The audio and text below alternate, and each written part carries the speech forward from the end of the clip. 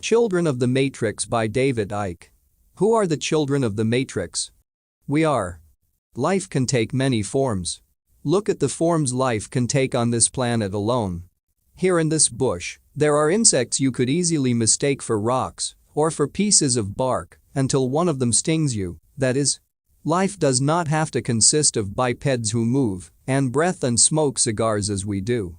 I have said it before and I will say it again. The universe is a gigantic chamber of possibility where everything has the chance and the right to happen, and so we must not have cut and dry theories regarding just how life should look. Life could surprise us, Credo Mutwa, the official historian of the Zulu nation, in his book, Song of the Stars. Life beyond the bubble.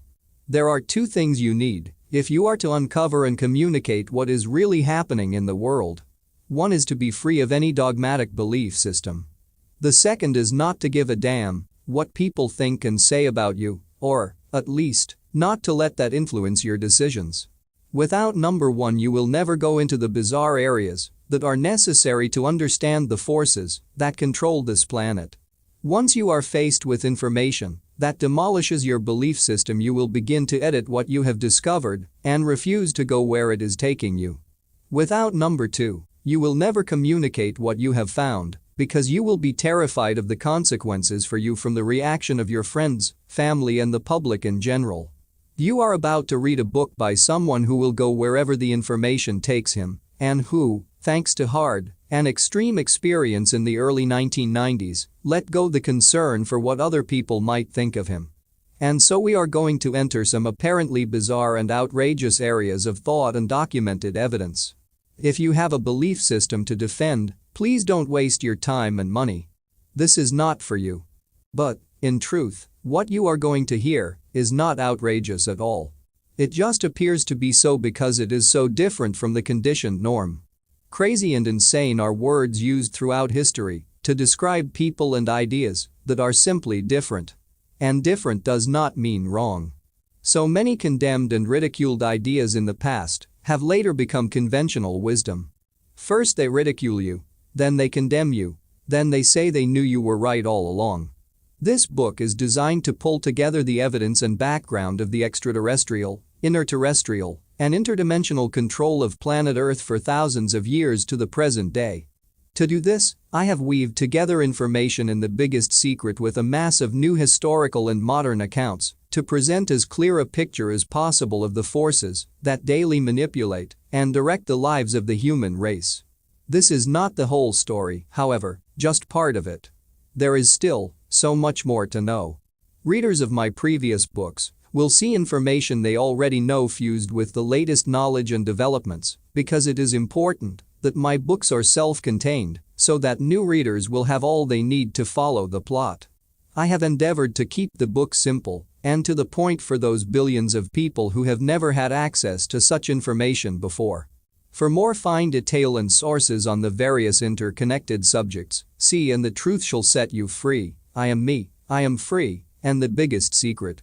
Please remember that what you read here is simply information. It is not compulsory to accept it, and the last thing I am trying to do is persuade you to believe anything. What you believe is your business, not mine. Have I got all the answers? Of course not. Do I have some of them? See what you think. David Icke. The Matrix. Let me tell you why you're here. You're here because you know something. What you know you can't explain, but you feel it. You felt it your entire life. That there's something very wrong with the world. You don't know what it is, but it's there, like a splinter in your mind, driving you mad. It is this feeling that has brought you to me. Do you know what I'm talking about? The Matrix? Do you want to know what it is? The Matrix is everywhere. It is all around us. Even now, in this very room. You can see it when you look out your window or when you turn on your television. You can feel it when you go to work, when you go to church, when you pay your taxes. It is the world that has been pulled over your eyes to blind you from the truth. What truth? That you are a slave, Neo. Like everyone else, you were born into bondage. Born into a prison that you cannot smell or taste or touch, a prison for your mind. Unfortunately, no one can be told what the Matrix is, you have to see it for yourself. I'm trying to free your mind, Neo. But I can only show you the door. You're the one that has to walk through it. Scenes from The Matrix, Warner Brothers, 1999. This is highly recommended along with The Alive films, 1988, the movie by John Carpenter, The Arrival 1, Steelworks Films, 1988, and The Final Battle, Warner Brothers Television, 1984, and Warner Home Video, 1995. The Challenge. Don Juan, the Mexican Yaqui Indian shaman, tells Carlos Castaneda the following. We have a predator that came from the depths of the cosmos and took over the rule of our lives. Human beings are its prisoners. The predator is our lord and master. It has rendered us docile, helpless. If we want to protest, it suppresses our protest. If we want to act independently, it demands that we don't do so. I have been beating around the bush all this time, insinuating to you that something is holding us prisoner. Indeed, we are held prisoner. This was an energetic fact for the sorcerers of ancient Mexico. They took us over because we are food for them, and they squeeze us mercilessly because we are their sustenance. Just as we rear chickens in chicken coops, the predators rear us in human coops, human arrows. Therefore, their food is always available to them. No, Carlos replies, this is absurd, Don Juan. What you're saying is something monstrous. It simply can't be true, for sorcerers or for average men, or for anyone. Why not? Don Juan asked calmly. Why not? Because it infuriates you? You haven't heard all the claims yet. I want to appeal to your analytical mind. Think for a moment and tell me how you would explain the contradictions between the intelligence of man the engineer and the stupidity of his systems of beliefs, or the stupidity of his contradictory behavior. Sorcerers believe that the predators have given us our systems of belief, our ideas of good and evil, our social mores. They are the ones who set up our hopes and expectations and dreams of success or failure. They have given us covetousness, greed, and cowardice. It is the predators who make us complacent, routinary, and egomaniacal. But how can they do this, Don Juan? Carlos asked, somehow angered further by what Don Juan was saying. Do they whisper all that in our ears while we are asleep? No, they don't do it that way. That's idiotic, Don Juan said, smiling. They are infinitely more efficient and organized than that. In order to keep us obedient and meek and weak, the predators engage themselves in a stupendous maneuver, stupendous, of course, from the point of view of a fighting strategist. A horrendous maneuver from the point of view of those who suffer it. They gave us their mind. Do you hear me? The predators give us their mind, which becomes our mind. The predator's mind is baroque, contradictory, morose, filled with the fear of being discovered any minute now. I know that, even though you have never suffered hunger, you have food anxiety, which is none other than the anxiety of the predator who fears that any moment now its maneuver is going to be uncovered and food is going to be denied. Through the mind, which, after all, is their mind, the predators inject into the lives of human beings whatever is convenient for them. And they ensure, in this manner, a degree of security to act as a buffer against their fear. The sorcerers of ancient Mexico were quite ill at ease with the idea of when the predator made its appearance on Earth. They reasoned that man must have been a complete being at one point, with stupendous insights, feats of awareness that are mythological legends nowadays. And then, everything seems to disappear, and we have now a sedated man. What I'm saying is that what we have against us is not a simple predator. It is very smart and organized. It follows a methodical system to render us useless. Man, the magical being that he is destined to be, is no longer magical. He's an average piece of meat. There are no more dreams for man, but the dreams of an animal who is being raised to become a piece of meat, trite, conventional, imbecilic. Castaneda, 1998. The plot. Many thousands of years ago, way back in prehistory, there was a highly developed civilization in the Pacific, which has become known as Lemuria, or Mu. These peoples and others also founded another great culture on a landmass in the Atlantic, which we know as Atlantis. The knowledge that created these advanced societies, the knowledge that built the fantastic and unexplainable ancient structures like the Great Pyramid and other amazing sites across the world, came from the stars extraterrestrials of many varieties. Some were tall blonde-haired, blue-eyed types, while others took a reptilian form. See picture section for artists' impressions of these beings. These and others came here from constellations like Orion, Draco, Andromeda, Lyra, and Bootes, and other locations like the Pleiades, Sirius, Vega, Zeta Reticuli, Arcturus, Aldebaran, and elsewhere. Australian Aborigines, African tribes, the Babylonians, and South American Indians are just some of the diverse peoples who claim ancient connections with such places. The reptilians are a tall, mostly humanoid-type race, with snake-like eyes and skin, and they are connected to the classic Greys, with the big black eyes, which have become the very symbol of the Eastern time. Often these various extraterrestrial factions battled for supremacy in the legendary Wars of the Gods. These technologically advanced beings were believed to be gods by the human races because of the apparently miraculous feats they could achieve with their technology and flying craft. By the way, for those who find it impossible to conceive of intelligent life forms and humanoids taking a reptilian form, ponder on the words of the cosmologist Carl Sagan. There are more potential combinations of DNA, physical forms, than there are atoms in the universe.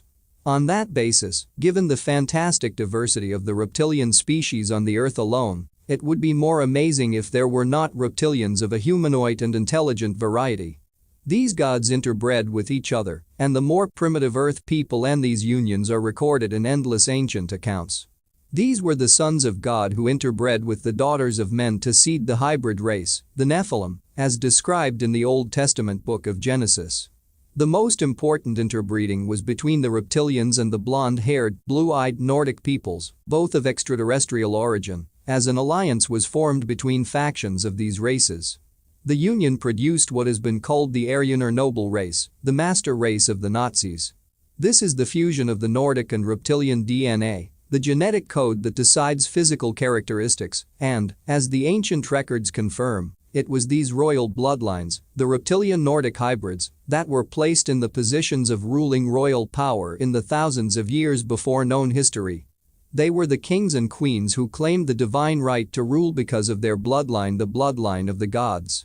These ancient royal lines in places like Egypt, Sumer, and the Indus Valley had a white skin and often blue eyes, yet they were known as the dragon kings or serpent kings by those who knew the secret of their hybrid nature. Lemuria was destroyed by a staggering cataclysm that struck the earth maybe 11,500 to 12,000 years ago. Atlantis went the same way, in stages, over the thousands of years that followed. The universal stories of the Great Flood are related to this. When Atlantis came to an end amid more enormous geological upheavals, the bloodlines and their gods began again in the Near and Middle East from about 4000 BC, with an empire based in Sumer, in what is now Iraq, between the rivers Euphrates and Tigris. Sumer, according to official history, was the start of human civilization, but, in fact, it was merely the restart after the Atlantis upheavals. The seeding of extraterrestrial human bloodlines continued, and so did the policy of placing the purest of these hybrids, the reptilian Nordics, into the positions of royal and administrative power over the people in Sumer, Egypt, Babylon, the Indus Valley, and, as the Sumer Empire expanded, much further afield. Similar seeding went on in other parts of the world, like the Americas and China, but the Middle Eastern area was the most important to these extraterrestrial factions, at least at that time. These factions were dominated by the reptilian or serpent race. Over thousands of years these peoples expanded out of the Middle and Near East into Europe, and the royal bloodlines of Sumer, Egypt, etc., became the royal and aristocratic families of Britain, Ireland, and the countries of mainland Europe, especially France and Germany. Wherever they went, these royal lines interbred obsessively with each other through arranged marriages and secret breeding programs. We see the same with the ruling families of today, because they are seeking to perpetuate a particular genetic code, which can be quickly diluted by breeding outside of their hybrid circle. In the ancient world, one of the headquarters for the secret society network or Illuminati, through which these bloodlines manipulate humanity, was Babylon, also in the lands of Sumer. This Illuminati network then moved its headquarters to Rome, and during that time came the Roman Empire and the creation of the Roman Church, or institutionalized Christianity. The headquarters moved on into Northern Europe after the fall of the Roman Empire, and for a period was based in Amsterdam, The Netherlands. This was when the Dutch began to build their empire through the Dutch East India Company and they settled South Africa. In 1688, one of these hybrid bloodlines, William of Orange, invaded England from the Netherlands and took the British throne as William III in 1689. William ruled jointly with Queen Mary and alone after her death in 1694. From this time, the Illuminati moved their center of operations to London. What followed, of course, was the great and enormous British Empire. This vast expansion of the British and other European empires to all parts of the world exported these Nephilim hybrid bloodlines to every continent, including, most importantly today, to North America. When these European empires began to recede and collapse, especially in the 20th century, it appeared that these lands, like the Americas, Africa, and Australia, had won their independence. Instead, the Nephilim bloodlines and the Illuminati merely exchanged overt control for the far more effective covert control. While these empires apparently withdrew, they left out in those countries, including the United States, the bloodlines and the secret society network through which they operate. Ever since they have continued to control events in these former colonies as part of a long-planned agenda for the complete centralized control of the planet through a world government, central bank, currency, army, and a microchipped population connected to a global computer. This is the very governmental structure that is now staring us in the face. The bloodlines that control the world and our lives today are the same bloodlines that ruled Lemuria, Atlantis, Sumer Egypt, Babylon, the Roman Empire, and the British and European empires. They are the presidents of the United States, the prime ministers, the leading banking and business families, the media owners, and those who control the military. We have been ruled by the same interbreeding tribe of extraterrestrial or interterrestrial hybrids, the Nephilim, for thousands of years, and we are now facing a crucial time in their unfolding agenda, the time when we, the people, either bring this hidden dictatorship to an end or face a future, very shortly, in a global fascist state. That's the summary of what has happened and is happening. Now consider the detailed evidence. Chapter 1. To the prison born. There are none so enslaved as those who falsely believe they are free. Goethe. When a few people wish to control and direct a mass of humanity, there are certain key structures that have to be in place. These are the same, whether you are seeking to manipulate an individual, family, tribe, town, country, continent, or planet. First, you have to set the norms, what is considered right and wrong, possible or impossible, sane or insane, good and bad. Most of the people will follow those norms without question because of the Ba-Ba mentality, which has prevailed within the collective human mind for at least thousands of years. Second, you have to make life very unpleasant for those few who challenge your imposed norms. The most effective way to do this is to make it, in effect, a crime to be different. So those who beat to a different drum or voice a different version of truth and lifestyle stand out like a black sheep in the human herd. You have already conditioned that herd to accept your norms as reality, and so, in their arrogance and ignorance, they then ridicule or condemn those with a different spin on life. This pressurizes them to conform and serves as a warning for those others in the herd who are also thinking of breaking away. There is a Japanese saying that goes, "Don't be a nail that stands out above the rest, because that's the first one to get hit." This creates a situation fundamental to the few controlling the many, in which the masses police themselves and keep each other in line. The sheep become the sheepdog for the rest of the herd. It is like a prisoner trying to escape while the rest of his cellmates rush to stop him. If that happened, we would say the prisoners were crazy. How could they do that? But humans are doing precisely this to each other every day by demanding that everyone conform to the norms to which they blindly conform. This is nothing less than psychological fascism, the thought police with agents in every home, everywhere. Agents so deeply conditioned that most have no idea they are unpaid mind controllers. "I'm just doing what's right for my children," I hear them say. No, what you have been programmed to believe is right for them, and the belief, also, that only you know best. I remember debating with a former chief rabbi of the United Kingdom at the Oxford Union Debating Society, and he simply could not see a difference between education and indoctrination. It was a wonder to behold. We see this same theme in our daily experiences of people in uniform and others from the masses who are promoted to power over the masses. It's summed up by the satirical version of the British Labour Party song, "The Red Flag," which goes, "The working class can kiss my arse, I've got the foreman's job at last." This is all part of the divide and rule strategy so vital to ensuring that the herd will police itself. Everyone plays a part in everyone else's mental, emotional, and physical imprisonment. All the controllers have to do is pull the right strings at the right time and make their human puppets dance to the appropriate tune.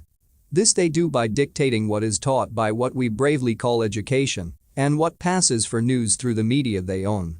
In this way they can dictate to the unthinking, unquestioning herd what it should believe about itself, other people, life, history, and current events. Once you set the norms in society, there is no need to control every journalist or reporter or government official. The media and the institutions take their truth from those same norms and therefore ridicule and condemn by reflex action anyone who offers another vision of reality. Once you control what is considered normal and possible, the whole system virtually runs itself. The Illuminati. The elite families, no more than 13 at the peak of their pyramid, created and manipulate this system of control through a network of secret societies. This network and the bloodlines it serves have become known as the Illuminati, the illuminated ones. In other words, they are illuminated into knowledge that everyone else is denied. The Illuminati is an organization within all significant organizations. It's like a cancer. All the major secret societies feed carefully chosen recruits into the Illuminati, and these are the ones you find in positions of power throughout the world. They infest all colors, creeds, and countries. Most Freemasons never progress higher than the bottom 3 levels of degree, the so-called blue degrees. They have no idea what their organization is being used for. Even most of those who make it to the apparent peak, the 33rd degree in the Scottish Rite, know relatively little.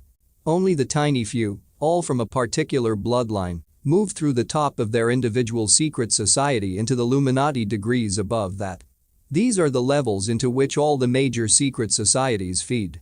Yet at least 95% of their members have no idea that these levels exist, never mind who is in them.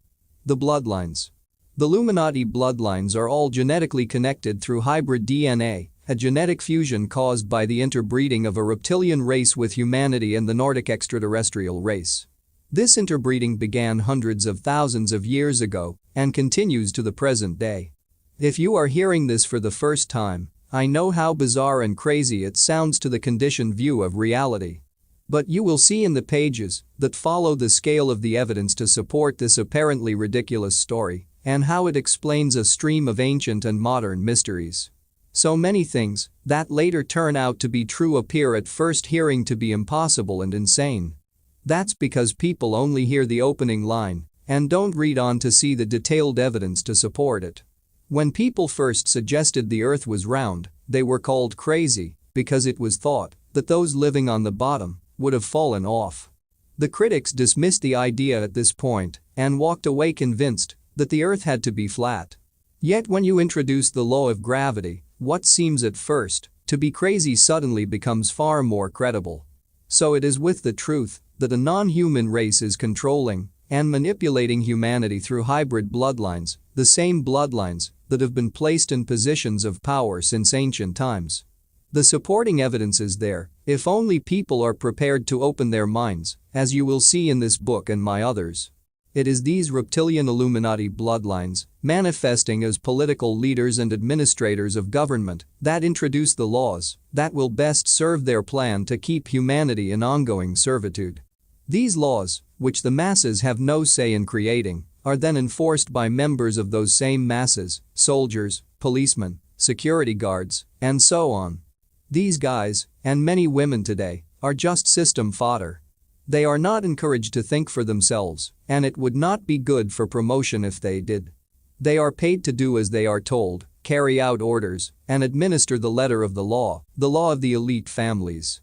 My father used to say that rules and regulations were for the guidance of the intelligent and the blind obedience of the idiot. But how many of those in the peaked caps administer the law in a sensible, every case on its merits, think for yourself manner? A mere fraction. And often they are far from popular with those higher up the ladder. Soldiers don't ask for justification for blowing away men, women, and children they have never met and know nothing about. They don't question their superiors about why they have to commit genocide. They just do it because they are told to do it, and those doing the telling are themselves carrying out orders from those above them. In the end, all roads of command lead ever upwards to the 13 family bloodlines and their offshoots that are orchestrating an agenda to take over the planet. That agenda demands a world government, central bank, currency, an army, underpinned by a microchipped population connected to a global computer network. A ridiculous conspiracy theory? Oh really? Well, have another look around you, and you'll see that this is happening today, now. The sheeple. The self-policing of the human herd goes far deeper than people in uniform or administrators of government. It starts with conditioned parents who impose their conditioning on their children and pressure them to follow their religious, political, economic, and cultural norms. There is no more extreme example than those who insist their offspring succumb to arranged marriages because of the rules of their ludicrous religion, or the children of Jehovah's Witnesses who have been denied life-saving blood transfusions because their brain-dead parents insist on conducting every aspect of their lives according to the contradictory dictates of a book purveying stories of pure fantasy. The creation of the mental and emotional sheep pen of norms, which imprisons 99% of humanity, goes on minute by minute in subtle and less subtle ways. There are children of Christian, Jewish, Muslim, or Hindu parents who don't accept the religion but still follow it because they don't want to upset their family. Then there is the almost universal fear of what people think of us if we speak a different version of reality or live a different kind of life. Note that the fear for those who wish to break out of the sheep pen is not the fear of what the elite families, the Illuminati or illuminated ones, will think of them. Most have no idea that such a network exists. No, the fear is for what their mother or father will think, or their friends and workmates, the very people who are conditioned by the system to stay in the pen. The sheep are keeping the other sheep in line and making life unpleasant for anyone who tries to escape. It is so easy for a small group of interbreeding family bloodlines to control the lives, in other words the minds of billions, once the key institutions of information are in place, as they have been for thousands of years in their various forms.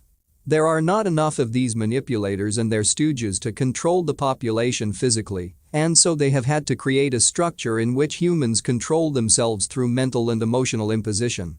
Once you have the herd mentality policing itself, there is a third phase in this entrapment of human consciousness.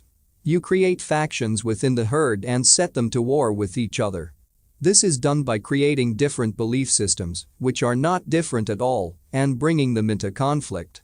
These belief systems are known as religions, political parties, economic theories, countries, cultures, and isms of endless variety. These beliefs are perceived as opposites when, as I pointed out in my book, I am me, I am free, they are opposums. The vision of reality and possibility within the pen is so limited that it contains no opposites. So the elite have to create the perception of them to manufacture the divisions that allow them to divide and rule. I mean, what is the difference between a Christian bishop, Jewish rabbi, Muslim or Hindu priest, or a follower of Buddha, imposing their beliefs on their children and others? There is none, because while the belief they seek to indoctrinate may be slightly different, often very slightly, the overall theme is exactly the same: the imposition of one person's belief on another. Look at the opposums in politics. The far left, as symbolized by Joseph Stalin in Russia, introduced centralized control, military dictatorship, and concentration camps. The opposite of that was the far right, as symbolized by Adolf Hitler. What was he into? Centralized control, military dictatorship, and concentration camps. Yet these two opposums were set at war with each other amid propaganda that claimed they were opposites.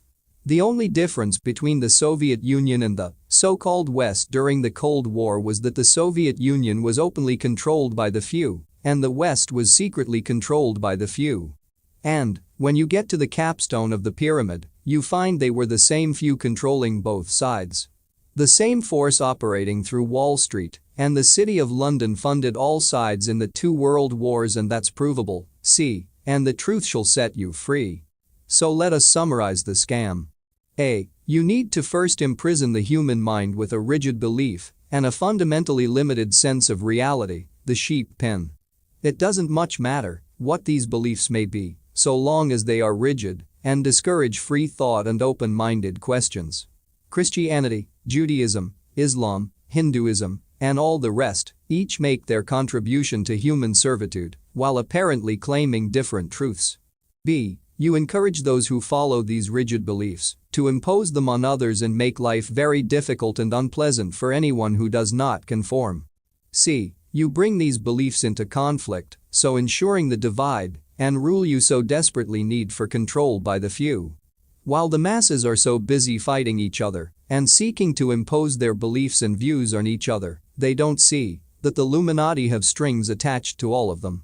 Humans are like moths buzzing around a light, so mesmerized by their religious belief, the football scores, the latest row on a soap opera, or the price of friggin' beer, that they fail to notice the preparations being made to smash them on the arse with a swatter. Pyramids within pyramids. The Illuminati have created a pyramid structure throughout society that allows them to operate a global agenda that only a relative handful of people know exists. It is like those Russian dolls with one doll inside another, with the biggest one encompassing all of them. The Illuminati replaced the dolls with pyramids, figure 1. Every organization today is a pyramid. The few at the top know what the organization is really about and what it is trying to achieve. The further you go down the pyramid, the more people work for the organization, but the less they know about its real agenda. They are only aware of the individual job they do every day. They have no idea how their contribution connects with that of other employees in other areas of the company. They are compartmentalized from that knowledge and told only what they need to know to do their work. These smaller pyramids, like the local branch of a bank, fit into bigger and bigger pyramids until eventually you have the pyramid that encompasses all the banks. It is the same with the transnational corporations, political parties, secret societies, media empires, and the military. If you go high enough, all the transnational corporations, like the oil cartel, major political parties, secret societies, media empires, and the military, via NATO, for instance, are controlled by the same pyramids and the same people who sit at the top of all the pyramids. In the end, there is a global pyramid that encompasses all the others, the biggest doll if you like. At the top of this, you will find the most elite of the Illuminati, the purest of their bloodlines.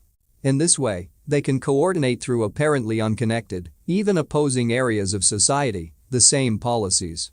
This is how they have created the explosion of centralization in every area of life: government, finance, business, media, military. It is not by accident or natural occurrence. It is by coldly calculated design. Jim Shaw, a former 33rd degree Freemason, exposes the craft in his book, The Deadly Deception, Huntington House Incorporated, Lafayette, Louisiana, 1988. He describes how Freemasonry is based on the same compartmentalized pyramids. At the bottom are the 3 degrees known as the blue degrees, and the vast majority of Freemasons never progress beyond that through either the 33 degrees of the Scottish Rite or the 10 degrees of the York Rite. Even at the 33rd degree of Freemasonry, you still don't know the real secrets unless you are one of the chosen few, bloodline. Shaw says he was surprised when a fellow 33rd degree Mason said that they had told him he was going higher, and the guy left the temple by a different door. 1 There is, officially, no higher than the 33rd degree. But, of course there is. The top levels of the secret societies are only the top of their pyramid. They are also encompassed by a bigger pyramid, which includes all the secret societies, and they feed their chosen bloodline initiates into the unofficial Illuminati degrees, where the real action and the real secrets are.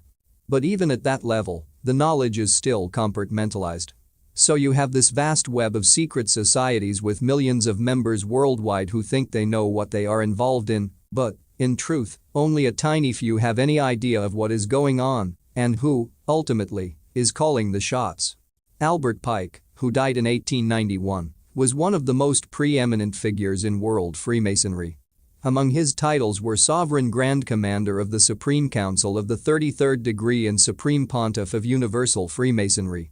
In his book, Morals and Dogma, written for higher degree Freemasons, he reveals the way the lower levels are misled. The blue degrees are but the outer court or portico of the temple. Part of the symbols are displayed there to the initiate, but he is intentionally misled by false interpretations. It is not intended that he shall understand them, but it is intended that he shall imagine that he understands them. Their true implication is reserved for adepts, the princes of Masonry. Exactly. Jim Shaw says that there are two kinds of Freemason. One just sits through the meetings and doesn't make much effort to understand the ritual, and the other does all the work, but only keeps to the ritual and memorizes, or reads the words without understanding what they really mean. That's correct, but there is a third kind, the very few who know the truth of who really controls Freemasonry and what the rituals and initiations are really designed to achieve. Shaw also confirms from his own experience how the Freemasons manipulate their own into whatever positions they choose. At work, his department director, a fellow Freemason, advised him to apply for a particular job. Shaw felt he was underqualified for the post and would fail the test paper. 3. Only through the urging of his Freemason boss did he apply. When he arrived to take the test, he was amazed to see that there were only 2 other applicants for a job he believed would be keenly contested. When he turned over the test paper, he saw that the questions were very easy and he finished them quickly. His 2 rivals, however, were clearly finding the paper very tough and could not complete it in the allotted time. Shaw got the job. Why? Because he was not given the same paper as the other 2. When he walked out of Freemasonry, the opposite happened. He found his bosses far less supportive, to say the least. This is just one small example of how the Illuminati and their secret society web ensure that their guys are in the positions that matter. It is actually astonishing how few people you need to control to dictate your agenda through the whole system if they are A. in the key positions of decision-making and B. they have the power to appoint those in the important positions below them. An example, you control the chief of police who decides the policy and he can appoint the heads of the various departments in his force. He introduces Illuminati policy and chooses his major subordinates from the secret society initiates. They, in turn, can appoint the people within their departments and can thus choose more secret society initiates for the positions below them. So it goes on. Once you have control of the top man in any organization, the pyramid is built in his, i.e. the Illuminati's, image. Governments are structured in the same way. Mind over masses. There are 2 techniques of mass manipulation that people need to understand if they are to begin to see through the game. One I call problem reaction solution, and the other I term the stepping stones approach. These have been used for thousands of years to advance the agenda, and, together with fear, they remain the 2 most effective weapons of the Illuminati. The first technique works like this: you know that if you openly propose to remove basic freedoms, start a war, or centralize power, there will be a public reaction against it. So you use problem reaction solution. At stage 1 you create a problem. It could be a country attacking another, a government or economic collapse, or a terrorist bomb. Anything, in fact, that the public will think requires a solution. At stage 2, you report the problems you have covertly created in the way you wish the people to perceive them. You find someone to blame, a patsy like Timothy McVeigh in Oklahoma, and you spin the background to these events in a way that encourages the people to demand that something must be done. These are the words you wish to hear because it allows you to move on to stage 3, the sting. You then openly offer the solutions to the problems you have yourself created. These solutions, of course, involve the centralization of power, the sacking of officials or politicians that are getting in your way, and the removal of more basic freedoms. With this technique you can so manipulate the public mind that they will demand that you do what, in normal circumstances, they would vehemently oppose. The Oklahoma bomb at the James P. Murrah building on April 19, 1995 was a problem reaction solution classic. In "And the Truth Shall Set You Free," I expose how McVeigh was set up by forces he did not understand and how a fuel fertilizer device in a Ryder truck could not possibly have caused that horrific damage. 4. And what followed this death and destruction? Anti-terrorism laws went through Congress without challenge that removed fundamental freedoms from American people. I have no sympathy with the political views of McVeigh and the Christian patriots in general, except to the extent that they seek to expose the basics of the global agenda. But that's not the point. Establishing the truth of what happened is the point, no matter what the views and attitudes of those involved. I think it is called justice. If you are wondering why McVeigh offered no defense and later asked to be executed, see the section on mind control. The two most effective problem reaction solutions in the 20th century were the two global wars. They changed the face of the world, as wars always do, and led to a massive centralization of power. The United Nations, like its predecessor, the League of Nations, was an Illuminati creation to act as a Trojan horse or stalking horse for world government. The media play their part to perfection in these PRS scenarios. At ownership level, people like Conrad Black at the Hollinger Group know what is going on and use their newspapers to pursue the Illuminati agenda. The key editors they appoint might know something of it, and also certain columnists. But most of the journalists will have no idea. The editor is always there to block anything they write that is against the interests of the Illuminati, and if they insist on pursuing an unwelcome story they find themselves looking for another job. And, anyway, most of what journalists write comes from official, Illuminati, sources. In the immediate aftermath of a major event such as Oklahoma, where are the reporters getting their information? From official sources. We are told that White House sources say this, and FBI sources say that. This is how the Illuminati transmit through the media the version of these events that they wish the public to believe. These reports are blazed across the front page of newspapers and the top of radio and television news bulletins throughout the world, and what they say becomes the norm. In the weeks and months that follow, researchers who are interested in the real truth begin to dig away. Over and over they establish and document the proof of how the official version was a lie from start to finish. But where are their reports published? In small circulation newsletters and on radio stations that operate with a fraction of the money and audience of the Illuminati empires. Years after the official version has been demolished, it still prevails in the public mind. Stop people in London, New York, Cape Town, Sydney, anywhere, and ask them what happened in Oklahoma, the Second World War, or Kosovo. Every time they will give you the official story, because that is the only one they have heard. The bedfellow of problem reaction solution is the stepping stones approach. You know where you intend to lead people, but you realize that, if you gave them the true picture you would, once again, face substantial opposition. So you travel to your destination in little steps, and each one is presented in isolation and as unconnected to all the others. It is like a drip, drip, drip to global centralization. This technique was used most obviously with the fascist super-state now known as the European Union. If the politicians had suggested a centralized Europe with common laws and currency, there would have been an outcry.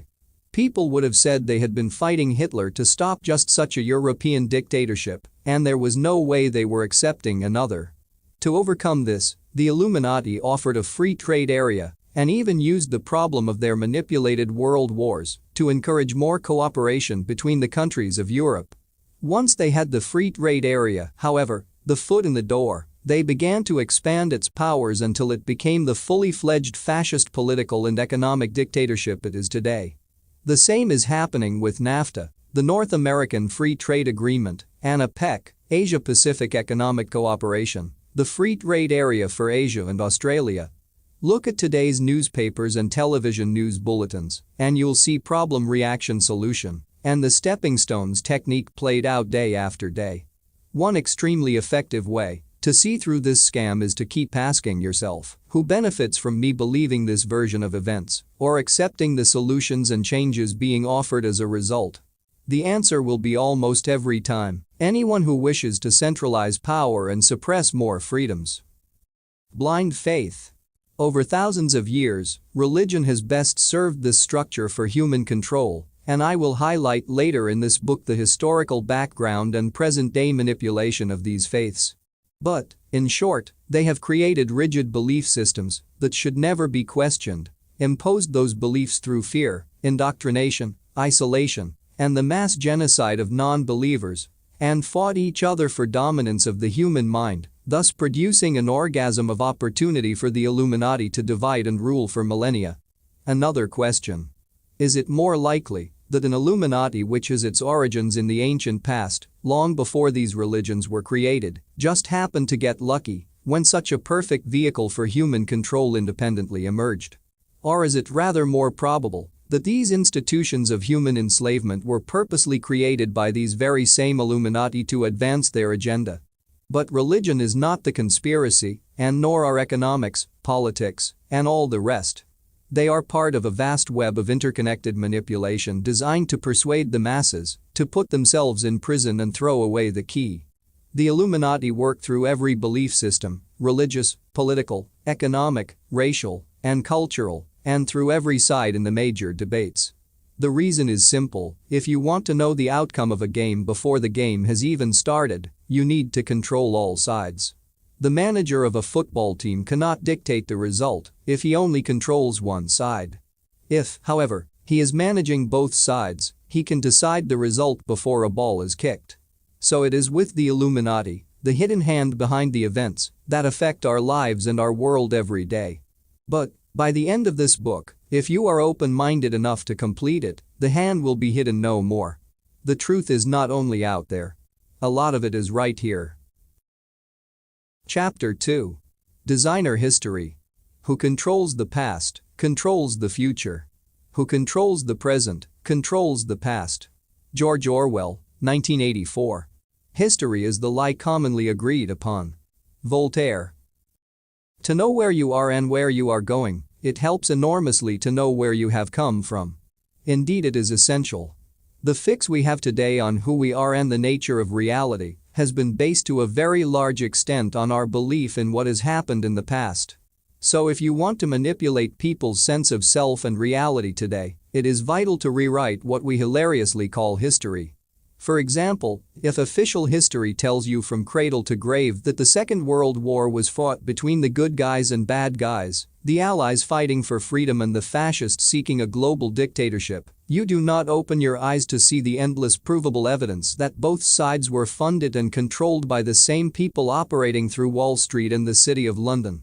The story of Jesus is another outstanding case, probably the best. The Christian religion is based entirely on belief in the historical, literal, existence of a Jewish man who was born to a virgin mother, performed countless miracles, died on a cross to save us all, disappeared from his tomb after 3 days, and then ascended to heaven to be with his dad. Over the best part of 2,000 years, billions of lives on this planet have been controlled, limited, manipulated and directed by a belief that the Jesus story actually happened. Still today, vast swathes of humanity are obsessed with, and their every action based upon, this fairy tale being historically accurate. Just one story about one man has had that staggering scale of human consequence, ancient and modern. And yet, as we shall see, the Gospels are nonsense if taken literally, with no historical foundation whatsoever. They are merely the most exploited versions of a symbolic, not literal, story that you find all over the world in all its detail thousands of years before the name Jesus was first mentioned. A little quiz. Who am I talking about here? He was born on December 25 to a virgin mother, he was called a savior, the only begotten Son, and died to save humanity. He was crucified on a Friday, Black Friday, and his blood was spilled to redeem the earth. He suffered death with nails and stakes. He was the Father and Son combined in an earthly body. He was put in a tomb, went down into the underworld, but 3 days later, on March 25, his body was found to be gone from the tomb, and he was resurrected as the Most High God. His body was symbolized as bread and eaten by those who worshipped him. Jesus, yes. No, no. All of this was said about the Savior Son of God called Attis, who was worshipped by the Phrygians, one of the oldest races in Asia Minor, now Turkey, well over 1,000 years before the manufacture of Jesus. It is just one of countless symbolic deities of whom the same story was told millennia before Christianity. Others are accepted to have been myths and not to have literally existed. But not Jesus. While Christians laugh at those pagan tales and condemn them as evil, they ask the rest of the world to believe, indeed have insisted on pain of torture and death, that their version of the same story is somehow literally true, while all the others are not. Yeah, right.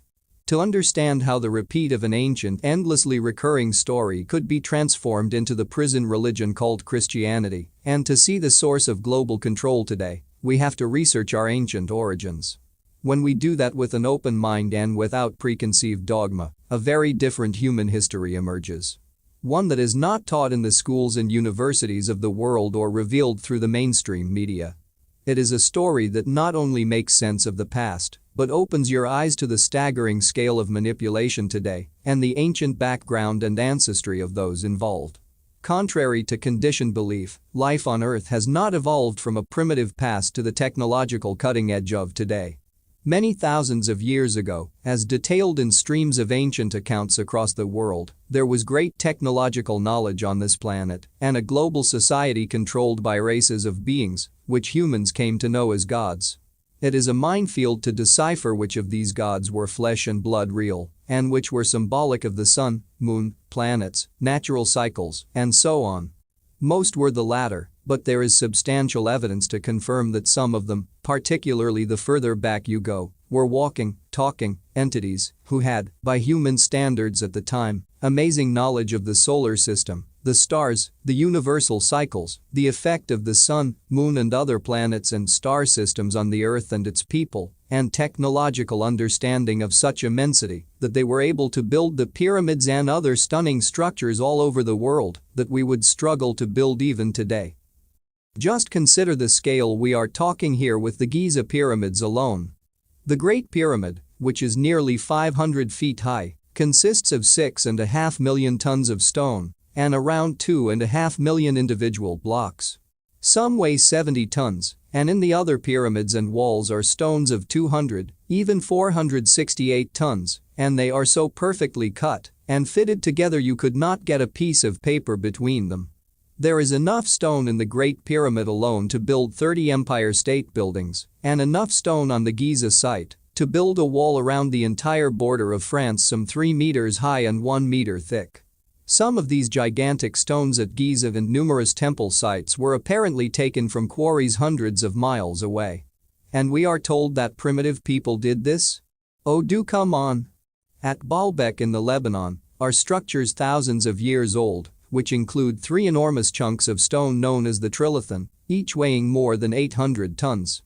These had to be moved at least a third of a mile, and one of them placed 20 feet up in a wall. Another piece of stone nearby is 1,000 tons, which, apparently, is the weight of 3 jumbo jets. We are asked to believe again that a primitive people did this. In Peru, you have ancient temples and other sites built with stones weighing 440 tons. And at Tiahuanaco in Peru, blocks weighing 100 tons are connected by metal clamps. This site is dated at some 11,000 years ago. On the Nazca Plain in Peru there are the massive and astonishing Nazca lines. These are fantastic depictions of birds, insects, and animals created by scoring away the top surface to reveal the white rock underneath. The images are made with one continuous line, and some were only seen in their entirety after 1939. When people began to fly over the region, because they can only be seen in full from 1,000 to 2,000 feet. Rock carvings dating back more than 10,000 years were found during an expedition to the Marcahuasi Plateau northeast of Lima, Peru, and these included sculptures representing people and animals, most of which are not native to Peru. They included a polar bear, walrus, African lion, penguin and the Stegosaurus dinosaur. But dinosaurs were unknown to science until the 1880s, and the Stegosauria was not identified until 1901. Talk us through that one. As other books and television documentaries in recent years have shown, these amazing structures, temples, stone circles, and standing stones, were not only lined up precisely with certain star systems, they were aligned just as precisely in relationship to each other all over the planet, and the building techniques and designs were often the same on different sides of the world. Why? Because the official version of history is baloney. There were not isolated, unconnected societies which developed alone if you go back far enough. There was a global society controlled by the gods and representatives of the gods, beings that were extremely advanced technologically compared with the mass of humanity at the time and, in many ways, ahead of our society today. Or, at least, ahead of the technology we are allowed to see in the public arena, anyway. A precisely machined and shaped cube of metal was found in the center of a block of coal in Austria in 1885, and, based on the age of that coal seam, it must have been made some 300,000 years ago. A piece of gold thread was found embedded in 8 feet of rock in Rutherford Mills, England, in 1844, and that rock was estimated to go back 60 million years. Electric batteries have been found in ancient Egyptian tombs, and a massive slab of green glass weighing many tons was found in Israel. The prehistoric bones of animals have been discovered with bullets in them. As the brilliant author and researcher of far ancient history, Colonel James Churchward, wrote, "Civilizations have been born and completed, and then forgotten again and again. There is nothing new under the sun. What is, has been. All that we learn and discover has existed before. Our inventions and discoveries are but reinventions, rediscoveries." The ancients across the world described a high-tech golden age of human society, although some of it, especially towards the end, was anything but golden. These stories say that this age was ended by high-tech war and a series of geological catastrophes that caused colossal earth changes through earthquakes, volcanic eruptions, magnetic pole shifts, and tidal waves on a scale we could not begin to imagine today. The biblical Great Flood is a symbolic story of one such event, but there appear from the biological and geological record to have been several from about 12,000 BC up to around 5,000 BC, perhaps even later. As you can see in The Biggest Secret and the excellent book, The Day the Earth Nearly Died, by D.S. Allen and J.B. Dallaire, Gateway Books, Bath, 1995, the geological and biological evidence is supported by the ancient accounts with the most incredible synchronicity. Everywhere the ancients recorded the effects of these events. Professor James Demio writes in his book, Saharasia, Hidden Mysteries Texas, 2000, of vast changes in the Middle East in this same window of time. A massive climate change shook the ancient world when approximately 6,000 years ago vast areas of lush grassland and forest in the Old World began to quickly dry out and convert into harsh desert. The vast Sahara Desert, Arabian Desert, and the giant deserts of the Middle East and Central Asia simply did not exist prior to about 4000 BC. The upheavals of the ancient world destroyed the advanced global society or Golden Age that existed before, and this is recorded in the stories of Atlantis and Lemuria, or Mu. Humanity had to start all over again. If you believe that is far-fetched, think about today's society. It may be advanced on one level with power grids and computer systems, and all the rest. Such technology can perform apparently miraculous feats, like typing a letter onto this computer and having it read by someone on the other side of the world seconds later. But what would happen to this technological society if we were faced now with a global catastrophe that devastated the planet? Within seconds, we would be sitting in the technological Stone Age. It would be a primitive, everyone for themselves, find your own food, shelter and warmth, free for all. And as time and generations passed, the memory of the technological world we have today would fade ever more rapidly and only be preserved in stories and myths which would, more and more, be seen as wild tales and figments of the imagination. Most people would deny such a world ever existed because it would be so at odds with their daily experience. We would have the same "we can't do it so it can't be done" mentality that laughed at the very idea we could fly to the moon. The history in that post-cataclysmic society would only begin with the records left by humanity once they had re-advanced to a certain level. Only then would they write or symbolize accounts of their history, and this would be based on stories passed verbally through the earlier generations. Such a point could take hundreds, even thousands, of years after the global geological destruction. So it was after the cataclysms of our ancient past. Conventional history says that the cradle of civilization was Sumer, in the land between the rivers Tigris and Euphrates in what we now call Iraq and once known as Mesopotamia, between two rivers. The Sumerian period is estimated to have spanned the millennia between 4000 and 2000 BC. Historians say that other, independent, civilizations of great advancement also suddenly appeared in the same period in Egypt and the Indus Valley in what is now the Indian continent. But they are wrong on both counts, I would suggest. Sumer was not the start of what is called civilized society on this planet. It was the most significant one to emerge after the catastrophe that destroyed the global society of the Golden Age, Atlantis and Lemuria, Mu. Sumer was not the beginning, it was the start over again which was to become the center of another virtually global empire. Indeed, Sumer, Babylon, Egypt, and the Indus Valley civilizations had actually begun tens of thousands of years before history records them. After the cataclysms, these advanced cultures in Egypt and the Indus Valley, which suddenly and unexplainably manifested at a very high level of development, were not independent of Sumer, as the historians claim. They were part of the same Sumer Empire and ruled by the same leader.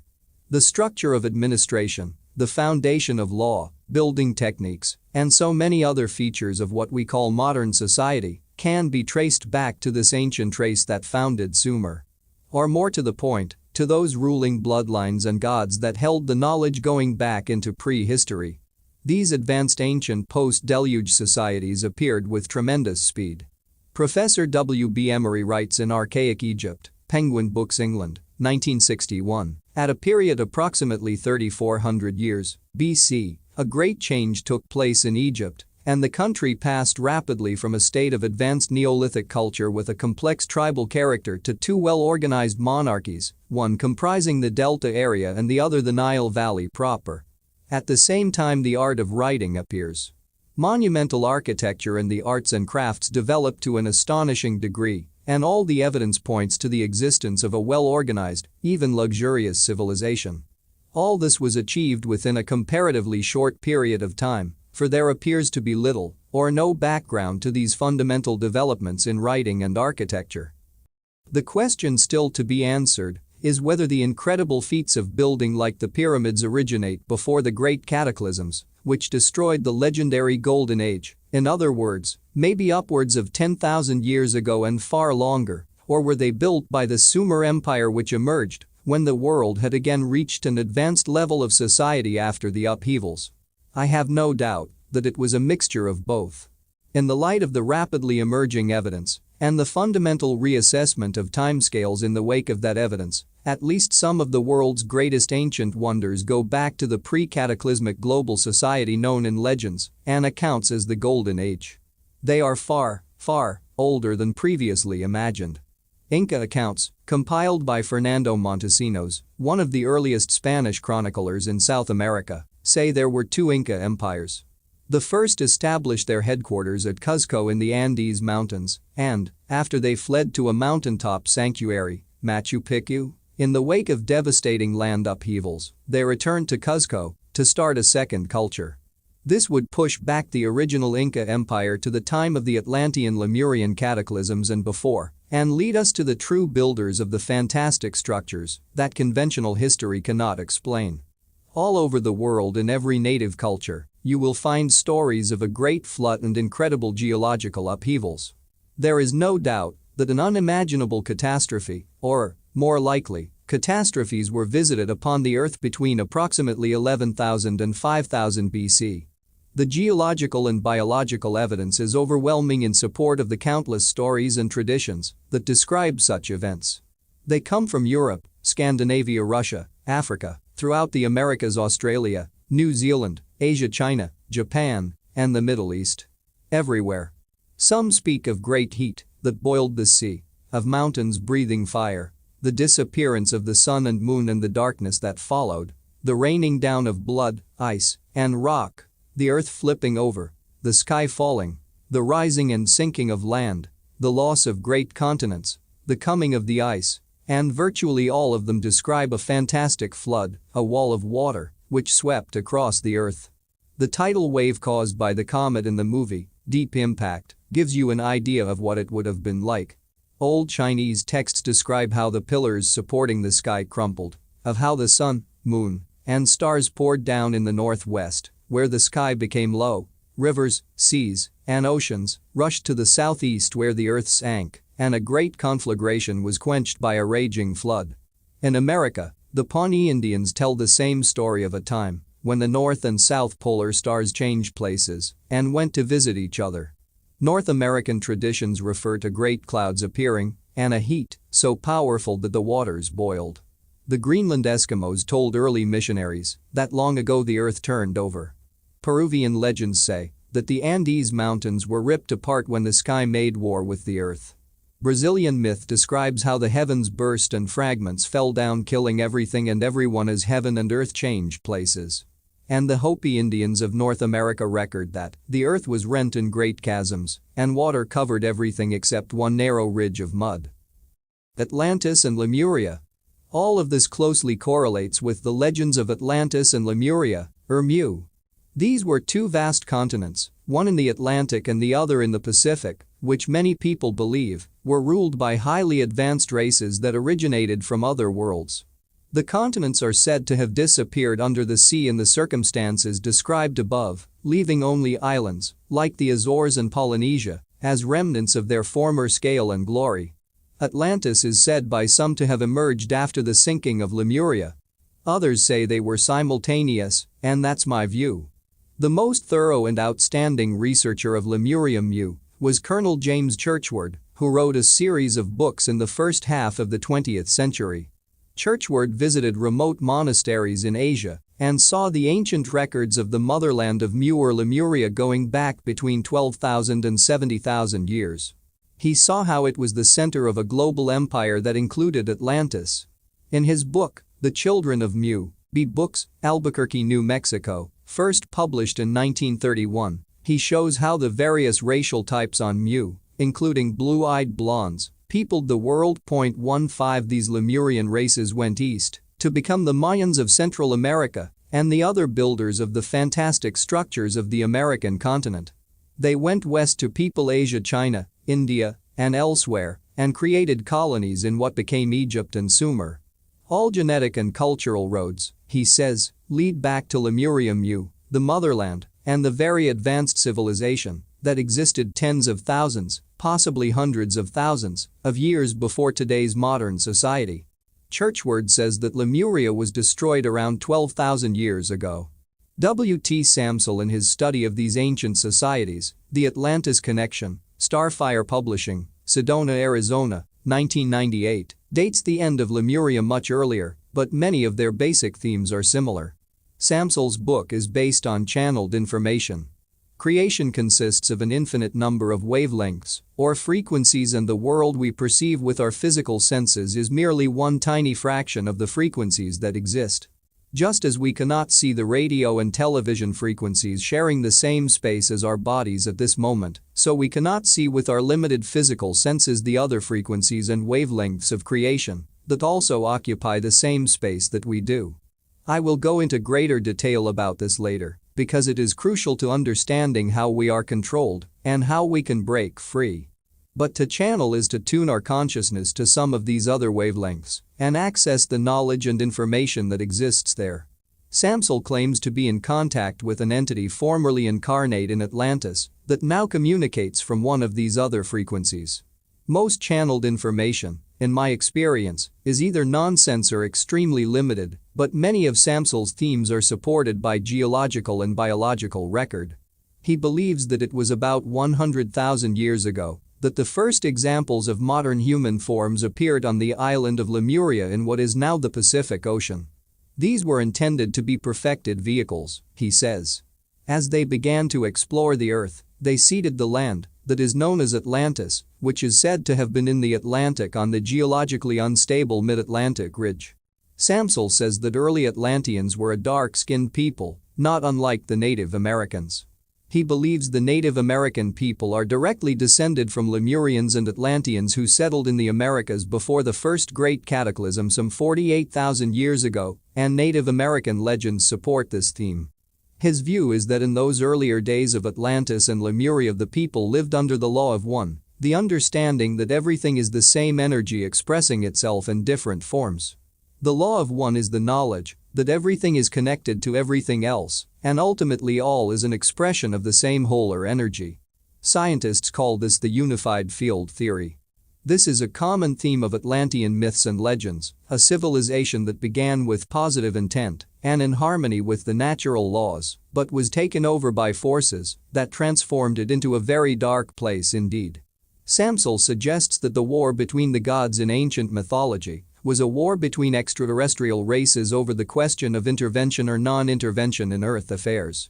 He says that midway through the early Atlantean age, extraterrestrials with a human-like appearance, very tall, light-haired, light-skinned, albino-like people, made contact with the Atlanteans. They began to manipulate Atlantean society, he says, and interbreed with humans to change the DNA and create hybrid bloodlines that became the royal lineage of kings and queens. I would include Lemuria in this same story also. The technology and physical appearance of these extraterrestrials led the Atlanteans Lemurians to see them as gods. Intermarrying with these beings to produce light-skinned offspring with godlike features became the goal of many Atlanteans, Samsel writes, and these crossbreeds became the dominant force. They took over the government, economics, education, religion, and communications. Sound familiar? Samsel says that the kings of the white royal lineage ruled Atlantis, and what he calls the sons of Belial controlled the Temple of the Sun, their religious hierarchy and ritual network. Today this Atlantean Temple of the Sun is known as the Illuminati. During this period, many Atlanteans of the red race migrated west to the Americas, which were then geographically different to what we see today. Samsel goes on, the age of the Atlantic Empire would prove to be a free-for-all for the sons of Belial and the followers of the Temple of the Sun. The dominant white tribe came to rule all aspects of Atlantean society. They disregarded the law of one, placed their faith in technology, and were driven by greed and the lust for power. The arms of the Atlantic Empire came to stretch nearly worldwide. The Americas and Africa, the European countries, the Middle East, India and Tibet came under the control of the empire. The one temple was divided and ineffective, the Sun Temple flourished and the sons of Belial prospered. During that time, one-law priests were leading migrations of the red race west to the Americas and east to Africa. They sought to preserve the law of one, and so they built new circles in the far lands. Samsel says that the second great cataclysm brought an end to Atlantis. He believes that they used their super weapons against what we now call China and they tried to utilize the earth as a great conductor through which to direct at their adversaries using the vast crystal, which is a common theme in Atlantean stories. But, he says, the earth hurled the force back upon them and the final, disastrous, cataclysm was triggered. Samsel claims that the white race is the force behind global control. Throughout the history of the earth and mankind, it has been the white tribe that has consistently exhibited the characteristics of their ancestral heritage. It is these who openly display many of the characteristics of otherworldly or alien beings. They have embraced technology above spirituality and have manipulated spirituality to achieve their own ends. They traditionally display little regard for the earth, nature or other species of living creatures. Throughout recorded history they have sought domination over all others and over the earth itself. They have been highly programmed and conditioned to be exclusive, aggressive and dominating. Presently, these lead humanity towards the New World Order, consciously or unconsciously carrying out the agenda of the Illuminati, hence, the extraterrestrial manipulators. The themes of Samsel's research are supported by my own, although we differ in detail. My own view is that what he calls the sons of Belial are what I call the reptilian bloodlines, the result of interbreeding between the white or Nordic race and a reptilian people. In the end, however, it's the theme that really matters in understanding the basic background to the world today. The tussle between the Atlantean advocates of the law of one and the opposing Temple of the Sun is highly significant. The Temple of the Sun has been the religion of the Illuminati from Atlantis Lemuria right through to the present time. In fact, today's world is the new Atlantis, a mirror of the obsession with technological dominance that led to the destruction of the first Atlantean civilization. Put simply, the law of one sees everything as connected, part of the same unified whole, and the Temple of the Sun represents the desire to present everything as unconnected and isolated from everything else. One seeks to unite, the other to divide, and, therefore, rule. You will see this theme throughout the book as I tell the story of how the Illuminati, the Atlantean sons of Belial, or whatever you would like to call them, have sought to build the new Atlantis ever since the cataclysmic events that destroyed the original version. Atlantis was described by Plato, 427–347 BC, the ancient Greek philosopher. He was also a high initiate of the secret society, Mystery School Network. To this day this secret network has passed on advanced knowledge to the chosen few while denying that privilege to the mass of the people. Official history dismisses Plato's contention that such a continent existed, but there is vast geological support for such claims. The Azores, which some believe were part of Atlantis, lie on the mid-Atlantic ridge, a fracture line that encircles the planet. This line continues for a distance of 40,000 miles. The mid-Atlantic ridge is one of the foremost areas for earthquakes and volcanoes. Four vast tectonic plates, the Eurasian, African, North American, and Caribbean, all meet and collide in this region, making it very unstable geologically. Both the Azores and the Canary Islands, named after dogs, canine, and not canaries, were subject to widespread volcanic activity in the time period Plato suggested for the end of Atlantis. Tachelite lava disintegrates in seawater within 15,000 years, and yet it is still found on the seabed around the Azores, confirming geologically recent upheavals. Other evidence, including beach sand gathered from depths of 10,518,440 feet, reveals that the seabed in this region must have been, again geologically recently, above sea level. The oceanographer, Maurice Ewing, wrote in National Geographic magazine that either the land must have sunk 2 or 3 miles or the sea must once have been 2 or 3 miles lower than now. Either conclusion is startling. When European explorers first landed in the Canary Islands, the people said they were descendants of the Atlanteans and were shocked to realize that other people had survived the cataclysm that destroyed their homeland. The geological and biological evidence also suggests that the widespread volcanic activity that caused the sinking of the land in the region of the Azores happened at the same time as the breakup and sinking of the land mass known as Appalachia, which connected what we now call Europe, North America, Iceland, and Greenland. Even their degree of submergence appears to be closely related. The so-called Bermuda Triangle, between Bermuda, southern Florida, and a point near the Antilles, has long been associated with Atlantis. It is an area steeped in legends of disappearing ships and aircraft. Submerged buildings, walls, roads, and stone circles like Stonehenge, even what appear to be pyramids, have been located near Bimini under the waters of the Bahama Banks and within the triangle. So have walls or roads creating intersecting lines. Some other facts that most people don't know: the Himalayas, Alps, Andes, and at least most other mountain ranges were only formed or reached anything like their present height around 12,000 years ago. Lake Titicaca on the Peru-Bolivia border is today the highest navigable lake in the world at some 12,500 feet. Around 11,000 years ago, much of that region was at sea level. Why are so many fish and other ocean fossils found high up in mountain ranges? Because those rocks were once at sea level, and recently so in geological terms too.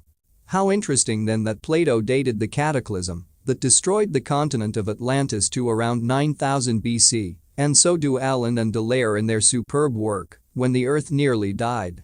They say it happened around 9500 BC. The American researcher Charles Hapgood claimed that the surface of the Earth had moved by some 3,000 miles around 10,000 BC. Rocks that contain iron act like a compass. As the molten rock cools, the molecules align with the North Pole, and even if those rocks are moved, they continue to hold that connection. This allowed Hapgood to establish that before about 10,000 BC the physical North Pole had been located on the land in the region occupied today by the Hudson Bay in Canada. But something happened around that time that moved the whole surface of the Earth 3,000 miles to the south, thus relocating the land of the then North Pole to the Hudson Bay area. This is not as fantastic as it at first sounds.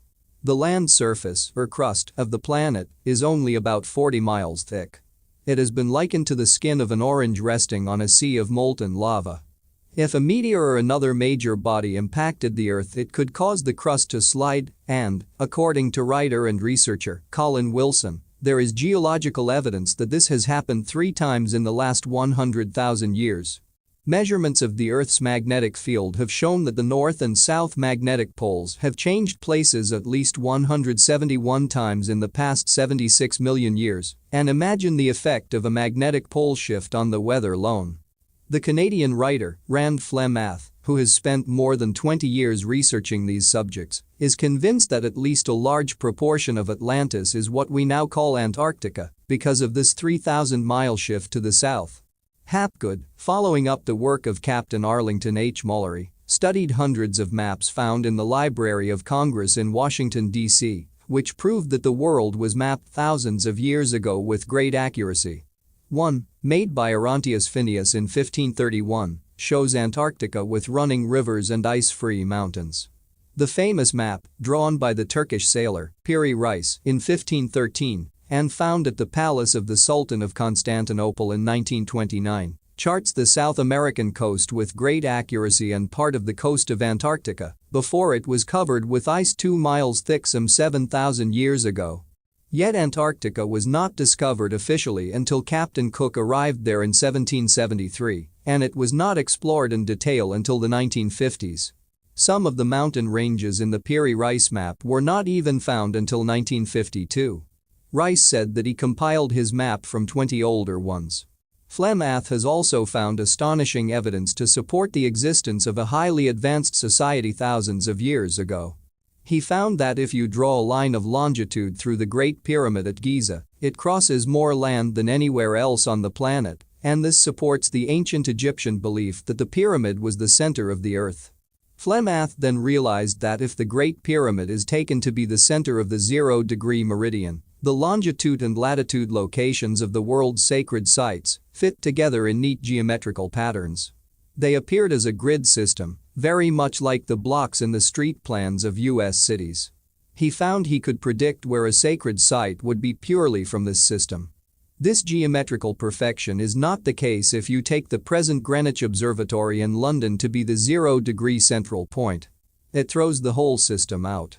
Greenwich was chosen by a committee only in 1884 despite protests by one prominent member, the Astronomer Royal of Scotland, Charles Piazzi Smith, that the 0-degree meridian should run through the Great Pyramid.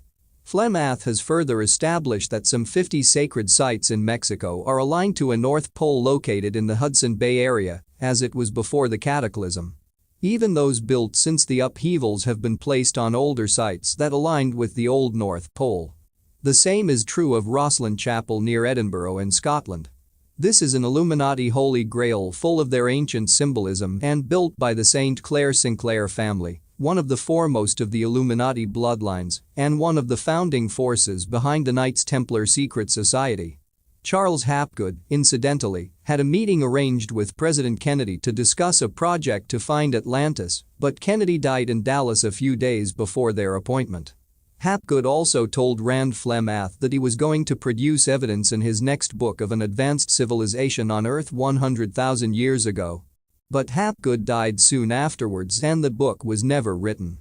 James Churchward, however, produces such evidence in his books, and he tells how he saw maps of South America and elsewhere in those remote Asian monasteries, going back tens of thousands of years. This evidence supports the view that the continent known as Mu or Lemuria now rests on the bed of the Pacific. The Polynesian tribes and other related peoples retain many legends of their sunken land of origin, and Easter Island natives in the Pacific claim their land was once part of a continent destroyed by cataclysm. A Chinese text found in a Buddhist cave called Dunhuang in western China in 1900 included fragments of a map that featured an island continent in the Pacific. South American legend tells the same story of their ancestors arriving from a lost continent, among them a guy called Aramu Muru, who carried the knowledge of the Lemurian Brotherhood or Mystery School. The Hopi tribe in Arizona remember Lemuria as a series of islands by which they traveled to the American continent. Why isn't the story of the Atlantis and Mu a key part of official history? Because the knowledge has been systematically suppressed and destroyed. The astronomer, Carl Sagan, said that a text detailing Atlantis, called The True History of Mankind over the last 100,000 years, was destroyed with thousands of others when the Great Library of Alexandria in Egypt was destroyed in AD 391. Once we know of these advanced civilizations that lasted hundreds of thousands of years and the extraterrestrial involvement in their creation and demise, our whole view of the world and ourselves will change. So will our understanding of what is happening and who is controlling us today. The destruction of ancient knowledge all over the world in the name of Christianity was the Illuminati, or the Temple of the Sun, destroying the true accounts, not only of history, but also the law of one. So what happened to Mars? There is increasing acceptance that the Earth has suffered some colossal geological upheavals. The debate, and often hostility, comes with the question of when and why. These upheavals have obviously involved the solar system as a whole, because every planet shows evidence of some cataclysmic events which have affected its surface, atmosphere, speed, and angle of orbit or rotation. The destruction of Mars and its relationship with this devastation on Earth is a subject occupying the minds of many researchers. There has been a much greater focus on Mars since the various space probes have been directed there and, of course, their rather unfortunate record of being lost or suffering technical problems which prevent them sending pictures back to us. These failures are the responsibility of the Illuminati-created and controlled NASA operation.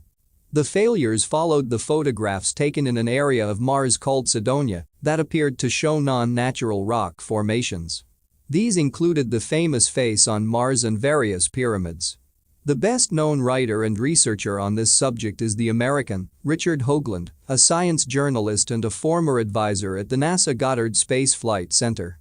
One of his team claims to have compared the relationship of the non-natural phenomena at Cydonia on Mars, such as the face and the pyramids, with the layout at Avebury in Wiltshire, England, with its stone circle, standing stone rows, Silbury Hill, the biggest human-made mound in Europe, and other ancient earthworks. He says he found that they are virtual mirrors of each other. The Giza Plateau in Egypt, home of the Great Pyramid, was formerly known as El Kahira. This derived from the Arab noun, El-Kahir, their name for Mars. Ancient texts revealed that the measurement of time was much related to Mars, and March 15, the Ides of March, Mars, was a key date in their Mars-related calendar, as was October 26. The first marked the start of spring, and the second was the end of the year in the Celtic calendar. The name Camelot in the symbolic King Arthur stories apparently means Martian city or city of Mars. Of course, as we know, a connection between Mars and human society is impossible because Mars was destroyed millions of years ago. But was it? We only think it was because that's what the official version tells us, and over, when you look at the basis for such scientific fact, you often find it is merely an assumption or an opinion, and not a provable fact at all. Just one example of this was confirmed by Dr. Frank Drake, the former chairman of the Cornell University Astronomy Department, when he said, "We used to think of the universe as nothing more than abundant fields of stars arranged in galaxies, but we underestimated the variety and quantity of matter in space by a factor of about 1 trillion. Which means that we were about as wrong as we could be." But until they accepted they were wrong in the face of the evidence, they taught their monumental error as scientific fact.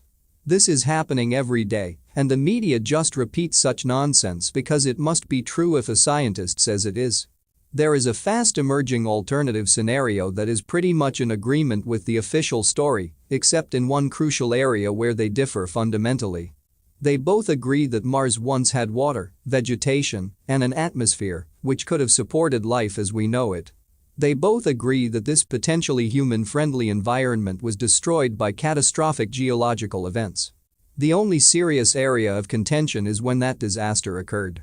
Was it really millions of years ago, as official science contends, or was it merely thousands of years ago, as the alternative researchers suggest, a timescale that would fit perfectly with the devastation of Atlantis and Lemuria Mu? The gathering evidence is that Mars was destroyed in the same catastrophe, which, on Earth, brought an end to that golden age. In the 1950s, the Russian-born writer and researcher, Immanuel Velikovsky, suggested in a series of books that the planet we now call Venus, then a vast comet-like body, was the cause of both the demise of Mars and the near demise of the Earth when it was hurled through the solar system.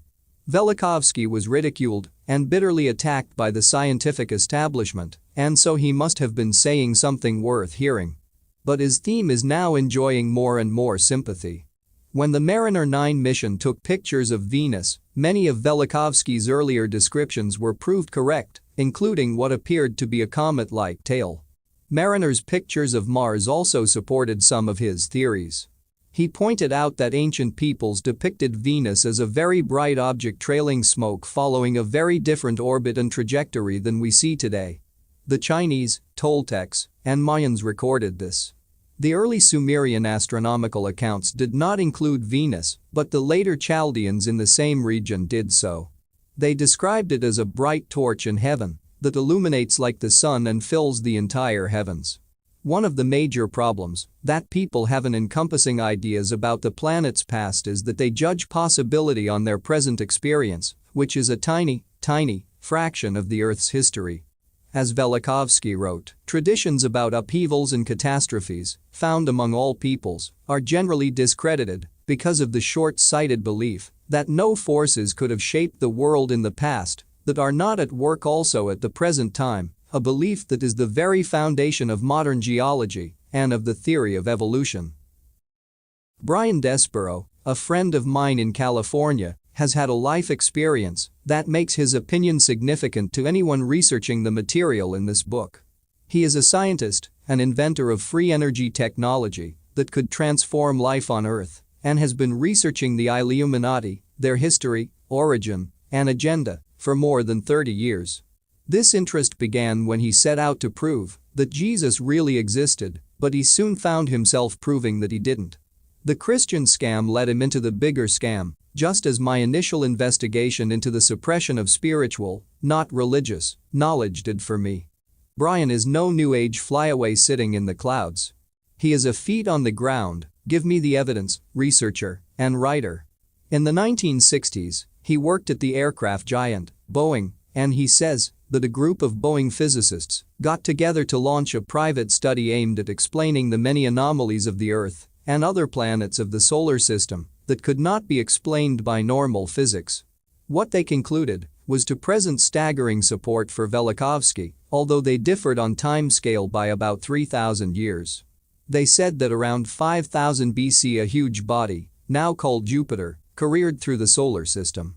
This threw the outer planets into disarray, so explaining their present anomalies of spin direction and speed. Jupiter crashed into a planet that once orbited between where Mars and Jupiter are today, and the debris from this planet, they said, can be seen as the otherwise unexplained asteroid belt that occupies the space between Mars and Jupiter. I saw some interesting channeled information about Mars in relation to the end of Atlantis. It said that one of the 3 Atlantean cataclysms, which destroyed the continent in stages, happened around 10,500 BC and was caused by a close pass of the Earth by Mars, which has been knocked out of its original orbit. The same theme keeps returning from many diverse sources, and, somewhere within this, the detailed truth is waiting for us. James Churchward has a more earthly explanation for the cataclysms. He says there are enormous gas belts and chambers under the Earth, and when these blow on a vast scale, the land above is destroyed. He says these gas belts ran under both Lemurium Mu and Atlantis. What caused the cataclysms is open to debate, but that they did happen is a statement of fact. A similar theme can be found in the tens of thousands of ancient clay tablets discovered in Mesopotamia in the mid-19th century. These tell the stories and myths of the Sumerian culture that emerged after one of these cataclysms that sank what was left of Atlantis. Sumer dates from around 4000 BC, but civilizations existed in that region, as James Churchward documents, for tens of thousands of years before Sumer emerged. Central to these Sumerian accounts were the gods the Sumerians called the Anunna, sons of An. Their later Semitic names were Anunnaki, those who from heaven to earth came, and Dinger, the righteous ones of the blazing rockets. They are best known as the Anunnaki, and so I shall use that term in the book. The Anunnaki, as we shall see, were a reptilian race from the stars. The Sumerian tablets describe, according to the author and translator, Zechariah Sitchin, a collision between the moons of a planet they called Nibiru and one orbiting between the present Jupiter and Mars. The debris from this stupendous collision, Sitchin's translations say, created what the Sumerians called the Great Band Bracelet, the asteroid belt. The Sumerian accounts differ in detail, but again the theme is the same. In their version of these events, the Boeing physicists suggested that part of Jupiter broke away on impact with another planet. This is the body we now call Venus, they concluded. It was projected towards Mars, destroying the atmosphere and life on that planet. The Mars Pathfinder mission established that Martian rocks lack sufficient erosion to have been on the surface for more than 10,000 years. After devastating Mars, the Venus comet was caught by the gravitational pull of the Earth, they said. It made several orbits of the Earth, causing the tidal wave and devastation that ended the Golden Age and hurled vast quantities of ionized ice at the poles. Its momentum then hurled it into its present orbit as Venus the planet.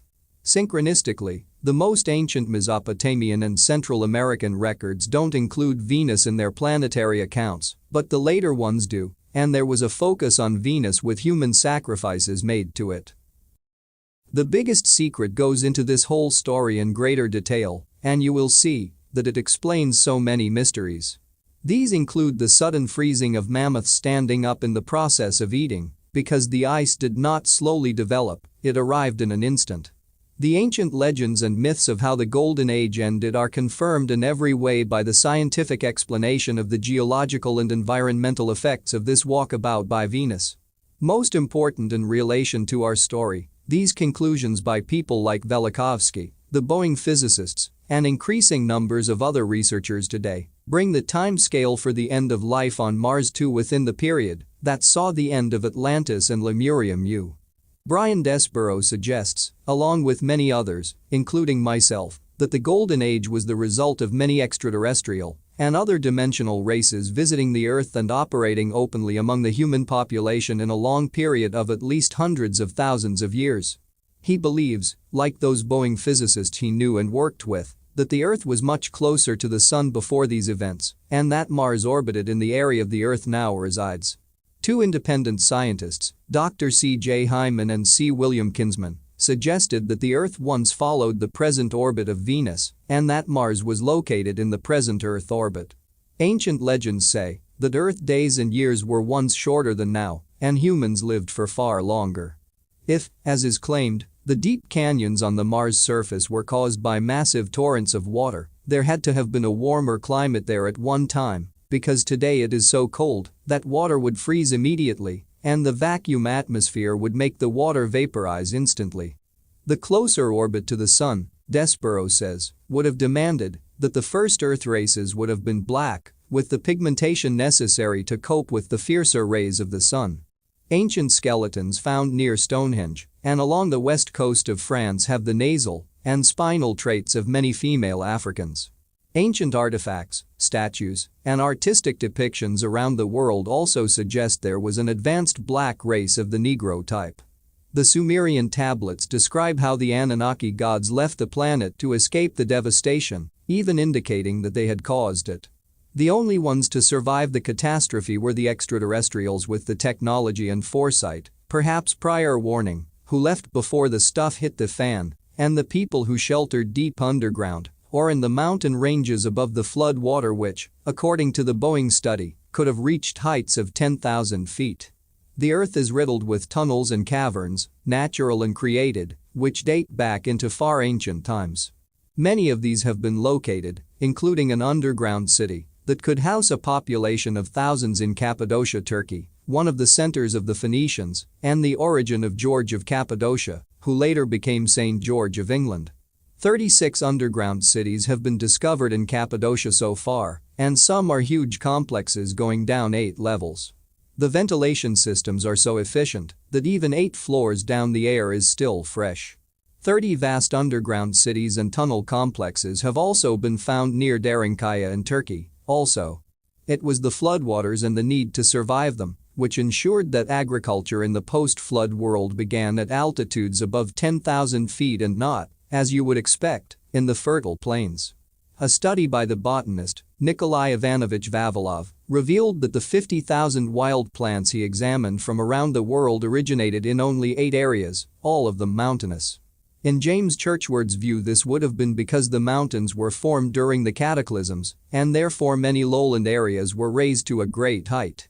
According to ancient accounts, supported by much other evidence, when the earth had settled down after the cataclysm, or cataclysms, the survivors began to return from the high mountains north of Sumer in Turkey and Iran into the plains of Mesopotamia.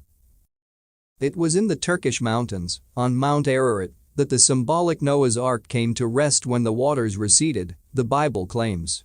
The Sumerian tablets also relate how the Anunnaki gods returned to rebuild and restore their devastated heartlands, and the civilization that emerged from this is known to history as Sumer. I think, however, that many parts of the Sumerian tablets are actually referring to events on Lemuria and Atlantis. Some researchers suggest that remains of the Anunnaki's pre-flood cities can be found today under the Persian Gulf, which became much wider and deeper after the upheavals. Depending on the location and the effects of the devastation, some of the great structures of the Golden Age survived and can be seen to this day. These could be anything from tens to hundreds of thousands of years old. Other famous sites and structures were built or rebuilt by the Sumerians from around 6,000 years ago. My feeling at the moment is that Stonehenge and Avebury were among the latter, but not necessarily the pyramids of the Giza Plateau, and certainly not some of the breathtaking structures of South America. They definitely appear to be Golden Age. You can read far more detailed evidence of these cataclysmic events in The Biggest Secret and When the Earth Nearly Died, together with a list of other books. Focusing on this subject, Velikovsky's books are listed in the bibliography. The reason this information has been so suppressed in the mainstream of science, education, and media is because of the domino effect it would have on human perception. Have you seen those world record attempts for knocking down the most dominoes? They line them up so that by pushing down the first one they fall on each other, and all of them go down. The system of control, the matrix as I call it, is like that. The Illuminati have to work furiously to keep every domino in their agenda from falling, because when one goes they all start to go. The control of what we call history is one of their most crucial of these dominoes. If we knew that there had been a highly developed technological society thousands of years ago, which came to an end with fantastic geological upheavals, we would see the world in a very different light. The whole official version of human evolution would crumble. We would ask who those people were? Where did they come from? Where did they get their knowledge and technology? Suddenly the mysteries of Egypt and Sumer, and the staggering structures left us by the ancients, would be far less mysterious. And if Egypt and Sumer were founded with this same advanced knowledge, it means that some of those pre-cataclysmic peoples must have survived. So what has happened to their knowledge for thousands of years, and what happened to their bloodlines? Once you allow a hole in your dike, the flood begins to pour through. This is why the Illuminati, through their vehicles of religion, and, more latterly, science, have made a prime focus the suppression of all knowledge and information that would reveal the true story of human history. Once we see that, the mist begins to clear. Chapter 3. Ruled by Gods. Condemnation without investigation is the height of ignorance. Albert Einstein. The ancient legends and accounts say that the highly advanced cultures of Atlantis and Lemuria were inspired by the knowledge brought by extraterrestrial races from many parts of the galaxy and other dimensions of the universe. When we open our minds to the suppressed knowledge, we understand that the world we think we live in is only one frequency range of existence. As I mentioned earlier, creation consists of infinite dimensions of life vibrating at different speeds. Think of the frequencies of the countless radio and television stations broadcasting to your area now. They are all sharing the same space that your body is occupying. You can't see them, and they can't see each other because they are vibrating to a different frequency. When you move the dial from one radio station to another, the first station does not suddenly stop broadcasting because you are no longer listening. It goes on broadcasting, existing, just as before. The only difference is that you are no longer tuned to its frequency. All the infinite frequencies of life and existence in all creation are sharing the same space. Most people call these different frequency ranges dimensions, and that's fine, because people know what they mean. More accurately, they are densities, because the slower that energy vibrates, the more dense and solid it appears.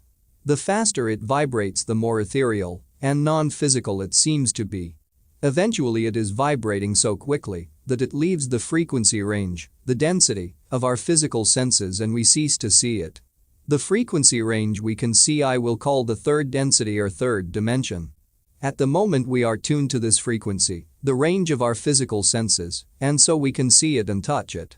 When we die, we leave this frequency range and our physical body, and we continue our eternal journey elsewhere on another density or dimension.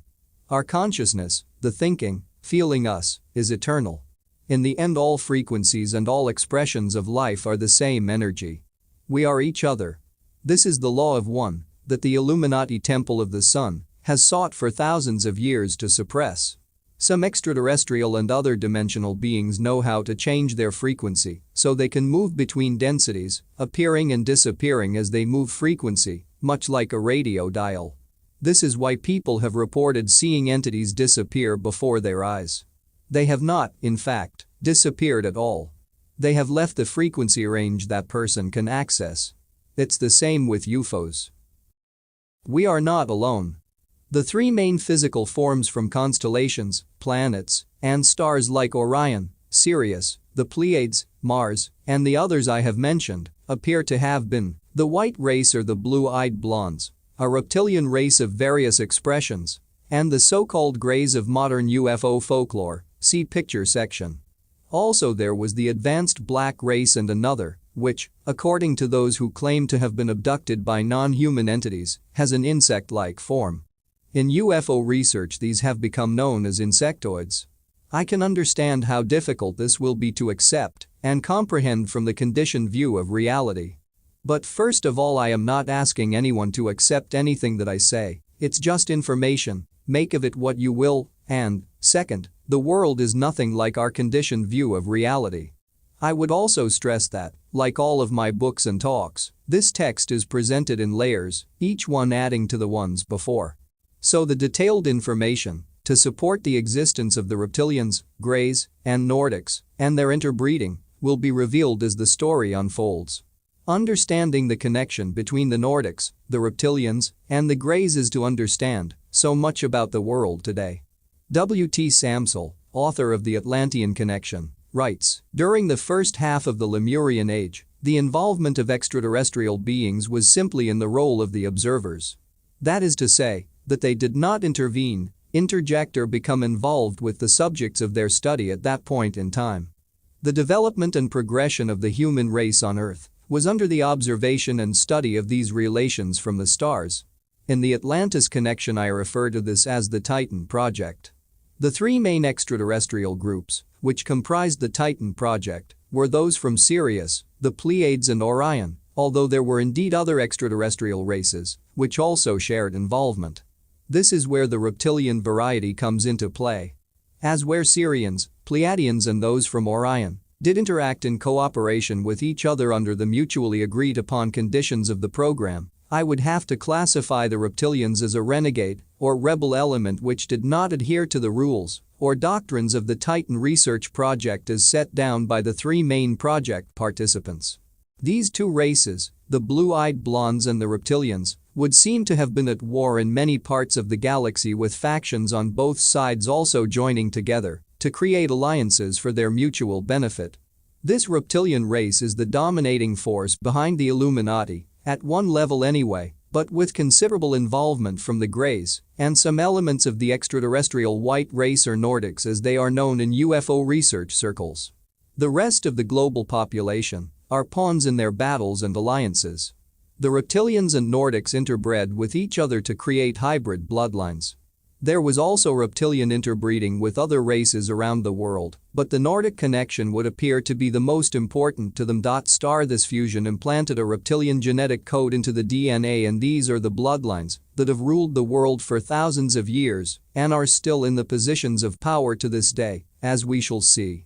Bloodlines that were once Egyptian pharaohs and European royalty are now presidents of the United States and leading bankers and media owners. A fundamental theme running from the golden age of Atlantis and Lemuria Mu to the present day is that of the snake or serpent. Both civilizations were known in legends as the Dragonlands and the Motherlands. The Greeks called Atlantis Hespera, a name for Venus, and they said it was guarded by a dragon. Native American records call Atlantis Itzamana, which means Dragon Land or the Old Red Land.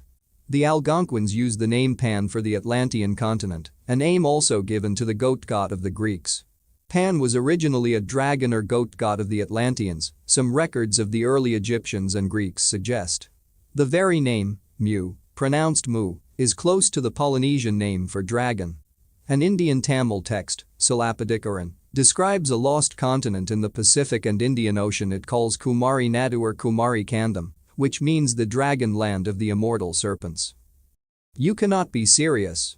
These technologically advanced extraterrestrial and other dimensional beings created mystery schools and a secret society network in Atlantis and Lemuria to pass on levels of their knowledge to chosen initiates. Legends claim that a race came to the Earth from Sirius, the dog star and brightest in the sky, which is some 8.7 light-years from here. The term dog star comes from its position in the constellation of Canis Major, and it is also known as Orion's dog. The legends and accounts say that the beings from Sirius brought an infusion of highly advanced knowledge to Atlantis and Lemuria Mu and founded the Atlantean Mystery School. According to Robert Temple in the Sirius Mystery, Destiny Books Vermont, USA, 1998, the Dogon tribe in Mali, Africa, claim that beings from Sirius visited their ancestors and gave them knowledge of the universe. He says that they describe the Syrians as amphibious and serpent-featured, a recurring theme as you will see. Temple suggests that the Anunnaki of the Sumerian tablets could be these beings from Sirius. He further proposes that the body of the Sphinx is that of a dog and not a lion, thus symbolizing the dog star, Sirius, and some researchers also suggest that the face of the Sphinx is that of a woman, not a pharaoh. The Egyptians certainly depicted their lion bodies very differently to that of the Sphinx, and the dog is a common symbol in ancient mythology. In fact, ancient Egyptians revered the dog and their dog symbol was a code for Sirius. The Sirius system was symbolized as feminine, and so a dog's body with a woman's face would make sense, although there is still a case for it to be a lion, also. Sirius is connected with the color red because it looks red when it appears over the horizon. Red is the color used for Sirius in ritual and symbolism. For a long period of its existence, the Sphinx was colored red. It was an obvious conclusion that this could relate symbolically to Mars, the red planet, but in the face of the other evidence, Sirius is perhaps more likely. The Queen's shaft in the Great Pyramid was designed to point to Sirius, according to modern researchers. Robert Temple presents a wealth of interconnecting evidence to support his belief that an amphibious race from Sirius came to the Earth in far ancient times and brought with them the knowledge that founded those advanced civilizations. The Sirius system is also depicted as a snake or serpent in a Greek representation in the Louvre Museum in Paris. Temple's research began when he heard that the Dogon people in Mali, northwest Africa, had told French researchers in 1931 some remarkable information about the Sirius system. According to these researchers, the Dogon also knew about all the planets of the solar system out to Pluto and of moons that have only recently been confirmed. They said that a star orbited Sirius and it was so heavy all the people of the world could not lift it. At the time, the star they were talking about, now called Sirius B, was not yet discovered by scientists. The Dogon are claimed to have said that it took about 50 years to orbit Sirius A and that it was infinitely tiny. We now know this is true. Sirius B is a dwarf star and fantastically heavy. The story goes that they said there was a third star which also orbits Sirius A and takes 50 years to complete a circuit. Again, this was undiscovered at the time, but its existence was confirmed by astronomers in 1995, and it is known as Sirius C. The Illuminati symbolism of three, the Trinity, appears to be related, at least in part, to these three stars of the Sirius system. The constant reference to the number 50 in ancient myth could relate to these 50-year orbits, Temple suggests, and they also symbolized Sirius B and C as the twins using their combined orbit periods of 100 years as a code for them, he says. Certainly there is endless reference to twin symbolism throughout the ancient world. The Dogon calls Sirius B, Digitaria, and Sirius C, Sargon, or the female star. They also call it the sun of women or star of women. To them, the most important star is Sirius B, which, they rightly said, was invisible to the eye. Still today their religious rituals and rites are based on the cycles of the Sirius system. The dog star, Sirius, or Sirius A, has 2.5 times the mass of our own sun and is 35.5 times brighter. When you consider that our sun contains 99% of the mass of this solar system, Sirius is some baby. Sirius B contains 1.053 times the mass of our sun. It is incredibly compressed, however, and thus is very small. A focus on Sirius can be found at the heart of most ancient societies and secret societies. The heat in the summer months was believed to be, in part, caused by Sirius, and so they became known as dog days. The Egyptian calendar was regulated by the movement of Sirius, Sothis to the Greeks, and the Sothic calendar was founded on the rising of Sirius 1 minute before the sun, the so-called heliacal rising in the summer.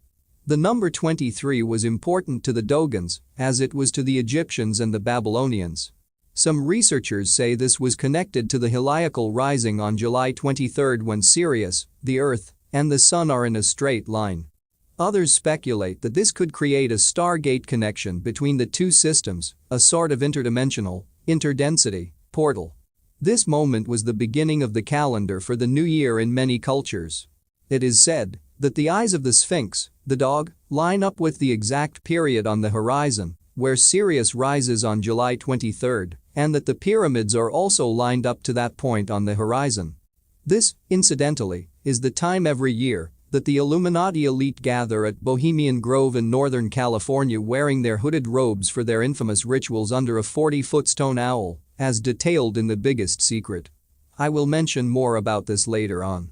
The Freemasons and other secret societies within the Illuminati web have Sirius as their focus. It is known as the Eastern Star, the very name for the Freemasonic organization that allows women to become initiates. Sirius is the first star to rise in the east in the latitudes of Egypt. The symbol of the Eastern Star is the symbol of Satanism, the inverted pentagram, and that is their symbol for Sirius, figure 2. The pentagram within a circle is used by Satanists in their rituals to draw other dimensional demonic entities into this world, or to draw down the kingdom of Satan into manifestation on earth, as one writer put it. The pentagram is symbolized by the goat head known as the goat of Mendes or Baphomet, the image the Knights Templar secret society was accused of worshipping when it was purged in France after 1307. The goat head is also associated with the Sirius system. The ancients designed massive temples to point directly at the spot on the horizon where Sirius appeared at the rising, and their key rituals were focused on Sirius, just as many of the Illuminatis are today. One example of these Sirius-aligned structures is the Temple of Isis at Dendera in Egypt. The goddess, Isis, is a symbol of Sirius in Egyptian myth. Robert Temple suggests in the Sirius mystery that Isis is Sirius and the sister goddess of Isis, Nephthys, represents Sirius B. Isis was said to be visible and Nephthys invisible, just like Sirius A and B. Another Sirius symbol was Anubis, Anpu to the Egyptians, the one portrayed as the dog, or jackal-headed god and associated with Osiris, the sun god of Egypt. There was also a goddess called Anukis who sails in a celestial boat with Sothis and Satis, again the three stars of Sirius perhaps, because they are associated with goddesses, and Satis was the Greek term for Sirius. The symbol of the dog or wolf is often found in cults that worship the serpent or reptilians. Credo Mutwa, the Zulu shaman, says that their legends call Sirius the star of the wolf. The leader of the reptilian gods known as the Anunnaki is named in the Sumerian tablets as An, later Anu. He was represented by the jackal or dog.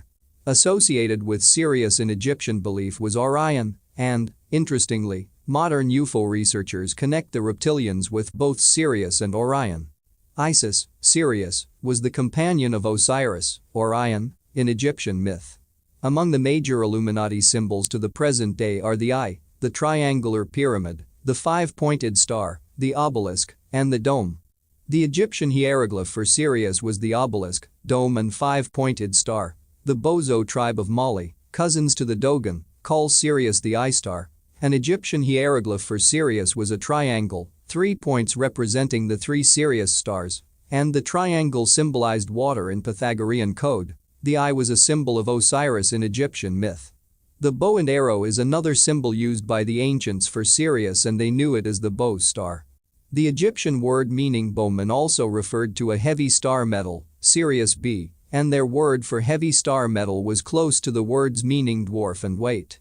The Sumerian account called the Epic of Gilgamesh tells of a star that is so heavy it cannot be lifted, Sirius B.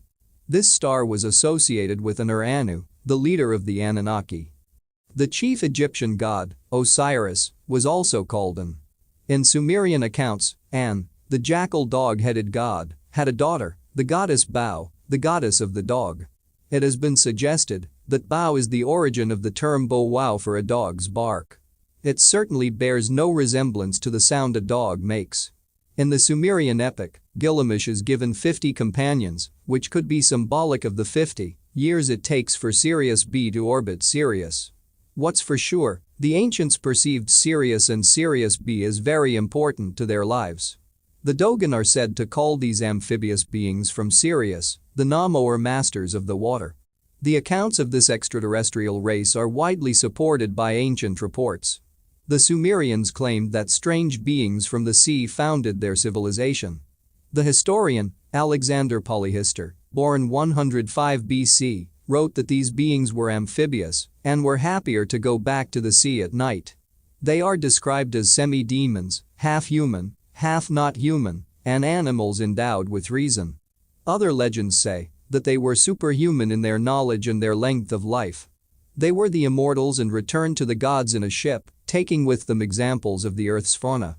Interestingly, the Dogon calls Sirius the land of the fish and the pure earth, and the day the Namo landed on our earth is known as the Day of the Fish. The Babylonian priest Berossus wrote that the origin of humans in Babylonian belief could be traced to the fish god Ons, who was known as Dagon to the Philistines.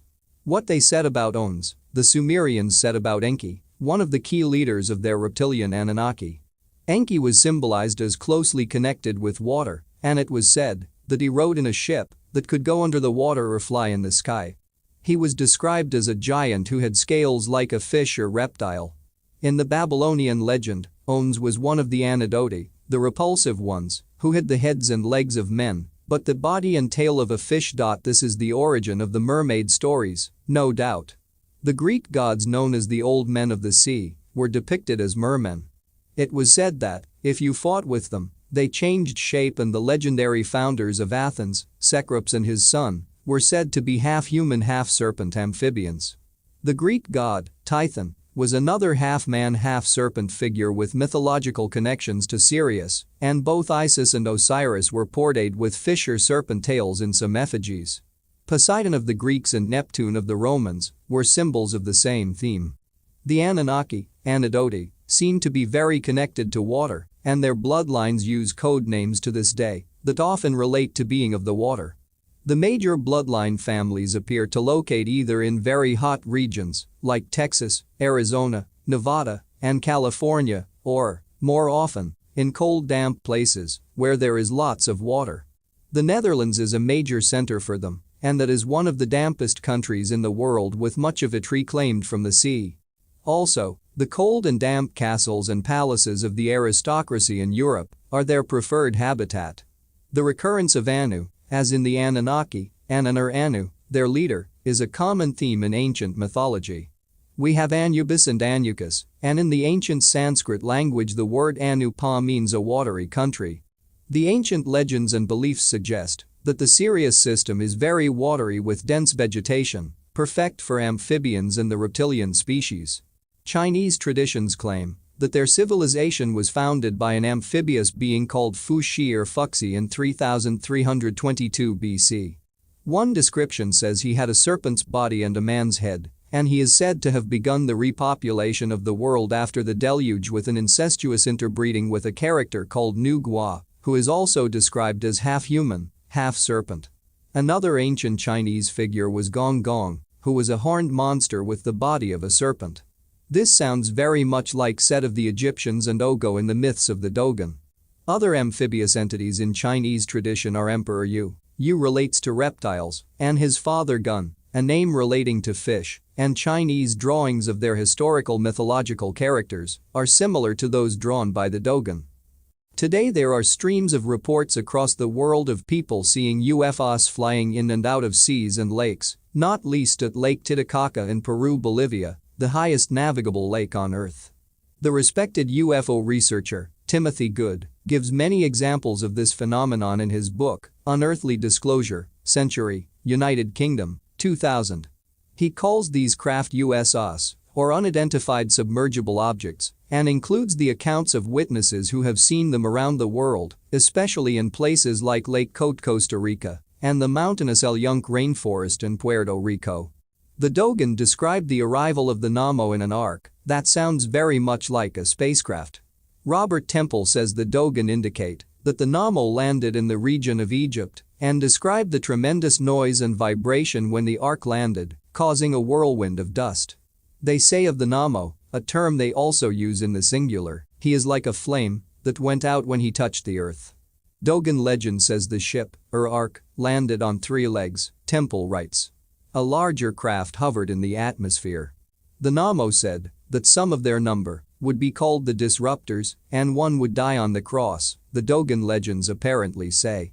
Peruvian creation myths tell of a great disk that came out of the sky and landed on an island called the Island of the Sun. This is a place I have visited twice on the Bolivian side of Lake Titicaca. During the Great Deluge, the top of this island was the first piece of land to emerge as the water receded, they say. There are skeptics who seek to discredit the stories of the Dogon, the Namo, and their tales of Sirius.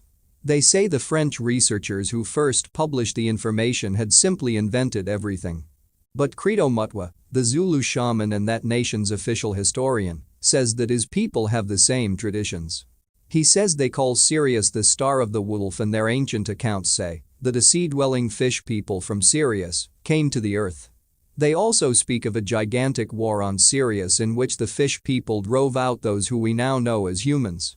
Credo further confirms that the stories attributed to the Dogon are not the only ancient records of the Sirius system. The Zulus knew Sirius B as the pit star long before it was identified by modern technology. Credo wrote in his book, Song of the Stars, Station Hill Openings, Barrytown, New York, 1996, not only among the Zulu, but the Dogon, and many widespread African tribes, there are stories of the Namo, who resemble the king of the water people in our legend. They are said to be intelligent beings who have visited the earth several times. They are usually described as somewhat like human beings, but with skins like reptiles. I have heard them described as a cross between a little demon and a dolphin. The translations of the Sumerian tablets by Zecharia Sitchin claim that the Anunnaki came from a planet called Nibiru, which, he says, has a vast elliptical orbit that takes it way out beyond Pluto and back between Mars and Jupiter every 3,600 years. The idea of Nibiru referring to a planet has never felt right to me. A massive comet, maybe. But either way there is a fundamental connection between the reptilian Anunnaki of the Sumerian tablets and Sirius Orion. Researcher Mark Amaru Pincam says in his book, The Return of the Serpents of Wisdom, Adventures Unlimited, Illinois, USA, 1997, that the symbol of the Syrians in Atlantis was a triangle, sometimes with an eye in the middle. This pyramid with the capstone missing and/or the all-seeing eye is an ancient symbol used by the Illuminati and can be found today on the dollar bill, the reverse of the Great Seal of the United States, and on a stream of logos used by Illuminati companies, figures 3, 4, and 5. You also find it on the logo of the British intelligence operation, MI5, figure 6. According to the story, the design for the Great Seal was handed to the founding father and Rosicrucian, Thomas Jefferson, by a mysterious stranger dressed in a cape with a hood that covered his face. After the end of Atlantis, the survivors took this symbol to places like Egypt, and from there it continued to be used by the Illuminati secret society network that re-emerged after the cataclysm. The three-pronged trident was the symbol of the royal line of Atlantis, and this later became the three-pointed fleur-de-lis, a symbol of the Illuminati bloodline to this day. The key Atlantean god was the fire god, Wotan, who would turn up later in the Americas and Europe as Wotan and Wotan. The American organization, the Lemurian Fellowship, which researches the history of the lost continent, says that an extraterrestrial race from Venus, known as the Kumaras, were the leaders of the Lemurian civilization. The fellowship says that the Kumaras created a mystery school to initiate chosen people into the advanced esoteric knowledge. It was structured as 13 schools, levels of initiation, they say, with each one more advanced than the one below. This is the classic structure of secret societies throughout history. Those who passed the initiation into the 13th school would then be allowed to teach the knowledge themselves as a member of the Order of the Serpents. William Bramley and the Gods of Eden, Avon Books, New York, 1993, calls this the Brotherhood of the Snake. You can see snake and serpent symbolism in the logos of Illuminati companies, and the logo of the leading UK communications network, British Telecom, is one example, figure 7. Lemurian kings and queens were 13th level initiates of the dragon bloodline, according to the Lemurian Fellowship. As with the serpent cult or serpent brotherhood through the ages, the Lemurian initiated were worshippers of the sun. But was it our sun, or was it Sirius, the brightest star in the sky? Records discovered in India by the leading author and researcher on Lemurian history, Colonel James Churchward, confirmed the sun worship. One of Lemuria's names, apparently, was the Empire of the Sun, and the sun symbols of the Illuminati may also relate to that, and the Atlantean Temple of the Sun. Atlantis and Lemuria existed for hundreds of thousands of years, and Atlantis broke up in stages over a long period before the final destruction. Both cultures expanded across the world with their priests and royal bloodlines or dragon kings, founding colonies in all parts of the globe. With them went their serpent symbolism, which has survived to this day in places like China and, most certainly, within the Illuminati. It was during the Atlantean Lemurian era that the same knowledge, stories, and symbolism were communicated all over the planet, and the royal bloodlines of the extraterrestrial races were seeded everywhere.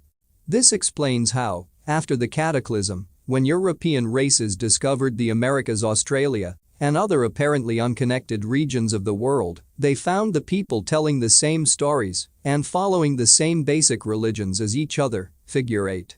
The common origin was Atlantis, Lemuria. As they traveled and colonized the Americas and what became Egypt and the Middle East, Europe, Scandinavia, and China, the Atlantean and Lemurian initiates used their advanced techniques to build pyramids and other vast structures that we would struggle to build even today. Researchers have established that these great structures were built in geometrical relationship to each other over fantastic distances in different parts of the planet. It appears to be a mystery how this could be done, but it's not. The sacred places of the ancients and the Illuminati today were invariably the vortex points on the global energy grid.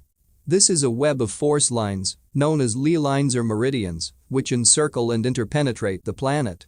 I'll go into more detail about this later. When these lines cross, it creates a spiraling vortex of energy, and the more lines that cross, the bigger the vortex, obviously. It was at these multi-line vortexes, like Stonehenge, that the Atlanteans and Lemurians built their temples, pyramids, and so on. The grid is geometrical, and the vortex points are in geometrical relationship to each other. Therefore, anything built on those points also have the same geometrical relationship with other structures on other points. Simple, once you have the knowledge to locate the vortexes, which the Atlanteans and Lemurians could. The famous ancient and modern sacred sites are invariably associated with the Atlanteans and Lemurians. Sedona in Arizona, famous for its massive vortexes to this day, is claimed to be an ancient colony of the Lemurians, as is Mount Shasta in Northern California. Sedona is also associated by researchers of UFO activity with a reptilian underground base, where members of the reptilian race work with their human or part human puppets in the Illuminati on the scientific and generic agenda. The base would appear to be under Boynton Canyon in Sedona. This is not far in American terms from the reservation of the Hopi tribe, which has Lemurian connections. The Atlantean Lemurian colonies. A branch of the Atlanteans and Lemurians who colonized the planet were called the Carians. Carian equals serpent sea people of the Atlantean fire god. The Use Kara, same basic meaning. And the Tuarks, serpent people of the all-glorious fire god. The Tuarks became the Tuaraks, who settled in North Africa with their Atlantean knowledge. The Use Kara became the Basques of Spain. And the Carians became known as the Phoenicians, a very important fact, as will become clear soon. James Churchward also documents the Carians in the Americas. The Tuareg people of North Africa today, descendants of the Tuarks, have allowed some visitors to see their ancient cavern system in the Ahagar Mountains, where they have murals of their Atlantean ancestors holding snakes and swords with tridents on the blades. People invited into the underground temples of the Tuaregs claim to have seen green reptile monsters called aurans, which the Tuaregs worship as the physical representations of their serpent goddess or grandmother. The Tuaregs also perform a dance in honor of the Atlantean fire god, Vulcan, or Votan. The Atlanteans and Lemurians established colonies in Egypt, then known as Kem or Land of the Fire Serpent. The letter K, the sound used so often by these reptilian bloodlines apparently, was written in the form of a serpent in Egyptian hieroglyphics. Kem was the name of the deity, symbolized as a black goat and late called Pan. The goat is still a symbol of worship for the Illuminati and Satanists today under the name Baphomet. There are many surviving records that claim a lineage of Egyptian kings going back tens of thousands of years before the formation of the Egyptian civilization described by official historians. This supports the stories of an Atlantean Lemurian colony in Egypt long before the cataclysm. The colonization of Greece is also far older than officially claimed, and this colony, called the Athenians, went to war with Atlanteans before the deluge. Plato wrote of this war and official historians have dismissed it because they say that Greece did not exist that long ago. They are mistaken. The classic Greece they focus upon was a later expression of that culture, not the first. The original Greece existed before the cataclysms that sank Atlantis. The Atlantean colonists of Greece worshipped a serpent goddess called Athene or Neith. The Greek historians, Jane Harrison and Robert Graves, say that this deity was symbolized as a serpent, snake, sphinx, or goddess covered in snakes. There are some people, myself among them, who believe that the face on the sphinx on the Giza Plateau is a woman and not a man as officially claimed. Wherever the reptilian bloodlines have located, the worship of a serpent goddess has always been the center of their rituals under names like Athene, Barati, Isis, Semiramis, El, Artemis, Diana, and Hecate. Other Atlantean Lemurian colonists were known as the Pelasgians, peoples of the sea, the Danans, and the female Amazons. The Pelasgians worshipped the serpent moon goddess Dana, later Diana, Artemis, and the Atlantean goat god called Pan. They first landed on the Peloponnese in Greece and settled in Arcadia, according to ancient Greek records. Arcadia has always been a sacred place to the Illuminati bloodlines and was apparently a name for Atlantis. The Danans left Atlantis to settle in Asia Minor, now Turkey, Greece, and the islands of the Aegean. They are claimed by some authors to descend from the Old Testament tribe of Dan, but so much in the Bible is symbolic rather than literal or downright untrue. The name Danans derived from their serpent moon goddess, Dana or Diana. The Danans made the headquarters of their serpent-worshipping culture on the island of Rhodes, a name that originates from a Syrian word for serpent. Rhodes was the home of the Danan brotherhood of initiates and magicians known as the Telchines. The Greek historian, Diodorus, said these initiates had the ability to heal, change the weather, and shape-shift into any form. Thousands of years later, one of the most important of the Illuminati secret societies, the Knights Hospitaller of St. John of Jerusalem, now the Knights of Malta, located on Rhodes, and for a while were known as the Knights of Rhodes. Ultimately, they came from the same source as the Knights Templar. The name Rhodes, which is connected to the German Rot, meaning red, as with Rothschild, Red Shield, became a code name for the bloodlines. Red equals serious? These guys don't use their locations or their names by accident. Malta, too, was an important center by 3500 BC and the home of a major mystery school. Under Malta is a vast network of tunnels and megalithic temples where secret rituals took place and still do. Malta's original name was Leto, named after Mother Leto, the serpent goddess.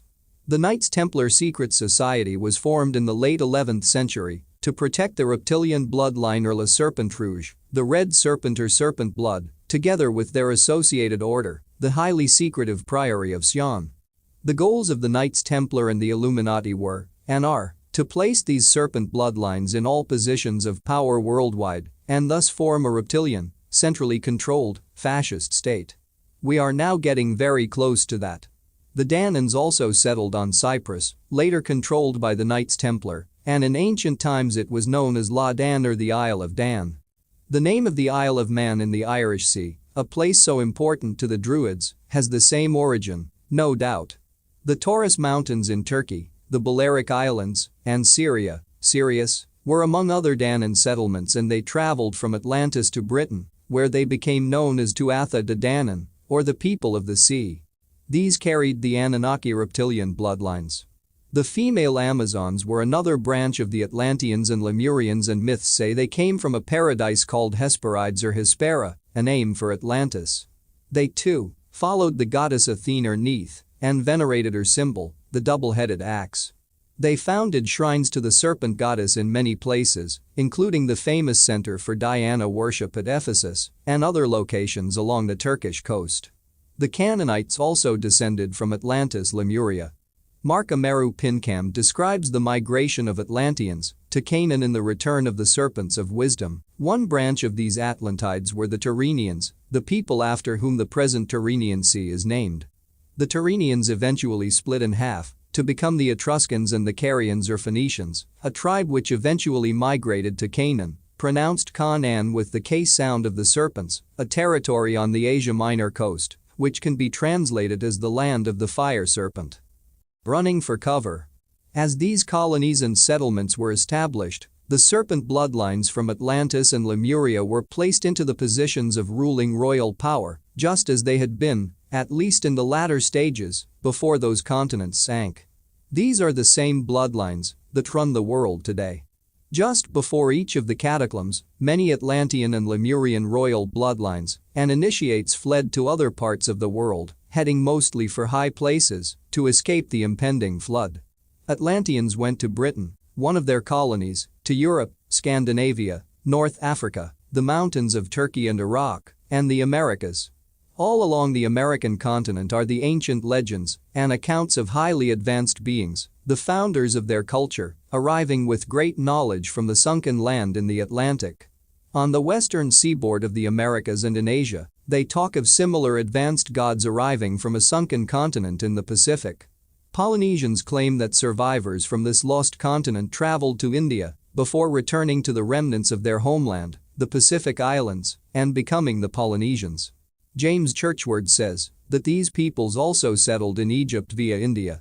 Chinese legend talks of a continent in the same area called Morrigasima, which sank amid cataclysm, but its king, pt1, escaped to mainland China and continued his bloodline there. This happened a number of times as Lemuria and Atlantis fell to cataclysmic events.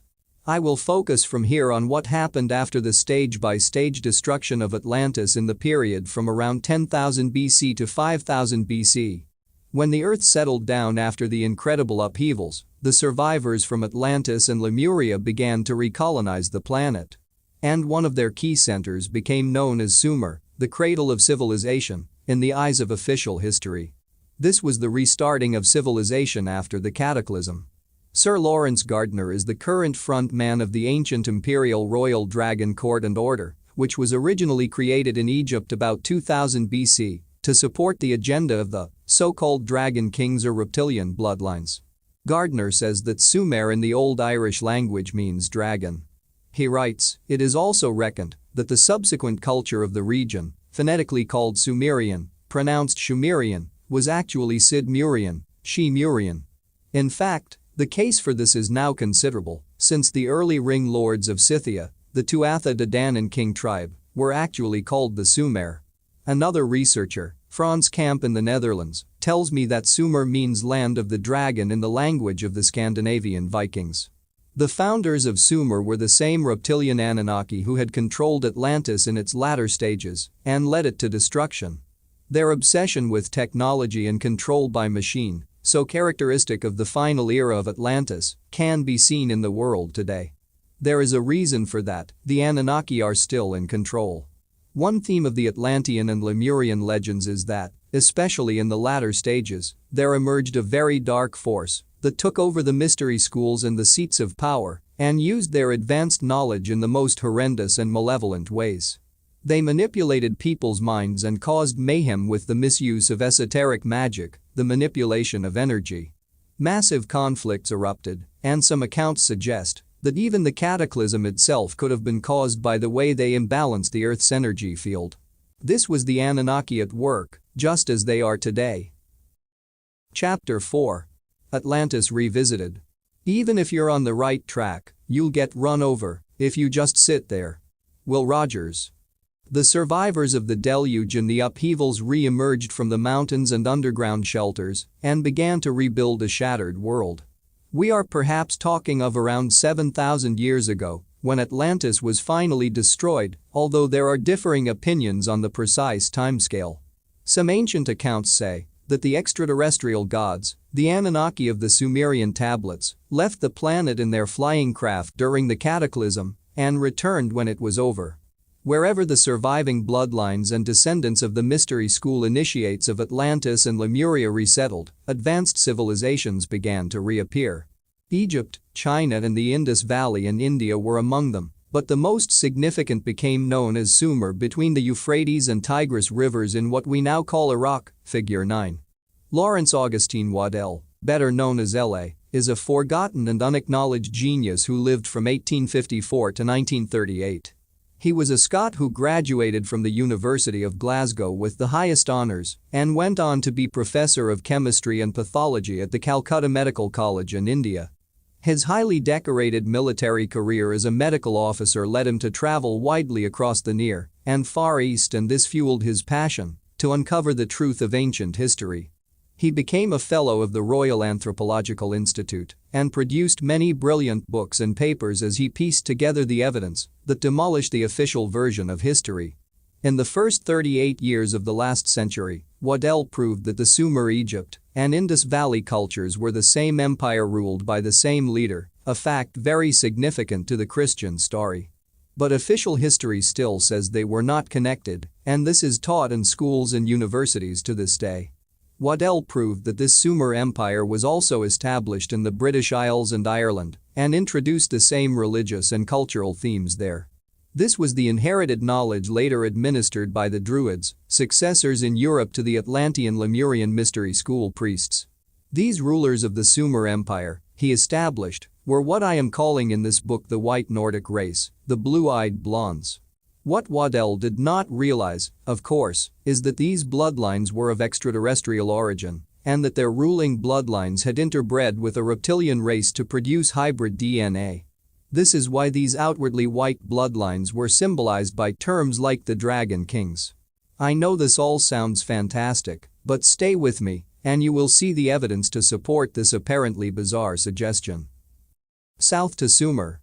At least many strands of this Nordic race traveled to Sumer from the far north, where we now have Scandinavia and northern Europe. These were the Norse people who came down into France to establish Normandy and became the Normans, Norse, North, men who invaded Britain with William the Conqueror at the time of the Battle of Hastings in 1066. These regions of Scandinavia and Europe were colonies of the former Lemurian Atlantean Empire. With the cataclysms came the ice sheets, and those who survived fled south to what is now France, the Netherlands, Holland, Belgium, and on down to the Mediterranean, the Middle and Near East, and India. Frans Kamp is a Dutchman I met while researching this book, and we spent 2 days together in the south of the Netherlands swapping information. He has been investigating the reptilian story full-time since he realized that his wife of more than 12 years was a reptilian hybrid. I'll explain more about this later. After their divorce, his experiences with her and his desire to understand what was going on fired his passion to unlock the secrets. When I met him, he was writing a book of his own, detailing his findings. Frans soon realized that to understand the world today, you have to research human history. You can't have one without the other. His research particularly that of the Nordic peoples, led him to see that the white race of Sumer, or at least a significant part of it, had moved down from northern Europe after the upheavals. He says they came from locations called Friesland, Skansa, and Tula, which could be today's Greenland, he thinks. Certainly there is an Illuminati interest in Greenland that does not make sense when viewed simply from the perspective of a vast island covered in snow and ice.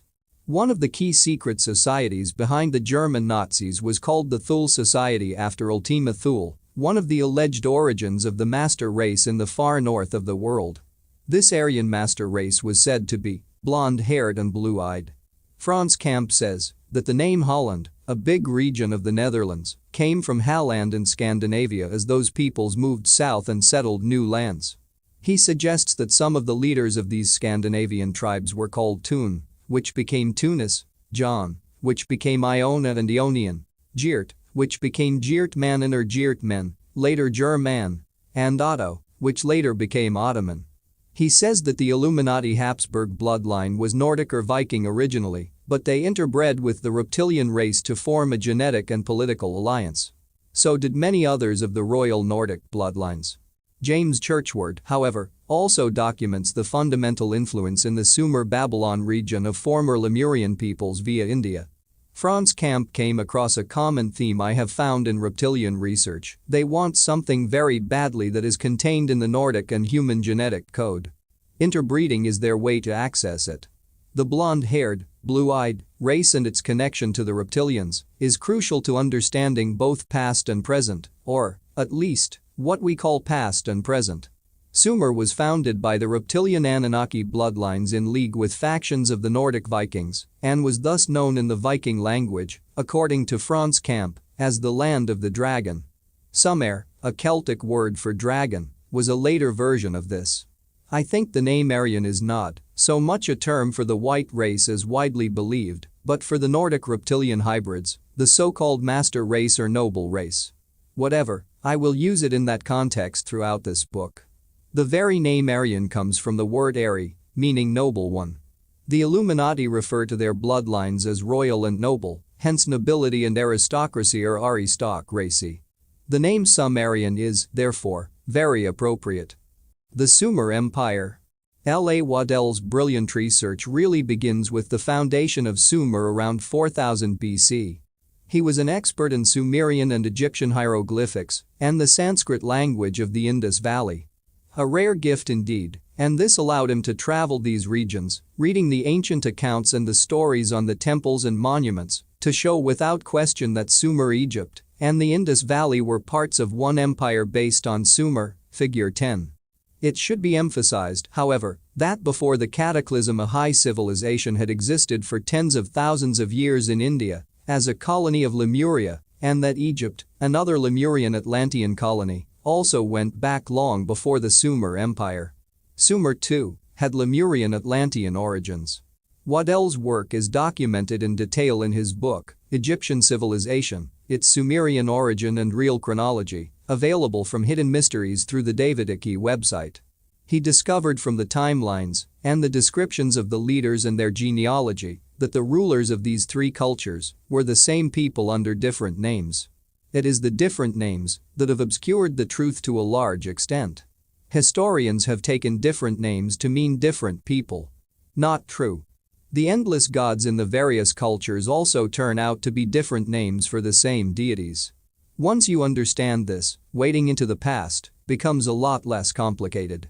The advantage that Waddell had over conventional Egyptologists and historians, apart from an open mind, was that he could read Sumerian and could therefore decipher inscriptions in Egypt, which they could not understand. He could see that early Egyptian hieroglyphics were those used by their ruling culture in Sumer. It was only later that they evolved into an Egyptian system developed more locally.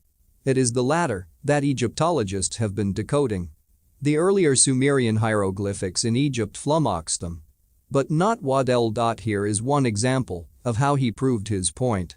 One of the best-known kings of Sumer is called King Sargon. The Sumerians recorded that he had a son, who later became emperor, called Manus. At the same time, Waddell shows, the son of the king in the Indus Valley was known as Manja and in Egypt he was called Manj, abbreviated to Man, the guy known to the Greeks as Menes, and to English Egyptologists as Mena.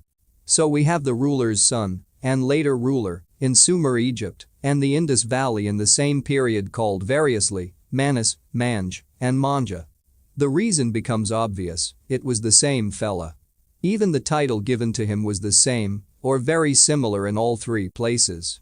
In Egypt he was known as Manj the warrior, in Sumer he was Manus the warrior, and in the Indus Valley he was called Manja the shooter. His father, Sargon the Great, is a Semitic name for the Sumerian Mesopotamian emperor, King Jin, Gani, or Guni.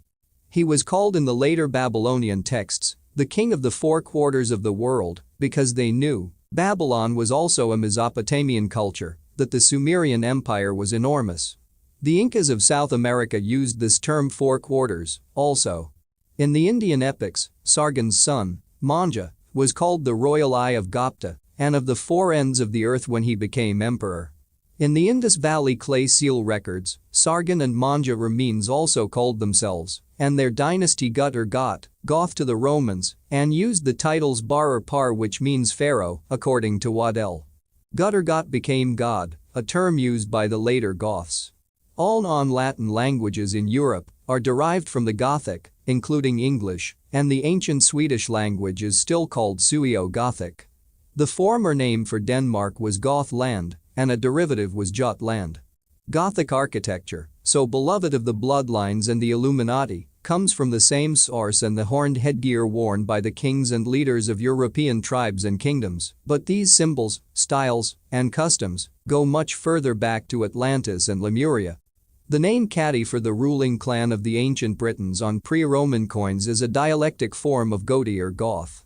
When the Illuminati built the great Christian cathedrals of Europe, full of pagan symbolism on ancient pagan sacred sites, they used the Gothic style of architecture. The symbolism of the Eye of Gupta may relate to the widely used Illuminati symbol, the all-seeing eye or eye, Horus, which you will find at the top of the pyramid on the US dollar bill, and on the reverse of the Great Seal of the United States. The same symbols used by this ancient Sumerian dynasty are still used by the Illuminati today, because they are the same bloodlines and are working with the same knowledge, hidden away since ancient times within the mystery school and secret society networks. And the reptilian gods of Atlantis and Lemuria seeded these bloodlines. Waddell shows in his work, Makers of Civilization, Luzak and Company, 1929, that Sargon's Sumer-centered empire extended to the Indus Valley in the east, the British Isles in the west, encompassing much in between, and was larger than that of Alexander the Great or the Romans. The Sumer Empire included much of the world, and it is from this same knowledge and information source that all the religions have emerged, the continuation of the knowledge and bloodlines of Atlantis and Lemuria. They may interpret this base information slightly differently and emphasize different strands, but the core from which they have come is the same, the Atlantean, Lemurian, and Sumer empires and their belief system, not least its focus on the worship of the sun. Where did Christianity, Judaism, Islam, Hinduism, Buddhism, and others like Zoroastrianism, etc., all emerge from? The Middle and Near East, the vast region ruled from Sumer at one time, and still dominated by that knowledge base and belief system in the thousands of years that followed Sumer's demise. The Sumerian story of King Sargon is a classic case. They said that his mother floated him in a basket of rushes on the river, and he was found by a member of the Sumerian royal family who brought him up as their own. The Hebrews, or rather their manipulating priests, the Levites, later stole this ancient story from the Sumerian accounts and used it in the fable of their invented character known as Moses. The Old Testament is founded on Sumerian accounts, edited and rewritten as required, to create a manufactured history and religion called Judaism. The New Testament is based on symbolic stories repeated over and over in the thousands of years before its creation and based on the Sumerian and Golden Age religion of sun worship. The New Testament texts, in turn, created a manufactured religion and history called Christianity. 2 prison religions and 2 make-believe histories for the price of 1 book. What more do you want? Great deal. Sold by the billion. King Sargon was a major sun worshipper, and these rulers of the Sumer Empire were given the title, Son of the Sun, as they were in Lemuria. Could this mean a son of Sirius? Or even Lemuria? To the Sumerians, like the Lemurians and Atlanteans, the sun was a symbol of God, and from this title son of the sun later came the idea of a son of God. Sumerian emperors were also often known as the One Lord. The Sumer rule of Egypt in the Indus Valley. The early official history of the Sumer satellite state called Egypt is largely based on king lists compiled by an Egyptian priest known as Manetho in the 3rd century BC for the Great Library of Alexandria. But this library was destroyed in AD 391 in the campaign to rewrite history, and only fragments of Manetho's lists have been retained in the works of classic writers. Waddell shows that Manetho's work, if indeed those writers have preserved it accurately, is fundamentally flawed and cannot be sustained in the light of the evidence. Yet so much of the early Egyptian history taught in the schools and universities is based on this very same flawed information. The span of the great Egyptian culture is broken up into distinct periods of kingdoms and ruling dynasties. King Sargon ruled Egypt from his Sumer base within the pre-dynastic period around 2700 BC. The right to rule in the Sumer Empire, again like Lemuria and Atlantis, was by bloodline, a fact fundamental to understanding how the world is controlled and who by today. The Egyptian inscriptions detailed here were discovered by Waddell to have been written in Sumerian hieroglyphics, not the much later Egyptian version with which Egyptologists are familiar. Sargon's grandfather, Keton to conventional history, was known as Taku or Teki in the early Sumerian-style Egyptian hieroglyphs, as Tuk in the old Sumerian king lists, and as Vritaka or Dritaka in the Indian king lists. These are slightly different spellings for the same person who ruled all three. Sargon's father, Ro to Egyptologists, was known in Sumerian Egyptian hieroglyphics as Puru-Jin, in the old Sumerian king lists he was Buru-Jina, in Indus Valley seals as Buru or Puru, and in the Indian king lists as Puru. Two inscriptions relating to King Sargon himself were discovered in one of the oldest tombs at Abydos in Upper Egypt, and Waddell established that the script used was early Sumerian. It was the same as the script he saw in Sumerian seals of the same Sargon period found in the Indus Valley. King Sargon, in this early Sumerian script, was known under his personal name of Jin-Ukus or Jin-Yukusi in Egypt, thus relating to his title King Jin or Guni, and the variant, Gani, in Mesopotamian inscriptions, particularly in Babylonian. The title Ukus or Yukusi in Egypt means that he was a descendant of the first Sumerian king, Yukusi of Ukku, meaning Sun-Hawk City, and also the first Aryan, hybrid, king in the Indian epics and their holy books, the Vedas, which use the solar title of Ikshwaku or Yukusi of Ukku. All these kings of the Sumer Empire were given solar titles because of the obsession and emphasis on the worship of the sun and the symbolism of the sun as god. Indeed, it is extremely likely that Horus or Heru, the Egyptian son of God and a mirror of the much later Jesus, came from the Sumerian word hu or ha, meaning hawk. The hawk or sun hawk was a Sumerian symbol for the sun, as we see above in Sargon's very title.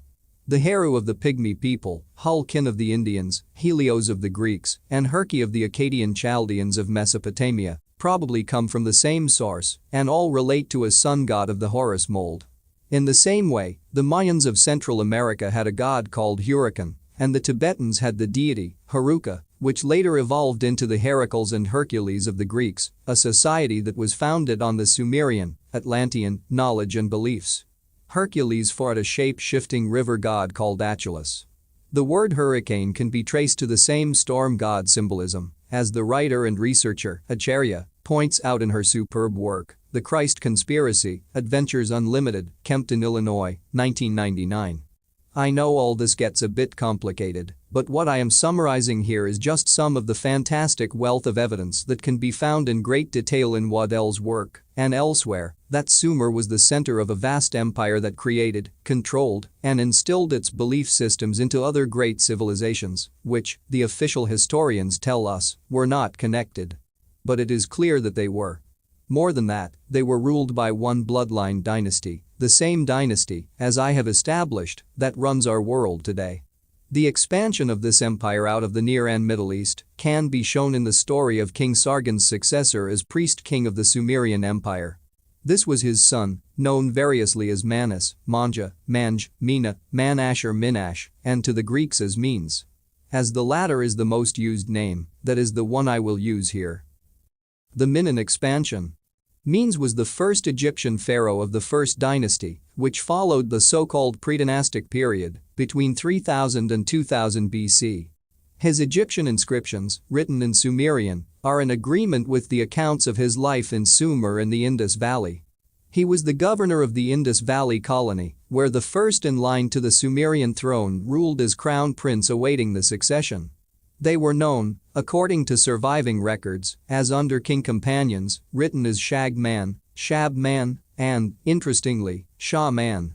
But Menes led a revolt against his father, Sargon, and took control of Egypt, declaring it independent of Sumer. As a result, Sargon disinherited him, and the succession went to his younger brother. But Menes succeeded after a decade or so when his brother died, probably with Menes' help. This story is told in the Indian epic chronicles and other accounts. Menes ruled Sumer after the death of his brother, and this empire included another advanced culture that, again, the official historians tell us was independent of Sumer Egypt and the Indus Valley. This was the civilization on the island of Crete known as the Minan, figure 11 overleaf. The start of this advanced society is officially estimated at about 2600 BC, the same period, surprise, as that of Sumer, and it was said to have been founded by people from Asia Minor, now Turkey, which was part of the Sumer Empire of the Aryan race. Minan place names have been found all over the Mediterranean, from Sicily to the Syrian coast, including Cyprus. The Minan culture was the immediate inspiration for the classic Greek period, and the alleged founder of the Minan dynasty was King Minos, the hero of the later Greeks. But King Minos was in fact the same Menes, Manj, Manus, etc., the emperor of the Sumerian Empire and son of King Sargon. As Waddell says in Egyptian Civilization and its Sumer Origin, the identity of Minos with Menes now becomes apparent, not only from the identity in their personal tradition and the equation in their names, but also in the essentials of their culture and civilization. And the Sumerian sign for the man element in Menes' name in the Egyptian and Indus Valley inscriptions, Manj and Manja, reads also dialectically Min. The Sumerians, Egyptians, and Minans also used identical systems for their calendars, and their concepts of astronomy were identical. The most famous story of Minan Crete is that of the son of King Minos. His son was said to be the Minotaur, the half-man, half-bull, which defended the labyrinth under the palace at Knossos according to legend. How interesting, therefore, that Nar-Am, the son of Menes, was known as the strong wild bull. His name, Nar-Am, consisted of Nar, meaning strong or mighty in both Sumerian and Egyptian, and Am, meaning wild bull. Nar-Am is also depicted in Egypt as a wild bull, and it could well be that it was this son of Menes, the real King Minos, who inspired the symbolic legend of the Minotaur in the labyrinth at Knossos. The Minan culture was a mirror of the Sumerian and the period of Menes in Egypt. The art was the same or similar, and so were the clay seals used for writing and recording events. The Sumerian-Egyptian form of writing from the Menes-Sargon period, the funeral rites, and even the terracotta drainpipes used by the Minans were the same as those found in Sumer. Here are just some of the similarities listed by Waddell between the documented life of Menes, the Egyptian pharaoh and Sumerian emperor, and King Minos of Greek and Cretan legend.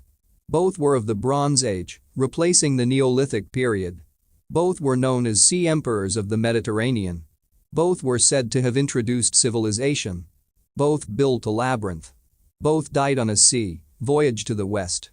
Both used seal impressions on clay, and both used a linear script of Sumerian type, or very similar. Both had the same physical Aryan appearance. Minos was said to be the son of Zeus, Menes was descended from Zag, Zeus. Minos was a votary and priest of Zeus, Menes was a votary and high priest of Zag. Minos was a giver of laws direct from Zeus, another story constantly repeated around the world and used for the make-believe Moses, and Menes established laws said to have come from Zag. The son of Minos was a bullman or minotaur. The son of Menes was known as the strong wild bull. Can even the most padlocked of academic minds still go on ignoring the fact that Menes was Minos? I suspect they can. In doing so they hold together the house of cards that scams people into missing a truth, as we shall explore, which is critical to understanding the so-called unexplainable mysteries of the past and, more importantly, to identify who has been controlling our lives over thousands of years to the present day. That truth is this: the astonishing cultures across the ancient world that suddenly emerged at a level of advancement far ahead of others of the time were not created by a series of unconnected, independent peoples who apparently developed precisely the same knowledge, artwork, building techniques, writing, funeral ceremonies, and stories at the same time as each other. They were all aspects of the same culture and control, based on Sumer, an empire that not only extended to the Indus Valley, Egypt, the Mediterranean, and the British Isles, but also across the Atlantic to the Americas, and quite probably as far as Australia and China. And the knowledge base of Sumer, and most certainly some of the identical knowledge, stories, and myths found all over the ancient world, had their origins in the global society of the Golden Age before the upheavals, Atlantis and Lemuria. The Sumerian expansion to Europe, the Americas, and Australia. Various parts of this same Aryan Sumer Empire, and its later remnants and inspirations, were known as the Amorites, Hittites, Phoenicians, Goths, Hamites, Indo-Aryans, Nordics, Ancient Greeks, and many other names. Like I say, I think what we call Aryan are the Nordic reptilian hybrids.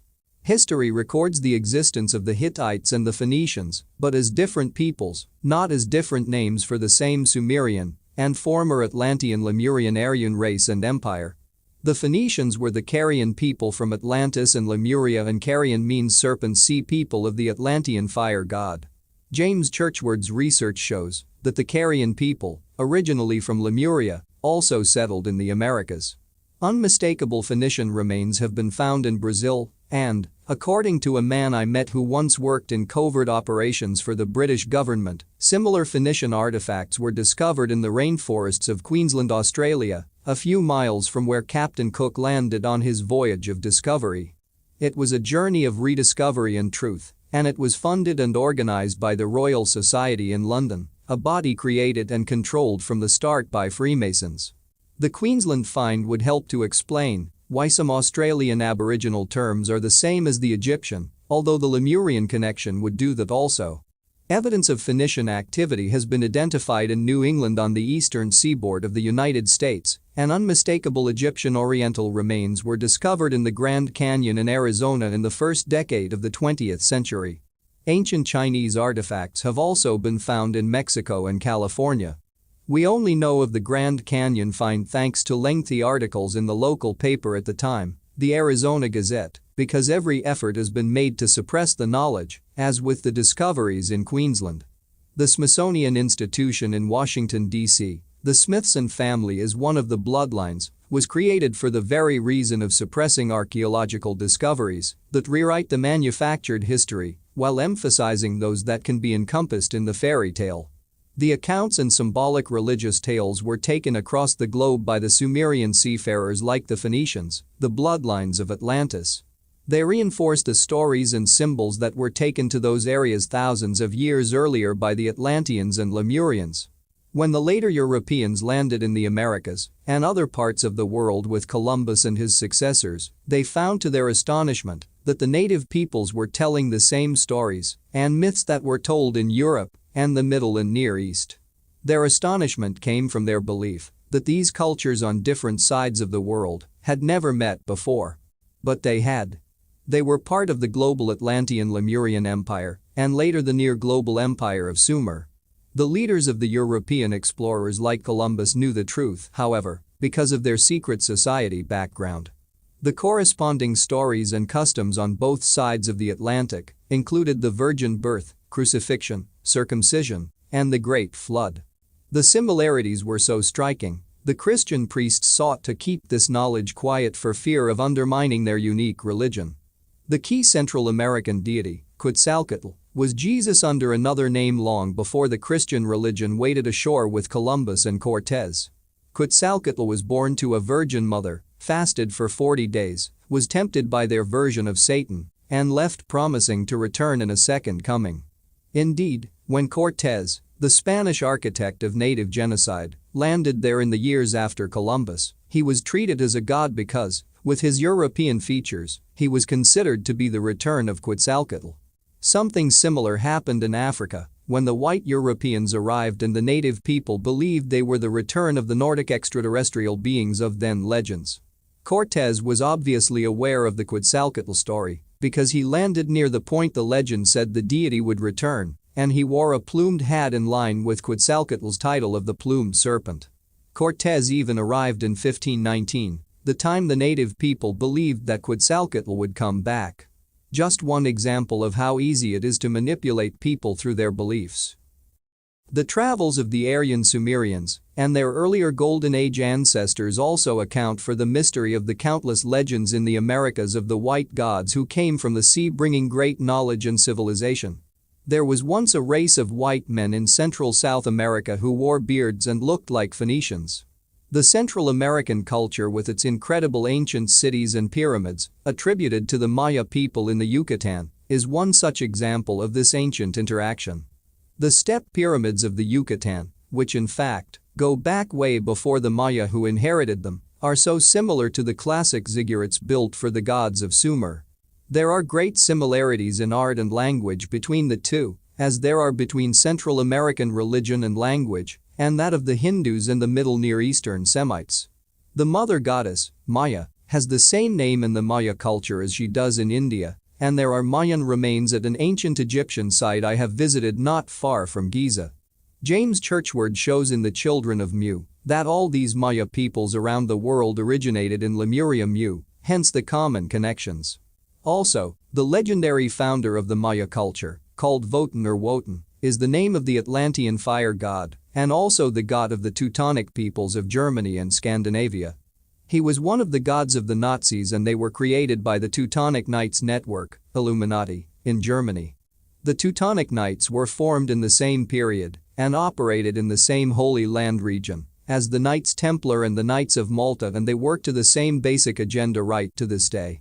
That part of the Sumerian Empire known as the Phoenicians, with their base in the Middle East and what we now call Turkey, particularly Cappadocia, were very much involved in establishing Sumerian control of the British Isles. Under other names these peoples were known as the Hittites and the Goths. Once again L.A. Waddell has established that the Phoenicians were not a Semitic race as claimed by official historians, but another name for the Aryan race based on Sumer in the post-Atlantis period. Examinations of Phoenician tombs have revealed that they were of the long-headed Aryan type, as are depictions of the pharaohs and royal families in Egypt.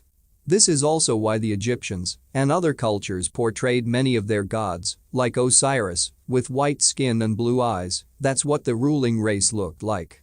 The twist was that their royal and noble bloodlines had interbred with the reptilian Anunnaki. The very name, Iran, another part of the Sumer Empire, comes from the word Ariana or Aran, which means land of the Aryas or Aryans.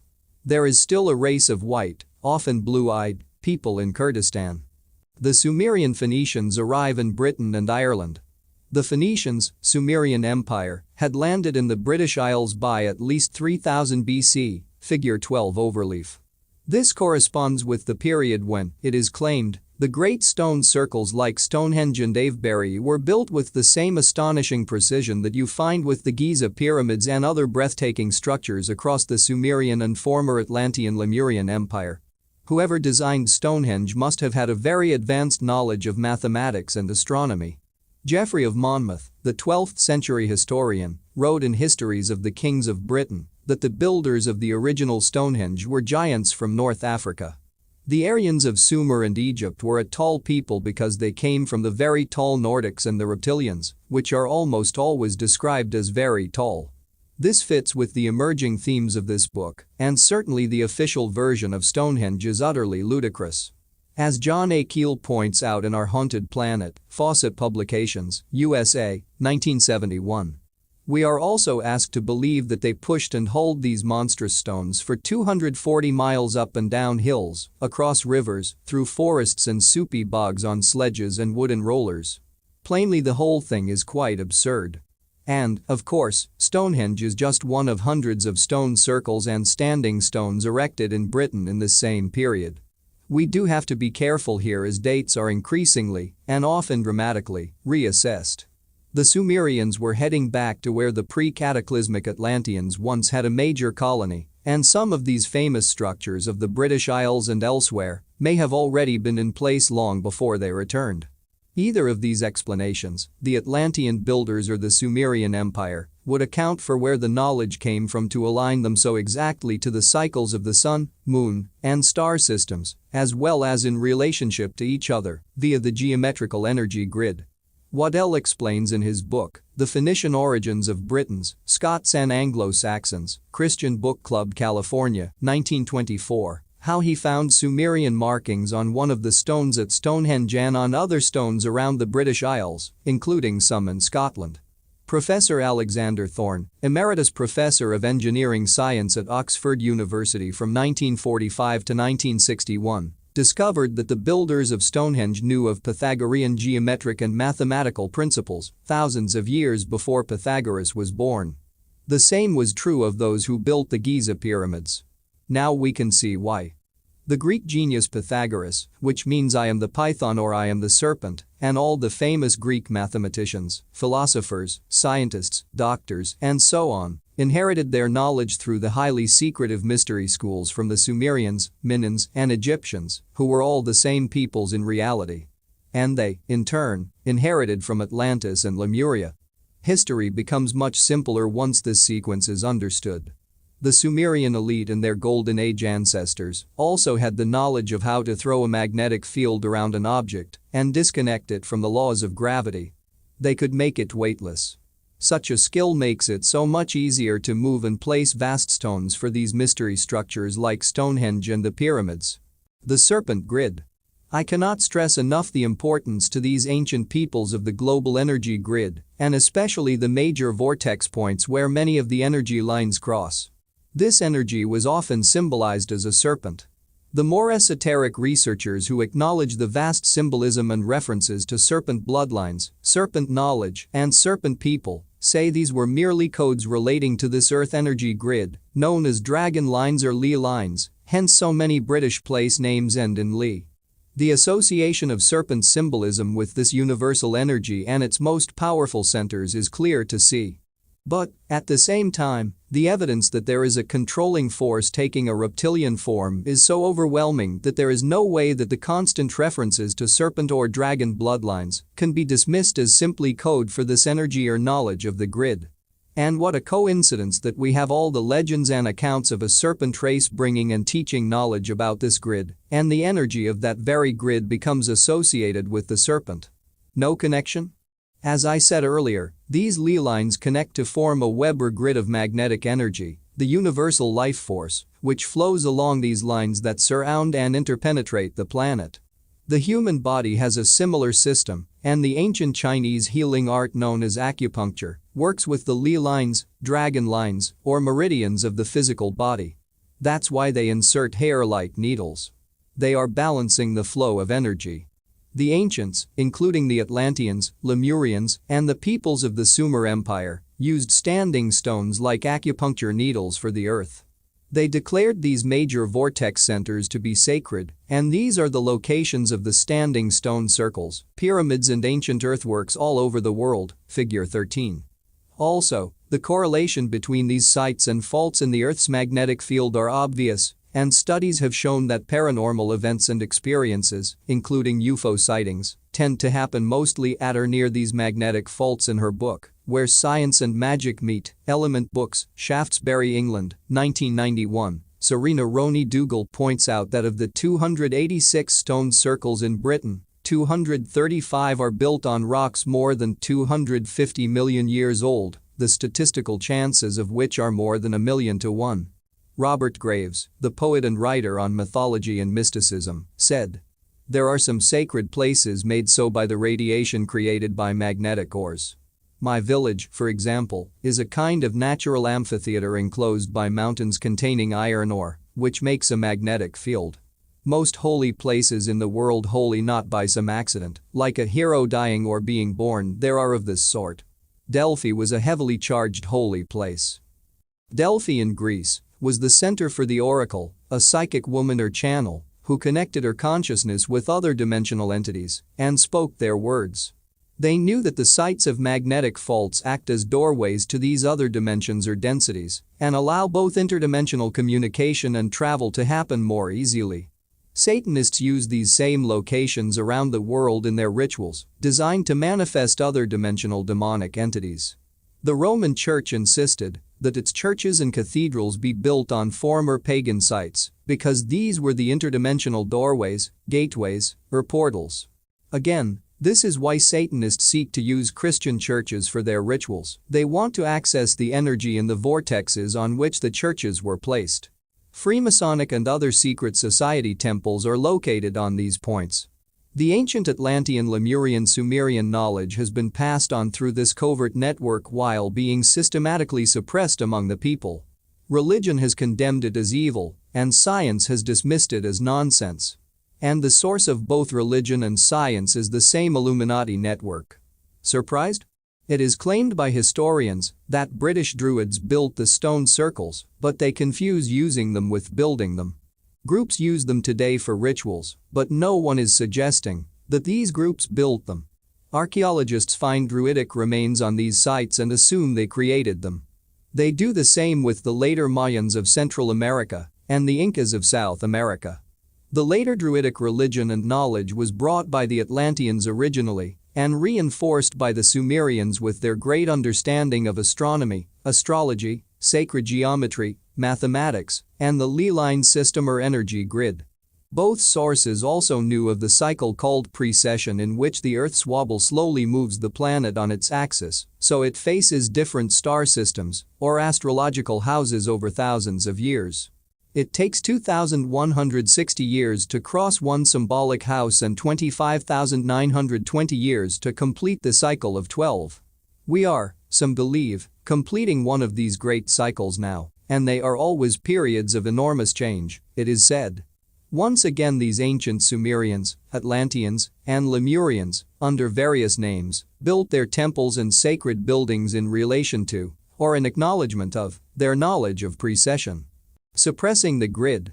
I have a rather controversial view, makes a change of at least some pyramids, stone circles, and earthworks placed on the vortexes. From the start of my conscious journey in 1990, I have had a bad feeling about many of these constructions. New Agers see them as sacred places and go to the stone circles and pyramids for their ceremonies and so on. But just because the vortex points are power centers on the global grid, it doesn't mean that the structures built at these places by the bloodlines have been designed and located with humanity's best interests at heart. I am not talking about all of them here, but I don't feel good myself about the Giza site or Stonehenge, among others. These locations are incredible centers of energy, and yet when we go there we feel a fraction of their true power, because the structures built on them are often suppressing that power. My own feeling is that they were part of a network designed to close down the true potential of the grid and disconnect the human energy field from the cosmic one. Every planet and star has an energy grid, and these connect with each other in a vast cosmic web. We in turn connect with this network through our human energy grid, the meridian system on which acupuncture is based. If you can disconnect the human energy field from the planetary and cosmic grid, you put people in a disconnected vibrational prison.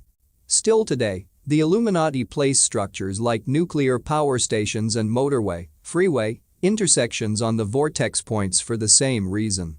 A busy road has been built through the center of the massive Avebury stone circle, vortex, in Wiltshire, England.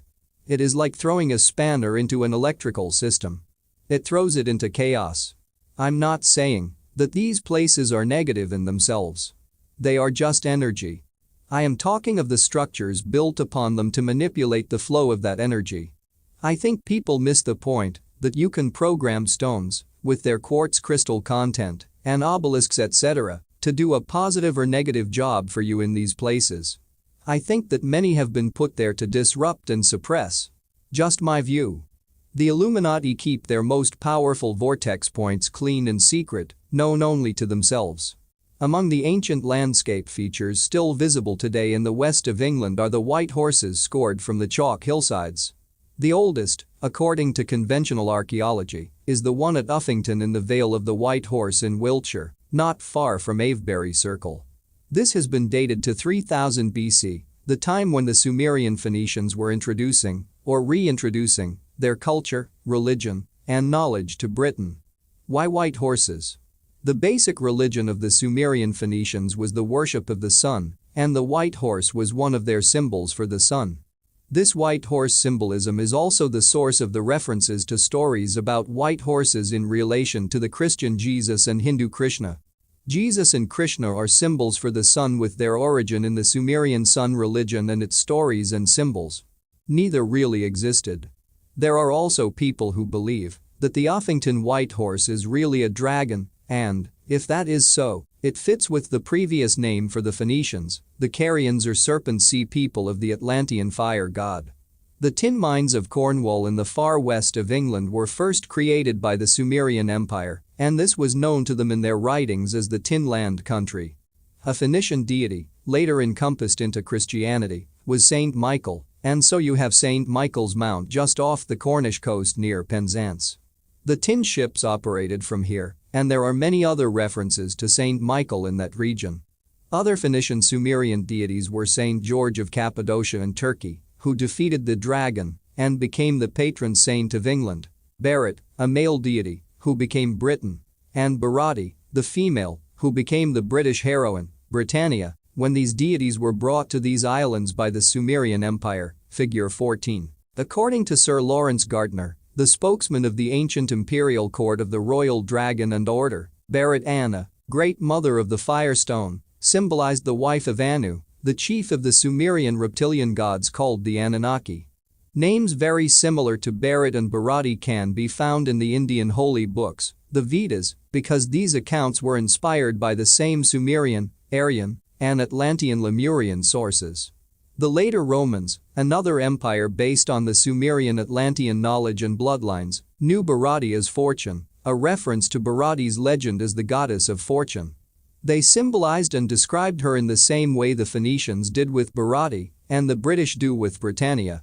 The Egyptians had a goddess called Brith, goddess of the waters, another version of Barati, and the Minans, Sumerian Egyptians, on Crete knew her as Brito Martis, who, in turn, is associated with the goddess Diana or Artemis, other versions of the same theme.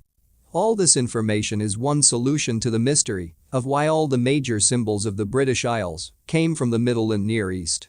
For instance, the flags of England, Cross of St. George Scotland, Cross of St. Andrew Ireland, Cross of St. Patrick, as well as the ensigns of Scandinavia, were all carried as standards of victory by the Phoenicians. The evidence of the Aryan-Sumerian connection to Ireland emphasizes the point.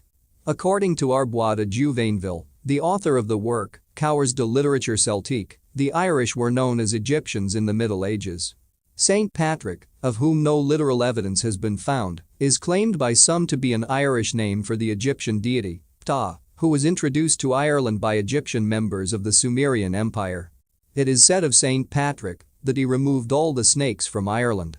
Here are just some of the connections between North Africa and the Emerald Isle, Ireland. The distinctive round towers in Ireland are of Phoenician origin, and the Irish harp and Scottish bagpipes came from North Africa, as did the name of the classic Irish symbol, the shamrock. Any three-leaf plant in Egypt is known as a shamrock. The rosary beads, such a symbol of the Roman Catholic Church, created by the Sumerian-inspired Romans and based on sun worship, are from the Middle East and still used by the Egyptians. The word nun is Egyptian and their garb is Middle Eastern. The old Irish sailing craft called a pucan was designed in North Africa, where it was used on the River Nile. Old Irish books employ the same styles as those found in Egypt, and even the colors used in the Irish Book of Kells and Book of Durrow are from Middle Eastern insects and plants.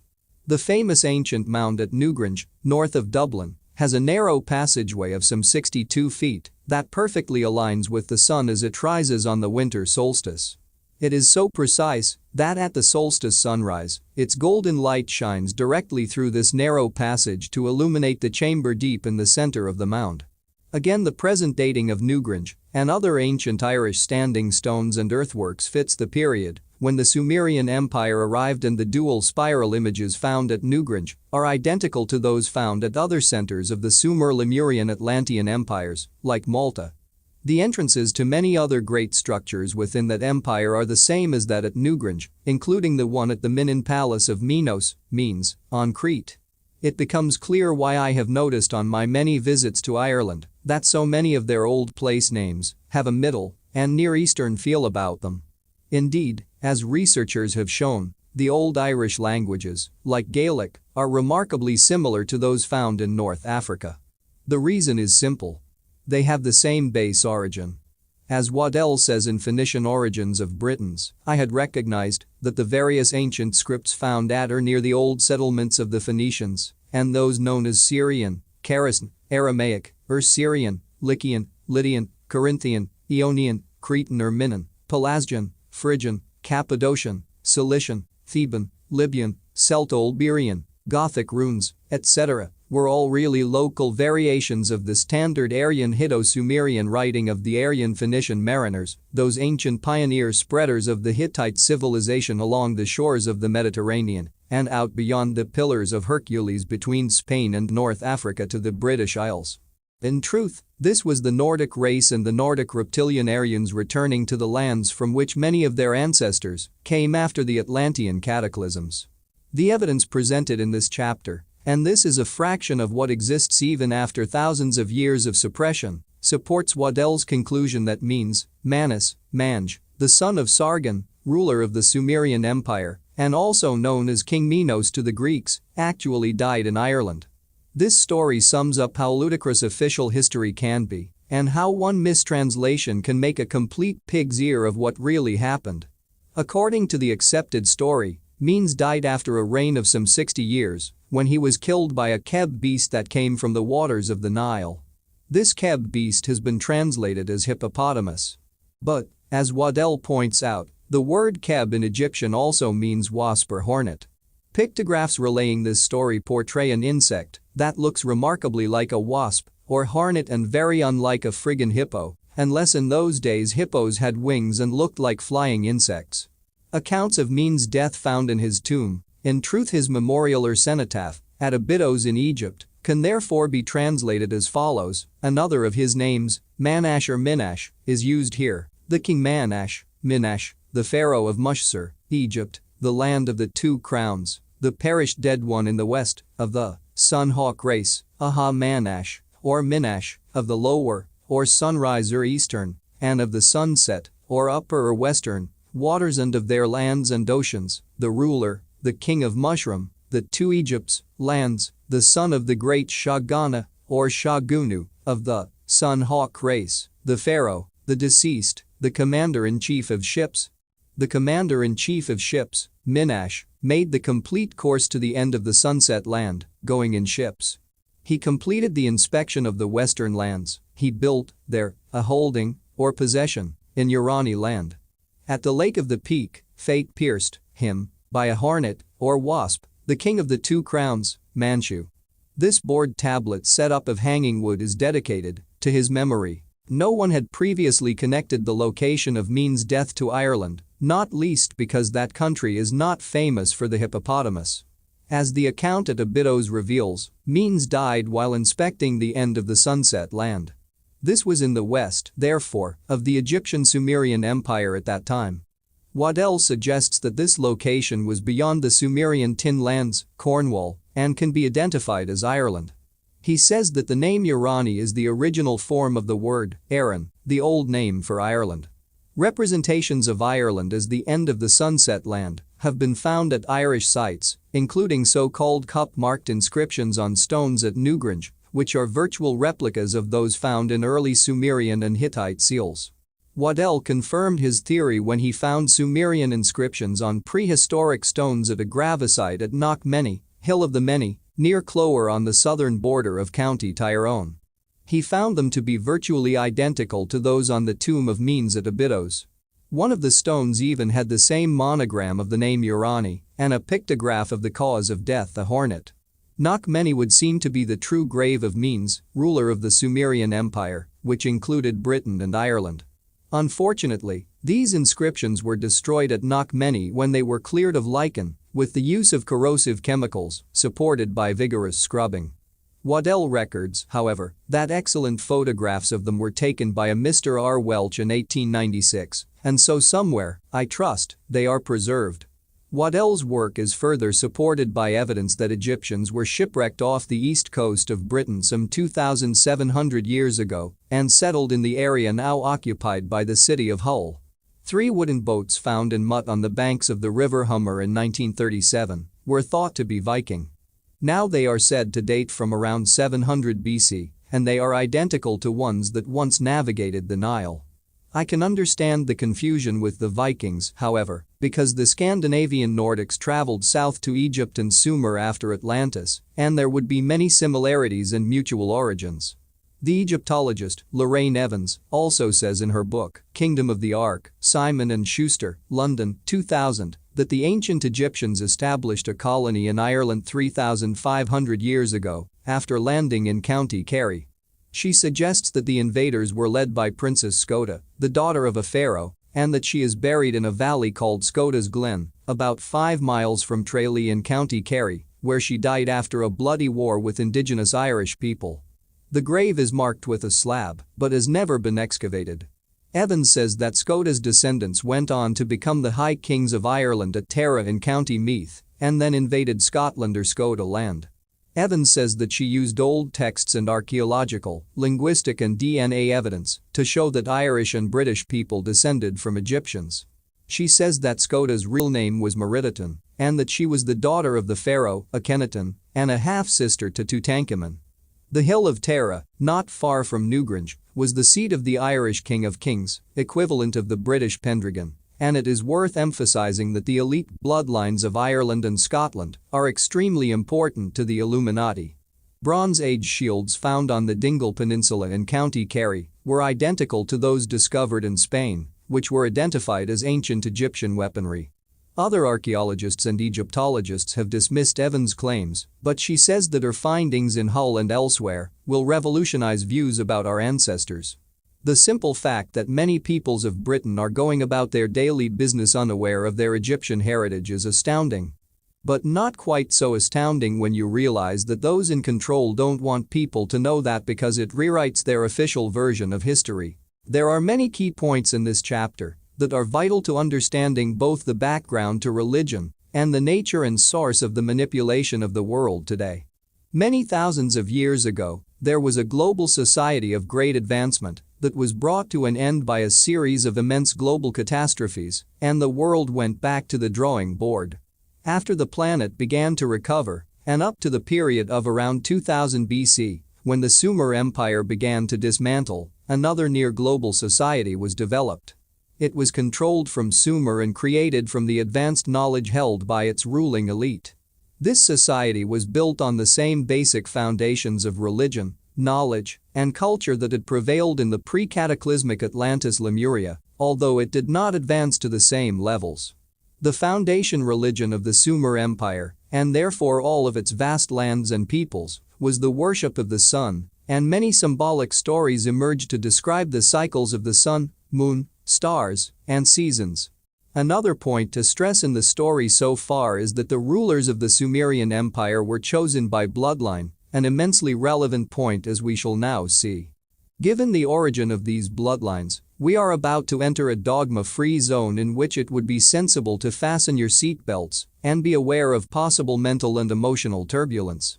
Readers with closed minds and programmed beliefs, who have a fear of climbing to high altitudes to view a much bigger picture of possibility, should venture no further. For those who will therefore be leaving us now, please make sure you take all of your baggage with you and have a safe onward journey. Chapter 5. Blood Brothers. Wisdom is knowing how little we know. Socrates. The same bloodlines have been installed in the positions of political and economic power for thousands of years, first as the royalty and nobility of the ancients, and now as the leading politicians, bankers, businessmen, and media owners of modern society. So what are these bloodlines, and where do they originate?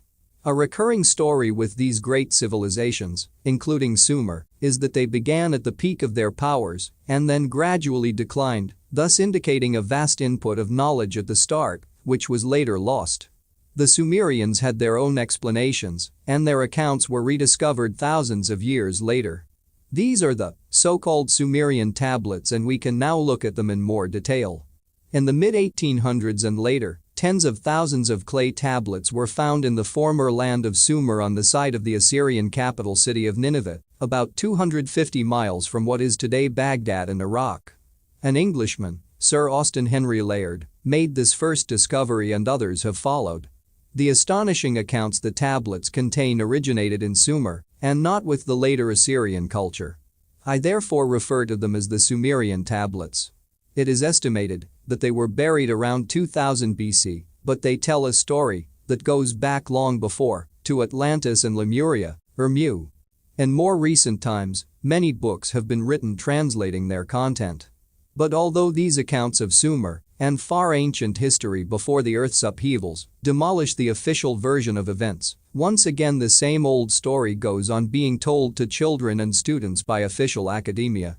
You do not have to delve into the translations for long to see that much of the biblical Old Testament is simply an edited rewrite of these Sumerian stories. The tablets talk of how King Sargon was floated on a river in a basket of rushes, as I mentioned earlier.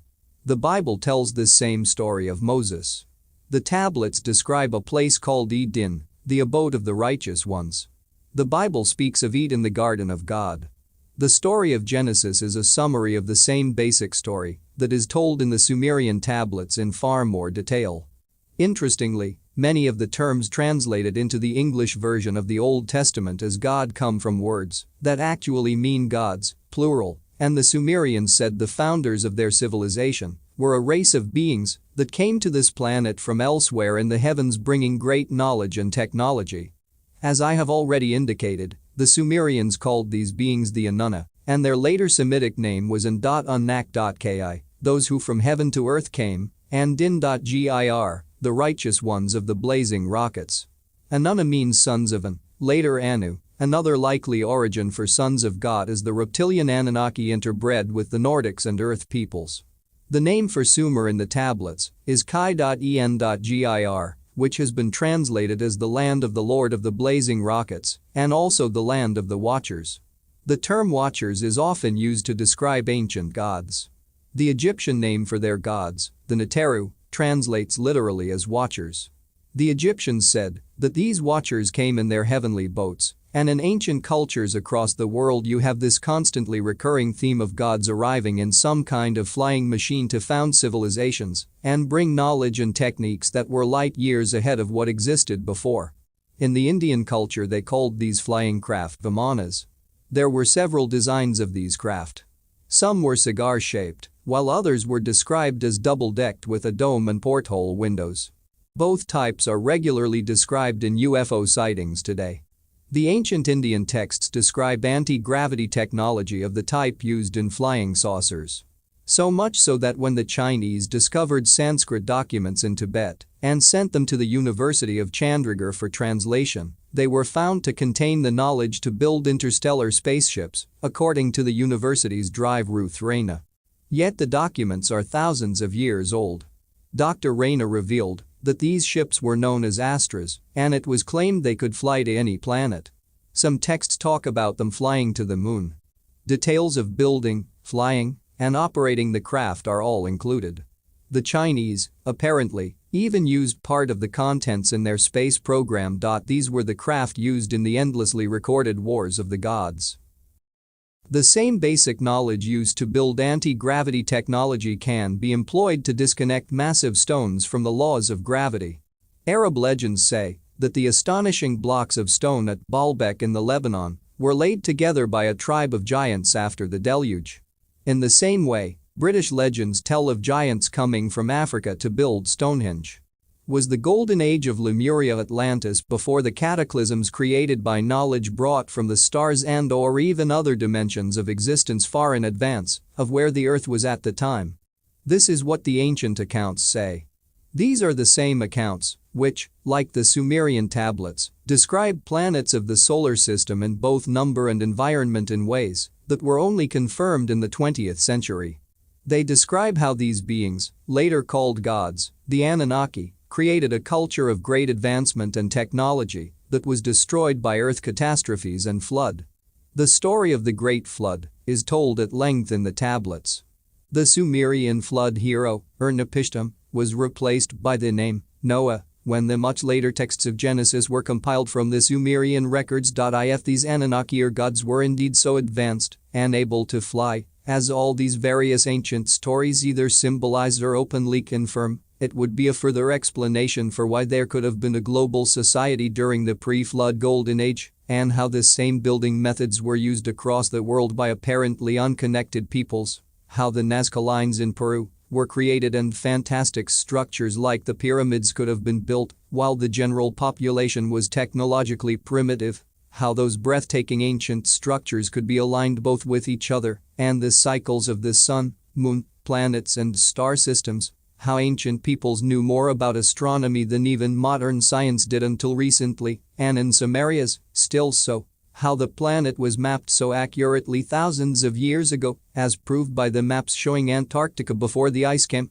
how peoples in every part of the world have the same legends, stories, and basis for their religions, and why, the further back you go, the more impressive are the temples and other structures that survive today. The Sumerian tablets suggest that the Anunnaki came to this planet hundreds of thousands of years ago. They would have been very much involved in Lemuria and Atlantis, leading up to great upheavals and the deluge. After the catastrophes, the Anunnaki returned, the tablets relate, and they supervised the rebuilding of another global empire, which we know as Sumer. But although this was fine for a while, the gods fought among themselves in the thousands of years that followed, the tablets say.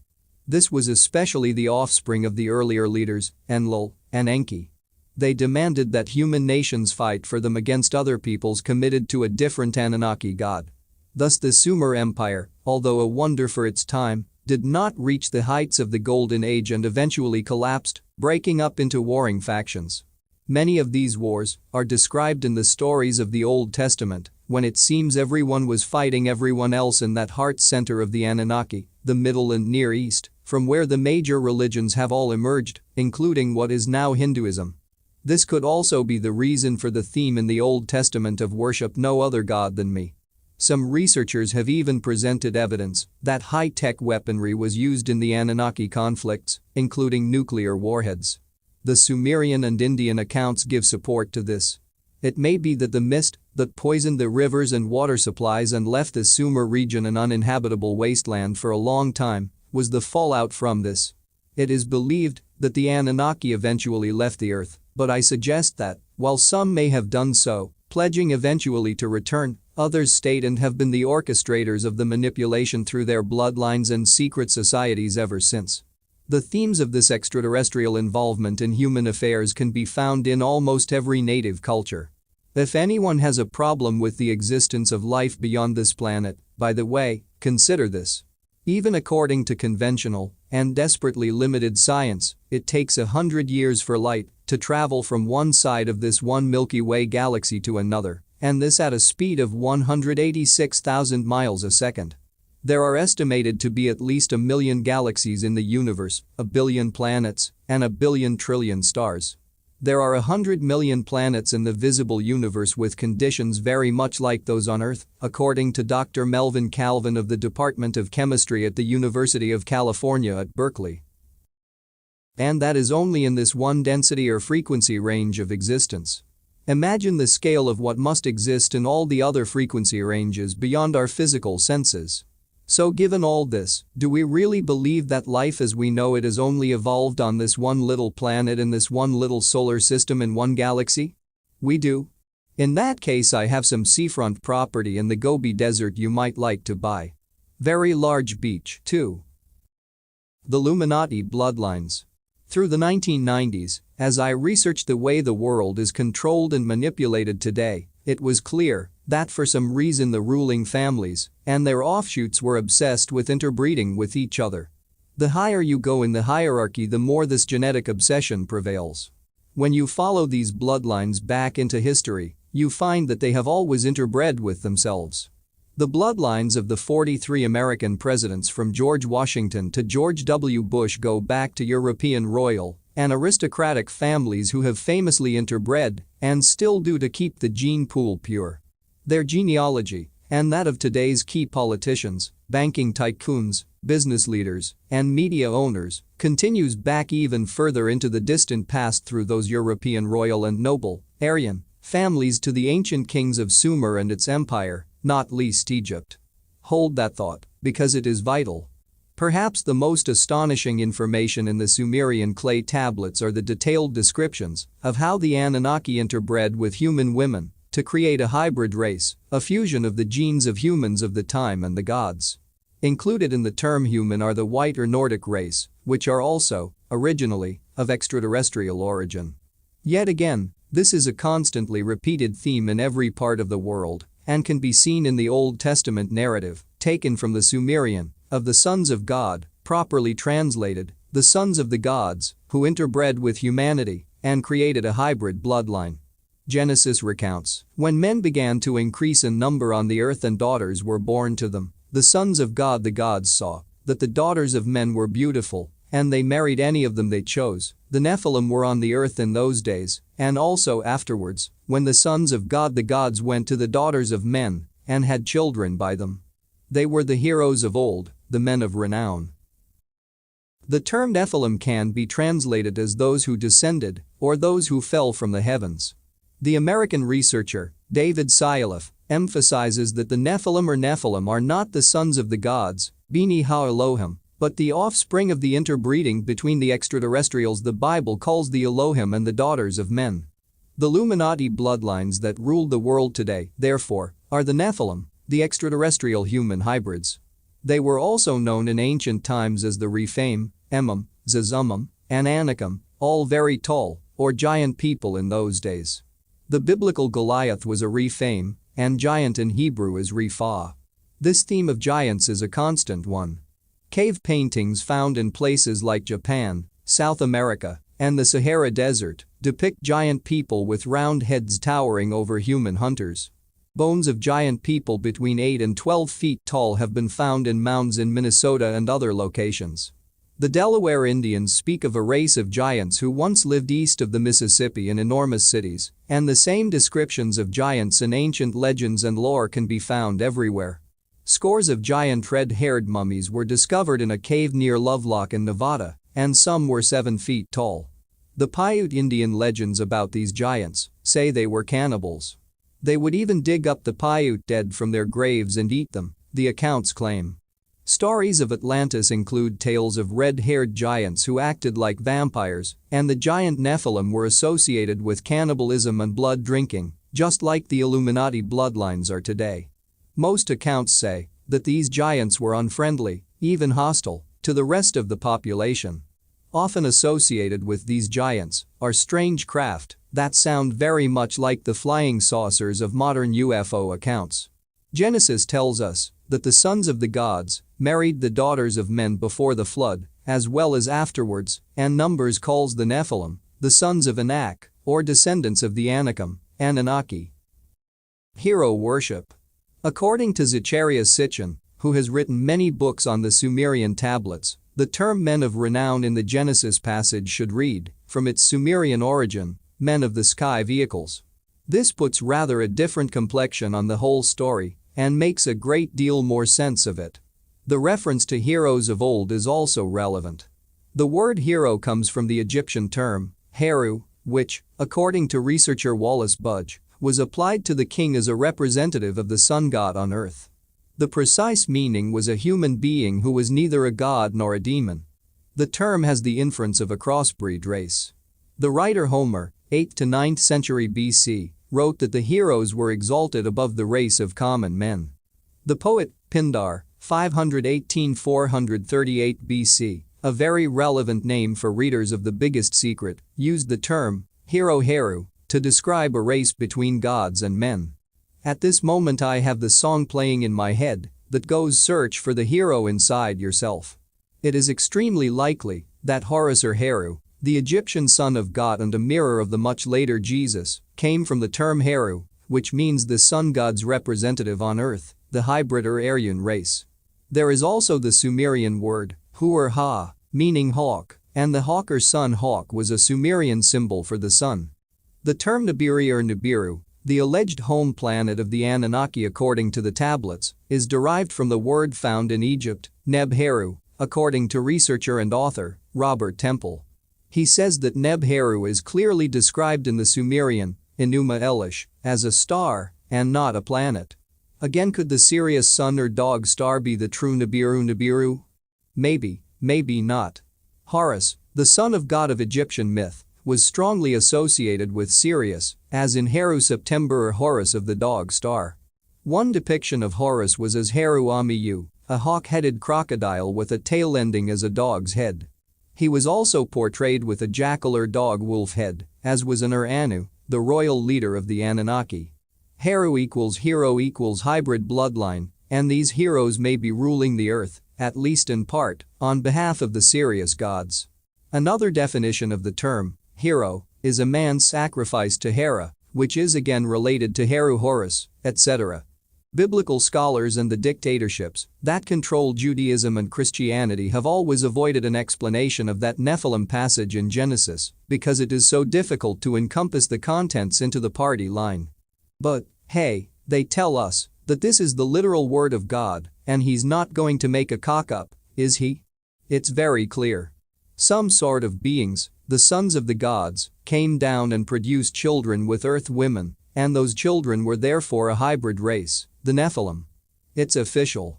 God said. Over to you, Vicar. Or Rabbi. Talk us through that one.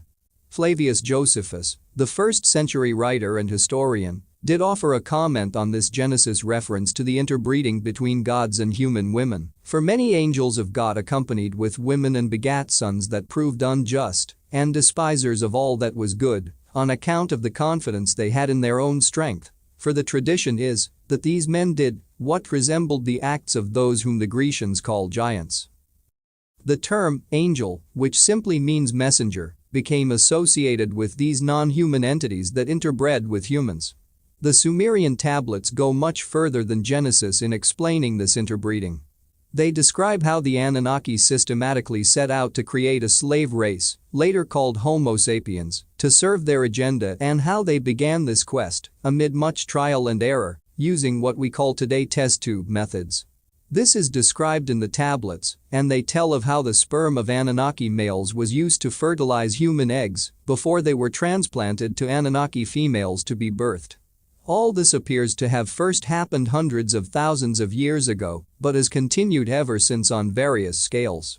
I think many of the stories mentioned in the tablets refer to events in Lemuria and Atlantis. All this makes more understandable the countless stories told today by people claiming to have been abducted by non-human entities that forced them to have sex or took their eggs. The babies that result often disappear in early pregnancy with no medical explanation.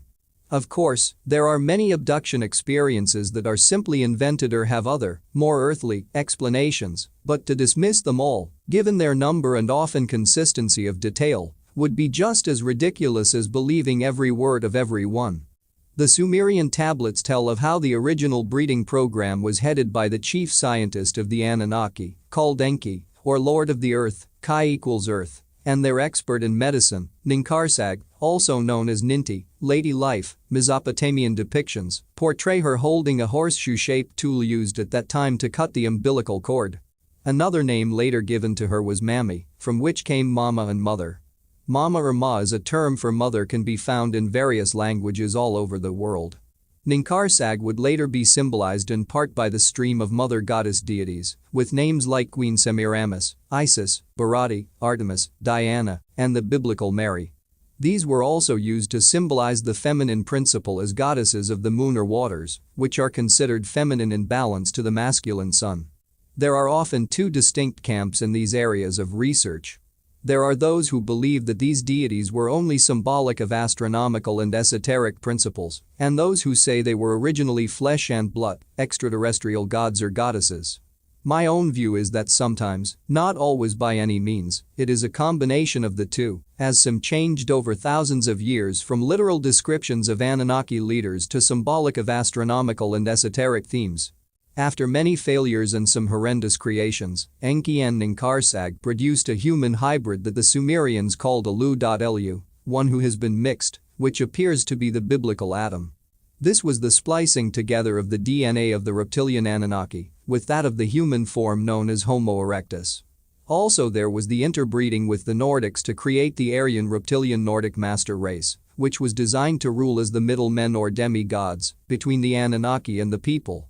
What the Bible calls Adam, the first man, is likely to be symbolic of the atom, a genetic stream, not an individual.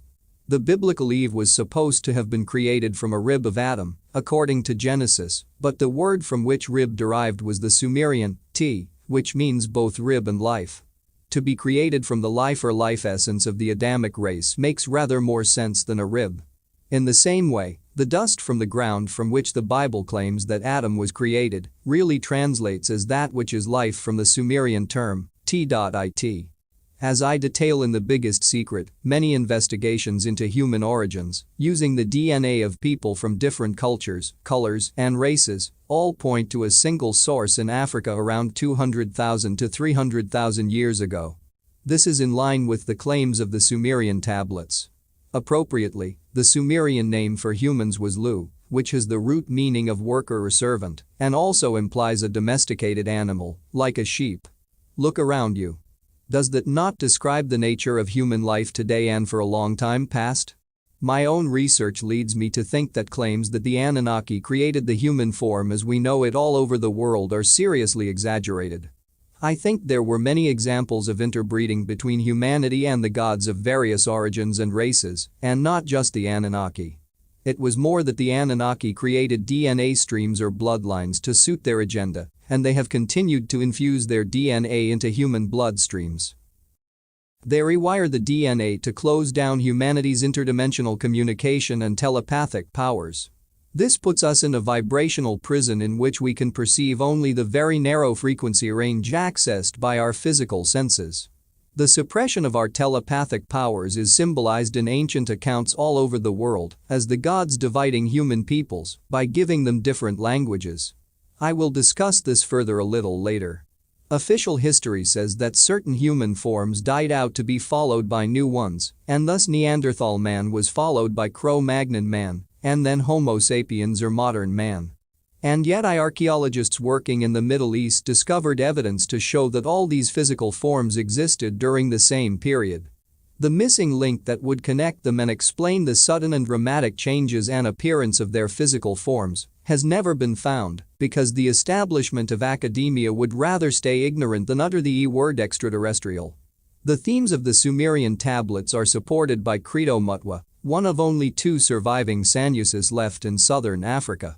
A Sanusi is the peak of the African shamanistic stream. Credo is 79, and the other Sanusi, his aunt, is in her 90s. He is the official historian and storyteller of the Zulu nation, and the very name Zulu means people from the stars because they believe they were seeded by an extraterrestrial royal race. With no one for him to pass on his knowledge and the urgent need for everyone to know the astonishing information he has received in a lifetime of initiations, I produced 2 videos with him, The Reptilian Agenda, Parts 1 and 2. They last more than 6 hours, and still that is only a fraction of the knowledge he holds. In the videos he reveals what he once pledged in his initiations never to reveal. But he says that the situation for humanity is so perilous that it is far more important for them to know what is going on than for him to keep such vows of silence.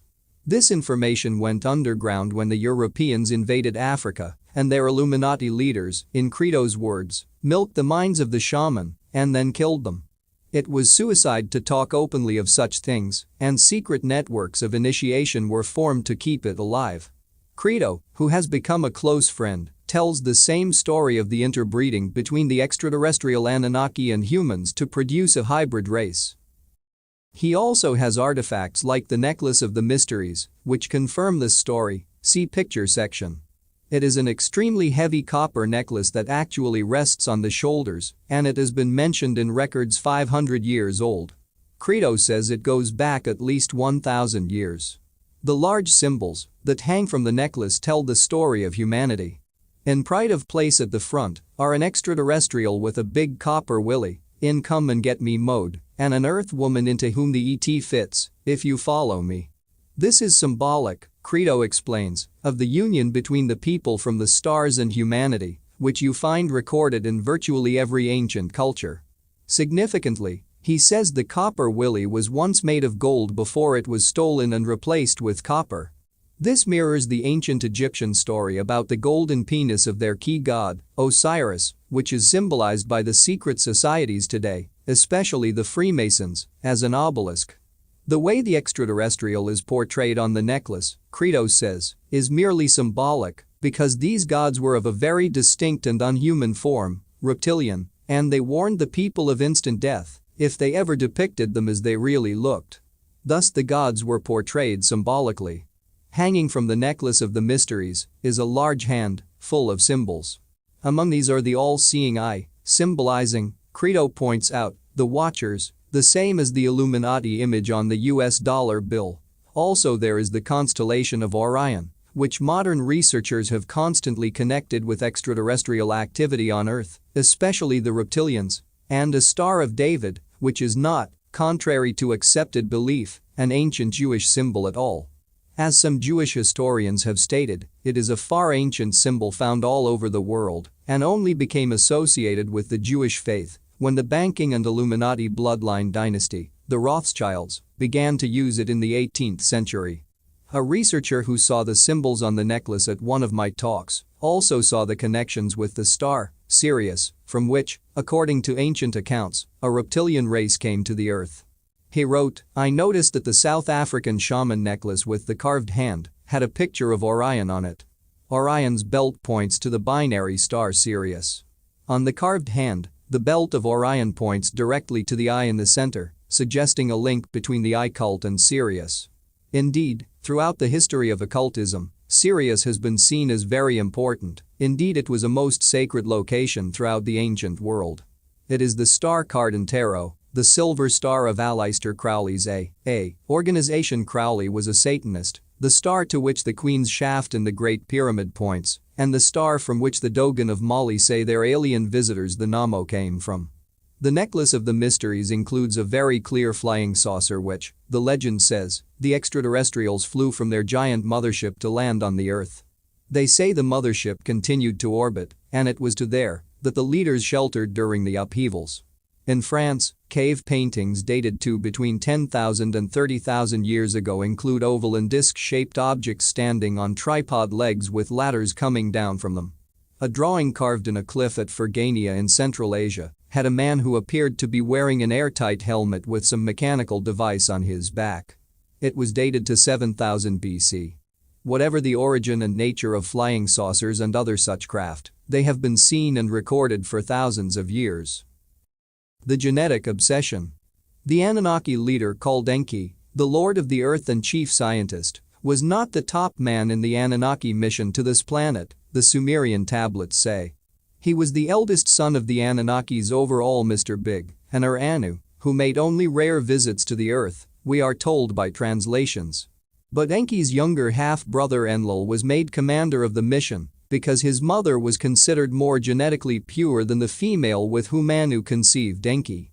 This, the accounts reveal, was to be the cause of ongoing conflicts between the half-brothers, which were to erupt in the wars within the Anunnaki that stimulated enormous conflict between their factions within humanity, as described in Old Testament texts. It is well known by researchers that, although the Illuminati agree on the overall agenda of global control, they too are constantly at war within themselves as different groups, and families seek to be at the top of their greasy pole. This is no surprise when you consider that the Illuminati is a front for the Anunnaki, and the secret society network is their means of covertly manipulating humanity and introducing their agenda for a planetary dictatorship via a world government, world central bank, world army, and a microchipped population. All of which are getting closer by the hour. These factions within the Anunnaki, and therefore the Illuminati, are still at war with each other today.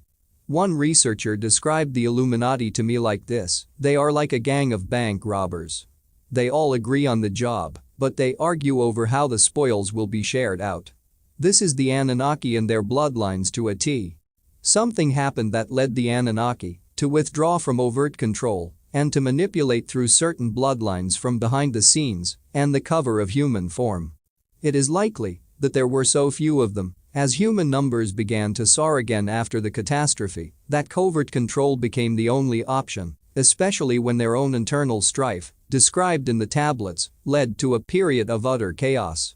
The accounts confirm many times, according to Sitchin's translations, that the commander of the mission Enlil was alarmed at the rapid expansion of human numbers, and it is even suggested that one major geological catastrophe was manufactured by the Anunnaki to dramatically reduce the population, just as the Illuminati seek to do today with war, famine, and disease. The decision by the Anunnaki to withdraw to the shadows could even have involved an outside intervention of some kind, because it is clear that there are many extraterrestrial groups with varying agendas at work who find this planet of great interest. Whatever the cause, the Anunnaki went underground, literally and symbolically, and used certain hybrid bloodlines to do their dirty work in the human arena. The divine right of kings, and presidents, and bankers. You can appreciate from the genetic reason for Enlil's elevation over Enki that the Anunnaki are fiercely hierarchical, and that hierarchy is decided on the basis of bloodline and genetics. Exactly the same theme is followed by the human bloodlines that have held the reins of power since the days of Sumer. Throughout history, the right to rule has been decided by bloodline. For thousands of years it was done openly, and today it is achieved through covert manipulation and the secret society web I call the Illuminati. As humanity interbred, the traits of the Anunnaki were diffused into the overall genetic pool. But certain bloodlines were specifically seeded by the Anunnaki royal leadership to be their front men and women who would rule humanity on their behalf and to their agenda, the accounts reveal. This is the reason for the obsessive interbreeding of the ruling families over thousands of years. The Sumerian texts call these Anunnaki royal bloodlines the Abgal, the masters of knowledge, and the seven elders, and they apparently go back to 10 priest kings before the deluge. Atlantis and Lemuria, in other words. They were depicted with fish-like bodies, as was Enki himself under another of his names, Ons. The fish symbolizes the amphibious nature of the gods, and that is right in line with the apparently amphibious extraterrestrials from Sirius. These royal bloodlines have worked to maintain their Anunnaki genetics through interbreeding, and others have continued to be seeded for this purpose ever since, hence the stories of humans forced to have sex with, or being artificially impregnated by, non-human entities. The Sumerian records say that the crossbreed hybrids of the Anunnaki were placed into the positions of royal ruling power during the Golden Age and throughout the Sumer Empire. This happened, the tablets document, when Anu bestowed Anuship, later called kingship, on humanity by creating the bloodlines to rule on behalf of the gods. Kingship is really kinship, bloodline. This is also the true origin and meaning of the ancient theme of the divine right of kings, the right to rule, because of your genetic history. It is not the divine or God at all. It is the right bestowed by the gods, the Anunnaki, to rule according to their agenda. In reality, most of the battles between kings and queens of various bloodlines to rule various countries were a continuation of the internal tussle for supremacy within the Anunnaki. This applies to the Stuart and Tudor dynasties in England, for instance, the battles between bloodlines in England and Scotland, and those today within banking, business, politics, and the media. Researcher John A. Keel wrote of these themes 30 years ago. In all these legends there is another persistent theme, that the god kings mated with mortal women, impregnated them, and thus started a royal lineage. Tradition claims that the blue bloods of royalty actually had blue blood in their veins in early history, perhaps as a result of this crossbreeding. Even today some royal families suffer from hemophilia and other rare blood diseases. This ownership of the planet was passed on to human heirs, and for thousands of years a few dozen families literally owned the entire planet. They intermarried and managed to keep the system going until modern times. Although the king system degenerated slowly, it did not really collapse until 1848. But control by these bloodlines only appeared to collapse. They just moved from overt power through royal rule to covert control through politics, banking, business, and media. In Appendix I at the back of this book, you will see just some of the famous rulers and influences on the world over thousands of years who come from the same bloodline, starting with the rulers of Sumer, Egypt, Babylon, and Greece. These were all part of, or the successors to, the Sumer Empire, and based on that same knowledge, culture, and bloodline hierarchy of the gods. As we follow this bloodline through the millennia, we find that all 43 presidents of the United States to George W. Bush, the royal families of England, including the House of Windsor, and those responsible for the creation and imposition of Christianity and other religions, like the Jehovah's Witnesses and the Mormons. Of those 43 U.S. presidents since the first in 1789, some 34 are connected genetically to Charlemagne, the most famous monarch of what we now call France, and a major figure in the Illuminati and its bloodlines. In the last weeks of the farcical year 2000 presidential election campaign, that blue blood Bible of royal and aristocratic genealogy, Burke's Peerage, confirmed the themes I am highlighting here. 4 years earlier, when Bill Clinton faced Bob Dole, Burke's Peerage said that the candidate with the most European royal genes had won every single presidential election in U.S. history. Clinton and George W. Bush have since continued that unbroken sequence. In a Reuters report of October 17, 2000, Burke's Peerage confirmed that both George W. Bush and opponent Al Gore were of royal descent, with Bush the bluer of the two. Purely by knowing his bloodline and watching the behind-the-scenes developments, I was able to predict 3 years before the 2000 election that George W. Bush would be the next president of the United States. Bush is closely related to every European monarch on and off the throne, including the King of Albania, and has kinship with every member of Britain's royal family, the report said. He is a 13th cousin of Britain's seriously reptilian Queen Mother and her daughter Queen Elizabeth, and is a 13th cousin once removed of the heir to the throne, Prince Charles. Bush has a direct descent from Henry III and from Henry VI's sister Mary Tudor, who was also the wife of Louis XI of France. He is further descended from Charles II of England. Harold Brooks Baker, publishing director of Burke's Peerage, said, "It is now clear that Mr. Gore and Mr. Bush have an unusually large number of royal and noble descents. Only unusual if you don't know the story." He added, "In point of fact, never in the history of the United States have two presidential candidates been as well endowed with royal alliances." Brooks Baker said there had always been a significant royalty factor in those who aspired to the White House, with Presidents George Washington, Thomas Jefferson, Franklin, and Theodore Roosevelt, and Ronald Reagan, among others, all boasting blue blood links.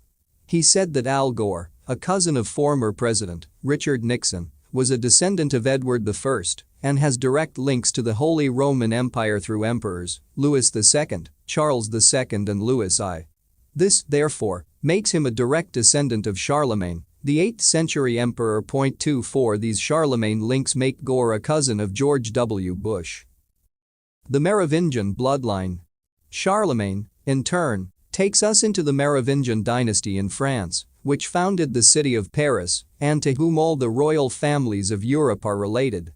Other highly influential figures of their time, like the founders of the Mormon religion Joseph Smith, Hiram Smith, and Brigham Young, are from this Merovingian line. There have been a number of best-selling books written over recent years about the Merovingian bloodline and the France-based Priory of Sion, a secret society through which this bloodline manipulates. These books have presented some interesting and important information, but they claim that the Merovingians are the bloodline of Jesus and the children they say he conceived with Mary Magdalene. The story goes that she fled with them to southern France after the crucifixion. But there was no Jesus and there was no Mary Magdalene, a fact that will become obvious. How do two people who did not exist conceive children who became the Merovingian line? Beats me. This is a vitally important bloodline, yes, but not because of Jesus. The Merovingians are Anunnaki hybrids. It is one of their key bloodlines. Interestingly, Mag is apparently a code for the reptilian DNA passed on through the female line, and it appears to relate to Orion from what I understand. The Dan Winter website at www.danwinter.com has a lot of background information to the reptilian human genetics. The Merovingian bloodline is a constant theme in my research of the ruling families. It goes back to the ancient Middle and Near East during the Sumer Empire, and almost certainly even further to Atlantis and Lemuria. The people later known as Merovingians were involved in the Trojan War, c. 1200 BC, between the Trojans and the Greeks in what we now call Turkey. Over time they moved out through the Caucasus Mountains in southern Russia under the name Scythians and into Europe where they were known as the Sicambrian Franks, the source of the name France. They were named after Cambra, their tribal queen of the late 4th century, and Francio, their founder, who claimed to have been descended from Noah of the biblical Great Flood. Noah is a mythical name, but possibly based on a real character from the Atlantean period and an Anunnaki crossbreed. It should be stressed here that Noah and Abraham, had they actually existed, were not Hebrews, because there were no Hebrews in this period. The Hebrews were an offshoot of the Sumerian Egyptian cultures, as outlined by, among others, Professor Cyrus Gordon, in The Common Background of Greek and Hebrew Civilization, W. W. Norton and Company, New York, 1965. To claim descent from Noah is used by Illuminati initiates to symbolize their genetic connection to the Anunnaki bloodline. The Sumerian version of the Noah story relates his close connection to the Anunnaki, especially Enki. The Franks called themselves the Numij, or the people of the covenant, and settled in Germania, possibly named by the Romans from a word meaning genuine ones, with their center in Cologne. Peoples of the former Sumer Empire moved into Europe over many centuries by land. As they traveled they were known by different names in different regions. Once more the changing names have obscured the fact that they were the same peoples from the former Sumer Empire and even further back to Atlantis and Lemuria. Some of the names by which these former Sumerian peoples were known are the Scythians, Saka, Saki, Saxon, Goths, Gauls, and Cimmerians. The Angles and the Saxons, who combined to form the Anglo-Saxons, once again had the same origin, the Aryan race from Sumer and its empire. This exodus into Europe included the people called the Sicambrian Franks. Interestingly, these Franks also claimed to have lived in Arcadia in Greece, which is a name for Atlantis according to some researchers. The Danube, Danaan, region was another area where the Sicambrian Franks settled, and this region has long been connected to the bloodlines and their interbreeding. From the time of their king, called Meravius or Merovi, who became guardian of the Franks in 488, they became known as the Merovingians. Legend says that Merovi was the offspring of a human mother and a sea creature called Quinator, who sounds very much like the reptilian Anunnaki known as Enki, or Ons, the fish god. Merovi, who was brought up by Chotio, the first king of the Franks, was known as the son of the sea, and this is the symbolic foundation of the Merovingian bloodline so crucial to the Illuminati. The Merovingians founded the city of Paris in the 6th century, which they named after Prince Paris, the son of King Priam of Troy. Prince Paris was one of the figures in the Trojan War story, which the Merovingians knew their bloodline had been involved in.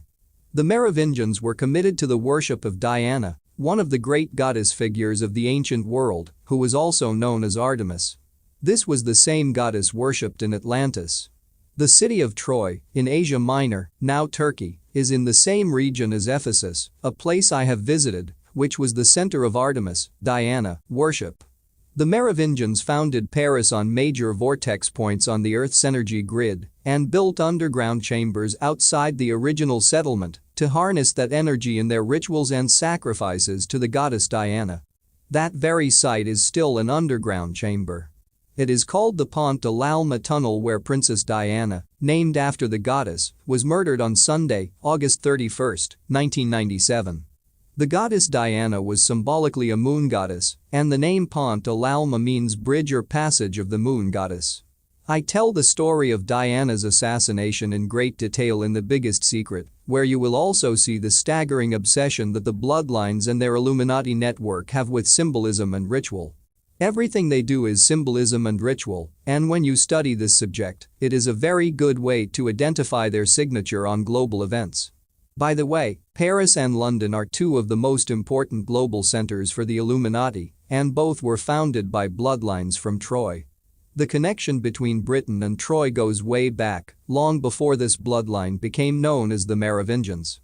It was a royal Trojan called Brutus, a relative of Helen of Troy, who sailed west to Britain after the fall of Troy and founded a city called Car Troia or New Troy in around 1103 BC.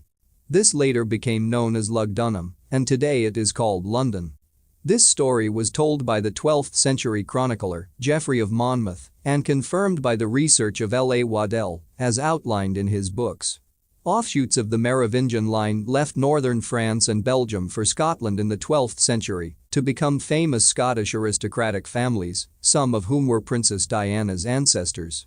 This is one reason why Scotland is so important to the Illuminati and why we have the biggest secret society in the world, called the Scottish Rite of Freemasonry. The House of Windsor, who were most certainly involved in the ritual murder of Diana, descend from the Merovingians. The three-pointed fleur-de-lis, formerly the trident of Atlantis and Lemuria, became the symbol of the Merovingian bloodline, and so you see it used profusely by British royalty on official buildings, like a gate at the White House, and in churches, figure 15. The bee is also a Merovingian symbol, and this was associated with Artemis, see picture section, and many other goddesses, including Queen Semiramis in Babylon, who is symbolized by the Illuminati as a dove. Thus the dove is another theme of British royalty's ritual ironmongery, sacred scepters. The reptilian bloodline is supposed to carry secret esoteric and magical powers, what the Nazis called the Vriller serpent power, and the Merovingians were known as sorcerer kings because of these abilities. Some of the more amazing of these powers we shall discuss later. Keep the seat belt on for that one. These guys and gals don't interbreed because they fancy each other. There is a greater purpose, and one on which their whole plan depends. The Windsors wanted Diana's genes for their own purposes because she carried a strong DNA connection to the Nordics, and the reptilian hybrids need to infuse their bloodlines with that from time to time, and therefore you have their obsession with blonde-haired, blue-eyed people. Once the offspring were born of Diana's union with Prince Charles, she was surplus to requirements and ritually removed. Christine Fitzgerald, her closest confidant on esoteric matters for 9 years, told me that Diana called herself the Windsor's brood mare because she had realized the game. Now with Diana gone, and having fulfilled his bloodline duty, Prince Charles can be seen openly with the woman he was secretly with throughout his marriage, Camilla Parker Bowles. The Rothschild bloodline. The Merovingians were supposed to have died out, but in reality only the name disappeared, until recently, and not the bloodline. The genetics continued with the king of the Franks called Charles, more famously known as Charlemagne, to whom 34 of the 43 US presidents, and so many other key figures are related. He vastly extended the Frankish domains and ruled as Emperor of the West in the Papal Empire created and controlled by the bloodlines descending from the Roman Empire. These in turn descended from the royal lines of the Sumer Empire, who descended from Atlanteans, Lemurians and the interbreeding of the Nordics with the reptilian Anunnaki. Another of the key names in Illuminati genealogy is Alexander the Great, an ancestor of Charlemagne and all the major Illuminati families today, see Appendix I. Alexander carried the strongly Nordic DNA and descended from the Viking peoples who settled the Mediterranean and the Aegean after the Atlantean cataclysms. Alexander ruled Troy at one stage and, before he died in Babylon in 323 BC at the age of 33, his army had seized control of a vast region once ruled from Sumer. This included Egypt, Mesopotamia, and into India. He founded the city of Alexandria in Egypt. He was known as the Serpent's Son and Alexandria was the city of the Serpent's Son. Once again we see the recurring theme.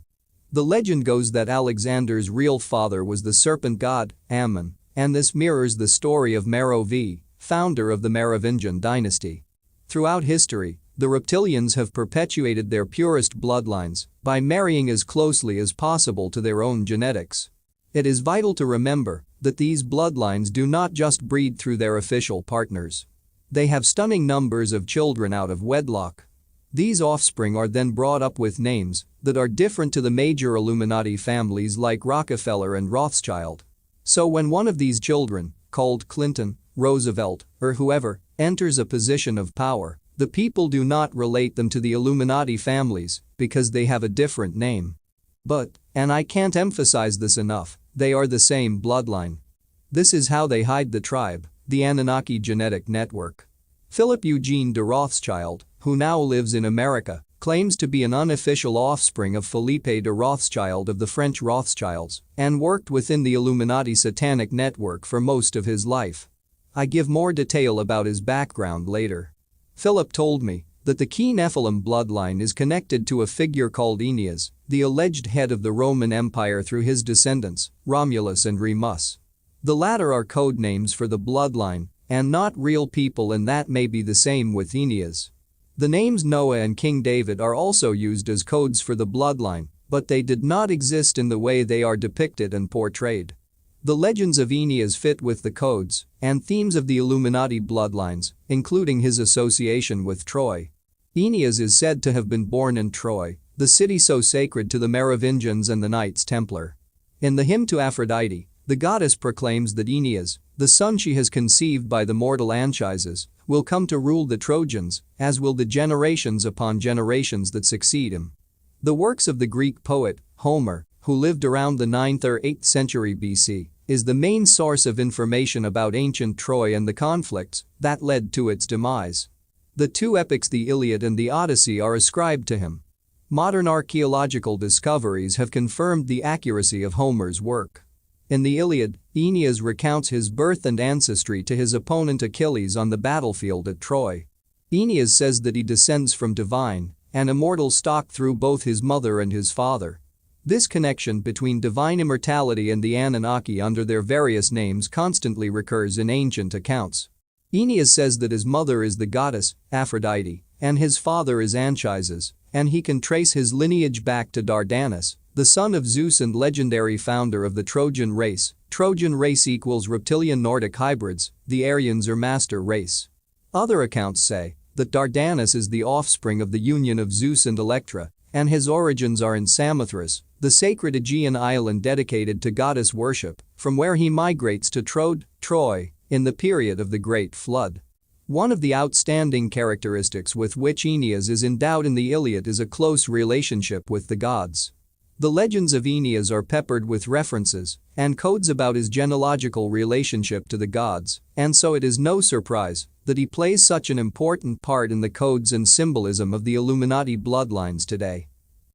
Philip Eugene de Rothschild told me that this Aeneas bloodline became what he called the Rothsburg dynasty, the union of the Bauer Rothschilds, same family, different name, and the Battenbergs. This is the Merovingian bloodline, and also the line of the Habsburgs, the leading family in the Holy Roman Empire for hundreds of years. This was the medieval state that embraced most of Central Europe and Italy from 962 to 1806. The Dutch researcher Frans Kamp suggests that the Habsburgs were Nordics who interbred with the reptilians in the ancient past. They were also connected to the reptilian house of Lorraine. Philip Eugene says that this Rothsburg bloodline is known within the Illuminati as the gens. This is a Latin word meaning race, tribe, or male line of descent and comes from the term gignere, to beget. The late Lord Louis Mountbatten, a famous member of the British royal family, and his nephew, Prince Philip, are Battenbergs and Illuminati Satanists. This is why Lord Mountbatten became governor of the Isle of Wight off the south coast of England, an extremely important center for the Illuminati and its Satanists because of its position on the Earth energy grid. More about that in due course. It was Lord Mountbatten who arranged the marriage between Prince Philip and Queen Elizabeth II, after which the royal line of the UK became known as Windsor-Mountbatten. Both the Windsors and the Mountbattens are German bloodlines formerly known as the House of Saxe-Coburg-Gotha and the Battenbergs. They anglicized their names during the First World War against Germany for public relations reasons, but both of these families supported the Nazis, and Prince Philip was sent to a school in Germany run by the Nazi youth program, see, and the truth shall set you free and the biggest secret. Philip Eugene, the Rothschild offspring, says of this Aeneas bloodline, apparently Aeneas embodies all the various bloodlines that must trace their lineage back through Charlemagne, because in him is embodied the confluence of the lineage of both David, Jewish, and Alexander the Great, Aryan. It is the modern-day representatives of these Roman gens or European monarchs that make up the ruling aristocracy of the revived Roman Empire. These royal families maintain their pedigree through endogamy, interfamilial marriages. The first prototype of the Antichrist, the purest bloodline, was Nimrod, founder of Babylon. The historical and seminal nexus of this last Roman Empire is Charlemagne and his descendants, people like Prince Philip Mountbatten, Rex Julius Alexander Battenberg, who is one of the ruling heads of the Julian gens. The Keepers of the Secrets.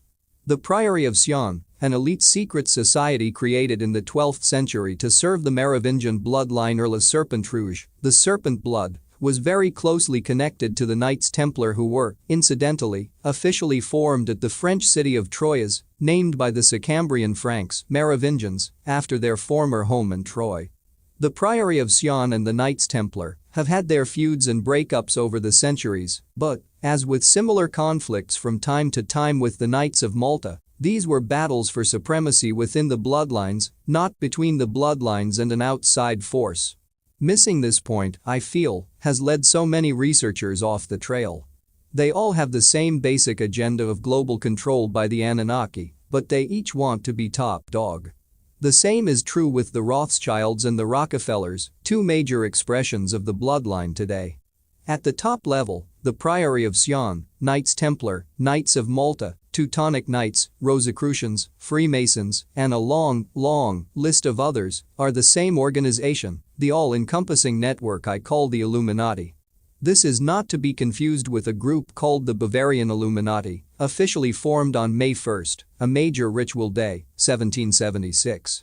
The Bavarian Illuminati is a strand in the web, not the web itself. Any other point to emphasize as we close this chapter is the constantly recurring theme in this story of the Caucasus Mountains in southern Russia. From the early days of my research, this region has appeared again and again in relation to the bloodlines, particularly the Aryan race. Of course, the white race is known in North America as Caucasian. A Swedish contact had a long relationship with Russia's leading UFO expert, whom she later discovered had Secret Service connections. She said that he had spoken of the Caucasus Mountains as an interdimensional portal or gateway through which other dimensional beings could enter this frequency range we call the physical world. This region was also a place where bloodlines from the Middle and Near East intermingled and no doubt interbred with those from the Far East and Northern Russia. Robert Temple highlights in The Serious Mystery the importance of the Colchis people at the foot of the Caucasus Mountains and relates them, with persuasive evidence, to the Greek myth of Jason and the Argonauts, a story which, as he points out, contains many symbolic codes for Sirius. In the myth, Jason steals the golden fleece from the king of Colchis. It is in this region that the Georgian people live their extraordinarily long lives by today's standards, and not far to the south is Mount Ararat, the place where the biblical Noah's Ark was supposed to have come symbolically to rest. The Greek historian, Herodotus, said that the people of Colchis, a dark race, were of Egyptian descent, and he was told that they were men from the army of the pharaoh, Sesostris, whom, scholars believe, was another name for Ramses II. This guy appears in the Illuminati bloodline that includes the Rothschilds, Rockefellers, Bushes, and the British royal family, etc. The themes summarized here are supported by stories, legends, and accounts across the world, not only in the Sumerian tablets. Renegade insiders and former insiders of the Illuminati have also confirmed to me that humanity is indeed controlled by a tribe of interbreeding bloodlines that go back to the time of the Sumer Empire, Atlantis and Lemuria, where they were seeded by a non-human source.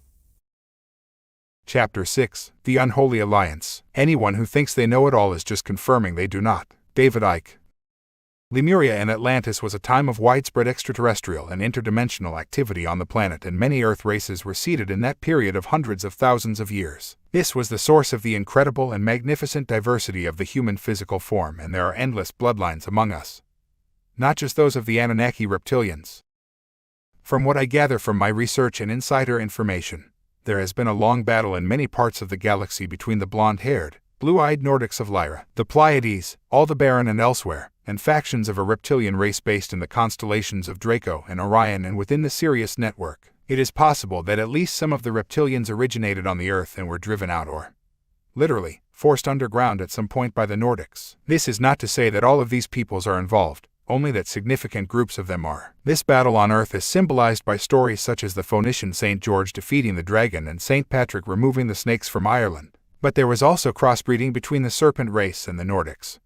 which created the hybrid bloodlines that overwhelmingly became the ruling bloodlines of the Aryan dynasties. Brinsley Laporte says in his book, The Sky People, that the crossbreeding between the serpent race and the white race began on Mars before it was destroyed by cataclysm. Arizona Wilder, a victim of the Illuminati mind control projects and a conductor of their sacrificial rituals, told me that during her training she was told that the reptilians and the Nordics fought on Mars and crossbreeding took place there before they moved to Earth. She says that the reptilians have followed the Nordics around the galaxy for eons because the blood of blonde-haired, blue-eyed people is very important to them. As I said earlier, modern UFO research has suggested that 3 extraterrestrial groups fundamentally involved with life on this planet are the Nordics, reptilians, and Greys, with an insectoid-type race also involved somewhere in this. It has been further suggested that the reptilians control the Greys, who are also a reptilian form as we shall see, and that these groups have an alliance with a faction of the tall, blonde Nordics, so named because of their likeness to the Scandinavian race. Though much taller, whatever you may think about the extraterrestrial connection, one thing is for sure: the ruling bloodlines of Sumer and its empire were very tall, Aryan types, with blonde hair and blue eyes. And throughout that same empire there was veneration of serpent gods. Is that really just coincidence? The Nordic connection.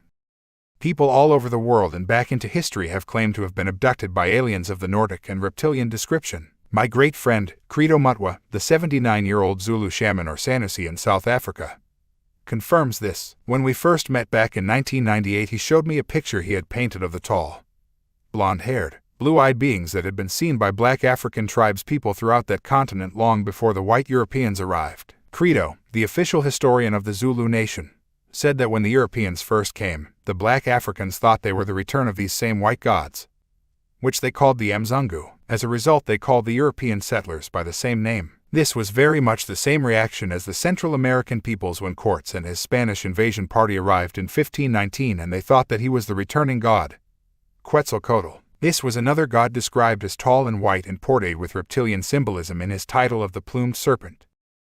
An American woman told me of an experience her father had in the early 1970s that strongly related to an extraterrestrial or other dimensional white race. They lived in Turkey at the time, where he worked at a listening post for American military intelligence. He came home one night in a terrible state. When asked what was wrong, he just mumbled, "The world is not like we think it is." Although he rarely drank, he asked for a scotch, and then another. As he relaxed, he told his daughter of a communication he had taken that day from the pilot of a plane that was stationed at the Turkish base. The pilot reported that he was flying near the North Pole when suddenly his engine stopped and all the electrical systems switched off. The plane then gently lowered itself vertically to the ground, and to his disbelief a mountaintop opened up and the plane came to rest inside. What he saw was a scene straight from James Bond. He got out of the plane wondering what the hell was going on, and he was met by tall, blonde-haired people with pearl-colored skin and bluish-purple eyes that appeared to be electrically charged somehow, like laser eyes. The beings in the mountain all wore long white gowns with a Maltese cross medallion on a chain,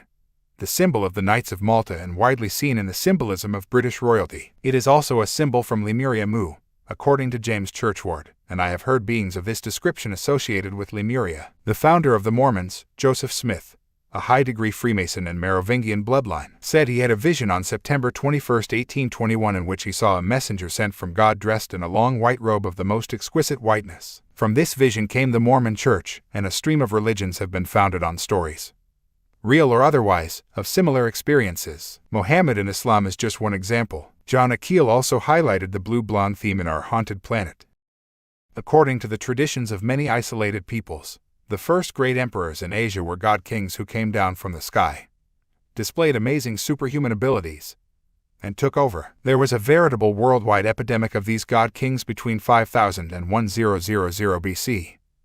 The myths and legends of Greece, India, and South America describe their rule. They were taller and more imposing than the men of the time, with long blonde hair, marble-like white skin, and remarkable powers which enabled them to perform miracles. The ancients said they had marble-like white skin, and a modern pilot describes these beings as having pearl-like skin. The pilot's memory was hazy about what happened after he first met all blue eyes in the James Bond mountain, but he remembered walking into a room and seeing a group of these beings sitting around a conference table. Eventually, he was taken back to his plane, and as it rose from the mountain his engines and electronics restarted. There are many modern reports of such beings living within mountains, including Mount Shasta in California, where it is said that Lemurians fled before the cataclysms. Now look at how the ancient Book of Enoch describes the Watchers.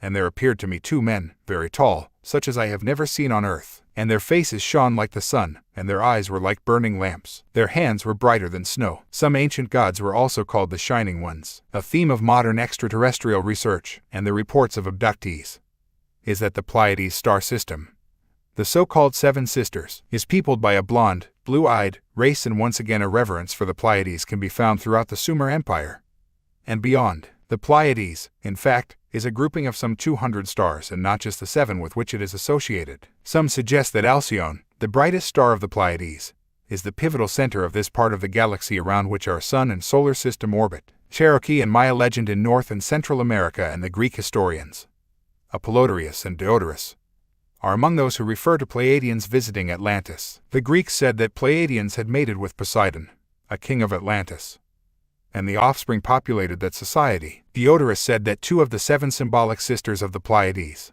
Selone and Alcyone, had laid with the most renowned heroes and gods, and thus became the first ancestors of the larger portion of the race of human beings. Nordic reptilian interbreeding. The Lyra constellation is widely associated in UFO research and the stories of abductees with a blonde-haired, blue-eyed race. Aldebaran, a giant red star with a diameter about 40 times that of the Sun, is another Nordic-related location, not least within the secret society network of the Nazis. It is in the constellation of Taurus and one of the brightest stars in the northern hemisphere. Many abductees tell of loving experiences with tall, blonde beings claiming to come from the Pleiades, as they do with some reptilian experiences, and it is important to stress here, and to keep in mind throughout this book, that I am not suggesting for a moment that all of these Nordics or reptilians have a malevolent agenda for humanity, only that some factions of them do. These genetic streams appear to be vast and populate many parts of the galaxy, and so, as with humanity, some will have a positive agenda, some will be neutral, and others will desire to control. Researcher Franz Camp believes that the more positively motivated Nordic extraterrestrials fled from Atlantis to the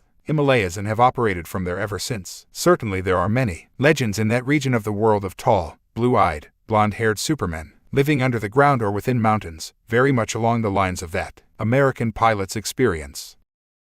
Many of these entities may not even be of our density or dimension. As I've outlined, creation consists of infinite dimensions of life vibrating at different speeds. Some beings know how to change their frequency range and dip between these dimensions, appearing and disappearing as they move between frequencies, much like a radio dial. This is why people have reported seeing entities disappear before their eyes. They have not, in fact, disappeared at all. They have left the frequency range that person can access. Credo Mutwa told me that the African accounts of the Nordic Mzungu say they hold some type of metal ball that seems to be related to their ability to appear and disappear at will. Time as we measure it is also an illusion that imprisons our minds. I know how hard it is to comprehend this, but past, present, and future are all happening together, and thus some of the extraterrestrial visitors, by moving through the frequencies in which these various stages of time are unfolding, can literally come back from the future, or the future in relation to where we are now. Time travel is no myth, it's just that the elite don't tell us about it. There are people who suggest that in fact Atlantis and Lemuria were not third density realities, but fourth density, and that, as a result of what happened, the frequency fell and everything became denser. Maybe the fall of man, they say, was the fall of the frequency of the planet from the fourth to the third density as a result of the fantastic events that destroyed Mars and almost destroyed the Earth. There are so many maybes and possibilities once you free your mind from the prisons of conditioned reality. The reptilian connection. The most prominent theme in this cocktail of extraterrestrial or interdimensional races, in relation to human control, appears to be a faction of the reptilian species. Many abductees who claim to have been kidnapped by non-human entities have indicated that there is a connection between the reptilians, Greys, and Nordics. They suggest that these types of entities are collaborating on the same agenda. Others have said that the reptilians were seen masquerading as Nordics by using some type of hypnotic or holographic field to deceive abductees. One minute they look like blue-eyed blondes, the next they are reptilians. Once you can change form, or manipulate the way the observer perceives that form, who the hell knows what is what and who is who? The Anunnaki of the Sumerian tablets were from the reptilian race, as widely confirmed when you read the ancient accounts. The Sumerian tablet dating back to around 3500 BC leaves us in no doubt as it describes the arrival of the Anunnaki. The reptiles verily descend. In Hebrew myth, the biblical Nephilim, the sons of the gods, are called Oim, which means devastators or serpents. The Anunnaki interbreed with earth races, but especially the Nordics and their offspring, to create bloodlines through which they can manipulate the world while appearing to be human. Even academics like Dr. Arthur David Horn, former professor of biological anthropology at Colorado State University at Fort Collins, has concluded that humanity was seeded by an extraterrestrial race and that the Anunnaki were reptilian. He, too, believes that these same reptilians have controlled the world for thousands of years, as he explains in his book, Humanity's Extraterrestrial Origins. A. and L. Horn, P.O. Box 1632, Mount Shasta, California, 1994. The reptilians, or this manipulating faction of them anyway, have an undeveloped emotional level, along the lines of a crocodile or lizard. They don't feel, in the same way as mammals. They have a sharp mind in an intellectual sense, and that makes them very efficient in creating and using technology. The computer is a very good example of the reptilian mind at work. It operates very efficiently up to a point, but it does not have emotion and is therefore limited in its possibilities. It is the same with these reptilian manipulators. They cannot evolve without developing emotionally, and they want the DNA of those who have that dimension of self. For some reason, the Nordics' genetic code is most important to them. Also, without the balance of emotion, the reptilian mind can do the most horrendous atrocities to others without feeling any compassion for their victims. This is how the Illuminati can manipulate wars that kill and maim tens of millions while being emotionally detached from the consequences for others of their actions. The same with scientists who carry out appalling experiments on live animals while feeling nothing for the suffering of their specimen. It's the reptilian mind. Franz Camp, the Dutch researcher, began his journey of discovery after his marriage to a reptoid hybrid woman ended after 12.5 years. His conclusions about the reptilian-Nordic connection mirror the themes of my own. The humanoid originates from extraterrestrials from the region of Lyra. But the Pleiades and Aldebaran are in the game, too. They had original human form in another density. They were peaceful and had blue eyes and white, blondish hair. By mixing up their DNA with the reptoids, as naive as they were, the humanoids' character changed and they got reptoid qualities of character. This was the fall of the human. It is a natural thing. It happens to this very day. But the former ancestors of humans knew. They forbid having sex with other entities or species. Without controlling the breeding process, the reptoids know the humanoid will prevail. Don't forget, reptoids are afraid of humans. Very afraid. They feel, the very little they do feel, inferior to humans. The reptoids are desperate. They are losing. The Third World War, if it comes, shall be a DNA war because the reptoids want human DNA. We can see the DNA genetic code agenda very clearly today with the cloning explosion and the way human genes are now being openly manipulated like never before, at least in known history. Human cloning has been going on in the underground bases for decades. When researchers said this some years ago, people just laughed. They have stopped laughing now because it is in their face. But such is the depth of human robotic conditioning. They now laugh at everything else that is different to their programming and will continue to do so until that, too, is under their noses. In fact, I say cloning has been happening for decades. It is probably thousands of years. There are many ancient stories that indicate the existence of underground cloning laboratories designed to create a group of identical people. The Nordics were one of the key extraterrestrial races involved with Lemuria and Atlantis, and there are many stories that, way back, they went to war with the reptilians and forced them to flee underground to other locations in the universe, and to other dimensions or densities. The reptilians have been working ever since to regain control of the planet they believe to be theirs, and interbreeding with the royal bloodlines of the Nordics was the most effective means of doing this for reasons we shall explore. T.W. Samsel, the author of The Atlantis Connection, has come to similar conclusions. When the gods began to physically interbreed with the Atlantean people, we see the introduction of the royal lineage, the royal bloodlines that were put into positions of power and rulership over the Atlantean people so long ago. Those of the royal bloodline were looked upon as gods by the general population of Atlantis of the time. These ruled Atlantis until the event of the First Great Cataclysm, which brought the Lemurian Early Atlantic Age to a close. That the reptilian influence over humanity in this area took place in a similar manner at roughly the same point in time or shortly thereafter, is likely to be the case. The human race has been influenced and controlled since approximately 70,000 years BCE or midway through the Lemurian Early Atlantic Age. This involved several extraterrestrial groups and should not be attributed to a single group in and of itself. There were the three main participants in the Direct Contact program who initiated this type of manipulation, and others that the reptilians performed a similar research for their own purposes and even infiltrated the Federation's Project Security most likely did take place.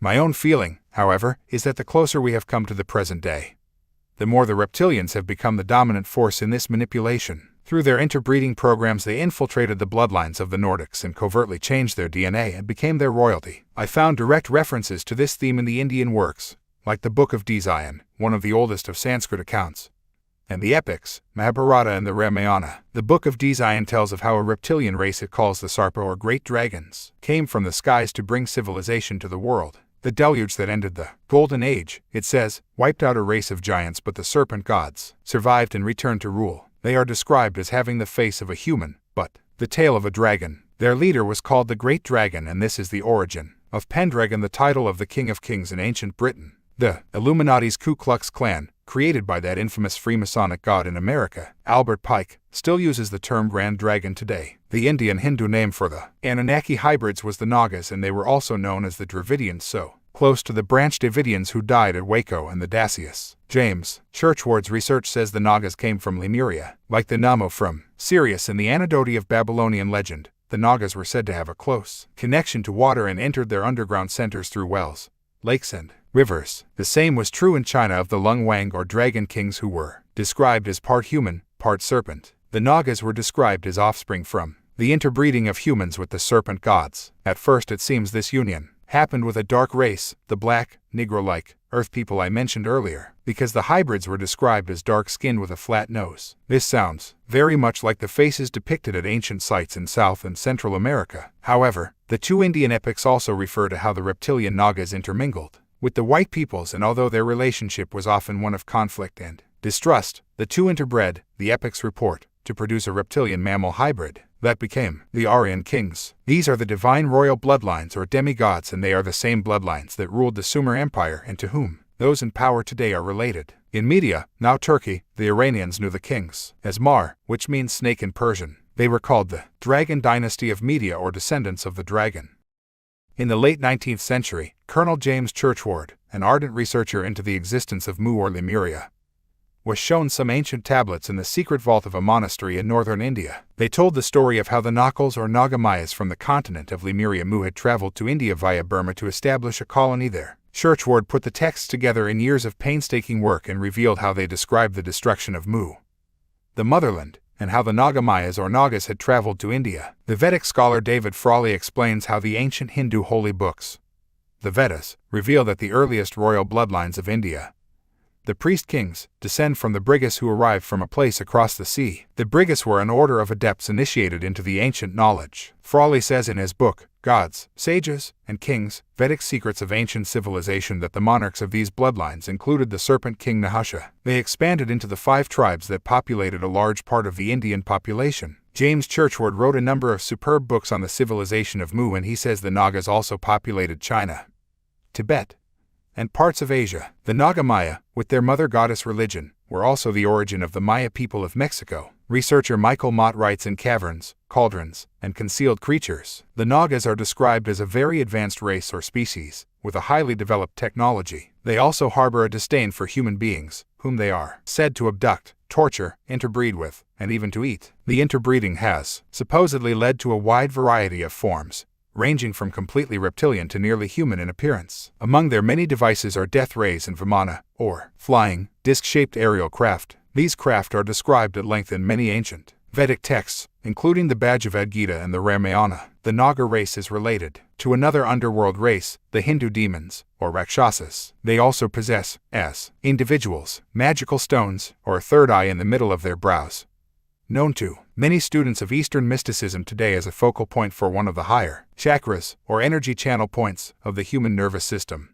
The chakra, associated with inner visions, intuition, and other esoteric concepts. The theme of ruling royal families and emperors claiming descent, and their right to rule from the serpent gods, can be found across the ancient world. These bloodlines and connections were symbolized by royal emblems in the form of a dragon, snake, sphinx, plumed serpent, or the tree cross or ankh. In Egypt they had an order called the Jedi, and the DJ meant serpent. Thus we have pharaohs of the serpent line called Jur, Djoser, and Jedifra. In India, the Buddhist text, the Mahayupati, lists 80 kings who descended from the Nagas or serpent kings. Hindu legend says that the Nagas could take a human or reptilian form at will. This is what is called shape-shifting. Across India the rulers claimed power because they descended from the Nagas. Buddha is claimed to have been of the royal line of the Nagas, but then anyone said to be of a royal line in India would have to be so It was the Nagas who established what is now Kashmir, and again the ruling bloodlines descended from them. The Chinese emperors were the same. They were known as Lung or dragons, and many of the earliest emperors were depicted with reptilian features.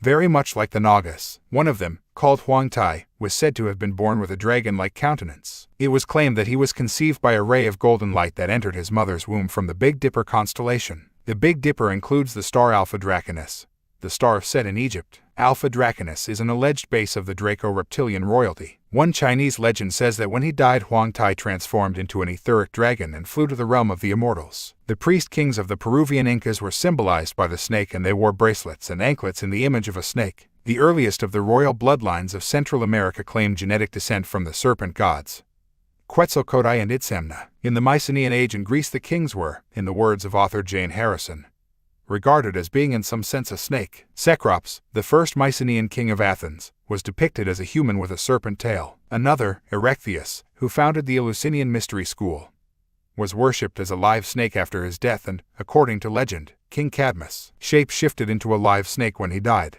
The symbolism of the serpent lineage of the ancient royal bloodlines can be found on every continent. Iran is another example. The Arab poet Ferdowsi, in his Shahnameh or Book of Kings, the legendary history of Iran completed in AD 1010, tells the story of the birth of Zal, the demon or watcher offspring, whose appearance horrified his father, King Sam. According to Ferdowsi, this watcher hybrid called Zal married a foreign princess named Rudebe, a descendant of the serpent king, Zahak, who was said to have ruled Iran for 1,000 years. Rudebe is described as tall as a teak tree and ivory white. These are the familiar features of the watcher offspring in this ancient period. The royal or tribal rulers of China, Africa, the Near and Middle East, Europe, Asia, people of every color and creed, have claimed their right to rule by their descent from the serpent gods. As we've seen, Alexander the Great, one of the most famous monarchs and conquerors of all time, was known as the serpent son. Alexander is extremely important to the Nordic reptilian genealogy of the Illuminati bloodlines. The legend goes that Alexander's real father was the serpent god, Ammon, who had mysteriously slid into his mother's bed and conceived him. 15. The same story was told of the conception of Merovi,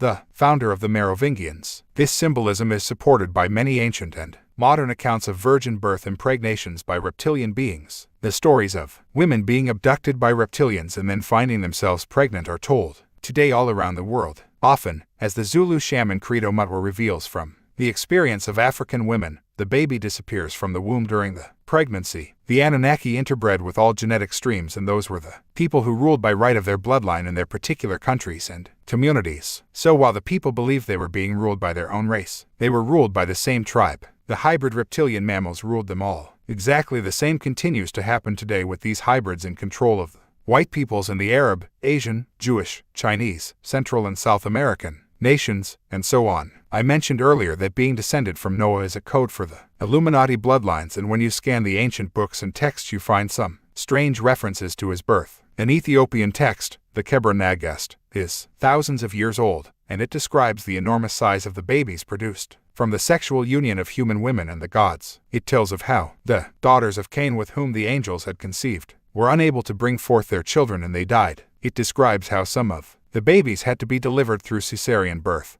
Having split open the bellies of their mothers, they came forth from their navels. Another story relates to Noah, the Semitic name for the Sumerian flood hero, Utnapishtim. The ancient Hebrew text, the Book of Noah, and its derivative, the Book of Enoch, refers to the birth of Noah, and sections also appear in the Dead Sea Scrolls, found in Israel in 1947. The scrolls are connected with the Essene community in Palestine 2,000 years ago. Noah is the son of Lamech, and he is described as unlike a human being and more like the children of the angels in heaven. And we know who they were. Lamech questions his wife about the father of Noah.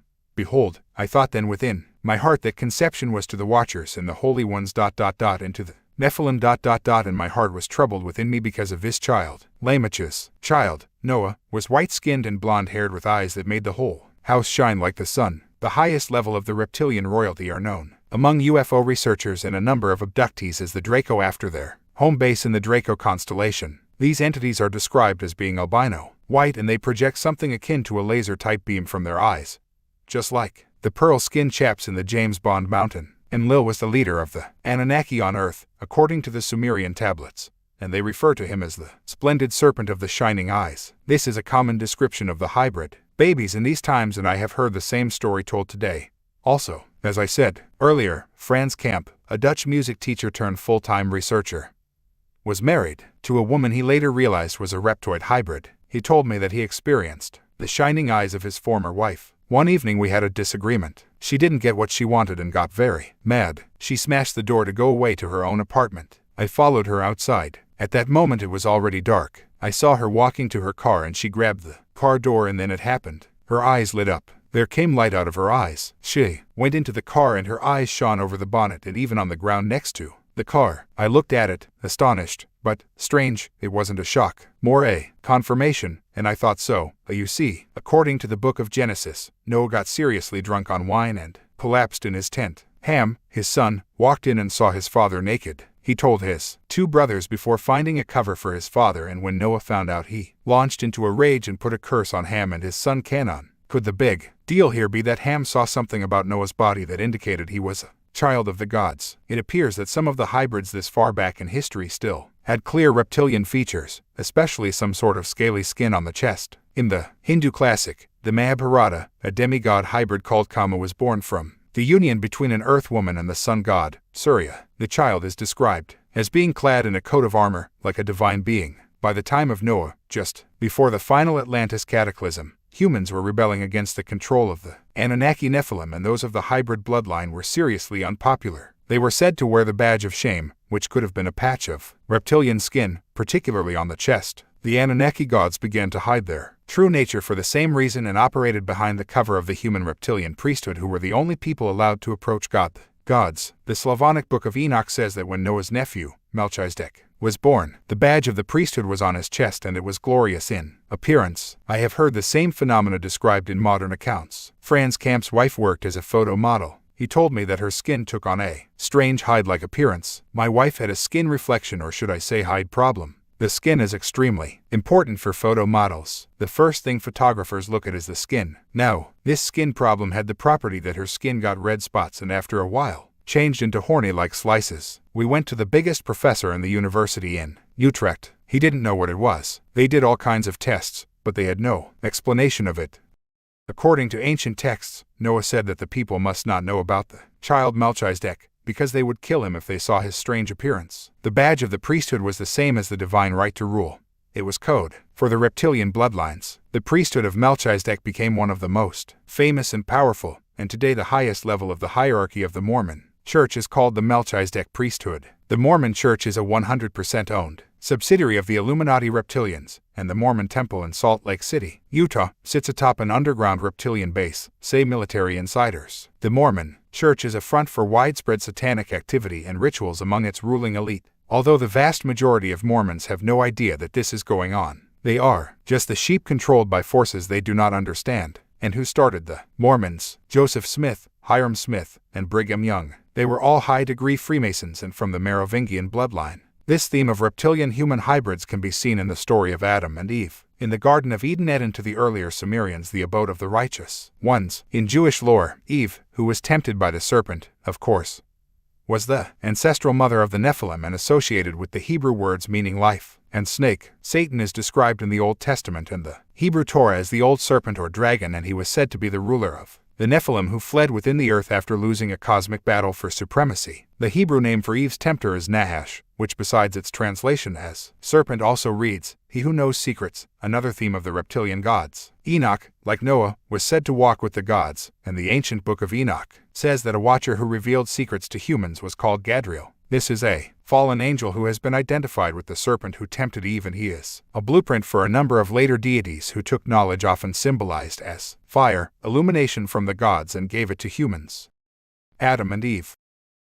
As I've suggested, the biblical Adam and Eve were probably not individuals, but hybrid genetic streams, as in the Adam and the Eve. At first the interbreeding produced a very reptilian offspring. Thus God made man in his image. This is where the otherwise unexplainable reference in the Bible to let us make man in our image comes from. In this period, as confirmed in the Sumerian descriptions, the Adam and the Eve were cloned and could not reproduce. This caused problems for the Anunnaki because they could not create enough worker slaves for the agenda they had planned for the earth. Eventually the human slaves were given the ability to procreate, and this involved an infusion of far more mammalian genes, according to Ra Boule in his excellent and highly Recommended book, Flying Serpents and Dragons, Mankind's Reptilian Past. The book, Tree, USA, 1997. This change from clone to procreator is presented symbolically in the Garden of Eden story, with Eve being condemned to suffer the pains of childbirth. Sex between their creations was the forbidden fruit symbolized in the Eden story. Boulay suggests the god responsible for this development was Icke. He was the serpent in the garden tempting Eve, and he was later to become extremely unpopular with the rest of the Anunnaki leadership because of the explosion in the human population that followed, the Sumerian tablets tell us. Incidentally, Icke, the expert in advanced science and medicine,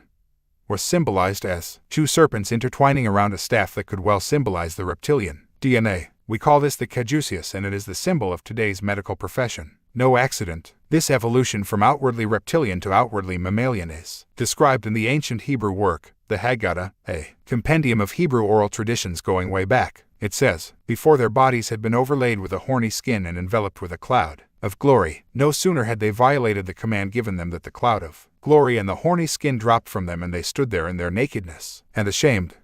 This fits with the legends which say that before the fall, people, or man, had skin as bright as daylight and covered his body like a luminous garment. This later disappeared, but there were remnants of it among the hybrids at the time of Noah and the deluge. Still today, some people involved in government genetic experimentation tell me they have developed patches of reptilian skin. It was with the infusion of mammalian genes that the lifespans began to fall from thousands of years, claimed in the records of the pre-deluge era, down to hundreds at the time of Noah, with the reptilian appearance continuing to fade. The reptilian gods have always been associated with enormous lifespans, and the serpent was a Sumerian, an Egyptian symbol of immortality. They are not immortal in physical form. It just seems like that to those who live much shorter physical lifespans. Another early figure of significance would seem to be a guy known as Jared, the father of Enoch, and the first of the patriarchs who did not marry his sister in the line with Anunnaki's recorded custom of producing children with their sisters and children for genetic reasons. It was during the period of Jared, way back in the Golden Age, that the Nephilim, the so-called sons of the gods, also angels of the Lord in other versions, appeared on the scene to marry human women. Today, in the United States, there is apparently an organization called the Sons of Jared who pledge an implacable war against descendants of the Watchers who as notorious pharaohs, kings and dictators, have throughout history dominated mankind. Their publication, The Jaredite Advocate, condemns the Watchers as being like super gangsters, a celestial mafia ruling the world. The Anunnaki have been protected from exposure all this time by the middle men they have placed between themselves and humanity. I call this the hybrid priesthood. In ancient times, the hierarchy of the priesthood were the only ones allowed to see God. The Levite priesthood of the Hebrews is just one example of how only the priests were allowed to approach the deity, as outlined in the Hebrew Torah. According to various descriptions, even most of the Sumerian priests never looked the gods in the face. The priests controlled all the administration of the state on behalf of the unseen gods. What was Yahweh Jehovah always saying? He must not be seen, ... You cannot see my face, for man may not see me and live. This was possibly one reason for the ban on the making of graven images of the gods. Yahweh Jehovah has also been associated with a reptilian in some versions. The Sumerian tablets describe how their cities were overlooked by a large stepped pyramid or ziggurat close to the temple and palace. At the top of the ziggurat, the tablets reveal, was the Holy of Holies, or Chela, where the gods lived. Here the humans chosen by their genetics were brought to have sex with the Anunnaki royalty and produce the bloodlines that became the kings, queens, and leaders of all sections of society.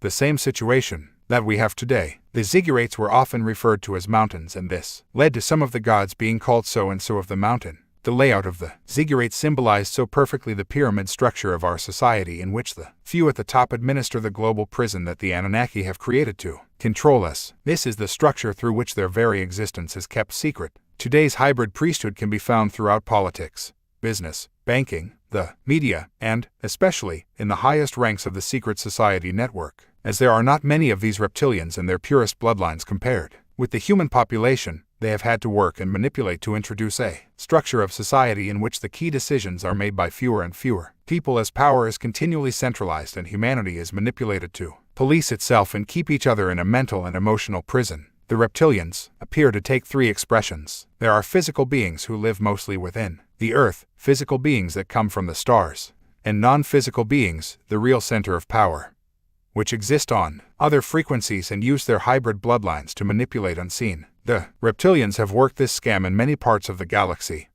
It would seem. It all sounds utterly bizarre and ludicrous. I understand that reaction, and yes, it is bizarre. From a conditioned perspective, unfortunately, it is not ludicrous. If only it was. The Las Vegas-based John Rhodes, a longtime researcher into the reptilian phenomenon, summarizes his conclusions like this. From their underground bases, the reptilian military ETs, a network of human-reptilian crossbreed infiltrates within various levels of the surface culture's military-industrial complexes, government bodies, UFO, paranormal groups, religious and fraternal orders, etc. These crossbreeds, some unaware of their reptilian genetic mind control instructions, act out their subversive roles as reptilian agents, setting the stage of a reptilian-led invasion. That last comment remains to be seen, but you will see revealed here the stream of evidence to show that the basis of what John Rhodes suggests is true. I had a strange meeting with him in Las Vegas, and his family background apparently connects into the CIA airline during the Vietnam War, Air America. I am wary of his agenda, to be honest, but his themes, as quoted, are supported by endless evidence.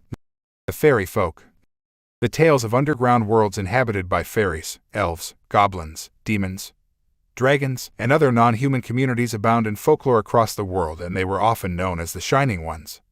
The same as the Anunnaki and the gods under other names in ancient texts. Even a brief glance at the basic themes of these stories confirms that they are talking about the same extraterrestrials that abductees and researchers of today's underground bases are describing. The name in Norse folklore for this underground world of caverns, tunnel networks, and even vast cities, is Niflheim. The close similarity to Nephilim is obvious, and they were said to reside within the earth. The Norse people said that Niflheim was ruled by the death goddess, Hel. These subterranean networks could be accessed through the mounds and hill forts built by the ancients, and the mountains, hills, and lakes they held to be sacred. These fairy folk and all their names and guises were said to interbreed with humans to create hybrid bloodlines, abduct surface people, drink human blood, and take human reproductive materials. Sound familiar? And the main form in which these fairies and elves, etc. appeared was reptilian. Elf or Elven is still one of the Illuminati code names for the reptilian bloodlines. The tales of non-human gods living within mountains or having their subterranean complexes entered through mountains is likely to be the origin of the endless myths about holy or sacred mountains. Mount Olympus, the home of the Greek pantheon of gods, is one example. Zeus, their king of the gods, was said to come down from the mountain to seed children with human women. Meetings between the mythical Moses and his god were often associated with mountains. I will investigate these ancient and modern connections between modern extraterrestrials and the folklore fairies later in the book. The Anunnaki Wars. The Sumerian tablets, according to translators like Sacharia Sitchin, tell of wars between Anunnaki factions. The tablets say that the Anunnaki leadership,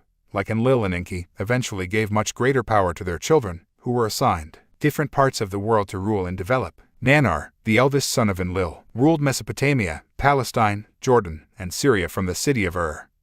We are told the crescent moon was his symbol, and this was inherited by Islam. Nannar was known as Sin in the Semitic language, and it is from this name of a reptilian god that we get Sinai and the Christian term sinner or to sin. The Christian cross was the symbol of U2, the Shining One, and known to the Semites as Shamash. He was the grandson of Enlil and son of Sin, the tablets tell us. Shamash ruled the Lebanon, then a place of enormous forests, and his capital was Beth Shamash, house of Shamash, which we know better as Baalbek. This is where a fantastic structure can be found to this day with its giant stones weighing more than 3 jumbo jets. Enlil's younger son was given control of Anatolia, now Turkey. This was Ishkur, or he of the mountain land, and he became the god of the Nordic Aryan Hittites. The Old Testament calls him Adad and the Hadad. Ra-Bule believes this is also the Hebrew god, Yahweh, Yahweh or Jehovah. The daughter of Sin, known as Inanna or Ishtar, was a warrior goddess deity of many lands under different titles. Ishtar's symbol was the lion and also the Pleiades and Venus. Together with Sin and Ishkur, she became part of another ancient trinity of gods under many different names. Sin was the father, Ishkur the son, and Ishtar the female. From Ishkur and Ishtar, we get the New Age myth of the Ashtar command.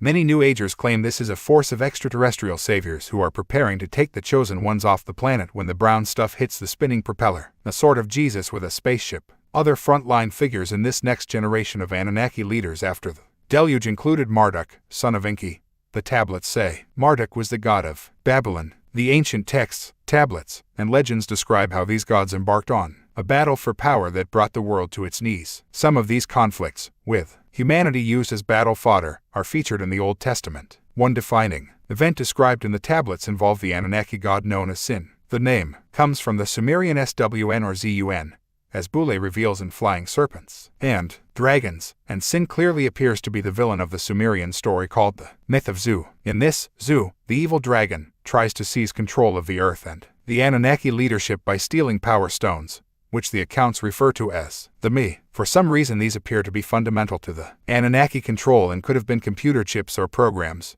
or some type of crystal. There are indications that they shone or emitted light in some way. Scholars translate the Me as tablets of destiny or divine powers, and one wonder if these could be related to the Ark of the Covenant, a device for which divine powers are claimed. The Sumerian accounts say, quoting Zu, "I will take the divine Me, and the decrees of the gods I will direct. I will set my throne and control all the Me. I will direct the totality of the Icke." He seizes the Me with his hands, taking away the sovereignty of Enlil, the power to issue decrees. Zu then flew away, and retired to his mountain stronghold.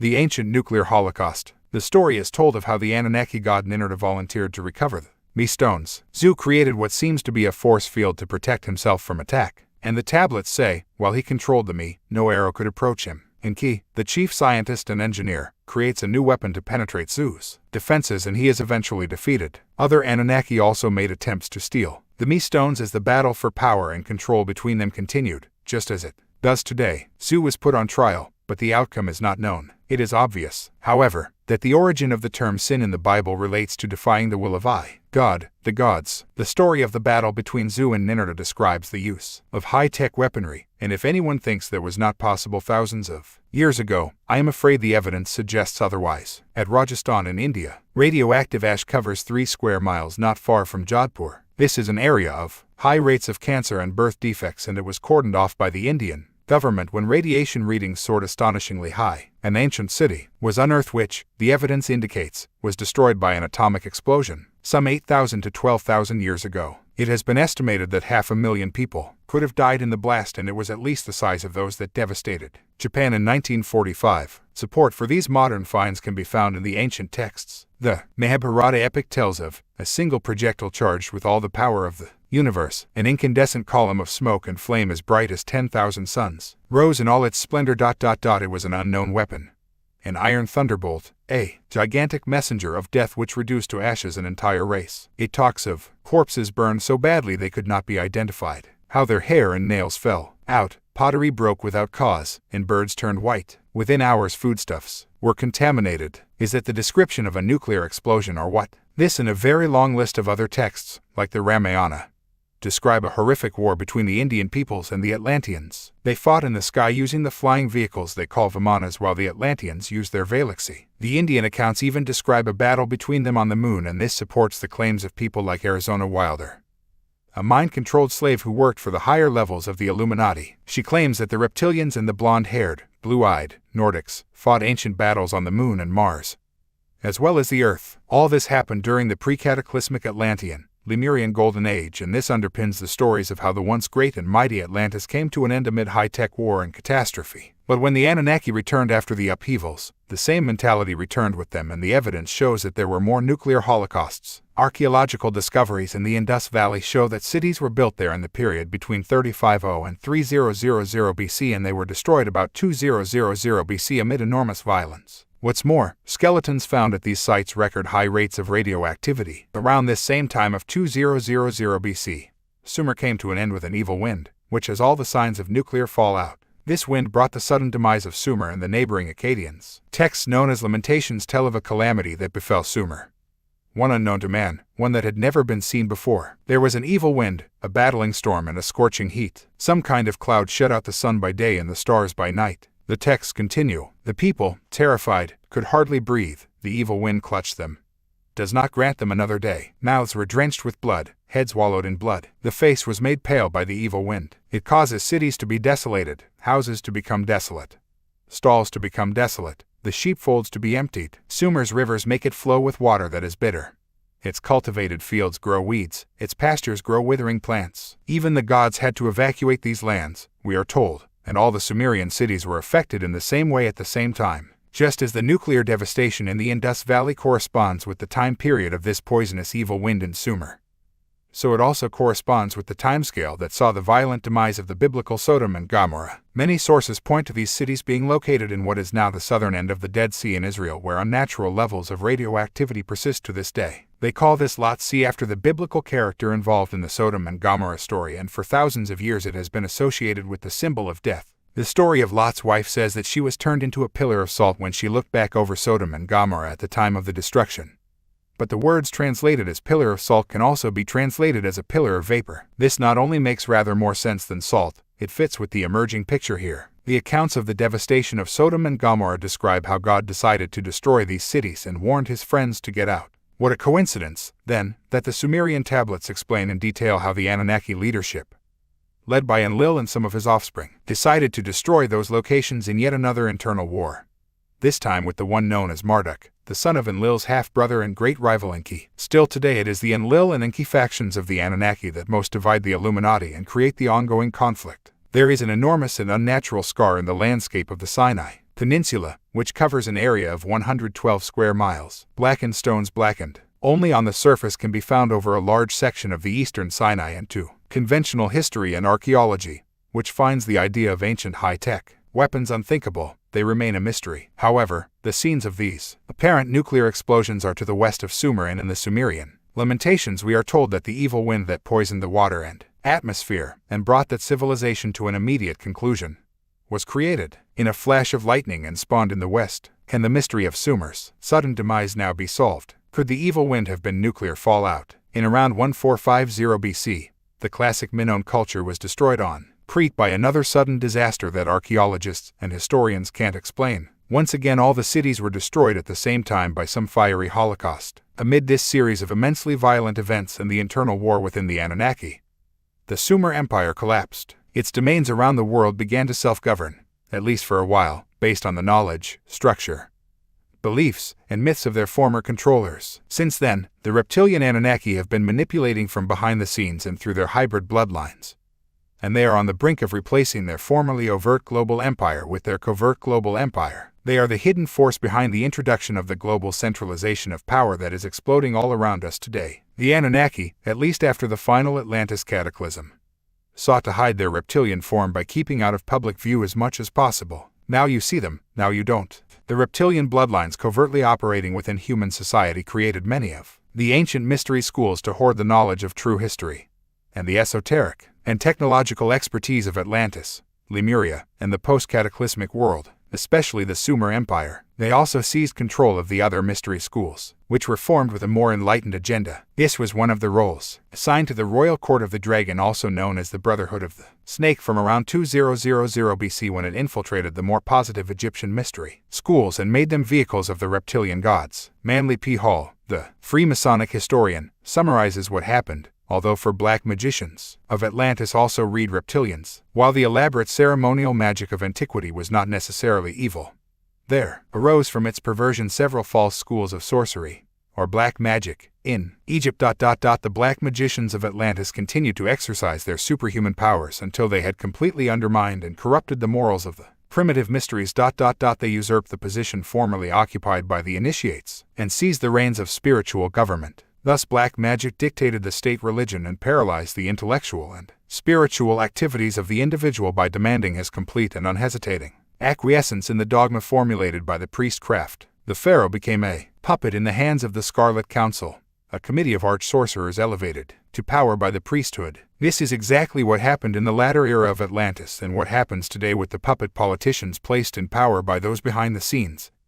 the Illuminati, who dictate their actions and agenda. Those who will not do as they are told are assassinated, brought down by scandal, fall to ill health, or are subjected to a media campaign of abuse that persuades the people to remove them. In the Sumer Empire you had the reptilian gods dictating to their priesthood, who dictated to the administrators of finance and state. The same structure remains. The hidden Anunnaki dictate to their priesthood, the initiates and bloodlines of the Illuminati, who dictate to the administration of finance and state. Their agenda is to create a global version of that structure. The world government, central bank, army, and currency. The mystery school network of old, with its fiercely compartmentalized levels of initiation, has evolved into the global secret society network of today. This is topped or capstoned by the Illuminati and, at the very peak, by the openly reptilian Anunnaki. It has had to be done in this covert way, because there are not that many of them compared with the human population, and they would be overwhelmed if enough people knew what is really going on. Today's secret society network is simply the modern expression of the Atlantean, Lemurian mystery schools, which were taken over by a malevolent force. In the period before the cataclysms, those with a positive and negative agenda fought for control of the mystery schools restored after the deluge. Eventually, the malevolent force won that battle and began to expand its power covertly across the world again. With them they carried their own secret language, the language of symbols, which their initiates were taught to read and understand. I call this network the Serpent Cult, the Serpent Brotherhood, or the Illuminati. Those three are the same force. Their secret language includes the lighted torch, the pyramid and all-seeing eye, the lion, the snake, fish, and flying reptile, and other reptilian symbolism, the hard K sound used in names and words, the red cross or fire cross on the white background, and the Trinity, symbolized as the trident and later the fleur-de-lis and other three-pointed forms. The reptilian Illuminati know that the balanced fusion of male and female energy create a third and immensely powerful force, and this is one reason for their obsession with the Trinity. New Agers and others talk about the need to balance male and female, and they are right. But we lose the plot if we don't understand that there are different levels of this fusion. You can fuse the negative aspects of both energies to create a malevolent third force, or you can balance the higher frequencies of male and female, so creating a positive third force. The world around us is, in fact, the manifestation of the negative balance and interaction of these energies. We are led to believe this is a male-dominated world, but that is only on the surface. Behind the scenes, it is really controlled by the negative expression of female energy. The extreme male energy is out there in front of our eyes in the three-dimensional world. It is macho men with guns and uniforms, the leaders of the major banks, corporations, media empires, and the military. But they are put into power, the wars created, and the agenda advanced by the extreme negative aspects of the female energy, covert, behind-the-scenes manipulation. If anything, the Illuminati, at the real seat of power, are dominated by the female. The negative extremes of the female energy covertly manipulate events, and the negative extremes of the male energy play them out before our eyes. This is why we think it is a male-dominated world. It looks that way, but that is not the whole story. Destroying the ancient knowledge. There have been two main thrusts of the reptilian secret society network since those ancient times. First, to pass on advanced knowledge only to their chosen few and control how much of this information each of these initiates will be allowed to know. And second, to manipulate events in the public arena to suck out of circulation all the advanced esoteric knowledge that survives. They achieved this by creating religions and a science that enforced a strict limitation of vision and possibility. These two apasamas, religion and science, then labeled the suppressed knowledge either evil or crazy. Their condemnations of astrology are only one example of this. The Illuminati, through frontmen like Columbus, Quartz, Cabot, and Cook, eventually returned to the former lands of the Sumer, Atlantean, Lemurian empires. There, in the name of Christianity, they systematically destroyed as much of the ancient knowledge as they could. This was achieved mostly by genocide, especially of the holders of the knowledge, like the shaman. As Credo Mutwa said of the African experience, they milked the minds of the shaman and then killed them, find out what they know and then make sure they can tell no one else. This is the reason why Credo's information about the reptilian Chitauri has been out of public circulation for so long. It was vital for the Anunnaki Illuminati to destroy or marginalize the cultures of the Native Americans, Central and South Americans, Black Africans, the Australian Aborigines, and the pagan religion in general. This is what they did, of course, as even conventional history records, but it never tells you the real reason why or who was really behind it. By replacing these native cultures with imposed Christianity, Judaism, Islam, Hinduism, and all the rest, they could either crush the true knowledge with rigid dogma or imprison it in a gruesome hierarchical structure of genetic superiority, as with the Hindu caste system. Columba. The interconnections of the Illuminati web can be seen in the story of Christopher Columbus. He sailed to the Americas in 1492 knowing basically where he was going because his father-in-law was a sea captain close to Prince Henry the Navigator, the Grand Master of a secret society called the Knights of Christ in Portugal. The Knights of Christ were another name for the Knights Templar who fled France for Portugal and Scotland after a purge against them in 1307. Through this secret society underground, Columbus had access to the ancient maps that charted the Americas. It is known that he had strange maps when he set out for India. Columbus was a secret society initiate and, according to the American Freemasonic historian Manly P. Hall, he was connected to the same secret network in Genoa, Italy, as the man later known as John Cabot 5 years after Columbus landed in the Americas, Cabot sailed from the Templar port of Bristol, England, to discover what we now call North America. They could do this because they had access through the secret societies to the maps drawn by the Sumerian seafarers, and even further back to Atlantis and Lemuria. Many ancient maps have been discovered that confirm beyond question that the world was charted thousands of years ago, but this is suppressed from the accounts of mainstream history. As I mentioned earlier, Piri Reis, an admiral in the Turkish Ottoman Navy,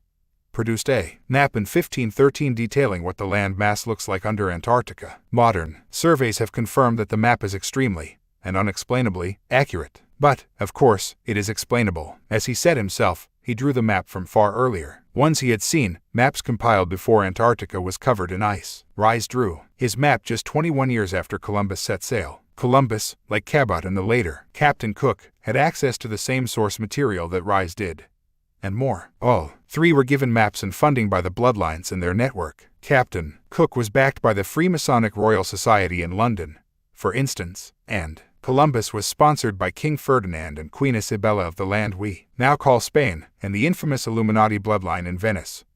The de Medici family, they all go back genetically to the kings of Sumer and beyond to Atlantis and Lemuria. Another key bloodline in the Illuminati to this day is the House of Lorraine in France. They employed Columbus, too, and there was another famous figure of history who worked for both the House of Lorraine and the de Medici family, Nostradamus. Mitchell de Notre Dame or Michael of Our Lady had phenomenal esoteric and healing knowledge for his time because he was connected to the bloodlines that held, and still hold, the ancient knowledge from Sumer, Atlantis and Lemuria in their secret society web while systematically removing it from public circulation. So we are looking at an unbroken theme and scheme through history of the same bloodlines and their secret society network controlling events in line with a specific agenda of global control by the reptilians. They have expanded their power out of the Near and Middle East by sea and land over the centuries. They became the leaders in royalty, politics and finance, wherever they went. Then came a key period when they could begin to go global once again, when William of Orange, one of the bloodlines, crossed the English Channel from Holland in 1688. He was manipulated onto the throne of England to rule jointly with Queen Mary. This was the symbolic coming together of the bloodlines that had made their way into Europe by land with those that were taken to the British Isles long before by the Sumer Empire and even those who had survived the Atlantean cataclysms in Britain. William's invasion came ashore close to the same spot where Brutus landed, around 1103 BC with his Trojans to found his new Troy or London. Very conveniently 2 decades before William's arrival, London had been devastated by fire, the Great Fire of London in 1666, and this allowed a whole new city to be built by high initiates of the Illuminati. These included, most notably, Sir Christopher Wren, who designed St. Paul's Cathedral at the top of Ludgate Hill. St. Paul's was built on an ancient site of worship to the goddess Diana, and this where Princess Diana was married to Prince Charles. Incidentally, Wren's title of Sir, an honor awarded to this day by the Queen and the British government, often for services rendered, comes from an ancient reptilian snake goddess called Sir and relates to one of the Anunnaki. The new city of London was built after the fire in the knowledge that it was to become a major global center for the Illuminati bloodlines. So it was after the arrival of William of Orange, who became William III, and to whom all the royal families of Europe are related. In 1694, William signed the charter that created the Bank of England, and the whole central banking system began to emerge with its masters dictating policy to all of them via organizations like the Bank of International Settlements in Switzerland. What also followed the creation of the Illuminati operational stronghold in London were the British Empire and the other European empires, as these expanded across the planet to take over the Americas, Africa, Asia, China, Australia and New Zealand. They exported the bloodlines and secret societies and made every effort to destroy the native knowledge and culture. Also, within those countries were the hybrid bloodlines created by the interbreeding between the Anunnaki and selected families in those regions long before. And these were the people who were left in the positions of power after the colonial invaders from Europe withdrew and granted the countries independence. Credo Mutwa has identified many of the black leaders in Africa since independence to be from the same former royal bloodlines of Africa that claimed descent from the gods. When these European empires apparently collapsed or withdrew, this only happened on the surface, not in the fundamentals of control. There are 2 forms of dictatorship, one that which you can see, the overt tyrannies like communism and fascism, and the covert dictatorship, which you cannot see because it operates in the strictest secrecy. It grows like a hidden cancer, eating into the positions of power in every area of society. The obvious, open forms of dictatorship have a finite life, because eventually there will be a rebellion against control you can see, touch, and taste. There is an identifiable target on which to focus. However, covert dictatorship, control from behind the scenes, can go on forever until it is exposed because people do not rebel against not being free when they think they are. When the British and European empires appeared to unravel, these powers were only exchanging overt control for covert. While they appeared to give independence to their colonies, the bloodlines and their secret society networks remained intact within those countries, and they have continued to control them ever since. But, because no one knows this and the people see a president or prime minister of their own color or nation, it is assumed that the country is free and self-governing.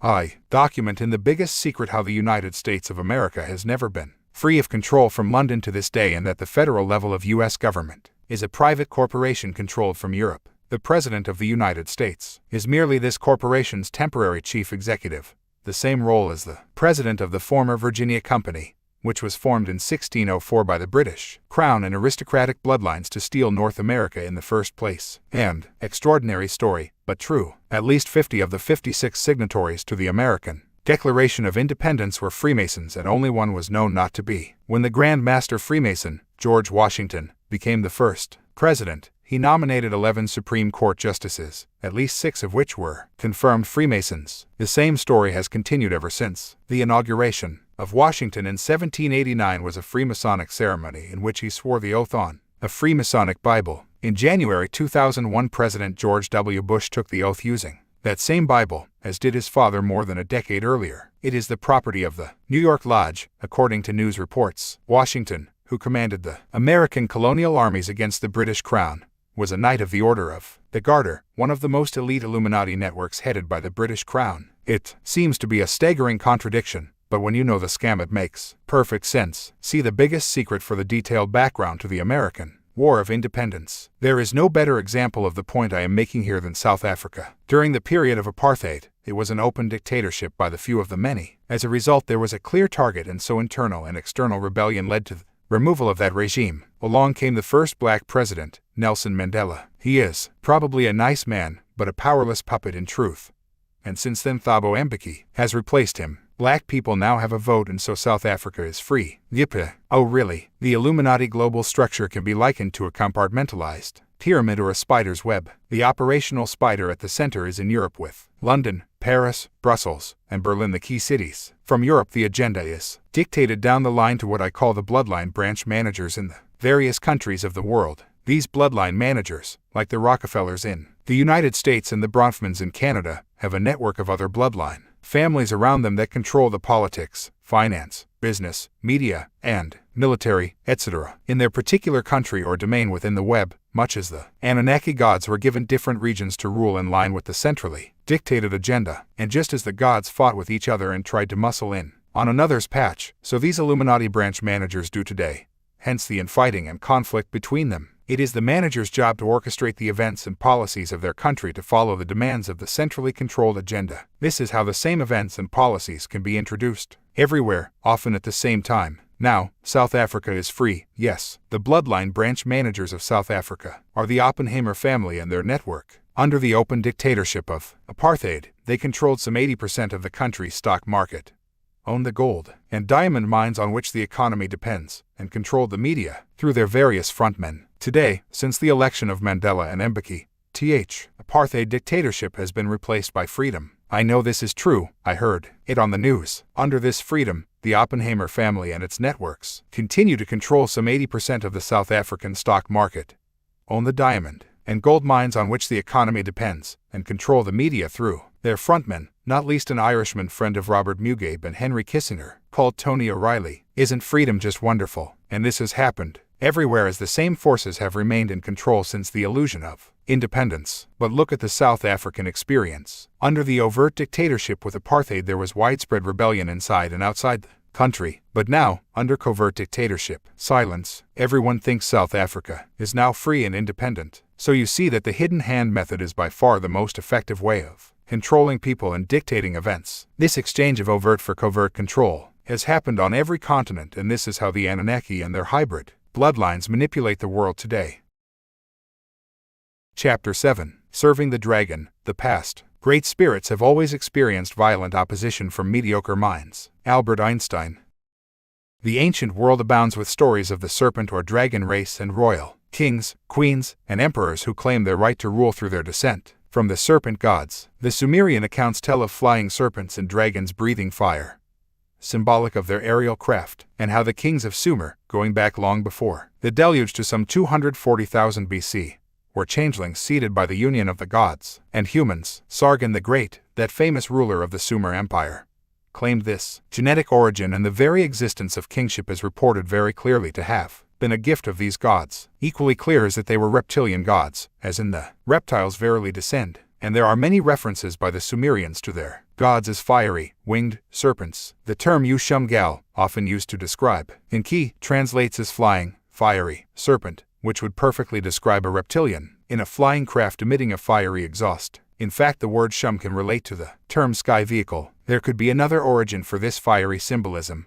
Also, the Anunnaki god Ninurta was called a Mush-Shah-Turgal-Gal, the flying serpent with the fiery glance, and this fits perfectly with the descriptions by the Zulu shaman Credo Mutwa in his stories of the reptilians in ancient and modern African legend. He says the reptilians have a third eye between the other two, which opens from side to side instead of top down, the fiery, red eye in African tradition. From this can be flashed a red, laser-like beam, he says, which can knock a person down and paralyze them. This is an origin of the phrase about giving someone the evil eye. In China, the Lung Wang were said to have a magical pearl on their foreheads, a divine eye and mystical source of power. French stories from the Alpine regions speak of a dragon with a blood-red ruby eye in the center of the forehead that was so bright the creature seemed to be projecting fire. Sometimes this middle eye is called a draconsha, and the eye in the center of the forehead in the ancient stories of the beings called the Cyclops may well relate to this, too. Credo Mutwa and modern abductees describe how the most royal and senior reptilians, the Draco, have horns. Some look like Darth Maul in the Star Wars movie with the nodules or horns around his head. So much truth is told as fiction through Hollywood movies, both by those trying to get the story out, and, overwhelmingly, by those conditioning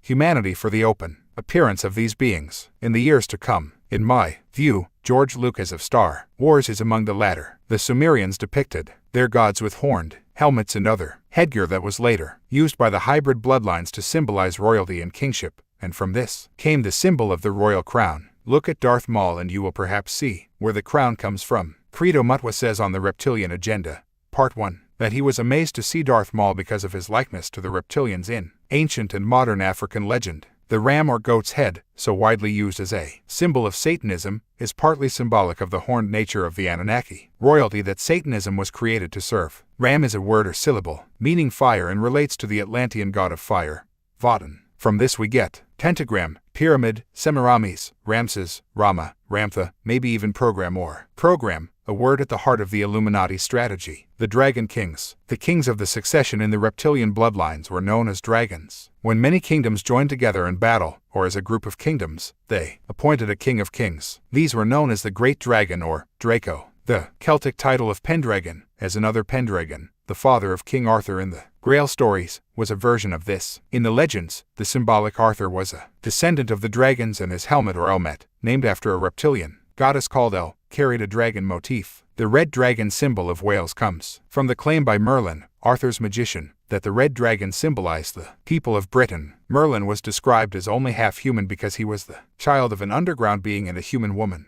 The Arthurian stories include all the classic elements of the story, including the creation of royal bloodlines, through the interbreeding between humans and non-human entities, shape-shifting, the use of holographic images to hide a being's true form, and battles between competing dragons. Geoffrey of Monmouth, the 12th century historian, said that Merlin's earlier name had been Ambrosius, thus possibly associating him with the Greek term for menstrual blood, ambrosia, which the reptilians love to drink. There is also the theme of the Lady of the Lake, and this connects with the stories of goddess-worshipping serpent peoples like the Nagas living in underground centers located under lakes and lochs. Like the Celtic myth and folklore, the ancient Greek culture was inspired by the Sumerians and the earlier Atlanteans and Lemurians, and was based almost entirely on their stories and myths under different names. All over the ancient world you find the same recurring stories of the serpent gods. Throughout the Sumer Empire the people worshipped serpent gods, and as the Reverend John Bathurst Dean wrote in his book, The Worship of the Serpent, one of the 5 builders of Thebes was named after the serpent god of the Phoenicians, Ophion. The first altar erected to Cyclops at Athens was to Ops, the serpent deity. The symbolic worship of the serpent was so common in Greece that Justin Martyr accuses the Greeks of introducing it into the mysteries of all their gods. The Hebrew serpents. I have mentioned that in Hebrew myth, the biblical Nephilim,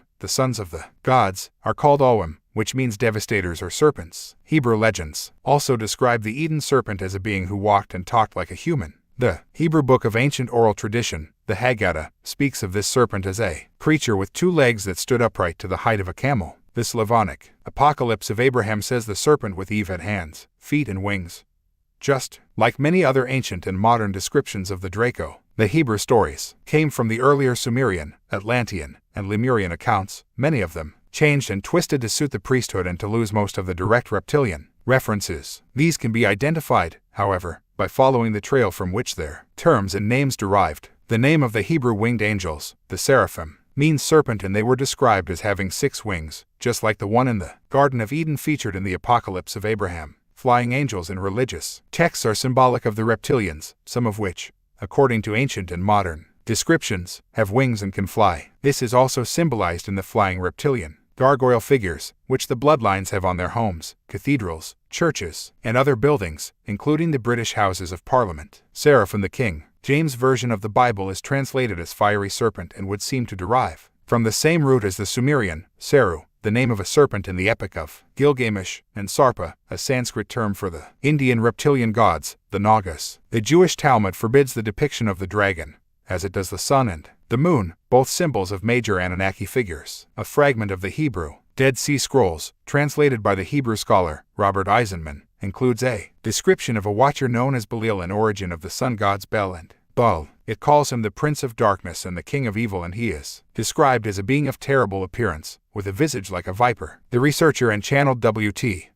Samsel writes in the Atlantis Connection that the force behind the spiritual demise of Atlantis was known as the Sons of Belial. Interestingly, one of the key colleges at Oxford University, that education center for the Illuminati, is called Balliol, and it has produced many significant politicians who have advanced the Illuminati agenda. It is named after its founder John Balliol, who was married to a Scottish princess, Dervorgilla of Galloway. Their son, another John Balliol, was king of the Scots from 1292 to 1296. The Balliol family were big-time bloodline, and given the Illuminati's astonishing obsession with symbols and the sound of names and words, there may well be some connection between Belial and Balliol. Certainly there is in spirit, because Balliol College, like Oxford University in general, is an Illuminati stronghold, turning out future generations of placemen and women. Early accounts by the Gnostic sect, Gnostic equals knowledge, tell of the serpent gods in a positive light. They claim that Lilith, Eve, was their first creation, and then Adam followed as her partner. The Hebrew Talmud also claims that Lilith, a vampire, was Adam's first wife. This is symbolism, of course, but symbolizing what Lilith, also Lilibet and Elizabeth, is one of the code names for the bloodlines. On the female side to this day, she was known as Lil to the Sumerians and Lilitu in Babylon. Hebrew traditions say that Lilith rebelled against Adam and his God and fled to a cave after eating her own child.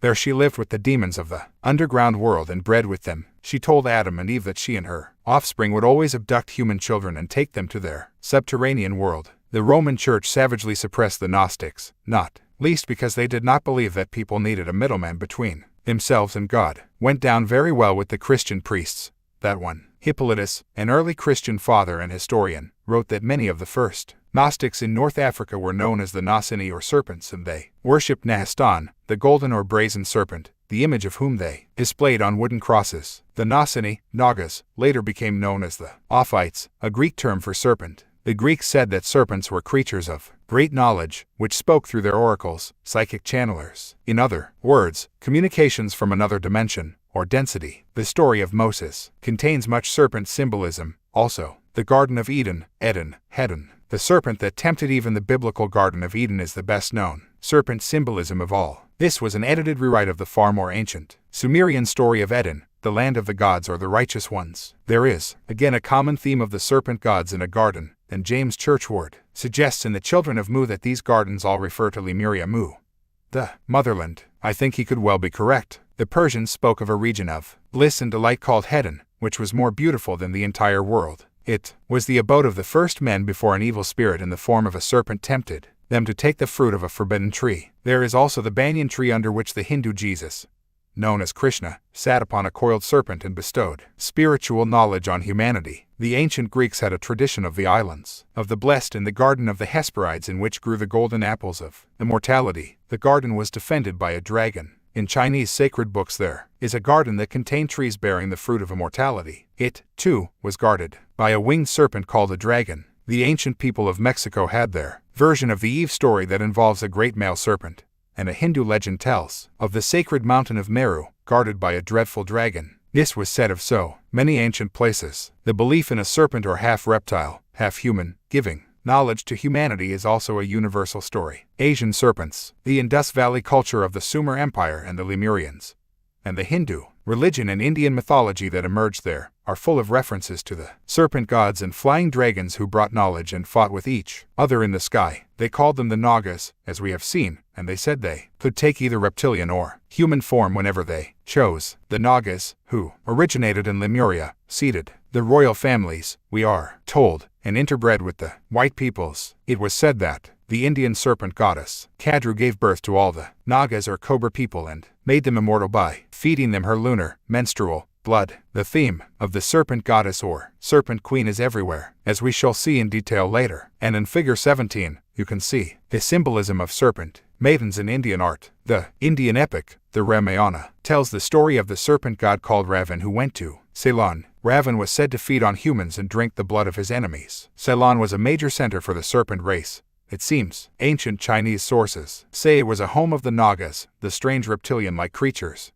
As they describe them, they are reported to have traded with the Chinese, but interestingly it is said that they never revealed themselves. They left their products and a price tag, but stayed out of sight until the Chinese traders had departed. The Nagas were reported to have a special weapon that paralyzed their enemies and drained their life force. Abductees have reported the same experience in modern times. Snake worship continues in India today, of course. Serpents of the Far East. The entire culture of China is based on the dragon and serpent race. Once again, here was a highly developed civilization thousands of years ago that was inspired by Lemurians and later influenced by the Sumer Empire. Even today their languages and writing are remarkably similar, as are their myths and stories. The Great Age of Chinese culture is reckoned to have begun around 2800 BC when the Sumer Empire was in full swing. Chinese history says that the first humans were created by an ancient goddess called Nukua, who was half dragon and half human. The Icke, a very ancient Chinese book, says that the dragons and humans once lived in peace and that they intermarried and interbred. Ancient Chinese emperors were described as dragon-faced and looking like the dragon gods. Japanese emperors claim descent from these same gods, and their ancient legends say those islands were populated by beings that came from the sky again. James Churchward connects the Japanese race to Lemuria Mu. There are countless Japanese legends about serpents and dragons, and their marriages and sexual encounters with humans that produced reptilian-human offspring. Shape-shifting, serpent people would change into beautiful men and women, and lure human warriors and leaders into sexual encounters. Michael Mott, author of Caverns, Cauldrons, and Concealed Creatures, tells of one story involving a maiden called Mamoto who was seduced by a member of the serpent race. Mamoto never saw her dragon lover again, but she did give birth to a hybrid child, whom she called Akajai Taro, or chapped sun. This was due to the fact that his skin was cracked, creased, and scaled like that of a reptile. From here the ancient tale enters historic accounts for a direct descendant of Akajai Taro. As the son was known in manhood, was a member of the Genji clan named Saburo Agata, who took pride in the fact that he had scales on his body as had his ancestors before him. He was the grandson of Yataro V. Again, a prominent family line seems to have been the desired target of the original, and perhaps repeated, genetic exchange. While, in the East, the influx of dragon blood is seen as a thing of great pride. In the West, such things are covered with an elaborate coating of fable and mist, becoming fairy tales about serpent or frog princes. Western sentiment, at least on the surface, is against such liaisons, often for religious reasons but not always on this basis alone, as the Subterraneans have a track record of cruelty, selfishness, and malice. The Chinese calendar zodiac, dating to 2500 BC, is symbolized by animals, all of which still exist, except for one, the dragon. Is it really likely that they would choose real, living creatures for all their signs, except for just one? Again we see the theme of reptilian bloodlines in China. The ancient Chinese believed that a dragon fathered the first dynasty of divine emperors, and subsequently emperors claimed their right to rule because they were descended from the serpent gods. Their thrones, boats, and beds were designed with dragon symbolism. Today there are many Chinese bloodlines in the Illuminati, particularly some strands of the Lai bloodline, as identified by author and researcher Fritz Springmeier in his book, Bloodlines of the Illuminati, Ambassador House, Colorado, USA. 1999. Just as this book was heading for the printers in March 2001, Springmeier and his wife were raided by the U.S. agencies involved in the mass murder at Waco, and their research was confiscated. James Churchward, who did so much extensive research into the existence of Mu, claimed that the ancient tablets he examined from an Indian monastery revealed that the serpent hybrids, the Nagas, had populated China, Tibet, and a significant part of Asia, including the Uyghur Empire. The Pamir Mountains, or the roof of the world in Central Asia, is one specific location, connected by legends to the peoples of Lemuria Mu, and there you will find Lake of the Nagas or Lake of the Serpents. Among the descendants of these bloodlines, it is claimed, were the fair-skinned Aryans, again indicating the connection between the reptilians and the Nordics. As a serpent colony, you would expect to find pyramids in China, and you do. One was someone feet high, twice the height of the Great Pyramid at Giza. This was encircled by others, and some still survive today, including what is left of that monster structure. References to them have been found in Chinese texts dating back 5,000 years. The secret society initiate Georges Ivanovich Gurdjieff said that he had been part of an unsuccessful expedition to find a lost city of the Uyghur Empire under the sands of the Gobi Desert. He said he was initiated into the Sun, Moon Brotherhood of Central Asia and was told that the founders of this brotherhood had come from Mars in ancient times. James Churchward says that the Uyghur Empire were former Lemurians. Later, a Russian archaeologist called Professor Kozlov found a tomb of ancient artifacts in the same area of the Gobi Desert. These included a painting of a ruler and his queen, and he estimated the work to be some 18,000 years old, at least. There was also an emblem of a circle with a cross, and at the center was a symbol similar to the Greek letter Mu. An expedition by the American Museum of Natural History in 1993 found a mysteriously large number of dinosaur fossils in the Gobi Desert. They found 40 to 50 dinosaur skeletons in around 3 hours in an area no bigger than a baseball field. Researcher and author Mark Amaru Pinkham writes in The Return of the Serpents of Wisdom that a race of extraterrestrials called the Kumaras established a mystery school on Lemuria, Mu, and later relocated their operation to Mongolia,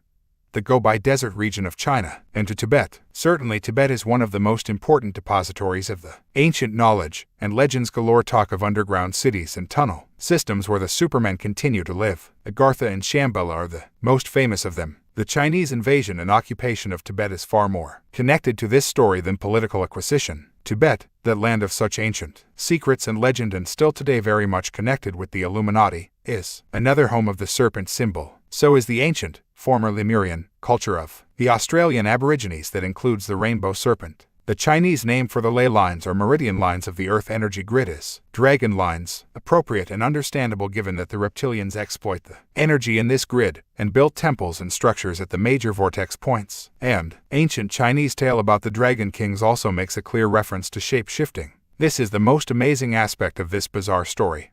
The way these reptilians can change their appearance or shape-shift between a human and reptilian form.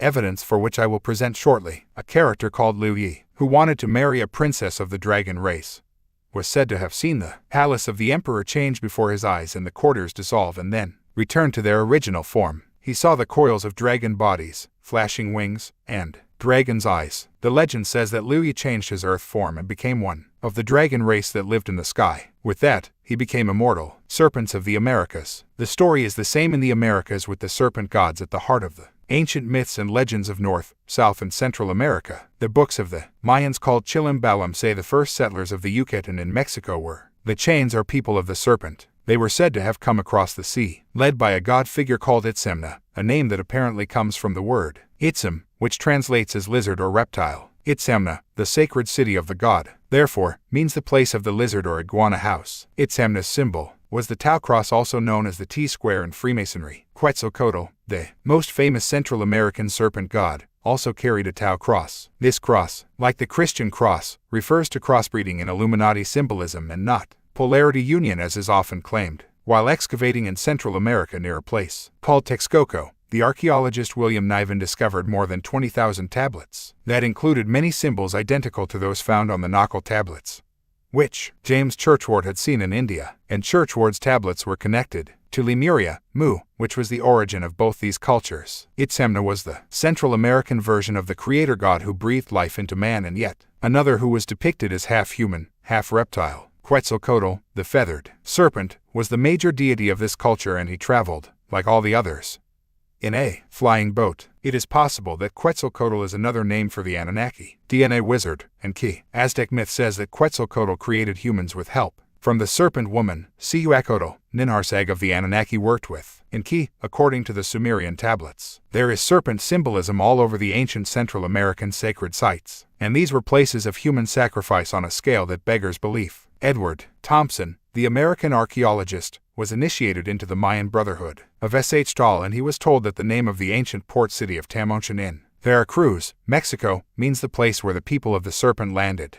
They came in boats, he was told, which shone like the scales of serpent skins, and they were clad in strange garments and wore about their foreheads emblems like entwined serpents. Another landing point for the serpent Atlanteans was Valimvatan. Here, according to Spanish chroniclers, Pacal and his entourage came ashore. Pacal means he of the serpent lineage. He established the city of Palenque, the heart of the Mayan culture in the Yucatan. Palenque is the center of its geographic land mass, as is the Great Pyramid at Giza. The temple or pyramid of the sun at Teotihuacan in Mexico uses the royal cubit as its unit of measurement, the same as the Great Pyramid, and its mathematics conform to those used in ancient structures across the world. Why? Because they all originate from Lemurian, Atlantean bloodlines and know-how. The Olmec peoples of Central America base their whole culture on worship of the serpent. Excavations have uncovered representations of the Olmecs with serpent features, snake heads, and bodies like dragons. Native American culture in general is awash with reptilian imagery and includes many tales of the sky gods coming down to breed with their women. In Ohio, there is a mysterious and unexplained mound shaped like a serpent from a culture long forgotten. The Hopi Indians in Arizona have their plumed serpent god,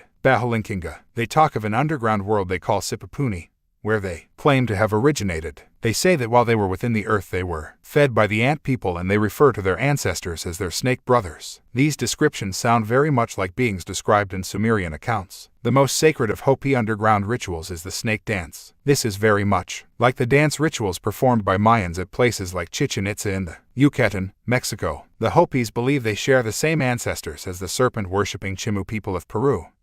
Lemurians. The Chimu established a city called Chan or Serpent. Their temple of the dragon still survives, and their priests would make snake hissing sounds and chant snake mantras to invoke their serpent gods. Significantly, the region where you find the Hopi and Navajo lands in Arizona, Utah, is also claimed by modern UFO researchers and abductees to be the site of a major underground reptilian base. This is especially true of Four Corners, where the states of Arizona, Utah, Colorado, and New Mexico all meet at the same point. The Hopi Snake Clan, an ancient society of initiates, claims its origins from a Hopi boy who was taken into the house of snakes in a tunnel complex under the earth. Another Hopi legend speaks of a very ancient underground tunnel complex under Los Angeles, which was occupied by a lizard race some 5,000 years ago. In 1933, a mining engineer called G. Warren Schufelt claimed to have found this complex, but the news of the discovery was immediately covered up. Today it is claimed by some people that highly malevolent Freemasonic rituals are held there. Geronimo, the great chief of the Apache, told legends of the dragon and the serpent people who ate children.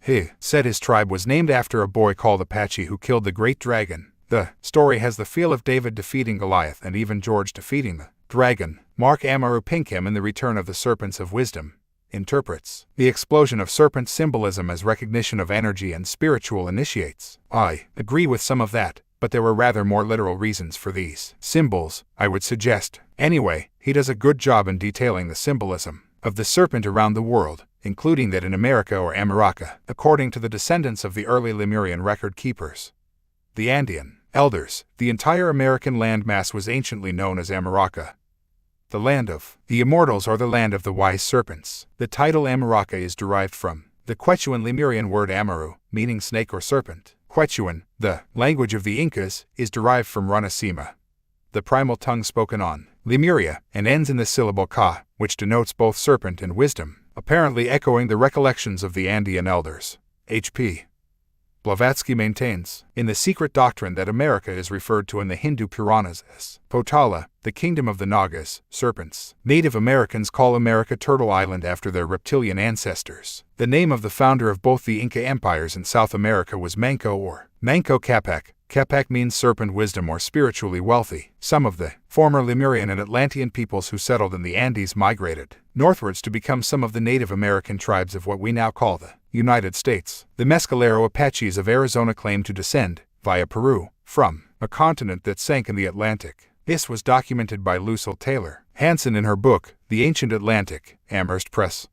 Amherst, Wisconsin, 1969. Asadil Ugio, the Mescalero Apache chief, told her that the ancestors of the Apaches were serpents from their sunken homeland in the Atlantic, which he called Pan in the Old Red Land. After being forced by conflict to leave Peru, they traveled north where they fought with local tribespeople in North America. There, men were killed and the women went on to breed with the victors to form the bloodlines that became the Mescalero Apaches. Hanson identified significant connections between the Apaches and the peoples of North Africa who also claimed descent from Atlantis. The Mescalero Apache crown dance is performed with serpents painted all over the bodies of the participants. The chief wears a 13-pointed crown of the Atlantean fire god, Votan, and other key performers wear the trident headdress. The trident is the symbol of Atlantis and Lemuria. Hanson established that the Tuareg people in North Africa, who claim to originate in Atlantis, perform an identical dance. She also saw an ancient Egyptian artifact that appeared to depict the very same dance. The Sioux tribe insist that their ancestors were from Atlantis via Peru, and again the serpent or reptilian imagery is extremely prominent in the story. Sioux means snakes, as another tribe. The Iroquois means serpents. The Sioux ancient records say that after the demise of Atlantis,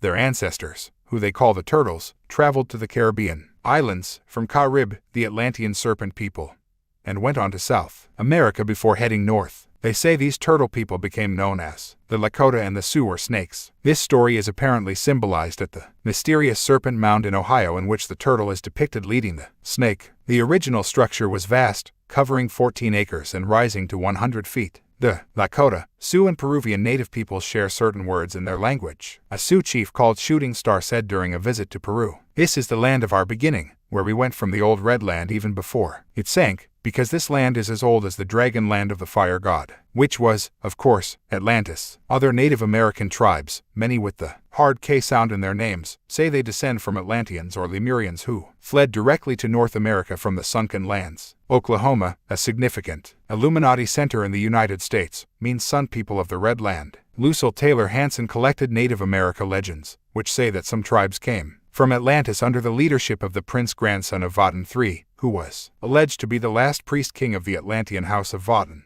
Hanson says that this grandson of the royal bloodline of Atlantis wrote a book called Proof That I Am a Serpent, which survived in circulation among the Native Americans until the time of the European invasion when it disappeared. Prince Votan's arrival in North America was celebrated with an annual ceremony known as Thanksgiving, later stolen by the European pilgrims and still a major festival in the United States. A key area for Illuminati rituals and mind control projects is Mount Shasta in Northern California, and this is also at the center of many legends about serpents and Lemurians settling before and after the cataclysm. As with all of these former Atlantean and Lemurian peoples, they were obsessed with building structures on the vortex points. Some 40,000 stone circles, pyramids, and mounds were built in North America. Burning flames were often placed on the top of the mounds and they were never allowed to be extinguished. These were the symbol of the Great Spirit or Serpent, a continuation of the worship of the fire serpent of Atlantis. The most used symbol of the Illuminati today is the flame or lighted torch. It is known as the eternal flame, exactly the term used by the ancients. The Native American tribes formed secret societies or serpent clans like the Snake Clan and the Thunderbird clans. The Thunderbird is a version of the Chinese rain dragon. Many of their leading initiates were believed to be snakes in human form, which, symbolically, is what the key bloodlines are. Author Mark Amaru Pinkham writes of these clans. They were reputed to wield the lethal power of a live snake and display both the intimidating temperament and appearance of the unsavory beasts. As a sign of their viperous power, snake initiates would often adorn their body with snakeskins or snake tattoos and hang snake fangs from around their necks. They also conveyed poisonous snake venom within the medicine bag and or armed themselves with a serpent-embellished rattle, which would hiss eerily like a coiled snake when shaken. The tendency of such snake initiates was to be secretive, like a stealthy reptile, and some even developed a penchant for seeking out dark, secluded dwellings or living nocturnally. Initiations into these clans include being covered, often bitten, by live snakes. Sometimes the rites involve cutting off a finger or other part of the body and feeding it to a snake. Don't say a thing. My eyes have just watered. The main deity of these snake clans is the Great Horned Serpent. African serpents. Credo Mutwa, the official historian of the Zulu nation, has painted pictures from ancient and modern descriptions of these reptilian entities and describes the various levels of the fiercely imposed genetic hierarchy. The lower levels are the warriors, the poor bloody infantry as we say in Britain. They are ruled by the royal leaders, which have horns and tails, and at the very top are beings with a white, albino-like skin and not the greenish or brownish color of the others. Witnesses and abductees have reported seeing reptilian beings with albino-like skin, and these descriptions can also be found in ancient texts. In Africa, the reptilians are known as the Chitori or children of the serpent and children of the python. This is so close to the Central American term people of the serpent. Africa is another continent awash with the legend of the serpent race. 4. Anunnaki, Anatoti, Nagas, Dravidians, and so on. Read Chitori. Different names, same people. Credo Mutwa talks for hours on the video The Reptilian Agenda.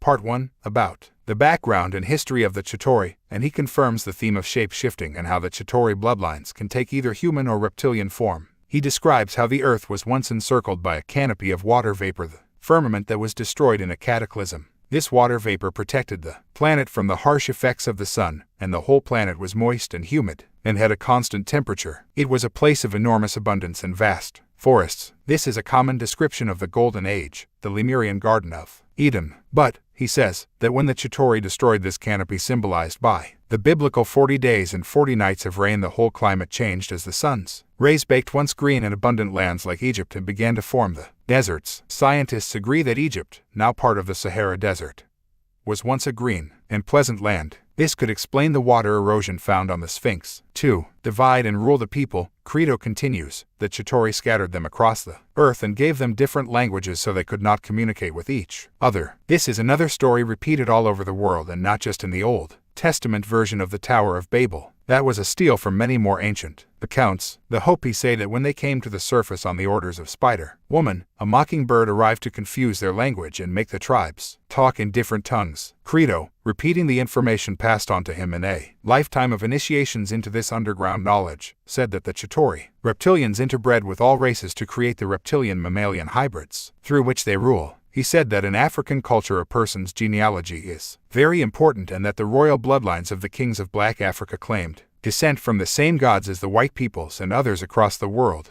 What's more, he said that these black royal bloodlines, like those in the countries of the white peoples, had largely moved out of the positions of inherited control, like kings and queens, where they could be identified. Instead, they have taken the positions of appointed or elected control, like government administrators, bankers, businessmen, and political leaders. He reveals, from his knowledge of black African genealogy, that the black presidents who came to power after independence from the white Europeans have been the same royal bloodlines as the kings and queens of black Africa. He cited Robert Mugabe in Zimbabwe as an example, the same Robert Mugabe who was manipulated into power by the Illuminati's Henry Kissinger and Lord Carrington, as documented in And the Truth Shall Set You Free. Mugabe has brought poverty, hunger, and chaos to black and white alike in a country that should be one of the richest in Africa. At the same time, he has made himself a billionaire by winning rigged elections and stealing the people's wealth. Also in Africa, as we have seen, the African Dogon tribe of Mali, it is claimed, say they were visited by extraterrestrials from Sirius. The Dogon appear to descend from a Greek people who themselves claim descent from the Argonauts. The Dogon settled first in Libya and then further south in Mali, where they interbred with the Negro peoples. The Greys are reptilian. Credo also supports the view of many UFO researchers that the so-called Greys, that best known of extraterrestrial beings, are lackeys for the reptilians. But he goes further than that. He says they are reptilian. The control and focus of the world is based on Europe and North America, and for far too long that has been the case in UFO research, too. This has blinded so many of those researchers to the staggering information available in the vast continents of Africa, South America, and native Australia, while they are still arguing over whether gray aliens were found in Roswell, New Mexico, in 1947. Black African tribes people have been finding these greys in the bush for hundreds of years right up to the present day. Black Africans call them the Mantindane, the tormentors. Credo says that often when the greys die in the open, they are removed quickly by government agencies or their friends in flying craft. But occasionally dead greys have been found and removed by tribes people, and he has witnessed them being taken apart and examined. He describes in the video, The Reptilian Agenda, Part 1, how he was once given part of a grey to eat without realizing what it was, and the consequences were amazing in the effect on his mind and body, good and not so good. I won't spoil the story in case you want to see the video because he tells it so brilliantly. He says that Greys are not gray and do not have big black eyes, as it appears. The gray skin, he reveals, is actually a strange type of suit, which is astonishingly difficult to break through. In Credo's words, it requires not just a new axe, but one that has been sharpened to its fullest potential. When you finally breach the suit, he says, you find inside a pinkish, scaly, reptilian creature with pupils that go up down like a reptiles. Africans call them in this non-suited state, pinky. The big black eyes, he says, are not eyes, but very sophisticated goggles to protect the eyes of the gray from the sun. For some reason, the reptilian greys and at least some of the other reptilians cannot endure, or do not wish to experience, direct sunlight, and they have to either wear these suits and eye protectors or only go out at night. I know, it's serious, but I have to laugh at how bizarre it all is. Aliens walking around in gray suits wearing big black shades, and others doing impressions of the Mario Brothers or Puff the Magic Dragon. Wake me up. Researcher Alan Walton also says that the Greys have been described as having a reptiloid, amphiboid, or even saurian genetic base complete with scaly skin and webbed claw-like fingers. He says that people have reported seeing reptilian eyes with vertically slit pupils within the big black slanted eyes that seem in many cases to be some type of biomechanical covering. He says that they also appear to have an insectoid type infusion into their DNA. Franz Camp came across this same theme of an aversion to sunlight in his own research of the reptilians. Reptilians are intuitive or paranormal creatures. They live underground because of the sun. The radiation of the sun diminishes the production of serotonin, and as serotonin is necessary for the stimulating of the pituitary gland or pineal gland to produce melatonin, they better stay underground. Melatonin is indispensable for life. The more melatonin, the more life. The more intuition, paranormal you are, the higher production of melatonin. Draco equals Dracula. This is where part of the symbolism in the story of Dracula originates. It was written by the Irish author Bram Stoker and published in 1897. Stoker probably knew the score after years of research into the countless vampire legends. As a History Channel documentary about Stoker confirmed, there is no part of the world and no era of history that does not have its myths and legends about vampires who feed off other people's energy and blood. Look at the main elements of that tale in the light of what you have read so far. His name is Dracula. The Draco constellation is the alleged home of the royal reptilian bloodlines. He is called Count Dracula, symbolic of the way these Draco bloodlines have been carried by human royalty and aristocracy. Dracula is a vampire, symbolic of the need of the Draco reptilians to drink human blood and feed off human energy. Dracula shape shifts, appears, and disappears, symbolic of the reptilian shape-shifters, and I will elaborate on this shortly. He cannot stand direct sunlight, exactly what Credo and others say of the reptilians and Greys. He comes in through windows symbolic of the interdimensional portals through which reptilian entities enter our world. So many famous writers and artists were initiates or dogged researchers who told elements of the story through art and fiction. Stoker's character was largely based on a man called Dracula or Vlad the Impaler, the 15th century ruler of a country called Wallachia, not far from the Black Sea in what is now Romania.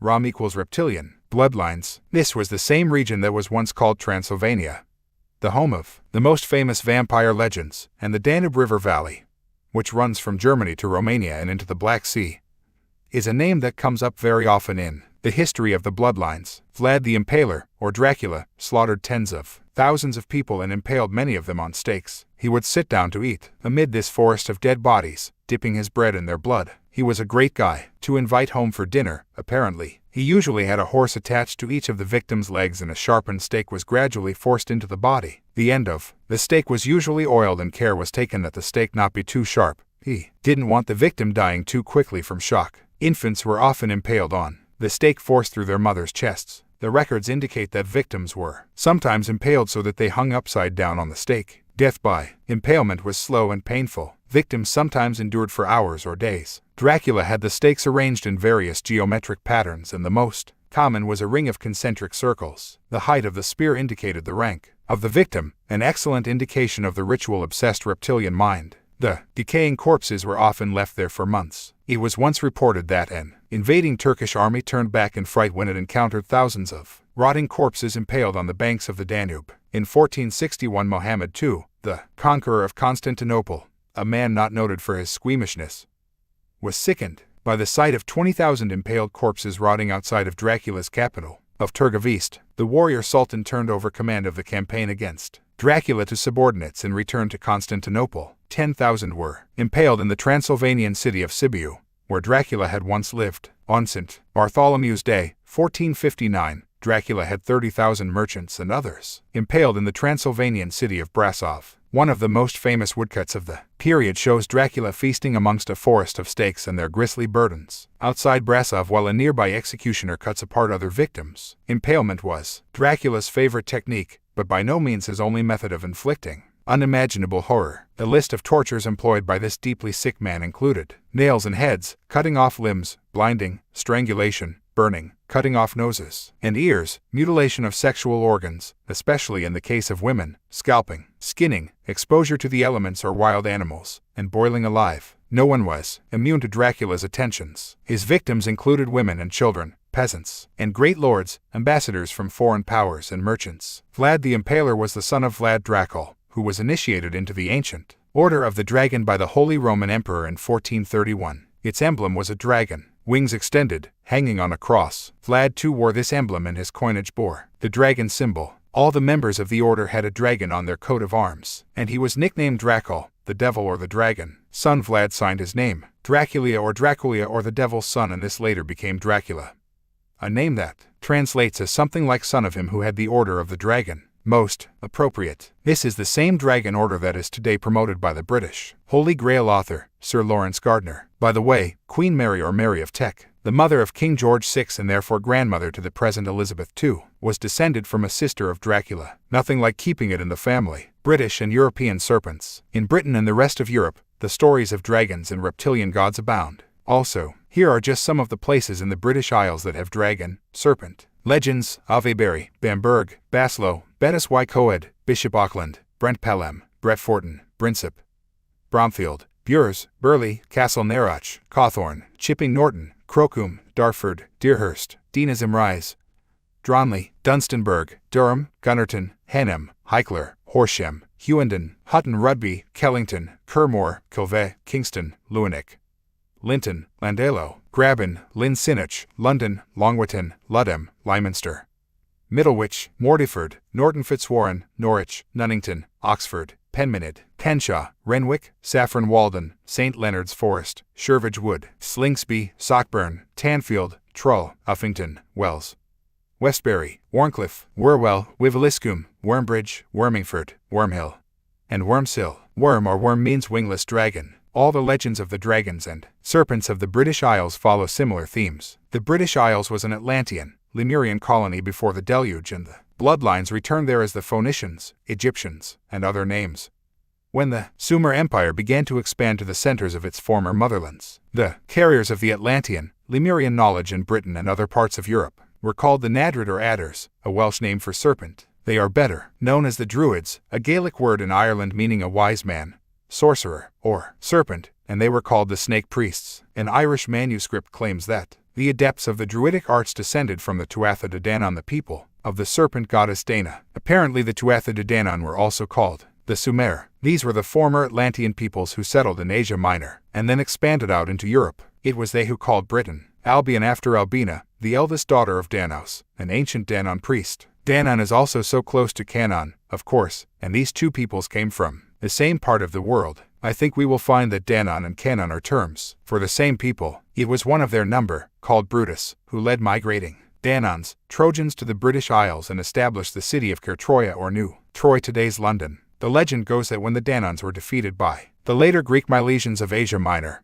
the peace agreement involved the Dananns moving from the surface to live in an underground kingdom which could be accessed from hollow hills in Ireland. The Dananns were said to be a giant race of warriors who became smaller through generations of living within the earth. The same was said in Ireland of the Firbolgs, Fomorians, and Nemedians, who were also defeated and driven underground where, it is said, they lost their giant stature. This theme of giants forced underground where they dwindled in height can be found all over the world, and, like the Dananns, they are often described as having what I call the Nordic appearance. Another common story is that these people abducted surface humans and interbred with them. Michael Mott in his Hook, Caverns, Cauldrons, and Concealed Creatures also points out the close similarity of Tuatha and Tuat, the Egyptian name for the underworld, through which the pharaohs believed they would travel to immortality. The Druids, it is said, continued to use their Danann knowledge on the surface. After those peoples were forced underground, the highest level of the Druidic pyramid was the Archdruid. They were located on islands because land surrounded by water is a particularly powerful energy center, and if it also happens to host major vortex points on the energy grid, that power is increased immensely. Archdruids were based on the Isle of Man, home of an ancient Danann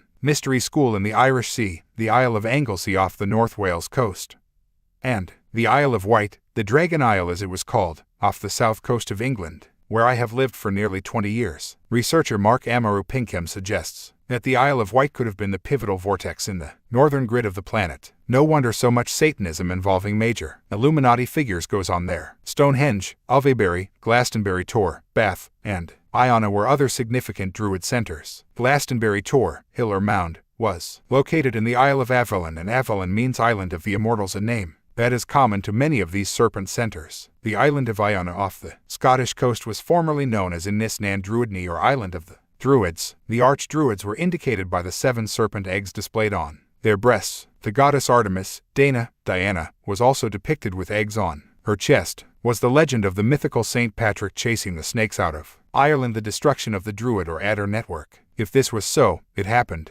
for public consumption only, as the knowledge was taken out of general circulation, but remained very much alive within the secret societies. Egyptian serpents. You find the same story of serpent symbolism in the country to which so many modern Illuminati symbols and codes relate, Egypt. The great temple of Amen, or Amen-Ra, was placed on a massive vortex point at Thebes or Karnak.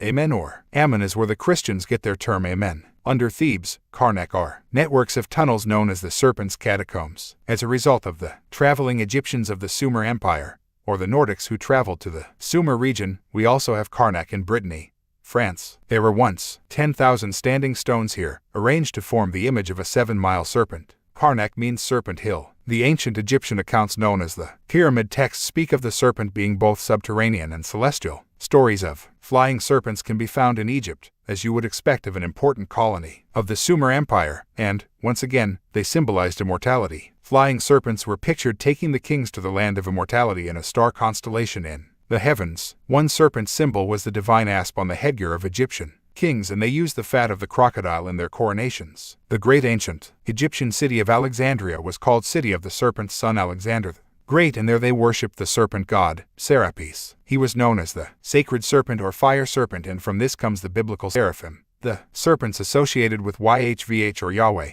Jehovah. The temple of Serapeum in Alexandria was dubbed one of the 7 wonders of the ancient world, as was the 400 feet high Pharaoh's lighthouse in the city, which was topped by the Illuminati's key symbol, the lighted torch or eternal flame. In the temple, Serapis was portrayed as a massive statue standing on a crocodile holding a staff with a serpent coiling around it. At the top of the staff were the heads of a lion, dog, and wolf, all classic symbols of the serpent cult. Egyptian queens like Cleopatra were known as the Serpent of the Nile, and the Uraeus hieroglyphic sign for goddess was a serpent. Later Gnostic Christians adopted the name Uraeus as a secret name for God. Many Gnostic traditions also identified the serpent with Jesus. As with many other cultures of the serpent gods, they were seen in the earliest Egyptian records as either benevolent or partly benevolent and partly not so. This is what you would expect from any race of people that reflects all attitudes. However, there came a time, which can be identified most clearly in Egypt, when this image changed dramatically. Suddenly, they were the bad guys. In the earlier Old and Middle Kingdom, which ended about 1640 BC, the serpent was given a good press, but starting with the New Kingdom it was all very different, especially from the 18th dynasty, starting about 1546 BC. Serpents become the target of hatred and rituals were performed to exorcise them. This change of serpentine image in Egypt came in the period of chaos lasting hundreds of years after the Middle Kingdom fell, and it was the kings of the 18th dynasty who removed the Hyksos, who invaded Egypt and ruled till around 1550 BC. The Hyksos, which means princes of foreign lands, destroyed all places of worship of the old religion when they took over.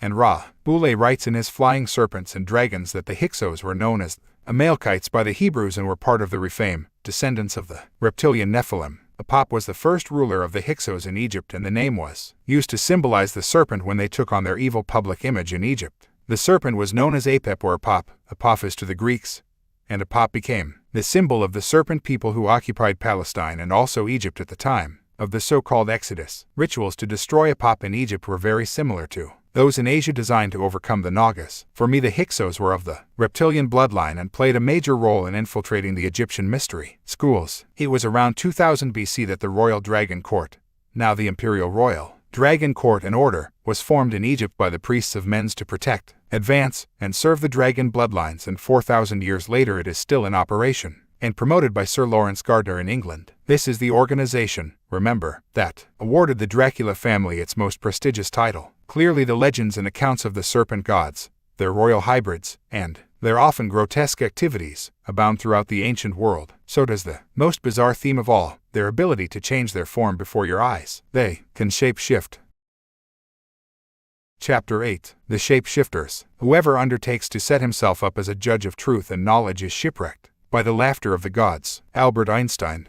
The accounts of the reptilian control of humanity are not confined to the ancient world, as we shall see very clearly as the story is revealed. Kathy O'Brien, a victim of the Illuminati's vast mind control program, wrote of her reptilian experiences in her book, Transformation of America. Reality Marketing, Las Vegas, 1995. I have told Kathy's story at length in my previous books, and I will elaborate on the mind control programs later in this one. Understandably, Kathy believed her reptilian experiences with leading figures in the United States to be part of her mind control. However, as you will see with the evidence I shall present, what she saw and heard was not quite the illusion she thought it to be. She described how many leading U.S. politicians she worked for in her mind-controlled state appeared to take a reptilian form before her eyes and then return to human. These included President George Bush, father of President George W., of the Anunnaki, Merovingian bloodline. Father George told her they were an extraterrestrial race that had taken over the world, but no one realized it because they looked human. Kathy relates another important experience she had with Miguel de la Madrid, the president of Mexico during Bush's tenure at the White House. She writes in Transformation of America, de la Madrid had relayed the legend of the iguana to me, explaining that lizard-like aliens had descended upon the Mayans. The Mayan pyramids, their advanced astronomical technology, including sacrifice of virgins, was supposedly inspired by the lizard aliens. He told me that when the aliens interbred with the Mayans to produce a form of life they could inhabit, they fluctuated between a human and iguana appearance through chameleon-like abilities, a perfect vehicle for transforming into world leaders. De la Madrid claimed to have Mayan, alien, ancestry in his blood, whereby he transformed back into an iguana at will. De la Madrid produced a hologram similar to the one Bush did in his initiation. His hologram of lizard-like tongue and eyes produced the illusion that he was transforming into an iguana. Remember that the Mayans say the first settlers of the Yucatan in Mexico were the chains or people of the serpent. They were led by the god Itzamna, a name that apparently comes from the word Itzam, which translates as lizard or reptile. The sacred city of Itzamna, therefore, means the place of the lizard or iguana house. What Kathy O'Brien reports there is an excellent summary of what has happened, except for the part about holograms and illusions. What she saw was not a reptilian hologram, but what is known as shape-shifting. If anything, it is the human form of these people that is a holographic cover. Shape-shifting is the ability to change physical form, in this case between a human and reptilian appearance. The ancient Danann brotherhood of initiates and magicians called Telchines on the island of Rhodes could shape-shift into any form, according to the Greek historian Diodorus. Shape-shifting is a common theme in tales of esoteric magicians and high initiates. I have been told by hundreds of people all over the world, from every walk of life, you can imagine, about their experiences of seeing well-known and less well-known people transform into a reptilian form before their eyes and then go back again. George Bush, Father George, is the name that recurs most often in these accounts. There have been reports of shape-shifting reptilians for thousands of years. In the Indus Valley and Hindu culture, their serpent gods called the Nagas were one example. Interestingly, James Churchward established that the Maya of Central America and the Nagas of Asia were the same former Lemurian peoples. You can see, in the videos, the reptilian agenda, the information and confirmation that the Zulu shaman Credo Mutwa presence of the shape-shifting reptilians. The serpent sea or fish gods of Sumer and Babylon were said to be able to change shape and look human whenever they chose. Another version of shape-shifting are the so-called men in black who appear and disappear according to witnesses. The story of Jekyll and Hyde is also symbolic of shape-shifting. The children of the shadows, ancient tablets, alleged to come from beneath a Mayan temple in Mexico, describe the reptilians and their ability to shape-shift. These accounts correlate remarkably with modern experience and reports. They are known as the Emerald Tablets of Thoth, who was a deity of the Egyptians. It is claimed that they date back 36,000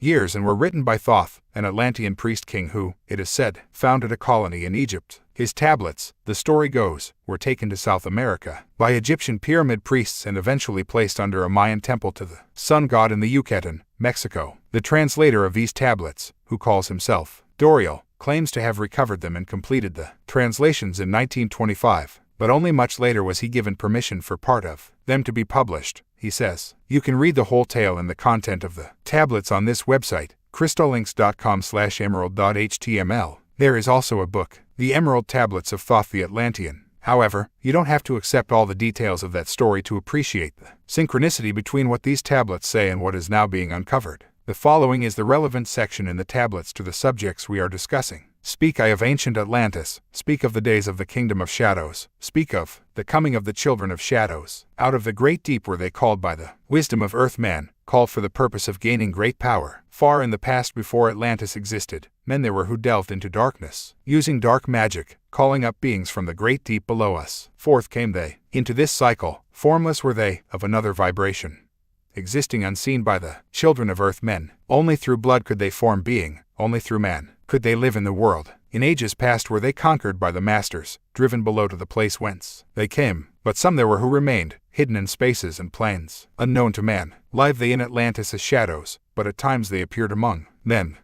When the blood was offered, forth came they to dwell among men. In the form of man moved they amongst us, but only to sight were they as our men. Serpent-headed when the glamour was lifted, but appearing to man as men among men, crept they into the councils, taking form that were like unto men, slaying by their arts the chiefs of the kingdoms, taking their form and ruling o'er man. Only by magic could they be discovered, only by sound could their faces be seen. Sought they, from the kingdom of shadows, to destroy man and rule in his place. But, know ye, the masters were mighty in magic, able to lift the veil from the face of the serpent, able to send him back to his place. Came they to man and taught him the secret, the word that only a man can pronounce. Swift then they lifted the veil from the serpent and cast him forth from place among men. Yet, beware, the serpent still lieth in a place that is open, at times, to the world. Unseen they walk among thee in places where the rites have been said. Again as time passes onward, shall they take the semblance of men. Called, may they be, by the master who knows the white or the black, but only the white master may control and bind them while in the flesh. Seek not the kingdom of shadows, for evil will surely appear.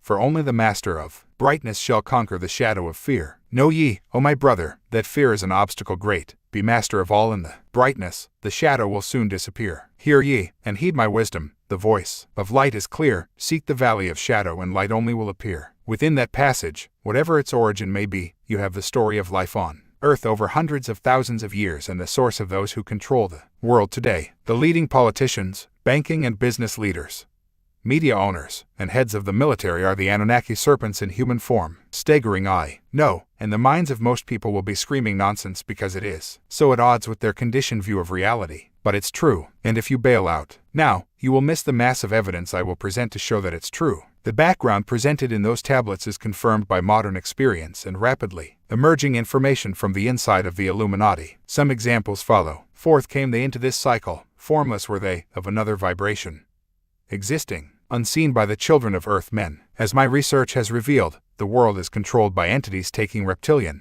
and other forms that exist on another dimension or cycle. We are in the third dimension or density. They operate from the fourth, a frequency just outside the present range of the physical senses. We can feel the fourth density as vibes around us, but we cannot see it unless we tune in with our psychic sight, which can connect our consciousness with other vibrational levels. This is what psychics or channelers are seeking to do, and the good ones can move their inner radio dial to access other frequencies. The headquarters of the serpent race I am exposing here is the lower end of the fourth dimensional frequency range, which vibrates very close to this one. It is on the very fringe of our physical senses. It is what you might call a parallel universe or a parallel Earth. A mirror of the one we see, but vibrating at a different speed. Cats can see the fourth dimension, and this is why they react to something in what appears, to us, to be empty space. The same with babies before their psyche is closed down by an ignorant world. To operate and manipulate our vibrational level of the planet, these fourth-dimensional reptilians needed a third-dimensional human form. They needed to create a genetic space suit that they could occupy and hide within. This, as President de la Madrid told Kathy O'Brien, was achieved by creating bloodlines that fuse their reptilian DNA with that of humans. These bloodlines have a genetic, therefore vibrational, compatibility between the fourth-dimensional reptilians in their third-dimensional human forms. In other words, it makes their possession of these bodies far easier and more effective than with other human genetic streams that do not have that particular DNA combination. It is to retain this genetic structure that the Illuminati bloodlines have always interbred with each other and continue to do so. It means that if they can manipulate these bloodlines into the positions of power, they are, in effect, putting themselves into those positions through their control of these bodies from the lower fourth dimension. This is the reason that the genealogy of those in the major seats of global power today can be traced back to the royal lines, the Anunnaki hybrids, that ruled Sumer, Egypt, and so on. The ancient Book of Enoch, which covers the period before the final Atlantis cataclysm, says those born of Nephilim blood are, because of their ancestral spirit, reptilian possession from the lower fourth dimension, destined to afflict, oppress, destroy, attack, do battle, and work destruction on the earth. The Nephilim are fundamentally associated with human sacrifice and blood drinking, just like the Illuminati today. The Book of Enoch describes the behavior of the Nephilim offspring produced with human women, and they became pregnant and bore great giants who consumed all the acquisitions of men, and when men could no longer sustain them, the giants turned against them and devoured mankind, and they began to sin against birds and beasts, and reptiles, and fish, and to devour one another's flesh and drink blood. The earth laid accusation against the lawless ones. As then, so now, the blood drinkers. Only through blood could they form being, only through man could they live in the world. Insiders have told me that the reptilians need to drink human blood to maintain human form and stop their reptilian DNA codes from manifesting their true reptilian state. Accounts of the Nephilim also include references to their blood drinking activities. As we have seen, all this explains why these bloodlines have always taken part in human sacrifice and blood drinking rituals from the ancient world to the present day, a fact I detail in The Biggest Secret. This includes people of the bloodline like George Bush, Al Gore, Bill Clinton, Henry Kissinger, the Rockefellers, Rothschilds, British prime ministers like Ted Heath, and the British royal family, yes, including, indeed especially, the Queen and Queen Mother. I have been writing for years about the ancient satanic rituals performed by the elite of the United States at a place called Bohemian Grove. This is 2,700 acres of secluded and guarded redwood forest in Northern California. Many people just laughed as usual. But, as I was starting this book, Alex Jones, an American journalist, documentary maker, and radio presenter, managed to get into the grove during their ritual, disguised in one of the hooded robes the participants wear. He took video footage to prove that what I, and many others, have been saying about Bohemian Grove is true. His website is www.infowrs.com.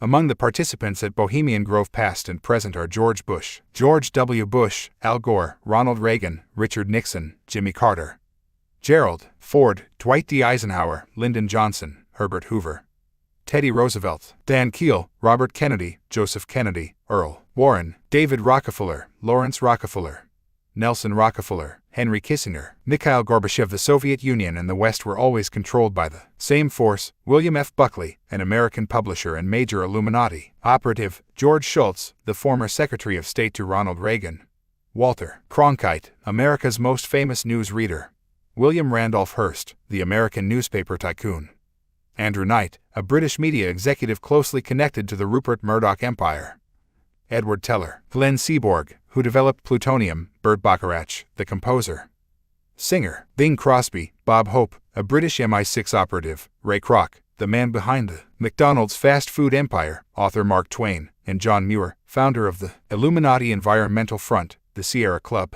That's just a few of them, and their connection is their reptilian bloodline or their allegiance to the Illuminati. The Kennedys are a major bloodline family in the States, but no one is expendable if the Illuminati agenda requires action to be taken. Many recovering mind-controlled slaves have told me how they were brutally sexually abused by Senator Edward Kennedy and one former mind-controlled operative with the Illuminati, a mind controller herself, told me Senator Kennedy and the whole Kennedy family was part of this. I know that they are political icons in our country, but they are in it up to their eyeballs. Philip Eugene de Rothschild says he is one of hundreds of thousands of unofficial Rothschild offspring. He stresses that often the most significant operatives in the Illuminati hide behind apparently ordinary lives while dictating the agenda and attending human sacrifice rituals. This is my own information, too, after talking to Illuminati insiders. But he says that there are many public figures who are very high in the Illuminati satanic pyramid, and he highlights Prince Philip as a major player in the rituals he has attended. I can recall the Rockefellers and the Bushes attending rituals, but never having the supremacy to lead them. I still regard them as lackeys and not real brokers of occult power, except for Alan Greenspan. Most of these fellows were camp followers in the occult, primarily for the economic power and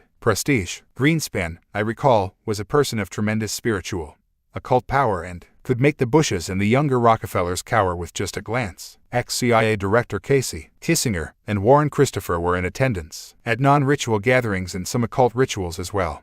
But well back in the gallery, at the forefront of the rituals were Prince Philip at the pinnacle. He stands, like most of the contemporary European monarchy, in the Charlemagne, Merovingian, Aenian bloodline, but he is its current head. I am certain that his maternal chromosomes are in the current Antichrist Nephilim. Prince Philip is the leading biological descendant of the reptilians, as you call them. Immediately below him are the males of my family line, like a court of ministers in charge of logistics and operations. The current monarchs of the Netherlands, Spain, and some of the old Austrian nobility are next in occult power and in the conspiracy. There is a lot of background to Prince Philip and the Windsors, and the biggest secret. Other information has come from the victims of the Illuminati mind control programs, like the one based at Montauk Point on Long Island, New York, which has been the subject of a number of publications. Mind-controlled slaves are widely used by the reptilians and their bloodlines to advance their agenda.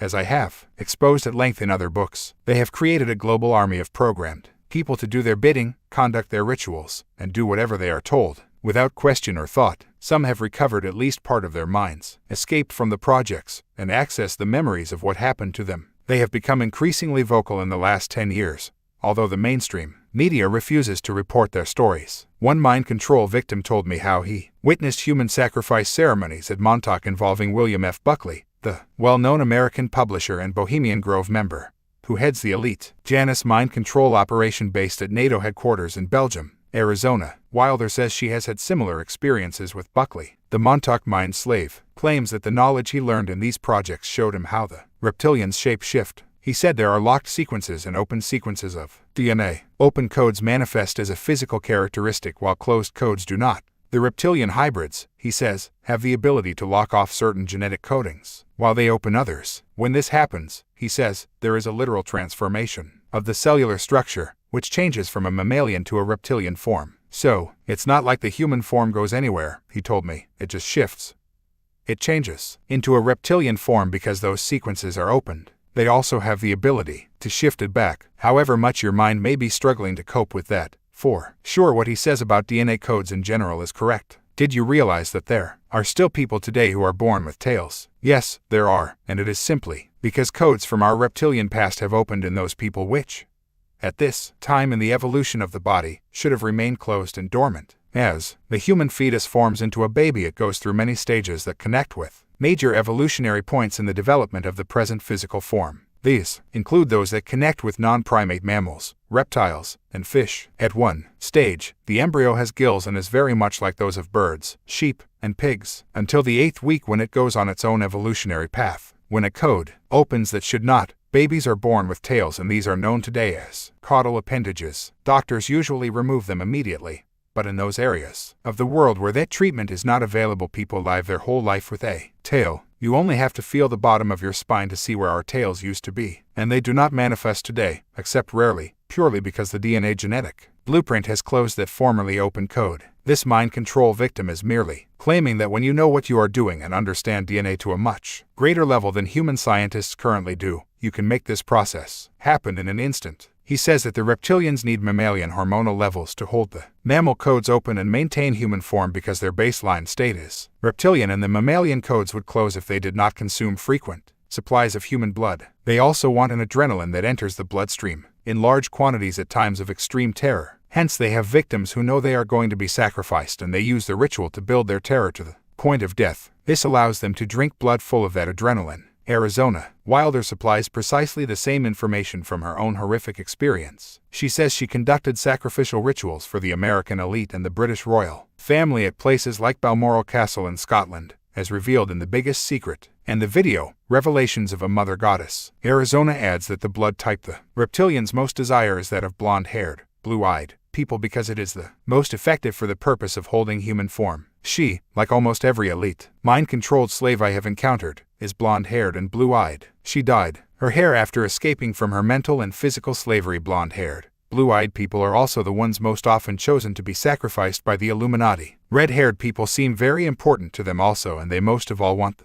blood of prepubescent children and young women who have not had sex. This is to do with the purity of the blood and energy of children, and the changes that take place within the energy field once a person has experienced sex or puberty. Thus, the Illuminati sacrifice children and young women more than anyone, and this is the origin of the stories throughout history of sacrificing young virgins to the gods. Scientists have discovered aspects of shape-shifting phenomena. Polymer gels, for instance, are remarkable shape-shifting materials. When exposed to small alterations in acidity or temperature, they can dramatically transform their appearance and size. The different acidities and temperatures are simply different vibrational states. The changing vibration is the key. The forces between molecules in the gels are delicately balanced in a constant tug-of-war, and sometimes one state wins and sometimes another, depending on the outside stimulus. Hiroki Misawa and colleagues at the University of Tokushima, Japan, focused a laser beam at the center of a cylinder of polymer gel and found that within an instant, the rod's middle shrank in diameter, turning it into a dumbbell. When they shut the laser off, the middle snapped back to its original width. The transformation of the gels are entirely reversible, the same as human reptilian shape-shifting.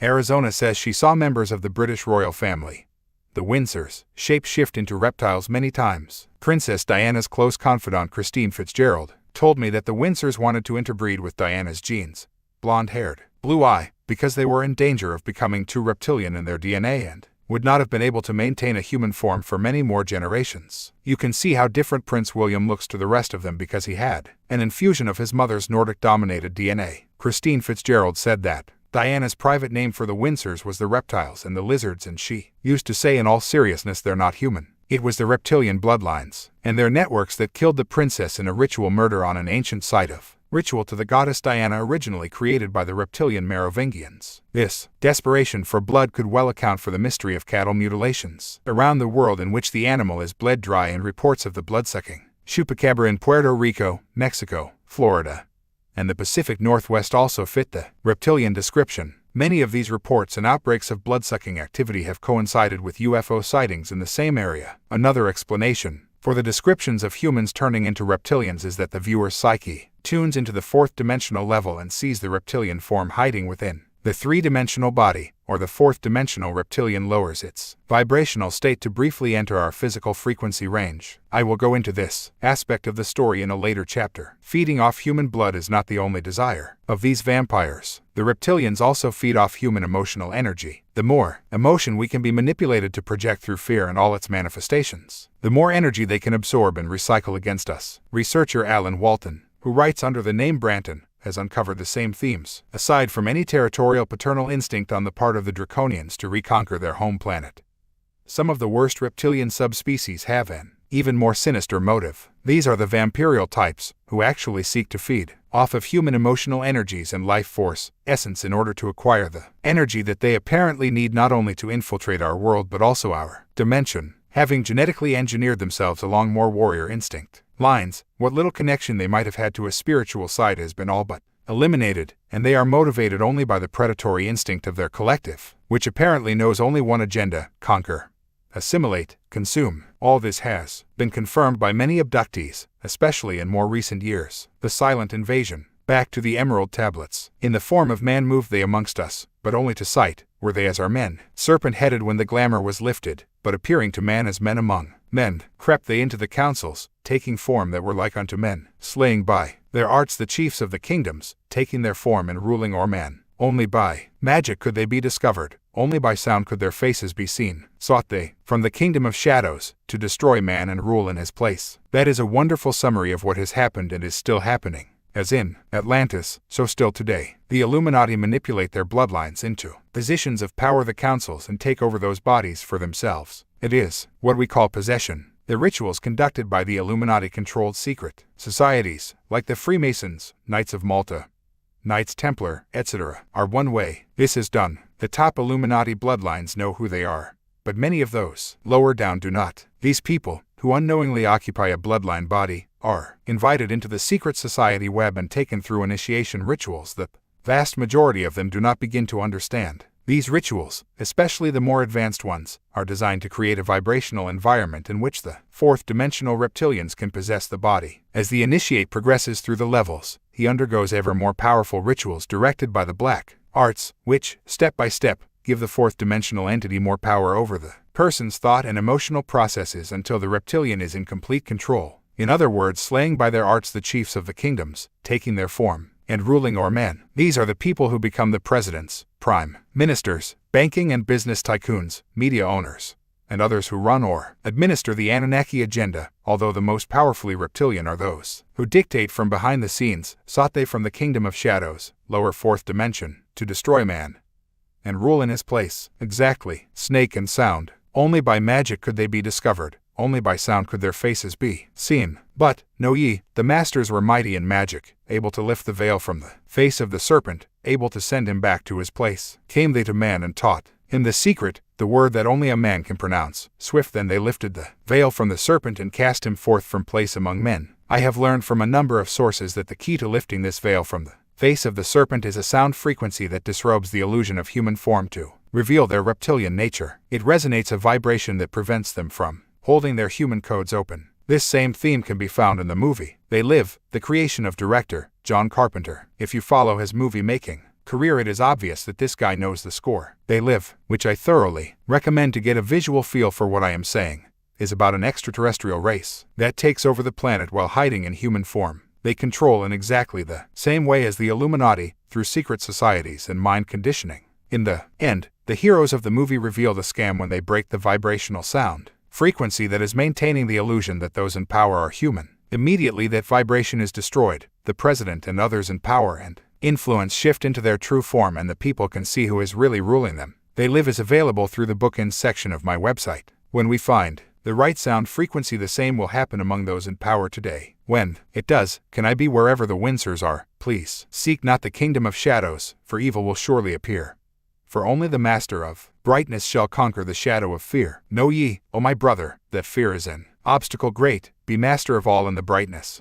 The shadow will soon disappear. Hear ye, and heed my wisdom. The voice of light is clear. Seek the valley of shadow, and light only will appear. Those who dabble in what has become known as the occult open themselves to manipulation by the lower fourth dimension, that home for many misguided, malevolent entities, and the origin of the legends and tales of demons and evil spirits. In fact, the word occult has been given an unfairly bad name. It merely means hidden, and the same knowledge can be used for good or ill. Again, vibrations are the key. If you use the occult knowledge with love in your heart, and with positive intent, you maintain a high vibration and so connect with that level of consciousness. If you use it without understanding, like those who play with Ouija boards, or with ill intent, you connect yourself with the vibrational range that this represents, the lower fourth dimension. The emphasis in the tablets on living without fear is also a vital point. As I have been saying in my books, videos, and talks for many years, the world is controlled by fear. The fear of what others think of us, fear of death, fear of being alone, fear of poverty, fear for our families and children, fear of war. The list is endless. The emotion of fear resonates to the frequency range of the lower fourth dimension, and so when we are consumed by fear, we are much easier for the entities on that dimension to influence and control. So the Illuminati continually create situations, structures, and events, like wars, designed to keep the people in fear of so many kinds. Also, when we generate fear, that energy can be absorbed by the fourth dimensional entities, resonating to the same frequency, and they use this increased power to recycle back against us in further control. Fear connects us to them and feeds them energy. In ages past were they conquered by the masters, driven below to the place whence they came, but some there were who remained, hidden in spaces and planes, unknown to man. Live they in Atlantis as shadows, but at times they appeared among men. When the blood was offered, forth came they to dwell among men. Out of the great deep were they called by the wisdom of earth man, called for the purpose of gaining great power. Some researchers suggest that this reptilian faction was banished from the earth in the far distant past by closing the interdimensional portals, which allowed them to move into this density very easily. These portals are points on the Earth's energy grid where the third and fourth dimensions can connect, and these are often the places held most sacred by the ancients. The portals are similar in theme, if not detail, to the one featured in the film Stargate, which, you may recall, was the story of an ancient Egyptian people controlled by high-tech, extraterrestrial gods. A theme of the Atlantis legends is that groups with the advanced knowledge began to use it malevolently, and it was then that they reopened the portals and allowed these fourth-dimensional beings to flood back into this reality. One major portal appears to be in the Caucasus Mountains in southern Russia. Northern Turkey, a region that constantly comes up in my research. These important centers for the bloodlines and the Illuminati will also be connected to the underground settlements of their masters. Also, the Satanists in their rituals summon these lower, fourth-dimensional entities into their presence by creating the vibrational doorways that allow them to manifest. Words, colors, and symbols all vibrate. Energy, everything does, and the secret rituals use the combinations that have the required vibrational effect. This is why the Illuminati today conduct the same rituals to the same deities that the ancients did. They must do so because they include the necessary word-color-symbol combinations to unlock the vibrational door. Researcher Alan Walton writes, some claim that the Crowlyan rituals and Montauk projects have been very useful to them in tearing holes in the fabric of space-time that separates our dimension from theirs. I think that nuclear explosions since the 1950s have also had the effect of opening the stargates. As the Emerald Tablets say, yet, beware. The serpent still lieth in a place that is open, at times, to the world lower fourth dimension. Access through the stargates, unseen they walk among the in places where the rites have been said. Illuminati rituals to open the stargates, again as time passes onward, shall they take the semblance of men which they have. The depiction of the devil is very like the descriptions of the reptilian royalty known as the Draco, and in the biblical text the devil,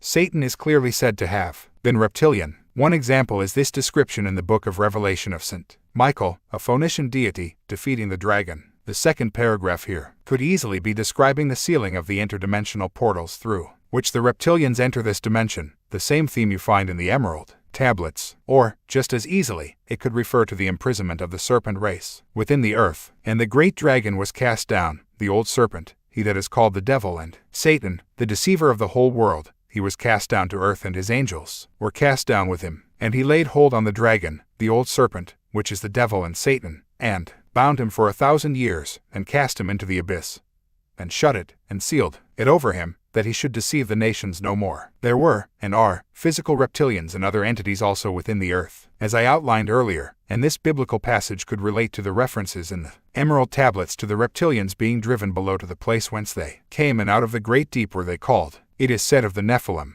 and the giant titans under their different names, that they were banished into the earth and out of the sunlight. One mind-controlled survivor says he learned that the reptilians were the first to colonize the earth, and that is why they consider it theirs. Credo Mutwa, from the African accounts, says precisely the same, and I have heard this from many other sources. They suggest, along with other researchers, that another, more human group arrived and won a surface battle with the reptilians who went underground to escape. This is one origin of the symbolism in the ancient theme of hell and Satan being located underground. This more human group was the Blue-Eyed Blondes. The mind control victim believes that this battle happened some 200,000 years ago. He adds, the original reptilians are coming back, they are here now, and the ones who remained on this planet developed their own little subculture, which went against what the overall plan was, and now they're afraid of their own people. There's a lot of scurrying around, if you want to call it that, to protect against the original population that's coming back, and there's going to be a gigantic battle on this planet in the next few years. I think there's going to be war, and the human-reptilian hybrids that are here are going to defend themselves against the originals,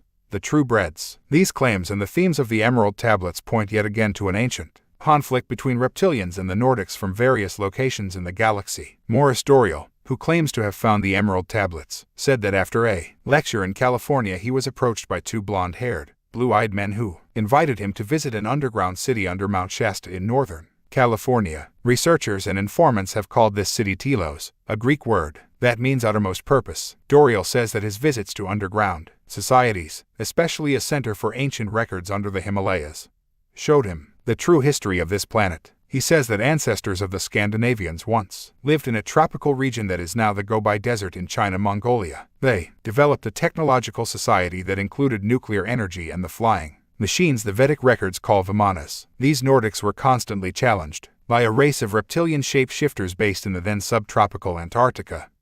Doriel says he learned, it is certainly true that the Pleiades, Nordics, and Orion, reptilians, are said in ancient texts to be, at least symbolically, associated with death and destruction on Earth. Antarctica is where, apparently, some Nazis fled after the war, and there are many tales of an underground base there. Doriel says he was shown how these chameleon reptilians infiltrated human societies in their battle for control of the planet. One way these shapeshifters were exposed, he says, is by a language test. It was discovered that the reptilians found it impossible to pronounce the word kin and Ijin. Go on, I bet you can't resist it. Doriel says that in a desperate effort to stop the reptilians, the Nordics launched a super weapon at Antarctica. He suggests that the enormous explosion shook the Earth and made it wobble on its axis. The poles shifted and fantastic, cataclysmic events ensued. Other reptilian colonies survived underground. 1. Location. According to researcher Alan Walton, could have been the caverns of Petalas. Hindu tradition says this is a 7-leveled underground society, stretching from Benners in India to Lake Manasar or in Tibet.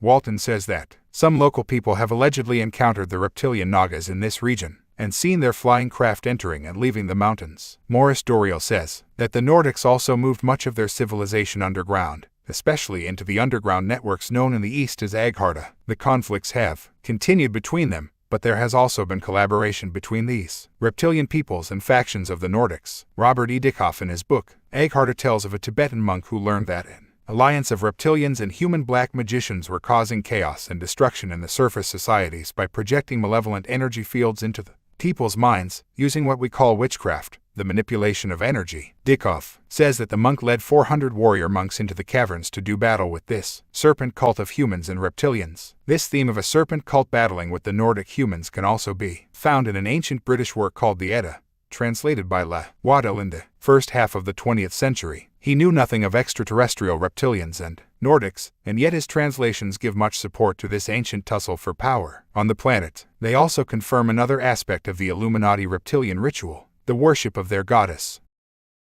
Chapter 9. The Dragon Queens. If you tell the truth, you don't have to remember anything. Mark Twain. The Illuminati appear on the surface to be a male-dominated operation, but, in fact, the High Priestess is as important in their rituals as the High Priest, and at the heart of Illuminati symbolism is the worship of the goddess. The Serpent Goddess. The New Age movement wants a return of the goddess because it is equated with female energy and releasing women from suppression. On that level, so do I, but it is vital for New Agers and others to understand that this is not the goddess symbolism the Illuminati and their placemen talk about. They just want you to think it is. The Serpent Goddess is known under countless names around the world, including Diana, Artemis, Athene, Semiramis, Bharati, Britannia, Hecate, Re, Persephone, First Serpent, and so on. These same names have also been used to symbolize esoteric concepts like the phases of the moon and female energy. But at its foundation, this goddess worship of the Illuminati would seem to relate to the DNA transmitted through the female and possibly originating in the constellation of Orion. I have heard this DNA source symbolized in various cultures as the Dragon Queens, the Orion Queen or Queens, and the Snake Mother, from what I am told by insiders and serious researchers. The full-blown reptilian society has its own version of queen bees, which produce the eggs from which the bloodlines and their offshoots originate. Artemis, a key Illuminati goddess, is depicted with eggs all over her chest, and she is associated with bees, one of the prime symbols of the Merovingian bloodline, so connected to Artemis. Diana worship is the bee in the hive. You also find this symbolism in Freemasonry. The reptilians in Greys have been described over and over by abductees and experiences as having a kind of swarm or hive mentality, very much like bees, and they have worked to make the human race a mirror of that. Researcher Franz Camp also came across this theme of the bee queen as a herd. The memories of the herd, swarm, are transferred to them by the female, queen. A chemical substance, hormone pheromones, is required for this in the same way as melatonin is needed for more intuition. Interdimensional connection. The memories are the typical rules of behavior of the herd. An animal is pure subconscious. He lives on intuition. We call that paranormal. We humans use our brains. We think that brains do everything. The rest is instinct. Well, instinct is subconscious. Our DNA knows everything. Your DNA, subconscious, keeps you alive, not your brains. As the Orion people are still animals in the fourth density, they are, by their collective subconscious, connected with each other by their queen, the Orion Queen. Every swarm has its own queen. She has the pure bloodline. The mitochondrial DNA is only transferred by women and is the strongest DNA there is. I have been told many times that the DNA carried by the female in the reptilian bloodlines is the most important to them, and the symbolism of the goddess and the serpent have been linked since ancient times. Sir Lawrence Gardner is a spokesman for the Imperial Royal Dragon Court, an order that represents the interests of the dragon bloodline seeded by the DNA of the Dragon Queens. He says that this symbolism and the theme of the Dragon Queens goes back to the founding mother of the Anunnaki he calls Tiamat, the sea dragon in Mesopotamian accounts. These queens, he suggests, were commonly represented as mermaids, and were often called ladies of the lake. Throughout the land settled by the former Atlantean Lemurian peoples you find the worship of the serpent goddess and her serpent son, who is often symbolized as a bull. James Churchward reveals from ancient tablets and artwork that Lemurians worshipped the goddess called Queen Mu, and that Lemuria, Mu was called the motherland. Around the Mediterranean the priest kings were known as the children of the serpent goddess. In this same region, temples and mystery schools were created in her name, most notably the Temple of Artemis, Diana at Ephesus in Turkey, one of the 7 wonders of the ancient world. Turkey, Greece, and the islands of Samothrace, Cyprus, and Crete were among the main centers of the goddess cult. Samothrace, the sacred isle, seems to have been the headquarters for this in the Mediterranean, Aegean region. Here the rites of the sisterhood of daughters of the goddess Hecate were performed. She was depicted with snake feet and snakes for hair. Dogs, the sacred animal to Hecate, were sacrificed to her in these rituals during the dark phase of the moon. This emphasis on the dog in Hecate myth could connect her symbolically to the dog star Sirius, a base for the reptilians. In Colchis, that ancient Egyptian settlement at the foot of the Caucasus Mountains, there was a cemetery sacred to Hecate. Jason of the Argonaut legends was said to have offered a sacrifice to Hecate at Colchis. Colchester is the oldest recorded town in England and its first Roman capital. The Illuminati satanic network continues to perform sacrifice rituals to Hecate, and this goddess was massively part of the symbolism surrounding the ritual murder of Princess Diana, as explained in The Biggest Secret. Indeed, Diana could well have been a sacrifice to Hecate, the triple-headed goddess with the symbolism of Sirius, Sirius B, and Sirius C. The name, Hecate, literally means 100. Both Sirius B and C take 50 years to orbit Sirius A, and the symbolism of 100, the dual orbit of the twins, was often used as code for the Sirius system, according to Robert Temple in The Sirius Mystery. It is also important to note that, as Temple points out, the ancient Egyptian word and hieroglyph for goddess also means serpent, and their hieroglyph for Sirius also means tooth. Thus the stories of the serpent's tooth can be read as the goddess Sirius. The Egyptian word for tooth also means dog and, more specifically, dog god. And 100, the Minoan civilization on Crete, part of the Sumer Empire, was another serpent bull culture. They called its line of Aryan Minos kings the sons of the serpent goddess, because, once again, the Aryan line is the purest of the reptilian hybrids. These were the serpent kings who ruled Atlantis and the later Sumer Empire. Ancient Crete, as with other connected centers, was famous for its labyrinth, a word meaning house of the double axe or house of the serpent goddess. Greece was another serpent goddess culture. They called her Athene, and at Delphi, the oracles would speak the words of the serpent goddess, known there as Delphinia. The oracle would go into a trance state while staring into the eyes of a snake. She would also use cannabis and chew laurel leaves, the sacred herb of the goddess or Pythoness. The laurel leaves are used by the Illuminati in the symbol of Freemasonry and the logo of United Nations, in which they frame an earth broken into an esoterically significant 33 segments. Pythagoras, the famous Greek hero and mathematician, grew up in the mysteries of the serpent goddess cult, and his very name means I am the python or I am the serpent. DNA of the Dragon Queens. The author, Sir Lawrence Gardner, says that the ancient imperial royal dragon court and order can first be identified as the Dragon Court of Ancient Egypt under the patronage of the priest Prince Ankh Khonsu in about 2170 BC. It later became a pharaonic institution thanks to Queen Sopnefru, and operated as a sort of royal academy,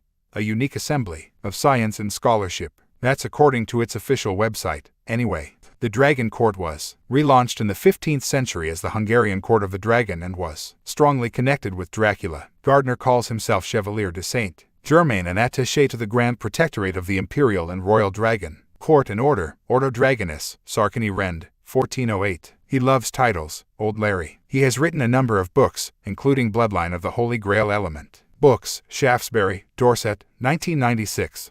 In which he claims that the Merovingians and their offshoots, like the British House of Stuart, were seated by Jesus and Mary Magdalene. This is not the case, as we'll see, although there could be some symbolic truths in the theme of a Jesus and Mary bloodline. Gardner, in my view, knows far more than he is telling, although, if you read between the lines, he's already telling quite a lot. He has been given great prominence by the Australia-based Nexus magazine, which claims to expose how the world is manipulated. Gardner says that bloodlines, the Dragon Kings, were specially conceived by the Anunnaki to rule on their behalf. He says that they drank menstrual blood, known as starfire, but he doesn't mention the blood they drink from the victims of human sacrifice right to this day. The drinking of menstrual blood, symbolized as red meat or red wine, goes back to the dawn of history, and many ancient calendars were based on the moon menstrual cycle. The Greeks called it ambrosia, supernatural red wine of the goddess Hera, while in India it was soma, the food of the gods, and in Persia, Hayoma. They believed the menstrual blood was sacred,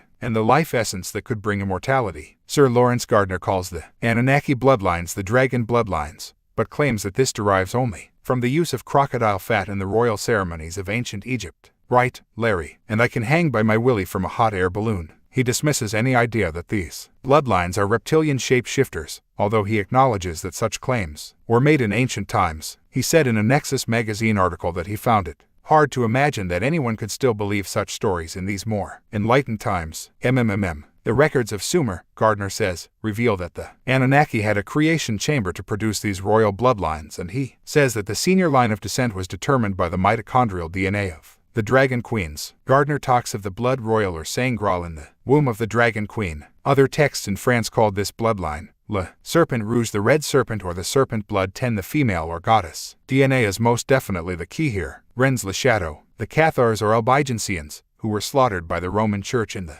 13th century, were supporters of the elven or dragon bloodline. According to Gardner, a female elf was called an Alba, he says, and this is the inspiration for Albi, the main city of the Cathars or Albigensians, in their stronghold in the Languedoc region of southern France. Gens, as we saw earlier, relates to tribe and is used to this day as a code for the bloodlines. The Cathars appeared to be close to the Knights Templar, who also had a major presence in that same area around the mysterious mountaintop village of Rennes le Chateau. Could this mountain have been an inner earth entrance to a reptilian base? It certainly seems to be an interdimensional doorway. I have been all around there, and the whole area has a very strange vibe. The horrific slaughter of the Cathars by armies of Pope Innocent III in the Roman Church ended with the siege of their mountaintop fortress at Montségur in 1244. Gardner's contention is that the Roman Church destroyed the dragon succession when it removed the Merovingians from power in the 8th century and began to appoint its own monarchs, including Charlemagne, in what later became France. Gardner says that the Church also suppressed the female and worship of the goddess, dragon queen, with its male-dominated religion. I beg to differ. We shall see that while the Roman Church and Christianity in general is an outwardly male religion, it is secretly a continuation of pagan goddess worship. Also, the reptilian bloodlines constantly fight with each other for power, and the Roman Church, Charlemagne, and the Merovingians were different expressions of the same reptilian bloodlines battling with each other to be top dog. As usual, the British Edda, the story of a battle between the Nordics and a reptilian force for control of the planet, is told in some considerable detail in the Edda, the epic ancient British account of the events in Sumer and elsewhere, translated by La Waddell. The emphasis by the serpent cult on the female is also confirmed. The Edda text was found in Iceland in the 12th century and was believed by scholars to be of Icelandic and Scandinavian origin. Waddell reveals in his book, British Edda, Christian Book Club, California, 1929, that it is actually written in Old Britain, a language closely linked to Old English, Anglo-Saxon, and Eastern Gothic, and Gothic came from the Sumerian, which came from Atlantis, Lemuria. The Edda is not of Icelandic origin, but British. It was taken to Iceland, it appears, by settlers from Scotland, Orkney, the Hebrides, and North Britain. Among them were the Chaldees, who had their headquarters at St. Andrews in Scotland, an area with strong Illuminati connections. To this day, the Chaldees came from Chaldees, a people who followed the Sumer Empire in Mesopotamia and worshipped the mother-son cult, in which they claimed that God's son had died to save them. This was long before Christianity, and, of course, these northern lands of Europe were the realms of the Nordics, who went south to the Near and Middle East thousands of years ago before returning as the Sumerians, the Phoenicians, and the Egyptians. Scholars have misrepresented the Edda, not least because an Icelander called Snorri Sturluson, 1179–1241, included his translations of this text in his own work. This led to the erroneous idea that he had compiled it, but he merely used sections from it and mistranslated them to a large extent. He mistook the titles and personal names of the same person to be names of different people, and the whole meaning was lost. Waddell again used his knowledge of ancient languages to retranslate the Edda, and he says it tells the story of events in ancient Troy and Cappadocia, both now in Turkey and the Danube Valley in Europe. These events and their heroes and villains became foundations for myths and legends throughout the former Sumer Empire, and later entered the texts that became the Bible. You are going to be hit by a stream of names, symbols, and connections in this chapter. You might get a headache in the next few minutes, but understanding how different names and titles refer to the same people can unlock so many mysteries. The themes running through this chapter and the names, titles, and symbols I will introduce are the battle between the Nordics and the reptilians or serpent cult, the interbreeding between the Nordic and reptilian bloodlines, and the fundamental importance of the goddess to the reptilians. Waddell first began to see the connections between apparently unconnected people and events during his early days in India while studying Hindu history and mythology. He noticed that Indri, the name used in the Edda text for the European and Norse god called Thor, was remarkably close to the Hindu god Indra. The Indian Vedas, which were inspired by the Lemurian and Sumerian legends and accounts, describe Indra as tall, fair, invincible, and armed with a bolt. This is how Indri or Thor is described in the Edda, and Waddell concluded from considerable research that the European god, Thor, and the Hindu god, Indra, were the same person, and that this guy was also the first Aryan king of Sumer. The Vedas connect Indra to the Greek god Zeus, also known as Jupiter. Some Sanskrit scholars regarded Indra as the same as Jupiter and suggested that he was a heroic human king who had led the early Aryans or Nordics to victory against the serpent cult. Waddell produces a stream of evidence to show that the Hindu god, Indra, and the European, Thor, after whom we get Thursday or Thor's Day, are the same person or deity. He also says that the legend of Thor is the origin of the legends of King Arthur. Thor is known in the Edda as her Thor, which became Arthur. Both her and Ar come from the same root meaning Aryan. The mist began to clear even further when Waddell observed that the name of the first Aryan king of the Sumerians in ancient Mesopotamia had the name of Indara, Indur, Intur, or King Tur. This, Waddell says, later became Thor of Northern Europe and Prometheus of the Greeks. Indara was the traditional founder of civilization and was deified by the Sumerians. He was said to have defeated the demons and slayed the serpent dragon and the giants, and his Sumerian titles are identical in the Sumerian and the Edda, where he appears as Indri or Thor. Like Thor, Indara was also portrayed with a hammer by the Sumerians. The fairy story of Jack and the Beanstalk or Jack the Giant Slayer comes from the tales of Indara, Thor. A title for Thor in the Edda is Sig or Ig, which, in Sumerian and Cappadocian inscriptions, is spelt Zag or Zak. This is the origin of the modern name, Jack. Waddell writes of Indara. The Sumerian records regarding him date continuously back to the inscription on his sacred trophy bow, or Holy Grail by his great-grandson, about 3245 BC. They contain fairly full details of the personality and exploits of himself, his queen and son champion knight, and his warrior clan of Guts or Goths, with their portraits chiseled on stone and engraved on their sacred seals, representing them as wearing horned hats. Like the European Goths, ancient Britons and Anglo-Saxons, and like the Eddic heroes in medieval art, the goat and deer metaphors, pictographic of his name, are freely applied to him by the Sumerians and the Hittites, just as they are to Thor in the Edda, and his capture and consecration of the sacred bowl or Holy Grail is in agreement with that by Thor or her Thor in the Edda. Indra's sacred rowan tree, guarded by goats, is pictured by the Sumerians and the Nordic Aryan Hittites and Cappadocians, and this is precisely described as Thor's Yggdrasil rowan tree in the Edda. Waddell presents more than 100 seals and sculptures from Sumer and Hittites that portray scenes described in the British Edda. He says he could have published 300. There is no doubt, he says, that King Thor or Arthur were other names for the first historical Sumerian king. Indara, later renditions of the King Arthur story lost these connections and became an invented, though highly symbolic, fable. In Egypt, Waddell says, Indara was known by the title of Asari, which became Osiris, the leading deity in the Egyptian worship of the sun. Osiris was often depicted as a blue-eyed Aryan, just as Indara was. King Indara, Dur or Tur of Sumer, Indra of India, Thor or Indri or Anvara of the Edda, Osiris of Egypt, and the original version of King Arthur, are all the same person, Waddell contends. So, he says, is Dardanos, the first king of Troy in Homer's Iliad. Thor was known as Dan, and from this same root you get Danube and Denmark, the Danish spelling for Denmark. The name relates to the Danons, who originated in Atlantis. The British Israelite movement claims that the lost tribes of Israel, especially the tribe of Dan, moved out of the Middle East and settled in the British Isles and Europe. This, they claim, led to the names Danube and Denmark, and therefore makes the British, and their genetic kin, God's chosen people. They have, however, completely lost the plot, I would suggest.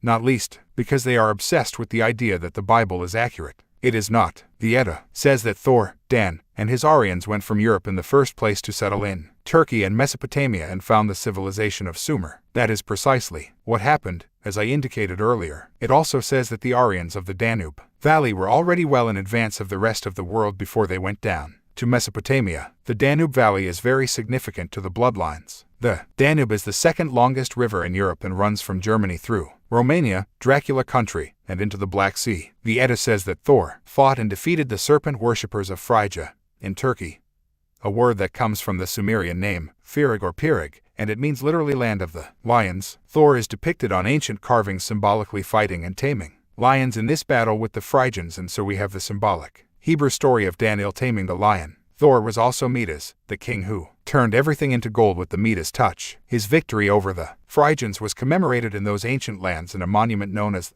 Tomb of Midas, although it is not actually a tomb. On it are 9 enormous crosses of St. George, another name for Thor and Dara, and dates to about 1000 BC. The Red Cross, one of the common themes from Lemuria, Atlantis, through Sumer to the present day Illuminati, is the use of the Sun Cross as a symbol. This cross is the origin of the Christian cross with Jesus, as we shall see, symbolizing the sun at the center. The Sun Cross, or Red Cross, was found drawn in red pigment in the alleged tomb of the Sumerian Egyptian emperor, means, Waddell says. This is the same symbol that became the cross of St. George and later the flag of England after Sumerian Phoenicians settled there. The red sun cross is also the symbol of the Knights Templar secret society, which has played a major role in the story of the bloodlines over hundreds of years, and, of course, it is the logo of the Red Cross organization, which, as I outline in The Biggest Secret, is an Illuminati creation to allow them to manipulate within countries during wars and other events behind the cover of humanitarian aid. The vast majority of genuine Red Cross workers are not aware of this. The Red Cross was also flown on the ships of Christopher Columbus, an Illuminati frontman, whom historians still insist discovered the Americas. The Red Cross or Sun Cross was originally written as a T, and this became the T square of Freemasonry, or the Tau Cross. The splayed cross known as the Maltese Cross, so beloved of British royalty, was also found depicted in caves within this same Sumer Empire. This is today the symbol of the Knights of Malta,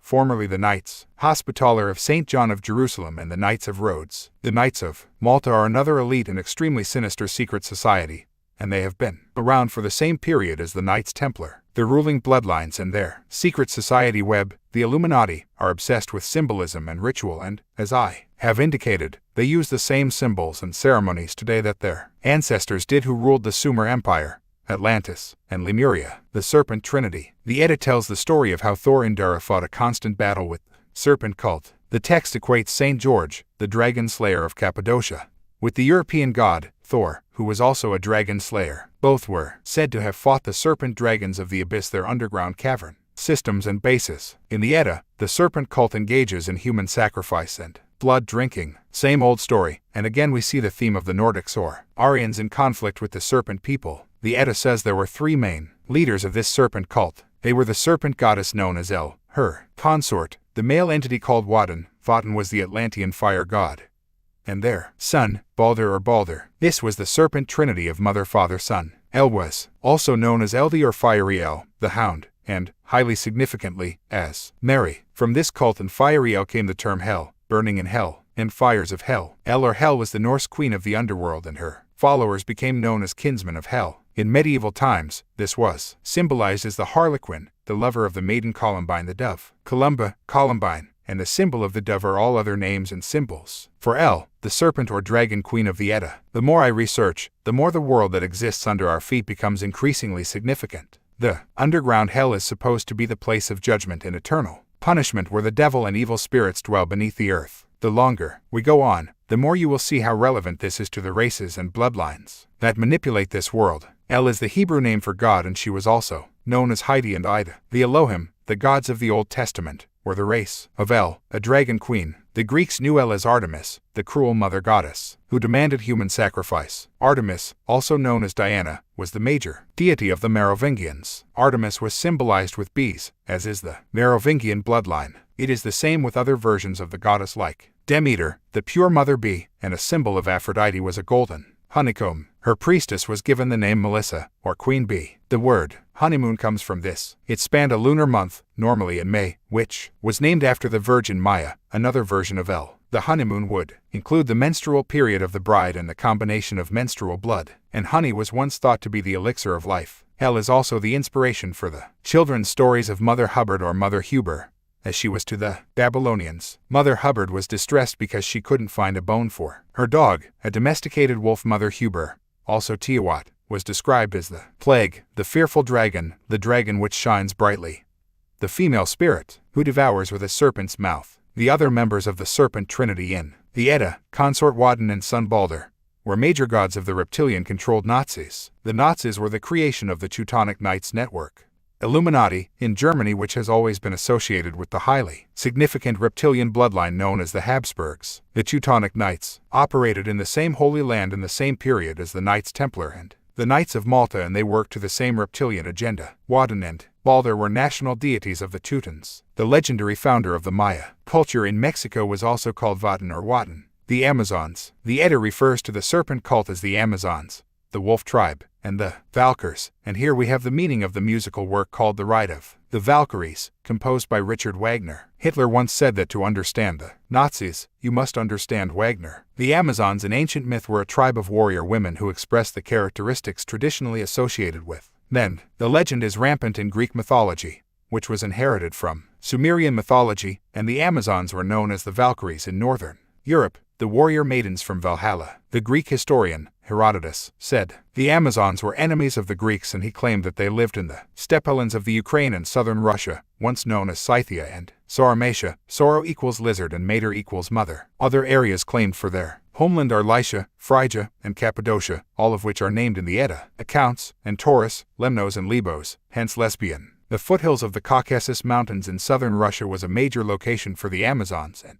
this would seem to have been a major center for the interbreeding of the Nordics with the reptilian bloodlines. Libya is another place of Amazon legend, and in those days Libya referred to the whole of North Africa, except for Egypt. The Amazon River and region in South America was named after these women when a Portuguese explorer in the 16th century found fighting women there. Legends and accounts depict the Amazons as a nomadic people dominated by women, and they appeared to be extremely ritualistic. Strabo, the Greek geographer, said they would only mate during a special 2-month period, just like animals do. Sex was strictly for the production of children. Among the gods and goddesses they worshipped was once again Artemis, a later name for El of the Edda texts, and Hecate, the dark moon goddess and goddess of the infernal arts. It appears that Amazon means moon woman, and this again fits with the Edda texts about the serpent cult. A very important location for the Amazons was Sarmatia, or Lizard Mother. This is in the region of the Black and Caspian Seas and bordered the Persian Empire, the land of the Magi initiates. Sarmatia has been connected to European nobility, and we can now see why. One theory is that the coats of arms of Polish nobility, for instance, developed from magical signs of the Sarmatians or Sarmatians called Tamgas. In fact,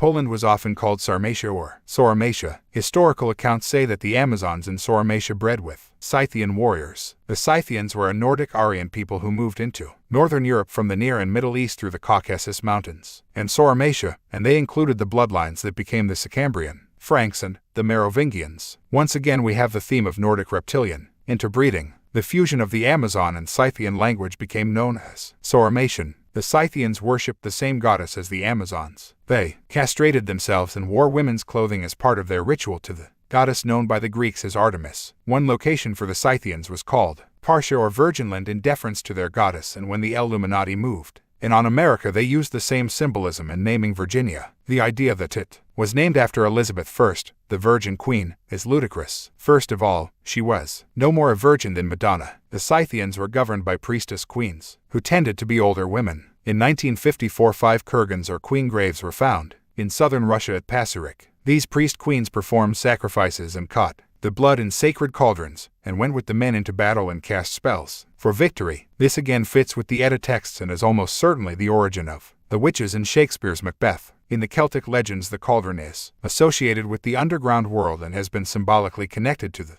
womb of the death goddess. Using this theme, children of the bloodlines come out of the cauldron, the womb of the women who carry royal blood, the reptilian DNA. The moon sickle used by the Scythians, the mythical weapon that castrated the gods, became known as the scythe and was associated with the Grim Reaper. Yet again the Grim Reaper refers to a goddess, Re, who was clothed in a garment of blood and devoured all of her offspring, the gods. She became the Celtic goddess Rhiannon. Era, the Celtic name for Ireland, comes from the name of the goddess Erin, a form of hero or Re. The Berber people of North Africa have been associated with the Amazons and still call themselves Amazigh. The Amazons included a tribe called the Nuri, who turned themselves into wolves. The term wolf tribe is associated with goddess worship or the she-wolf. This is probably a version of dog star worship, Sirius. Credo Mutwa says that the Zulu peoples have long called Sirius the star of the wolf, and their ancient accounts say that a sea-dwelling fish people from Sirius came to the earth. They looked pretty human, but had skin like a reptile, he says. Interestingly, the Edda reveals that the forebears of the Nordic peoples under the leadership of Thor Indara were also members of the seafaring wolf tribe,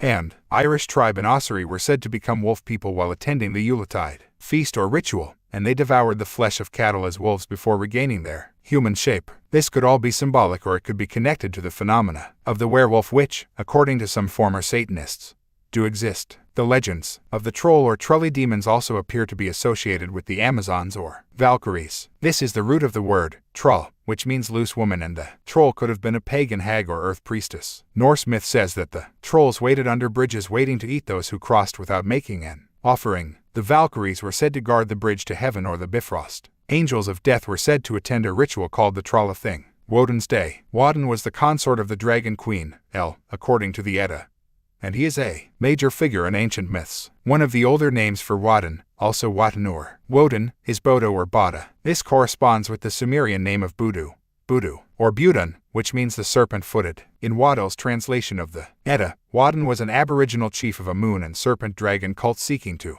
defeat the Nordic Aryans of Thor and Dara. We find the same story in the Indian Vedas attributed to Indra, their name for Thor and Dara, who was said to have battled with Budnya or the bottom. Budnya was known as the great serpent of the bottom or deep. This was the Python or Python of the Greeks, says Waddell. Budnya and Woden are the same character. In India, Wednesday or Woden's Day is known as Bud. Interesting how close that is to Buddha, and, according to Waddell, Buddha is a derivative of Woden, and Buddha claimed to have had several former births as a serpent. The Indian Brahmins adopted the moon and serpent cult. So too, according to Waddell, did the Semitic priests of the Nile Valley. He says that they replaced the original sun worship of Asar or Osiris and deliberately introduced the serpent and sacrificial cult to Egyptian culture. Balder, who is Elend, Woden's malicious son in the Edda, corresponds with the Green Man of the King Arthur legend, and Loki, the original of Lucifer.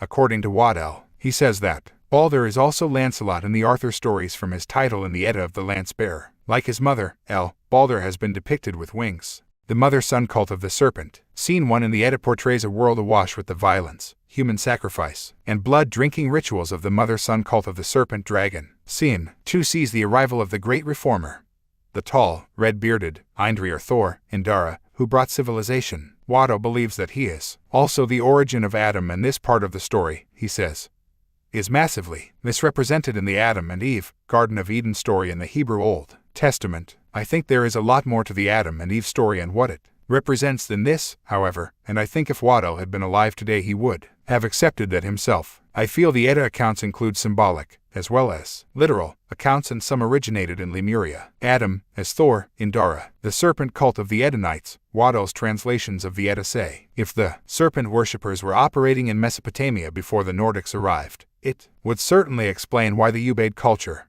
which preceded Sumer in the same area, buried their dead with figurines of serpent humanoids. Waddell's translation of the Edda tells of how Thor, the dragon slayer, established his capital in Cappadocia under the name St. George of the Red Cross, and thus we have the origin of St. George of Cappadocia, later of England. This was Thor, Indara yet again, says Waddell, and so was St. Andrew, the patron saint of Scotland, which came from Invara or Invari, another name for Thor. The story of George defeating the dragon can be found all over the world in various forms. In Egypt, George was the sun god, Ra, Thor, Indara, says Waddell. In India it was Indra, and in the Hebrew Old Testament, it was Adam, under his title, Leor Jah, who slayed the serpent. Thor or Goer, George, killed El, the matriarch of the serpent cult, the Edda tells us, and she was symbolized as the serpent dragon. Thus George, Thor, defeated the dragon. The story of George and the dragon symbolizes the battles with the reptilians located under the earth. The accounts in the British Edda are confirmed in great detail by depictions all over the former Sumer Empire. In a Babylonian seal dated to around 33 BC, El is pictured with the crescent moon of the serpent cult, and Woden is given the body of a serpent. Satanists worship the reptilians and also the moon, and have always done so. The inscription behind El in this Babylonian seal reads Ildi or Il the Shining. Yet another confirmation of the portrayal of reptilians as shining or luminous in some way. El or Ida is given the title of Ran in the Edda, and this is the origin of the nursing serpent mother and matriarch, Ran T. in Egyptian myth, or vice versa. Serpent cult symbolism. The obsession with Troy and the Trojan War by descendants of the Merovingian bloodline can be understood when you read the Edda. It tells of how Thor's Troy was raided by the Edenite serpent cult led by Woden. The Phrygians were serpent worshippers before their defeat by Thor, and totems of the serpent cult were the lion and the wolf. This is why Phrygia means land of the lions. Still today the Illuminati use the lion profusely in their symbolism. Look at Britain and the British royal family alone. This same serpent cult, described in the Edda, continues to manipulate the world to this day. We call it the Illuminati. The British royal family are reptilian host, possessed entities who work for the serpent cult, Illuminati, and we can now see the true symbolism of the royal crest with the lion facing a chained unicorn. The symbol of Thor, Indara, and his Nordics was the goat, and this later evolved into the unicorn. Thus we have the symbolism of the lion, controlling and imprisoning the tethered human race and their great enemies, the Nordics. Notice also the great similarity between the royal crest and that of the House of Rothschild, complete with lion, unicorn, and fleur-de-lis. The Greek hero Prometheus is a version of Thor, Indara, Adam, according to Waddell, and he is depicted in chains being tortured by the gods, reptilians, for trying to educate humanity and give them illumination. He is often depicted holding the flame of knowledge, the coat of arms of the city of London, one of the global centers for the serpent cult today, is the St. George's Cross being held, owned, controlled by two flying reptiles. Figure 22. When you drive into the city alongside the River Thames, you pass two flying reptiles, holding the cross of St. George. As I mentioned before, the reptilian Rockefeller bloodline has placed a gold statue of Prometheus in the Rockefeller Center in New York. The heraldry and coats of arms of Poland are another example. They include the images found among all European royalty and aristocracy, the openly reptilian serpent, griffin, salamander, and caduceus, plus the Sphinx and unicorn, rule Britannia. The accounts in the Edda of the battles between the Nordics of Thor, Indara, and the serpent cult of El, Woden, and Balder can explain many ancient and modern mysteries, symbols, and biblical texts. The Edda tells how Thor, Indara, and the Nordic Aryans came down from the Danube region of Europe into the domain of the serpent cult in the Near and Middle East, especially the place known as Eden. After many battles between the Nordics and the serpent cult, a peace treaty was agreed between the entity known as Thor, Indara, divided by Adam, and the leaders of the serpent cult, El, Woden, and Balder. The Edda tells us there is a portrayal of a meeting between Thor, Indara, and El on a Babylonian seal of about 3000 BC. The peace treaty also led to marriage between Thor, Indara, Adam, and a priestess of the serpent cult known as Eve or Gunnifa. The Edda says the story of the marriage of her Thor and his queen Guinevere is a version of this. Waddell suggests it adds that Eve, despite being the chief Vestal priestess of the serpent cult of Eden, was, nevertheless, a Gothic Aryan. However, the Edda says that she was a ward of El and born of the sea froth or sea foam kin. She was later represented by the Greeks as Aphrodite or sea froth, and Aphrodite was said to be born from the sea, the amphibious Anunnaki. The constant connection of the goddess with the sea can be seen with the Phoenician Barati, who became the British Britannia. The famous British song Rule Britannia, Britannia rules the waves, is not about Britain, but the ancient goddess, which, under different names, has been worshipped by the Illuminati since ancient times. The seafaring wolf tribe, from which the Edda says the Aryans were also descended, was the serpent cult. Eve herself is described in the Edda as an Amazonian and a Valkyr, the same as the other serpent worshippers. So could it be that this marriage of Adam and even the Edda was symbolic of the interbreeding between those of the Nordic and reptilian bloodlines that became known as the Aryans and the Serpent Kings? Their wedding procession described in the Edda can be seen on Hittite rock sculptures dating to around 3000 BC in King Thor, Indara, Adam's old capital of Tyria, which is now Bagezköy in Turkey. Adam and Eve are depicted exchanging a cross-like emblem and a globe object, which Waddell says is an apple from the Rowan or mountain ash tree. This tree was Thor, Indara, Adam's symbol for his tree of knowledge, and the apple from this tree could be the one in the Garden of Eden story, the forbidden fruit. He says, the Edda, the serpent leader, El, taunts Eve for changing sides and becoming a priestess of the Rowan. The Edda refers to Eve as Idun, who dispenses life-giving apples to the Goths from their sacred tree. Idun was Aduni or Atuni to the Sumerians, and this later became Athene, mother goddess of the Greeks. The Levite fairy tales. Waddell says the Levite priests of the Hebrews took this symbolism and produced the make-believe story of Adam and Eve with the serpent in the Garden of Eden, in which they were punished for eating from the tree of knowledge, the Rowan tree, symbolic of the Nordic religion. The Levites were serpent worshippers of El, and the Old Testament gods, the Elohim, were the reptilians of the serpent cult. The Edda also refers to the serpent cult as the Valkyrs of Ur, and the Levites made their invented character of Abraham hail from Ur of the Chaldees. The Chaldeans were serpent worshippers, the Valkyrs. El also came from Ur according to the Edda, and she was known as Hrimni in the Edda and Ahriman, or Great Serpent by the Persians. This is fascinatingly close to the biblical Abraham. They associated Ahriman with Ishma. He was the origin of Asmodeus, the Christian demon, accused of possessing nuns and young women to make them lustful. Asmodeus is also the devil character mysteriously placed at the entrance to the church at Rennes-le-Château in Provence, southern France, which is a massive Illuminati symbolism and includes references to the Priory of Sion, the secret society of the Merovingians. The little church at Rennes-le-Château is dedicated to Mary Magdalene, a symbolic name for the reptilian bloodlines passing through the female line, the dragon queens like El. I have heard that Mag is a code for the reptilian bloodlines passed through the female DNA, and that Mag relates to queen. The church at Rennes-le-Château was redesigned in the late 1800s by the priest Abbe Saunière, who became extremely rich after discovering coded manuscripts and other artifacts. The story is told at length in The Biggest Secret, Cain and Abel. The Edda describes how Thor, Adam, Indara and Eve had a son called Gun, Jin, or Khan. This is the biblical Cain and Gawain of the King Arthur stories. Waddell contends, in Babylonian seals dated to before 25 BC, he is called Adama, the son of the god Induru. Gun or Cain was attacked and wounded in the Edda narrative by Balder or Balder, the son of the serpent cult leaders, Wadden and El. Balder is the same guy as the biblical Abel, Waddell says, and the Edda refers to him as Epli, which equates with the Hebrew Ebiel, and his Sumerian title was Ibel or Baal, the Hebrew Baal, says Waddell. Baal worship would therefore be serpent worship. Another name for Balder was Egil, and this is almost identical to Egil, the Hebrew for a bull calf, and the golden calf worshipped in the Old Testament. Golden calf worship equals serpent worship. Balder was symbolized as a bull or steer and became the steer god of Israel or Israel.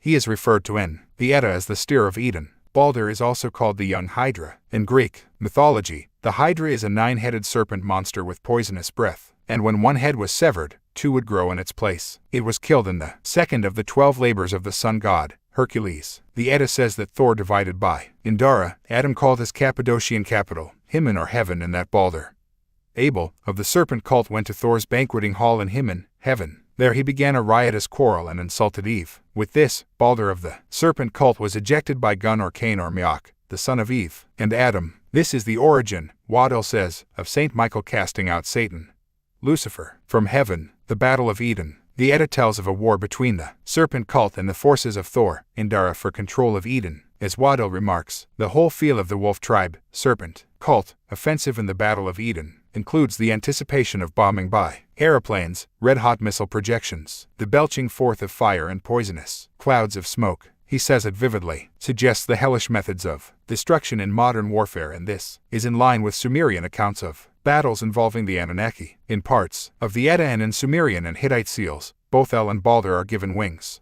In the Indian Vedas you have accounts of the gods warring in the sky. It suggests a credible explanation for the ancient ruins that indicate they were destroyed by some kind of high-tech, even nuclear, weaponry. The Edda tells how Thor won the victory against the serpent cult, and this is known as the harrying of Hel, El, in Welsh traditions. A key moment was when Prince Cain, Meok or Michael, the son of Thor, killed Balder or Abel, the son of El, and this is depicted in many Sumerian, Babylonian, Assyrian, Hittite, and Persian seals and sculptures. Cain, as Horus, is seen spearing Abel Set, symbolized as a demon crocodile, in an Egyptian bas-relief of around 1000 BC. This is a version of St. Michael defeating the dragon. Saint Michael, the Sumerian Cappadocian deity, is portrayed as a dragon fighter. In India, Balder is the great Tiva, or devil, felled by Lord Gan. The stories of St. Patrick in Ireland say that he was sent by St. Michael the Victor to expel the snakes from Ireland. When the Phoenicians and others from the Sumer Empire landed in Britain, they named many places after St. Michael, as with St. Michael's Mount in Cornwall. When the Christians began to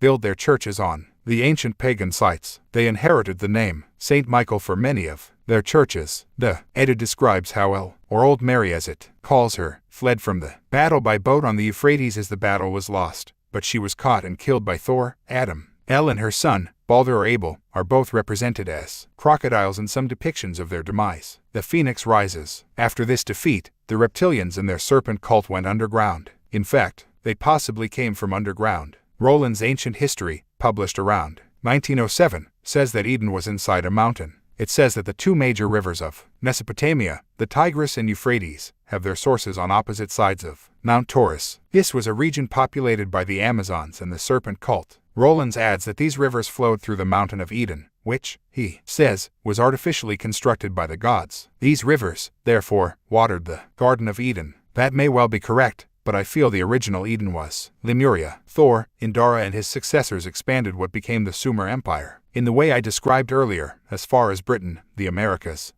even Australia. But the Edda tells how the serpent cult returned to power after Thor's death and that she, El, still lives. It infiltrated the Nordic DNA in the royal bloodlines and possessed their bodies, as described in the Emerald Tablets. The serpent cult regrouped and eventually made its headquarters in Babylon. From there it began to infiltrate its agents and bloodlines into the positions of royal and religious power across the former Sumer Empire, not least in Egypt. These children of the serpent took control of the mystery schools and the state religion, and turned them into vehicles of the reptilian agenda. How much of Waddell's translation of the Edda is literal and how much is symbolic is difficult to tell. He thinks it is literal, but the use of symbolism was so fundamental to the ancients, and it is unlikely that the Edda would be an exception. My jury is still out on the precise meaning, or meanings, of the Adam and Eve symbolism, for instance, and I think there are Lemurian tales woven into the story, just as there are Sumerian tales woven into British history. What Waddell's brilliance has done, however, is to confirm the Nordic reptilian theme of history, and the focus the serpent cult has with the female or the goddess. Chapter 10. The Many Faces of the Serpent Cult. The serpent cult described in the Edda can be connected with Christianity, Satanism, the Nazis, Freemasonry, Hollywood, the death of Princess Diana, and even the true writers of the Shakespeare plays. Its web of influence is incredibly diverse because it has to work so hard to suppress human consciousness, which, in its true power, is far greater than the juveniles that seek to control. These guys know that humans are potentially far more powerful, and so they have to hit us from every angle to keep us in comatose ignorance. One of their most effective weapons for this has been the pagan cult known as Christianity, the Christian Serpent Trinity. The Serpent Trinity of El, Woden, and Balder, the Mother, Father, Son, has been repeated in many guises. The emphasis in the Serpent Trinity was on the Mother and Son. In Babylon, that major stronghold of the serpent cult, the son was Ninus, Tammuz, and the mother was Queen Semiramis. The Edda explains how one of the centers for the serpent cult during the conflicts with Thor, Indara, was the Van tribe of Lake Van on the western side of Mount Ararat in Turkey,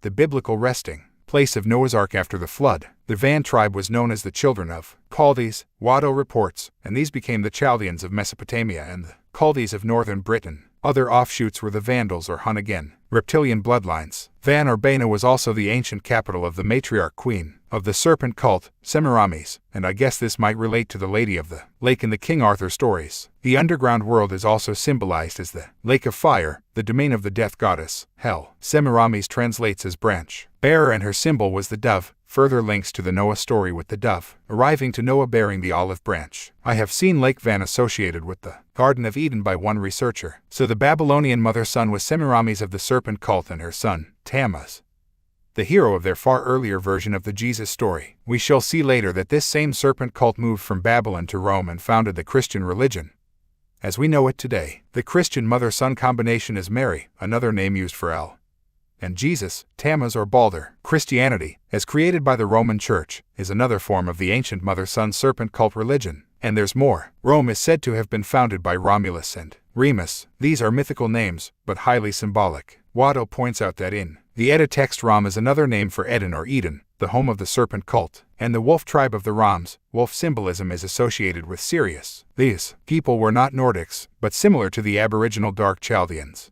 Lycians, and what is called today the Mediterranean or Iberian race. Ram or Rama was also a title of the Set and serpent worshippers of ancient Egypt. Muslims refer to Turkey, Asia Minor as Rum, and Romania is the traditional center for the vampire legends. Fascinating, then, that Romulus and Remus, the mythical founders of Rome, were said to have been wolf-suckled, and this is symbolic of the mother-son cult of the wolf tribe of the Roms with its associated serpent worship. The names Romulus and Remus came from an ancient female clan called the Etruscan gens Romulia, the real founders of Rome. Again, the female, Mother Mary is El, the dragon queen. It is no surprise, given its origins in Babylon, that the Roman Church would so emphasize the importance of Mary, the goddess figure, and its version of El or Queen Semiramis. El was also known as May or Mother May, and so we have May Day, one of the most important ritual days of the year for the serpent cult.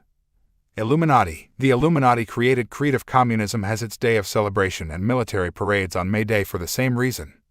See, and the truth shall set you free for the detailed background to the Illuminati origins of communism. On the night of April 30th, Satanists performed the ritual of Walpurgis to the goddess of Walpurgisnacht or May Day Eve. She was such a popular deity in Germany as the May Queen, Walpurga, that she was encompassed by Christianity under the name Saint Walpurga, and a fictional story produced to justify this. Morgan Le Fay in the King Arthur stories is another version of El, as in Mare, Mary, Gin, woman of the Fae, deadly serpent, Mary, woman of the deadly serpent, Mother Mary of Christianity. Morgans were known as sea women, as the same water themes continue. Balder, the son of God. The Edda's version of the death of Balder at the hands of Cain or St. Michael is told in different versions in many cultures. The Hebrew Old Testament has Cain killing his brother Abel and bringing the first death into the world. The New Testament has Saint Michael defeating Satan, Lucifer, or the great dragon. In Egypt we have the wolf-headed Set or Seth killed by Horus, the son of Asar or Osiris. In India, Cain is Lord Gan who fought the great Deva or the bull. One of the Balder titles in the Edda. The King Arthur legends have Sir Gawain slaying the Green Man. As I have said, the Chaldeans called the Balder,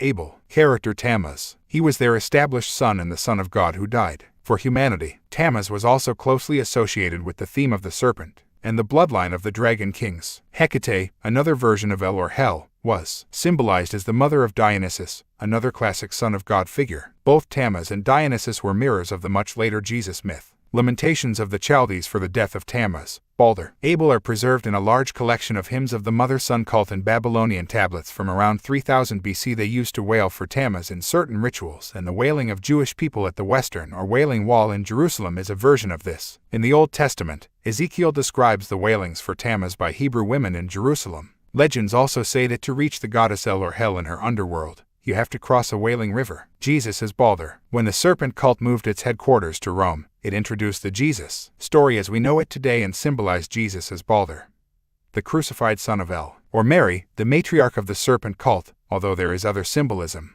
relating to the Jesus story also. He is a sort of composite character that pulls together a mass of mystery school symbolism and themes. Balder is one of them, but there are many others weaved into the gospel tales. On the cross, Jesus is made to say, My Eloi, lama sabachthani, which is translated as my God, why hast thou forsaken me? Lauren Savage, the webmaster of davidic.com and longtime researcher into these subjects, once studied with the famous American scholar Dr. Vendell Jones, the man who originally inspired the movie character Indiana Jones. Lauren tells me that Dr. Jones has stated that those biblical words attributed to Jesus were from a South American language and that the translation into English had simply been a guess. Now if the Grail is the womb of the dragon queens, that sacred symbol of the serpent bloodlines, and Jesus is symbolic of Balder, son of the serpent goddess, it suddenly makes symbolic sense of the claims by people like Sir Lawrence Gardner. He says that the Merovingian bloodline is the Grail bloodline of Jesus and Mary Magdalene, with his close connections to the ancient imperial royal dragon court and order, which serves the interests of the dragon bloodlines. Gardner would surely know the real symbolism of the Grail. And Jesus, wouldn't he? Gardner says that the dragon refers to the fact that the kings of this bloodline used to be anointed in Egypt by the fat of the sacred crocodile. El and Balder were symbolized as crocodiles, and the crocodile was known in Egypt as the Messe, from which we get Messiah and Christ. The term Christ means the anointed one, anointed with the fat of a crocodile. The Hindu god Shiva, the lord of the reptilian Nagas, was also called the Anointed One, or Christos to the Greeks, when he had his willy bathed in menstrual blood. I hope you're not eating. As Barbara Walker points out in the Woman's Encyclopedia of Myths and Secrets, many traditions of the early Gnostic Christians identified the serpent with Jesus. She says that some Christians believe that the serpent was the father of Jesus, having overshadowed the bed of the Virgin Mary and begotten the human form of the Savior. This mirrors the legends of Merovi, founder of the Merovingians, and Alexander the Great, both of whom were said to have been fathered by a serpent or sea creature. Jewish serpent worshippers, known as the Nazians, said the serpent was the Messiah. Writers who have misrepresented the Edda and other accounts, purposely and otherwise, have presented Balder as the good god. The Chaldeans, the children of Chaldees of Lake Van, who followed the serpent cult's mother-son religion, said that Balder, Tammuz, was the good god, the beautiful, benign, and faithful son He was a divine high priest who died for the salvation of the Chaldeans, his chosen people. He was sacrificed and descended into the underworld, and he will return in a second coming to establish a new heaven and a new earth. Almost exactly what the Christians say about Jesus. James Churchward says, incidentally, that the Chaldeans were a sect, not a people. The Scandinavian legend says that Balder had a spear of mistletoe thrust into him by Hod, a blind god. The Christians say Jesus had a spear thrust into him by the blind centurion, Longinus. The Ides of March, or March 15th, was the day devoted to Hod by the ancients, and this is the same day the serpent cult leaders of the Christian church chose as the feast day of the blessed Longinus. The obsession that Hitler and the Nazis had with possessing the spear of destiny relates to its association with their god, Balder or Baldur. Hitler thought that the true spear was the one owned by the shape-shifting Habsburg family in Austria, which had formerly been in the possession of Charlemagne of the reptilian bloodline. He believed that anyone who possessed it would be invincible, but it didn't seem to help him much after he stole it from the Habsburgs during the annexation of Austria. Also, the Holy Grail of the Arthur stories is supposed to be the vessel that caught the blood of Jesus after he was pierced in the side by the spear, the serpent blood, in fact, of Balder, the legendary martyred hero of the serpent cult or Illuminati. The term Illuminati or illuminated one's links with Balder's name of Loki. This became Lucifer the light bringer. Waddell says, Jesus is said to be the light of the world. The Jewish father-son was also depicted sometimes as an ass-headed man, crucified on a tree. Balder, Tammuz, and Jesus are the same entity. The Illuminati created Christianity to fool the people into worshipping symbolic reptilian deities, while believing they were worshipping the opposite. What was it that Alice in Wonderland said? Nothing would be what it is, because everything would be what it isn't. And contrary-wise, what it is, it wouldn't be. And what it wouldn't be, it would. You see, the Black Madonna. We can now appreciate why Illuminati placemen like George Bush, George W. Bush, Bill Clinton, the British royal family, and others, profess to be such strong Christians. While taking part in satanic ritual, they know what it really means. To them, Christianity is the worship of the serpent gods, especially El and Balder, and other Illuminati symbols and deities. The Knights Templar secret society funded and designed the famous Gothic cathedrals that became shrines to the serpent goddess. Between 1170 and 1270, some 80 cathedrals and 500 churches were built in France alone and dedicated to Our Lady, El Semiramis, Mary. The Knights Templar were controlled by the serpent cult, Illuminati, but many of their members would have not been aware of this, just like the vast majority of Freemasons today. The Templars used the Red Cross of Thor, Elendara, George as their symbol, and to all appearances, they were worshippers of a Christian god, again like Freemasons today. But at the top level, they are both expressions of the serpent cult, Illuminati. Their Christian churches and cathedrals are full of goddess, astrological, sun, and sexual symbolism, as is Freemasonry. Of course they are. They were both created by the same force. The great cathedrals are located on ancient pagan ritual sites. Notre Dame, Our Lady, in Paris was built on a site of worship to the goddess Artemis. Diana, El, the reptilian bloodline, the Merovingians, worshipped this goddess on that same location. And Notre Dame is covered in reptilian gargoyles. The great cathedral at Chartres, not far from Paris, was built by the Knights Templar on a sacred pagan ritual site. It was so important that Druids came from all over Europe to attend the ceremonies. Chartres Cathedral, like Notre Dame, was a center for worship of the Black Madonna or El, the Dragon Queen. Until the late 18th century, pilgrims to Chartres participated in a Christian ritual that paid homage to El or the Black Madonna. After praying and taking Mass in the cathedral, they would descend through a northern passageway to an ancient subterranean crypt under the church. Here they would pay their respects to Notre Dame de Sous-Terre, Our Lady of the Underworld, a black ebony statue of a seated woman holding a child on her knees. This again was El and Balder of the mother-son serpent cult. The child was invariably placed on the left knee because Satanism calls itself the left-hand path. On the Black Madonna's head at Chartres was, as always, a crown, and on the pedestal is a Roman inscription saying the Virgin who will give birth. The crown is a symbol of the reptilian bloodlines and is used to signify high rank in Satanism. The Black Madonna was called the Queen of Heaven, and all these mother virgins were symbolized as a dove. The symbolism of British royalty with its crowns, doves, and lions, etc., are all symbolic of the serpent cult in power today. The man who did most to advance the worship of the Black Madonna was St. Bernard, 1090–1153, the abbot of Clairvaux in France, who founded the Cistercian order. He claims to have experienced a miraculous religious illumination when the Black Madonna of Chatelain pressed her breast and squirted 3 drops of milk in his mouth. No, you didn't misread that. Bernard was also at the heart of the creation of the Knights Templar along with the Illuminati St. Clair family, who later became the Sinclair family at Rosslyn, near Edinburgh in Scotland. When the Knights Templar were formed as a front for the serpent cult, they adopted as their official patroness the Mother of God or Queen of Heaven, the traditional names for El Semiramis. So did the Teutonic Knights, who are fundamentally connected to the reptilian Habsburgs. The goddess appeared widely on chivalric banners, and when they fought in her honor,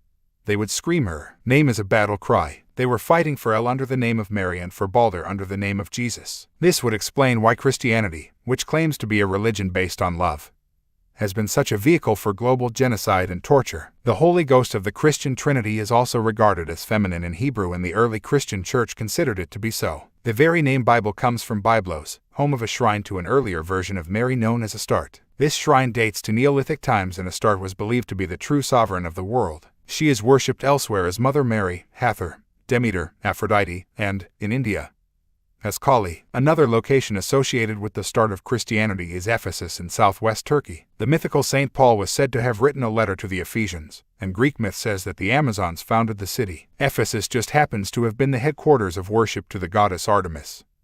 Diana, a goddess of the Amazons. I visited Ephesus in the summer of 2000, and on a hill high above the ancient ruins is a building that is claimed to have been the home of Mary, mother of Jesus. Another goddess worshipped by the Amazons was Cybele, the mother goddess of all Asia Minor.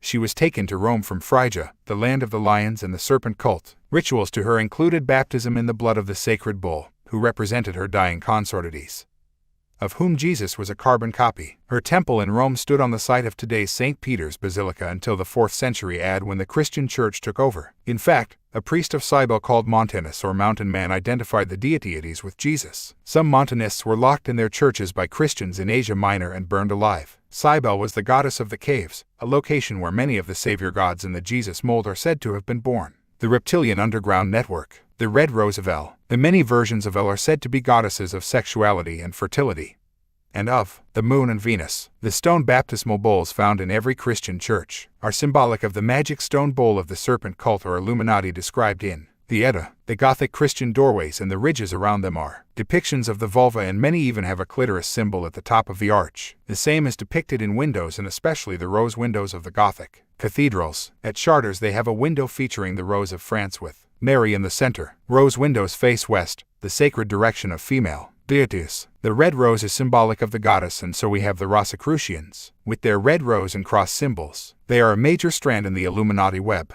and claim a lineage to ancient Egypt and back to Noah, that symbol of the reptilian bloodline. Another elite network is the secret society known as the Order of the Rose, which includes the former Canadian Prime Ministers Brian Mulroney and Pierre Trudeau, both Satanists. Trudeau is famous for wearing a red rose in his lapel. Some branches of Freemasonry feature the rose and cross in their rituals. Once again, the Christian Mother Mary is associated with the rose because she is a symbol of goddess worship. The Romans called the rose the flower of Venus, and this was a term used for the goddess, including Queen Semiramis. The red rose was symbolic of female sexuality, and the white rose or lily is the virgin goddess. Christians associated Mary with both the rose and the lily, and they called her the Holy Rose. This is the same title given to the Indian Great Mother. The rosary used so widely in the Roman Catholic mother-son cult was copied from the rosary of the mantras worn by the Indian destroyer goddess Kali Ma. Arabs called their rosaries Wadija or rose garden, and the Latin version of this, Rosarium, described the early rosaries in Mother Mary worship.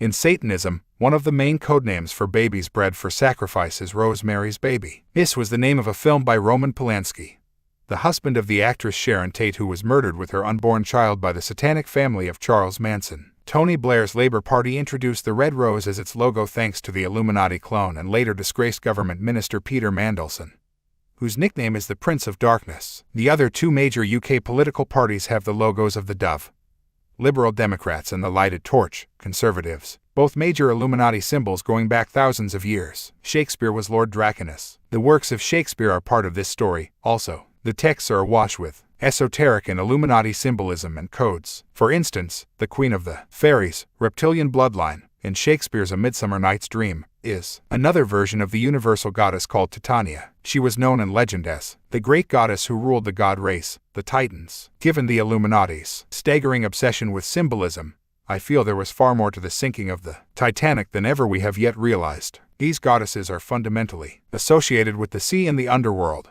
The victims of the Titanic tragedy in 1912 went to both. I don't buy the hidden iceberg line myself. In southern Russia, Titania, known there as Re, was the Red One, and the Romans claimed her to be the mother of Romulus and Remus, the mythical founders of Rome. Titania's king in A Midsummer Night's Dream is called Oberon. He was based on a real-life character, an ancestor of the man who really put the Shakespeare plays together.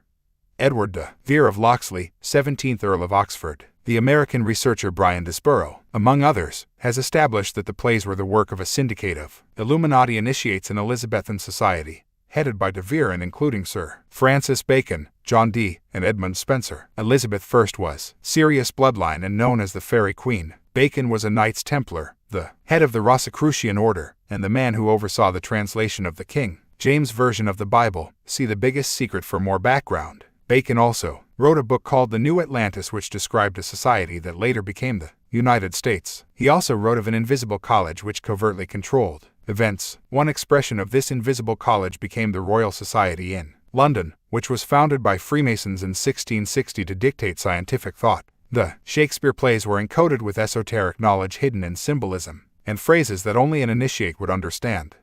Waddell points out that parts of the Edda, compiled at least 6 centuries before Shakespeare, are written in a very similar style to that later called Shakespearean. The de Vere family was so high in the reptilian bloodline that Edward de Vere carried the hereditary title of Lord Draconus, the same title awarded to the Dracula bloodline of Vlad the Impaler by the ancient dragon order now promoted by Sir Lawrence Gardner. Edward de Vere was a Lord Chancellor of England, and his ancestors included Albry, Prince of Anjou and Guise in France, who was known as the Elf King Dragon King in other words. The aristocratic Anjou line has appeared in my books many times. The House of Anjou is part of the House of Lorraine, one of the most important reptilian bloodlines to this day. The Plantagenet dynasty, which ruled England from Henry II to Richard II, were a branch of the House of Anjou, and the senior branch was the House of de Vere. The royal historian Baron Thomas Babington Macaulay wrote in 1861 that the Veres were the longest and most illustrious line of nobles that England has ever seen, with their Merovingian, Pictish, and Scythian ancestry. Lawrence Gardner calls them a true kingly line of the elven race, a code for reptilian shape-shifters. Freemasons are the serpent cult. Freemasonry is the biggest secret society in the world and a front for the serpent cult, although the vast majority of its members are oblivious to this. The hero of Freemasonry is someone called Hiram Abiff. His Freemasonic legend says that he was the Grand Master and architect of Solomon's Temple who was killed for refusing to reveal the Masonic secrets. The story has many similarities with the legend of the death of Osiris in Egypt. Hiram I, the king of Tyre from 969 to 936 BC, is not considered the same person as Hiram Abiff, although he, too, appears in the story of Solomon's Temple. Hiram Abiff is also said to have come from Tyre, an old Knights Templar stronghold, and Ty is a name for Balder. Hiram Abiff is the widow's son in Freemasonry, and he is also known to Freemasons as the Tyrian architect. The code widow could represent El, the dragon goddess, and the son may well be Balder. One of Balder's titles was the illegitimate son of a widow. The code for distress in Freemasonry goes, "Is there no help for the widow's son?" One of the tribes named in the Edda that fought for the serpent cult was also called Atrim, and this later became the Germanic tribe, the Herman ones. The Roman historian Tacitus said that these descended from Herman, whom Waddell connects with the bloodline of Woden. The worship of the reptilians and their dragon queens, and the placing of their bloodlines into the positions of power, is the secret of secrets held within all the secret societies. Jim Shaw, a former 33rd degree Freemason, was initiated into a long list of Freemasonic orders and offshoots. After reaching the highest official levels, he saw what Freemasonry really was and wrote an expose called The Deadly Deception. He was initiated into the 33rd degree of the Scottish Rite at the supreme headquarters of the 33rd degree in Northwest 16th Street, not far from the White House in Washington, D.C. It is built as an Egyptian-type temple, and outside are 2 sphinx-like figures with women's faces. Could this be an indication of the truth about the Sphinx at Giza? One of the Sphinx figures at the Washington Temple has a cobra entwined around her neck. On the neck of the other one is the image of a woman, symbolic,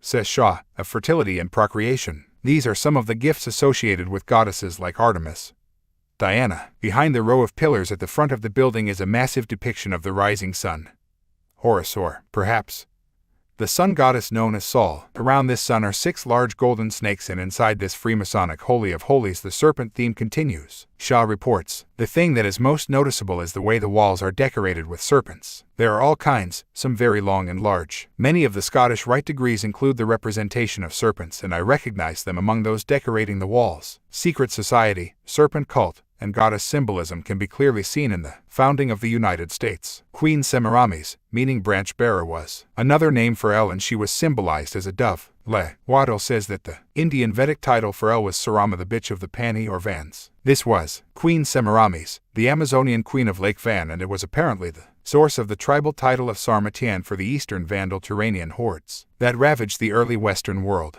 The Roman serpent cult worshipped Semiramis as Venus Columba, or Venus the dove. Columb is still the word for dove in French. Columba became a symbolic name for El or Semiramis, the dragon, queen of the serpent cult. So we have Christopher Columbus, who bore the branch of the serpent cult to the Americas. We also have British Columbia in Canada, the District of Columbia, the home of Washington, D.C., and a stream of Illuminati operations called Columbia Pictures, Columbia University, and Columbia Broadcasting, the U.S. network, CBS. One of the most horrific events in America in recent years was the shootings at Columbine High School, and when you begin to appreciate the unbelievable obsession the Illuminati have with symbolism, down to the finest of details, that location is not a coincidence. The English Grand Lodge of Freemasonry is also located in London in Great Queen Street to symbolize its worship of the Serpent Queen. England, one of the headquarters of the Illuminati, is known as the Mother Country, and its Parliament the Mother of Parliaments. It is all goddess symbolism, as was Britannia, an earlier name for Britain derived from the Phoenician goddess Barati or Berat. Freemasonic heroes like Albert Pike, the Supreme Pontiff of Universal Freemasonry in the 19th century, have said that Freemasonry is a revival of the ancient mystery religions of Babylon, Egypt, Persia, Rome, and Greece. Masonry is identical with the ancient mysteries, he wrote in his Freemasonic Bible called Morals and Dogma. So, of course, you are going to find the same knowledge and symbols used in Freemasonry that could be found in the ancient mystery schools. Pike tells only half the truth, however, because Freemasonry is not a revival of those mystery religions, it is a continuation of them. They never went away, only underground. Freemasonry is a wonderful example of how the Illuminati have always hidden the truth in a complex mass of degrees, levels, contradictions, mystique, and blatant lies, and no one has lied to more comprehensively than the Masons themselves. Jim Shaw confirms that lower-degree Masons, the overwhelming majority, are given false information and interpretations to keep them in the dark. Even at the 33rd degree level, the official peak, most are told nothing of the true meaning of Freemasonry, its symbols and agenda. Symbolism is the very foundation of the Anunnaki Illuminati secret language and codes. See the biggest secret, and Freemasonry calls itself a system of pure religion expressed in symbols. So misinterpret the symbols and you have lost the plot completely. Here, we have Albert Pike writing in Morals and Dogma about the blue degrees, the bottom three levels that feed into the Scottish and York Rite degrees. The blue degrees are but the outer court or portico, porch, of the temple. Part of the symbols are displayed there to the initiate, but he is intentionally misled by false interpretation. It is not intended that he shall understand them, but it is intended that he shall imagine that he understands them. Their true explication is reserved for the adepts, the princes of Masonry, those of the 32nd and 33rd degrees. Meanings. Even those at the 32nd and 33rd levels are misled unless they are inner circle bloodline. Jim Shaw says there are two meanings given to Freemasons: the exoteric to the lower initiates and the esoteric to the higher ones. But there is a third, the truth, and that is given only to a tiny elite of bloodline initiates and those who progress beyond the official levels of the secret societies to the unofficial Illuminati degrees. Shaw says that Freemasonry worships nature, the sun and moon, through the symbol of the phallus. So does Christianity. The phallus, he says, represents the sun in sexual union with the female earth to bring new life. On one level that is true, but it is still a spin. Take the Freemasonic symbol of the square and compass. This is always placed over the chair of the worshipful master, which is positioned to the east in Freemasonic temples, the direction of the rising sun. Christian churches face east for the same reason. Shaw says that lower-degree Masons are told that the square is to remind them that they must be square or honest in their dealings with all people.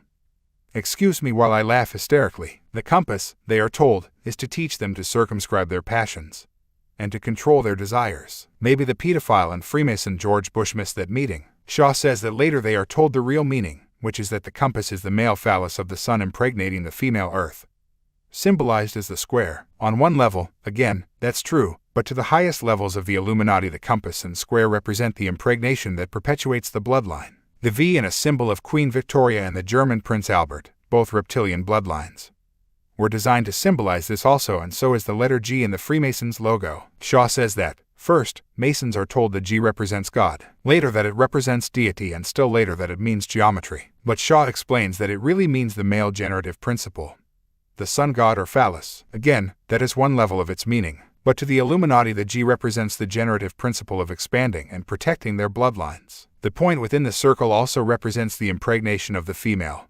circle, and with the male point. On one level, this is another sun symbol and can be found on the grave of President Kennedy as a flame and circle.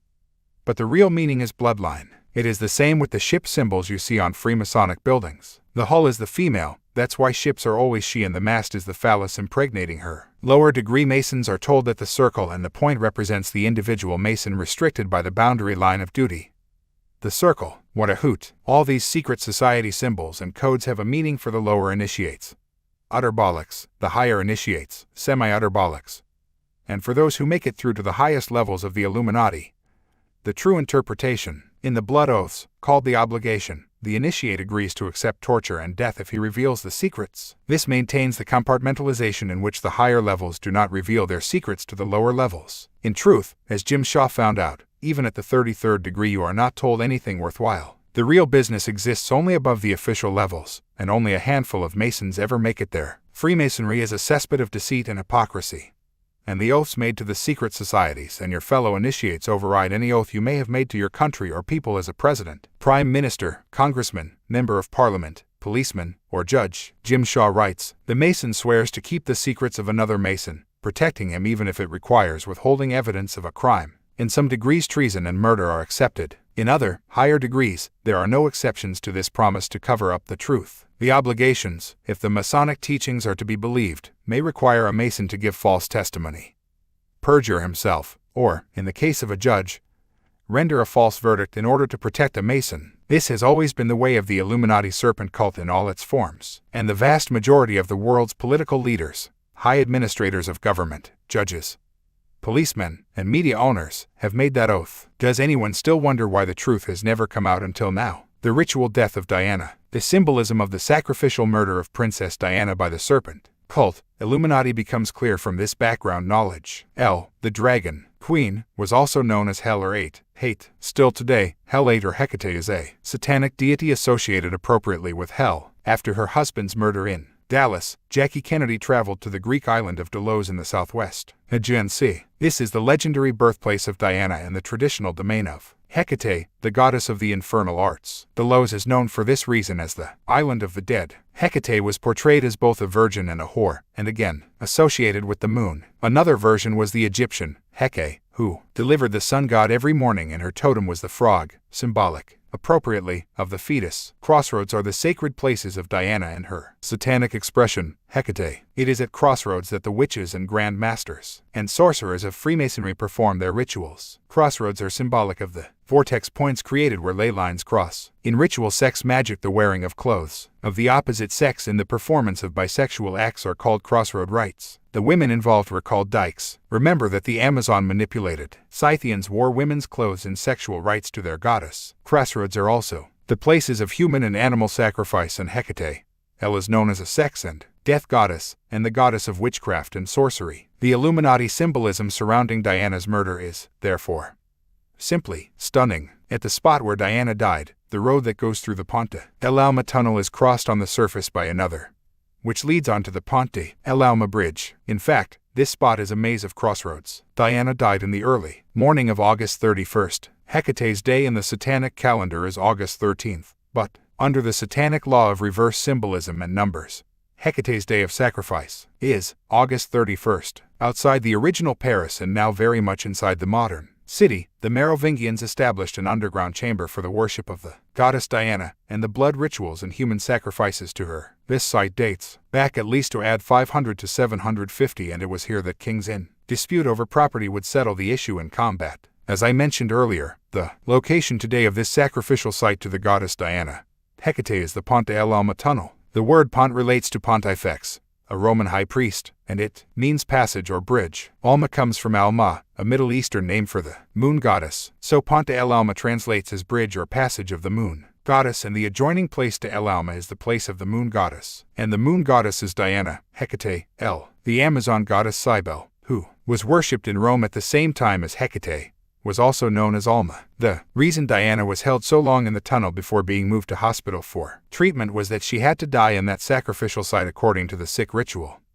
And she was dead before she was moved. Princess Diana was buried in a tree grove, on an island, in a lake, all of which are associated with the goddess Diana in all her versions. Diana's brother, Earl Spencer, also had 4 black swans introduced to the lake after his sister died. Swans are yet more goddess symbolism, and Scandinavian myths claimed that the Valkyries incarnated as swans and wore magic swan feather cloaks to transform themselves. Swan knights and swan maidens were widely associated with the pagan religion. The story of the sacrificial murder of Princess Diana by the serpent cult Illuminati is told in over 60 pages in The Biggest Secret. Troy, and Troy again. The events of ancient Troy connect fundamentally with the death of Princess Diana and so much else besides. The Merovingian bloodline goes back to the Trojan War and beyond, and it was they who founded the city of Paris and named it after the Trojan called Prince Paris, the lover of Helen of Troy, according to Barbara Walker in the Woman's Encyclopedia of Myths and Secrets. Helen was said to be an incarnation of the virgin moon goddess and daughter of Hecuba or Hecate. Helen was also known as Hel in Selene and was worshipped at a Spartan sexual festival called the Helenphoria that included sexual symbols carried in a basket called the Hellene. Troy or Troia means 3 places in Greek and Hebrew and almost certainly relates to the triple goddess symbolism of Atlantis and Lemuria, with one deity divided into the Trinity, or 3 aspects. Hecate was known as Hecate of the 3 ways. Troy or Troia is also the origin of the name Tripoli, the capital of Libya, which is so associated with the reptilian Amazons. The legends of Troy say that Helen married the moon king Menelaus, who was promised immortality because of this sacred marriage. When Helen went off with Prince Paris, Menelaus wanted to protect his immortality and the wealth the marriage had secured, and sailed with his army to take her back. This was the war between the male-led Greeks and the goddess-led Trojans. Many high satanic priestesses take the name Helen, Helena, or Elaine, Eiane. It was under the name Elaine or Ellen that Helen of Troy became the symbolic queen of Britain in pagan times. As I outlined earlier, it was a relative of Helen, a Trojan called Brutus, who sailed west to Britain after the fall of Troy and founded a city called Kertroia or New Troy, today's London. Other derivatives of El or Hel are Helenia, Helga, Hild, Helsinki, Holstein, and Holland, Helland or Halland, one of the major centers for the reptilian bloodlines to this day. Pliny, the Roman writer, said that all the people of Scandinavia, or Scandinavia, were children of Mother Hel and were called Helivianes. They believed that she lived in elder or hell trees, elven trees. Sir Lawrence Gardner, of the Royal Dragon Court and Order, says that his dragon bloodlines have been called the elven race and that terms like elf, fairy, and pixie all symbolize the representatives of various castes within the kingly succession, the reptilian hierarchy. So many fairy tales and other children's stories are encoded with the theme of the dragon bloodlines and their battles for power. The tales of princes and princesses turning into a frog is symbolic of shape-shifting. The same with dragon princesses locked in towers or giving birth to frogs. The Set serpent cult is Satanism. The Satanists still use the deities, symbols, and rituals today that were used by the ancients because they represent the same stream of control and bloodline. In the United States we have the Temple of Set, an offshoot from Anton LaVey's infamous Church of Satan. The Temple of Set was formed in 1975 by Michael Aquino, one of the most notorious exponents of the Illuminati's mind control network. As detailed in my other books, images of Set and the Set wolf symbolism go back at least to 32 BC, the period of the battles between the Nordics and the serpent cult recorded in the Edda. The Temple of Set website tells us, the Great Pyramid of Giza is one of the last early monuments connected with the idea of a Session afterlife as well as a solar one. The Great Pyramid had a special air shaft for the king's act to fly to the star Alpha Draconis, which is the star of Set in the constellation of the Thigh. Today's Big Dipper, Alpha Draconis, is the alleged base of the Draco-reptilian royalty. It was known to the Egyptians as Thurban, an Arabic word meaning dragon, and the pyramid builders aligned their structures with Thurban, Alpha Draconis, which was the pole star around 3000 BC. The Hyksos tribe, who invaded and ruled Egypt from around 1785 to 1580 BC, were Set worshippers, and they placed their capital at Avaris on an ancient site of Set worship. They represented Set with an ass head. A line of Set-worshipping priests from Tanis eventually became the royal line of pharaohs. People like Seti, Set's man, and Setnacht, Set is mighty. This was the serpent cult. Hallwood, the land of illusion. I can't emphasize enough that to understand what we call the present we have to understand the past, and this is why the Anunnaki Illuminati have concentrated so much effort on rewriting history. Even Hollywood is an example. The Druids were tree worshippers, especially the oak. The holly was their most sacred symbol because it was sacred to Mother Hall or Hel, the goddess of the underworld. Thus we have Hall or Hollywood, Hellwood, the place of magic and home of the Illuminati's mass propaganda and conditioning machine in California. The Hollywood was a favorite source of magic wands. The Holly or holy was associated with Hell or Hell's vagina, and the Germanic hole means cave or grave. The cave is the traditional birthplace of the Jesus-type deities. The red holly berries symbolize the female blood, and the white berries symbolize the male semen and death. The importance of the holly, or holy tree, can be seen in the Christmas pagan hymn sung today by Christians, which says that the holly bears the crown. Interestingly, the official Scottish residence of the British royal family is called the Palace of Holyrood House in Edinburgh. Rood is a name for the rowan wood featured in the Edda in relation to Thor. The new Scottish Parliament is also being housed in Holyrood Road. High above the Palace of Holyrood House, at the highest point in Holyrood Park, is a rock called King Arthur's Seat. If you are new to these subjects, I hope that you are beginning to appreciate how so much of what we call past and present are fundamentally connected, and how the calling cards of this covert force can be seen everywhere if you take the time to look. Chapter 11. God Save Us from Religion. It has served us well, this myth of Christ. Pope Leo X.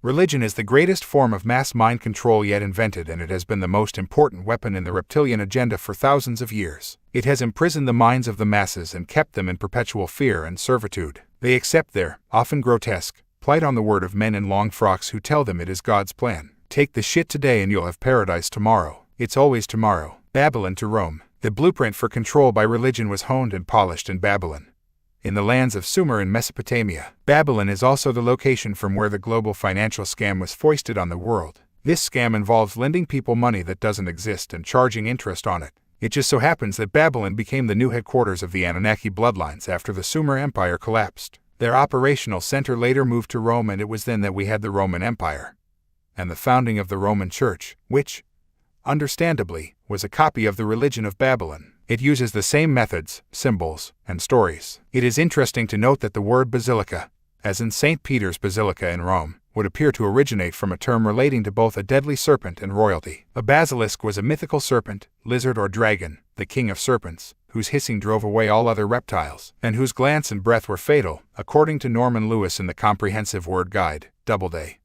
New York, 1958. It was the king snake that all other reptiles feared. The American Heritage Dictionary of the English Language, 4th edition, 2000, reveals that the name basilisk comes from the Latin, Greek terms basiliscus, basiliskos, and basilius, meaning king or little king. This evolved into the old French word, basilisk. Here we have the connection between royalty and the serpent yet again. The basilisk is mentioned in Psalm 91, but by the time of the King James translation, the reference has been changed to an adder. Later the basilisk became associated with the cock and became interchangeable with the term cockatrice. St. Peter of Basilica fame is connected to the cock, as we shall see. How appropriate should the centerpiece of the headquarters of the Babylonian Church in Rome be named after a royal serpent. Rome to London. When the Anunnaki bloodlines moved their operational center to London after William of Orange arrived in 1688, we had the emergence of the British Empire. In fact, the empires of Sumer, Babylon, Rome, and Britain were all created and controlled by one force. In Babylon they used the same structure they had in Sumer, with the priesthood acting as the go-between or middleman for the gods, and this gave them enormous power over the people. During the Babylon period, the Anunnaki were seeking to rise from the ashes of Sumer and develop their strategy for taking over the world covertly through their bloodlines and front organizations. To do this, they needed to take out of circulation the true accounts of history, especially their own role in humanity's suppression, and the esoteric knowledge that would allow the people to understand the magnitude of their own power and potential. John Icke, in his book Our Haunted Planet, says that they chose religion as the battleground on which to conquer the human mind. The para-human serpent people of the past are still among us. They were probably worshipped by the builders of Stonehenge and the forgotten ridge-making cultures of South America. In some parts of the world, the serpent people successfully posed as gods and imitated the techniques of the superintelligence God. This led to the formation of pagan religions centered on human sacrifices. The conflict, so far as man himself was concerned, became one of religions and races. Whole civilizations based upon the worship of these false gods rose and fell in Asia, Africa, and South America. Once an individual had committed himself, he opened a door so that an indefinable something, probably an undetectable mass of intelligent energy, could actually enter his body and exercise some control over his subconscious mind. The human race would supply the pawns. Each individual had to consciously commit himself to one of the opposing forces. The main battle was for what was to become known as the human soul. By choosing to give yourself to a deity or god, you open your psyche to possession by the force that deity or God represents, and deities like Mary and Jesus represent very different forces to those perceived by their believers. It is so important for people to get out of religion and start recovering control of their own minds. There is an important point to make before we proceed, because the symbolism of the sun is about to become very significant. There is a general belief that the sun represents the male and the moon the female. That's understandable because that's the way it looks, and on one level it's true. But there's a twist. There came a time when the global religion of worshipping the goddess was replaced by the male god. However, that was only on the surface, for public consumption, control, and ignorance, to suppress the ancient knowledge, not least that of true history. It was necessary to destroy the outward expression of goddess worship while its initiates continued with business as usual. Therefore, religions like Judaism, Christianity, and Islam were created to give the appearance of being dominated by the male, while, in truth, being secret vehicles for the worship of the goddess. This involved taking female deities like El and depicting them as male. The sun goddess. Way back in history, the sun was portrayed as female. In Japan, a country with a long history of serpent worship, the ruling clans claimed descent from the sun goddess. Japanese tribes in AD 238 were ruled by Queen Himiko, who was called the daughter of the sun. The goddess Aditi, the Hindu Great Mother, was depicted as the sun. She was said to be the mother of the Adityas, who was symbolic of the 12 signs of the zodiac. The sun was the garment of the goddess, who was clothed with the sun. When Christians made Mother Mary their version of the goddess, they said that Mary was a woman clothed in the sun. Tantric Buddhism had the goddess as the sun. The ancient Arabs worshipped the sun as the goddess At-Har and referred to her as the torch of the gods. The Celts had a sun goddess called Sulis, a name that derives from Sual, meaning both eye and sun, both of which appear on the dollar bill and the reverse of the Great Seal of the United States. She was also known as Sol, Sol and Sunna. One of her shrines in Britain is the biggest human-made mound in Europe, called Silbury Hill, which is part of the complex of standing stones and earthworks at Avebury in Wiltshire, England. Sol was worshipped from the high places, just as El and her derivatives were associated with mountains. Hills overlooking springs were the most sacred places in Britain for the goddess Sol. Places like Glastonbury, Torre and Bath, overlooking Bath, for example, is Salisbury Hill. And Salisbury in Wiltshire is another important sun goddess site and the location of a famous cathedral much beloved of Prince Charles. When the Romans came to Britain, they worshipped this goddess as Sol Minerva. Her symbol was an owl, the symbol of the rituals at Bohemian Grove in Northern California. The road system around the Congress Building in Washington, D.C. is also shaped unmistakably as an owl. See The Biggest Secret. The lion became the symbol of the male sun when the open became hidden. But once again the lion had more commonly symbolized the goddess. The mother goddess Hathor was depicted as a lion-headed sphinx. Mystery Babylon. The Mystery School, secret society network designed to advance the reptilian agenda, expanded rapidly from the time of Babylon after 2000 BC. In this same period, the royal court of the dragon was infiltrating the Egyptian mystery schools, the other structures of power. The Jewish historian, Eupolemus, said that giants built Babylon after the deluge. The usual story. According to a Babylonian text, these giants were the Anunnaki. The Anunnaki priesthood in Babylon began to invent a whole new history and religious truth, through which they could control the people mentally, emotionally, and, as a consequence, physically. In doing so, they replaced spiritual truths with fairy tales about mythical people, which the masses were told to take literally at this point. They were still referring to gods plural because the Illuminati's manipulation had not yet reached the stage where the Anunnaki and other gods could be transformed into one god. When that change came, it would eliminate the more obvious records of their existence. The Hebrew priesthood would achieve this, together with the English translators of the Bible. The religion of Babylon created the mold, even the detailed stories, for those that followed. For example, where have you heard this before? In Babylon they worshipped a trinity of Nimrod, the father, symbolized as a fish, Tammuz or Ninnis, the son, who was said to have died to save humanity on December 25th, and Queen Semiramis, the Babylonian Isis, who was symbolized as a dove. They said that Nimrod and Tammuz, the father and son, were one. When Tammuz died for the sins of humanity,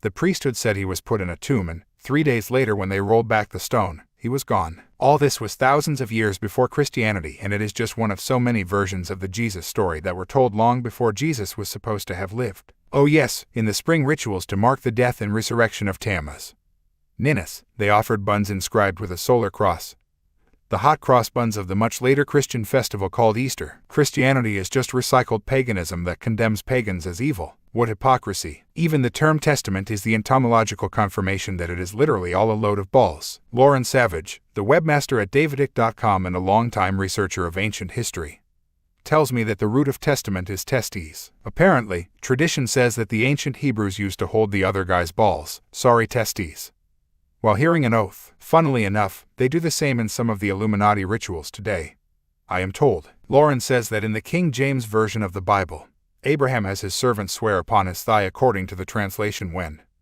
in Hebrew tradition, it would have been his dangly bits. It certainly gives new meaning to the term, got you by the balls. Staring at a penis was another way to God in these times, I understand, and in some way this related to remembering the covenant. All it does for me is make me remember that I am not as young as I used to be. So the Old Testament means old balls and the New Testament means new balls. When we testify in court, is the judge symbolically holding our testicles? You're right, don't let's go there. Good thinking. Sons of God. Tammuz was a name for the Sumerian god Dumazi or Damu, the only begotten son or son of the blood, who provided the blueprint for all the later sons of God, including Jesus. The Hebrews inherited Tammuz, also known as Adonis, from the Babylonians, and the Roman records refer to Tammuz as the chief god of the Jews. The Jewish calendar still has a month named after Tammuz, who was known as the serpent who emanated from the heaven god, Anu. And Anu was the head of the Anunnaki, the Sumerian tablets say. The Mesopotamian kings were said to be of the bloodline of Tammuz, just as Sir Lawrence Gardner claims that the Merovingian true royal line is the bloodline of Jesus. It was said that the land was given life by the blood of Tammuz, and he was a healer,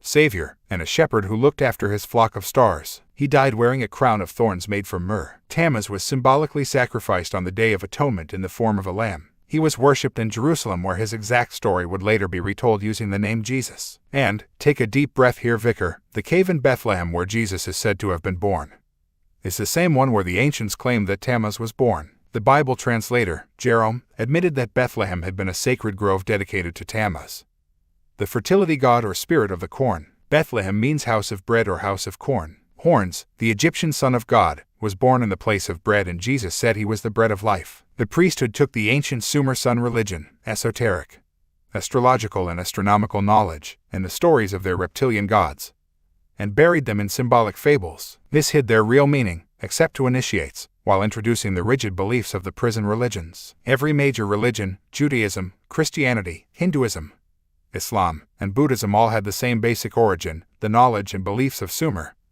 which inherited the knowledge and beliefs of Atlantis and Lemuria. The major religions were all founded in the lands once occupied by the Sumer Empire. They may have emphasized different elements of the Sumer beliefs, but that was the mold from which they all came. The priesthood's job was to withdraw the true knowledge from circulation, and they twisted their manufactured religious texts until the knowledge that would set the people free was portrayed as evil. Look at Christianity. Another goal of the priesthood, or the long frocks as I call them, was to develop stories and themes that made the people feel powerless, insignificant, and in awe of invented religious deities. By being the middlemen to the gods, later God, and interpreters of the law laid down by these make-believe deities, they could control the people for their masters, the reptilian and other demonic entities. To stop the people rebelling against this suppression, control, and poverty, the priesthood stories had to promise a paradise in the afterlife for all those who obeyed God's law. In other words, their law, the law of the Anunnaki. And for those who did not obey this law, eternal hell and damnation. Even the term sin, as I have pointed out, comes from the name of an Anunnaki god. Out of Babylon. 1. Judaism. The texts that form the Old Testament of the Bible, a foundation of Judaism and Christianity, were written after the Levite priesthood of the Hebrews were held in captivity after 586 BC in, here we go, Babylon. I think the term captivity is less than appropriate. Also, the early Hebrews worshipped the serpent god of the Sumer Empire, and the Levites were called sons of the great serpent. Their god YHVH was depicted as part human, part serpent, and their sacred book of esoteric, hidden knowledge, the Kabbalah, means serpent wisdom. The Levites, or sons of the great serpent, worshipped YHVH as a dragon called Leviathan, hence Levite. YHVH's serpent form was also known as Nehushtan, or brazen serpent, by the Levites, and they placed golden and brass images of this deity on the altars of Hebrew temples. Excavations have discovered bronze and copper serpent symbols in former Levite temples. The mythical story of Moses and the brazen serpent set upon a cross is symbolic of this same theme. The Babylonians had inherited the stories and myths of Egypt and Sumer, and now they would reappear in a twisted form in the texts that would later become the Old Testament. Genesis, Exodus, Leviticus, Numbers, and Deuteronomy, which together make up the Jewish Torah, were all written by the Levites, or under their supervision, during or after the captivity in Babylon, when the Levites joined forces with the network of the Babylonian reptilian priesthood. So you find the Sumerian story of King Sargon floating on the river in a basket of rushes rehashed by the Levites in the account of the mythical character called Moses. And the Sumerian Eden, the abode of the gods, became the Garden of Eden in the Levite tales. The book of Genesis is an edited version of the Sumerian accounts, and it is a massive goddess symbolism. The manna from heaven, which the Moses-led Israelites were supposed to have received from God or YHVH, Jehovah, is actually a name for the goddess, Mana, who, like El, ruled the underworld. The Romans knew her as Mana or Mania. Her ancestral spirits were called Manes, as in the mane of the lion, so associated with the serpent cult, and of the horse, so connected with the Amazons or Valkyries. From the names Mana and Mania we get the word to describe crazed behavior. This is derived from worship of the moon goddess, as in moon madness or lunacy. Mantra, the Sanskrit term for projecting vibrations by chanting words or sounds, comes from the same root. Manu was the name for the Indian version of Noah, who survived the deluge with the help of the great serpent Vasuki. In earlier times Manu was the womb of the goddess. The Levites, those Babylonian mystery school initiates, invented an entire history for the Hebrews to hide the real story and create a fiercely imposed structure of religious control. The rabbis continue that tradition to this day. There is far more about this story in The Biggest Secret, where I have highlighted the way these texts were coded with esoteric knowledge and why the vast majority of people who we call Jewish today have no genetic connection to Palestine or Israel. They originate, as Jewish sources have confirmed, from the Khazars, a people from southern Russia and the Caucasus Mountains, who had a mass conversion to Judaism in the 8th century. The terms Jewish and Hebrew have become mixed up. Some people we call Jewish go back to the Hebrews of the Middle East, but most do not. They come from the Caucasus. It shouldn't matter where they come from, it's just a body. But if people are being told a fib, they have a right to know. So much of the Hebrew knowledge also came from the Egyptian mystery schools, and this is where the Hebrew language originated. The classic Hebrew or Jewish name, Cohen, comes from Kahan, the Egyptian name for priest and prince. And there are fundamental connections between the Hebrews in both Egypt and Babylon. After all, the people who became known as the Hebrews came from within the same Sumer Empire that included the lands we now call Israel or Palestine. They were just an expression of the same empire and doubtless the priesthood of the Sumerians.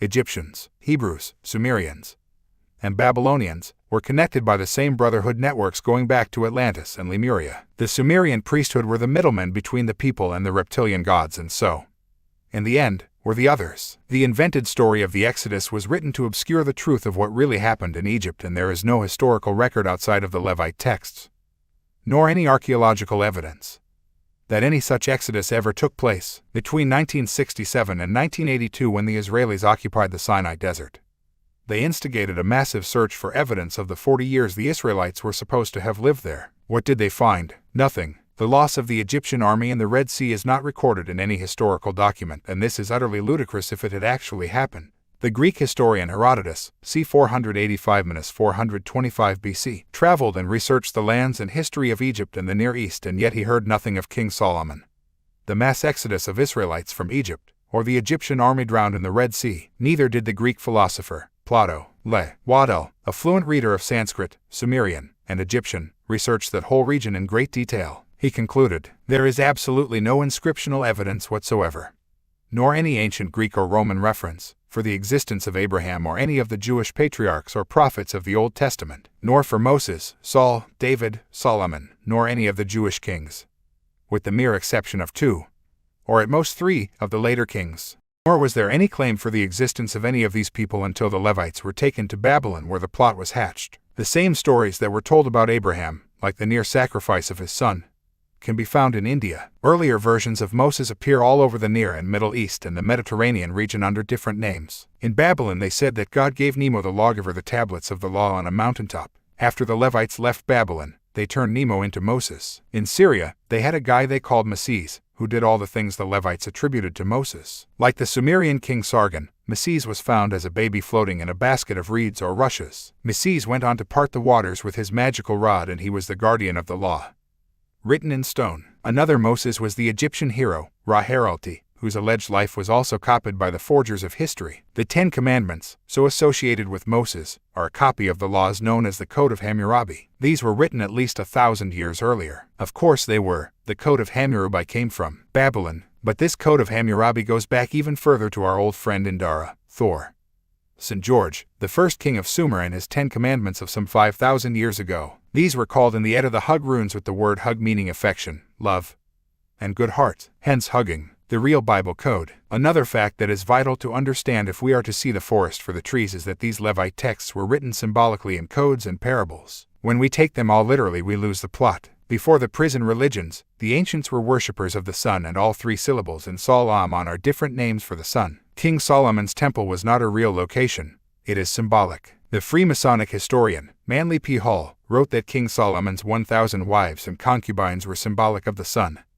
moons, asteroids, and other receptive bodies. Within his house or temple, the solar system 12. The stories attributed to Solomon and David can be found long before in India. And if there was no David or Solomon, then how can they have provided the bloodline of Jesus? Answer: they didn't. That genealogy was invented to serve a purpose, as were the Old Testament genealogies back to Abraham and Sumer. They were part of the manufactured history, some truth mixed with endless lies and deceit, which was created to hide what really happened. Edouard Dujardin, in his book, Ancient History of the God Jesus, Watts & Co., 1938, documents how Judaism or the Javahists took the gods of other nations and turned them into mythical Hebrew leaders, heroes, and prophets. Where Judaism fully succeeded, the ancient Baals of Palestine were transformed into heroic servants of Javeh.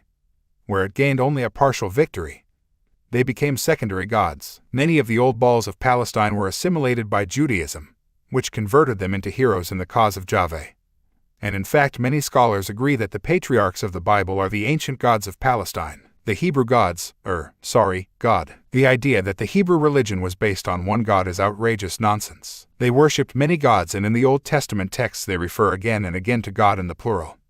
As with Elohim, the Jewish singular God, El, comes from the name Elohim, which is plural. The Elohim were the Anunnaki, and the serpent goddess, El, in the Edda relates to all this. But in the English translations, the plural gods are turned into the singular God. The first line of Genesis, "In the beginning God created the heaven and the earth," actually reads in the Hebrew, "In the beginning the gods created the heavens and the earth." The word Elohim, plural, is used 30 times in Genesis and 2,570 times in all. These include the terms, "And the Elohim said, let us make men in our image. The Elohim said, come, let us go down," in the story of the Tower of Babel.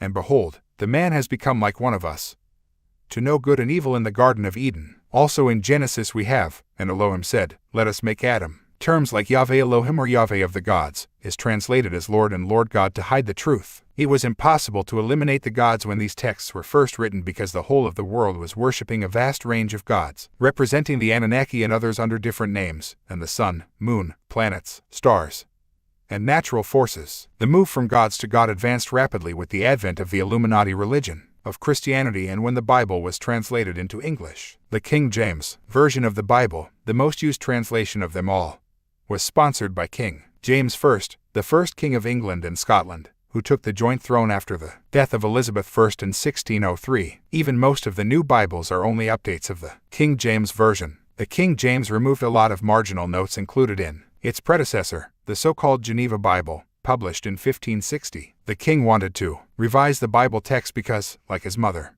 Mary Stuart, he believed totally in the divine right of kings, in which the monarch answered to no one except God, the gods. The Geneva Bible included phrases he did not like in relation to this divine right, and so he had them removed. James was a Satanist and reptilian bloodline, going back to the Egyptian pharaohs. His sexual desires preferred young boys, as recorded in numerous books and public records, and his lust for blood appeared insatiable. When he killed an animal, he would literally roll in its blood, and he was responsible for the death and torture of thousands of witches. He suggested many of the tortures himself. This is the man who decided what the Bible does or does not say. I am sure that the mass slaughter of witches by King James and the Christian Church is connected with destroying certain bloodlines passed on through the female DNA. Sir Francis Bacon oversaw the translation of the King James Bible. He was from the reptilian bloodline and a high initiate of the secret society network. As Grand Master of the Rosicrucian Order, he was a Knights Templar, an inspiration behind the creation of Freemasonry and the Royal Society, and a key member of the team of initiates under Lord Draconus, Edward de Vere, which compiled the Shakespeare plays. Out of Babylon, too, Christianity. The Old Testament was joined by the New with the founding of Christianity, a religion that was based on the same Levite fables. In fact, there was no New Testament until the 4th century AD. That's a long time for the text to be formulated for a religion that's supposed to have been started 300 years earlier. And who arranged for all this? The Roman Emperor Constantine the Great after AD 325. He was the official head of a Roman Empire controlled by the very same forces that had earlier controlled Babylon when the texts of the Old Testament started to be written. Just a coincidence? A. Vendel Indiana Jones, the director of the Institute for Judeo-Christian Research in Arlington, Texas, points out that primal Christians had only the Hebrew Torah, the first 5 books of Moses, the 22 books of the prophets and holy writings that included Psalms, Proverbs, Job, Song of Songs, Ruth, Lamentations, Ecclesiastes, Esther, Daniel, Ezra, Nehemiah, and the 2 books of Chronicles, plus the 14 books of the Apocrypha. They met and worshipped with the Hebrews in the synagogues and had no testament of their own. Jones stresses that when we see terms in the New Testament like, the Scripture saith, it is written, what saith the law?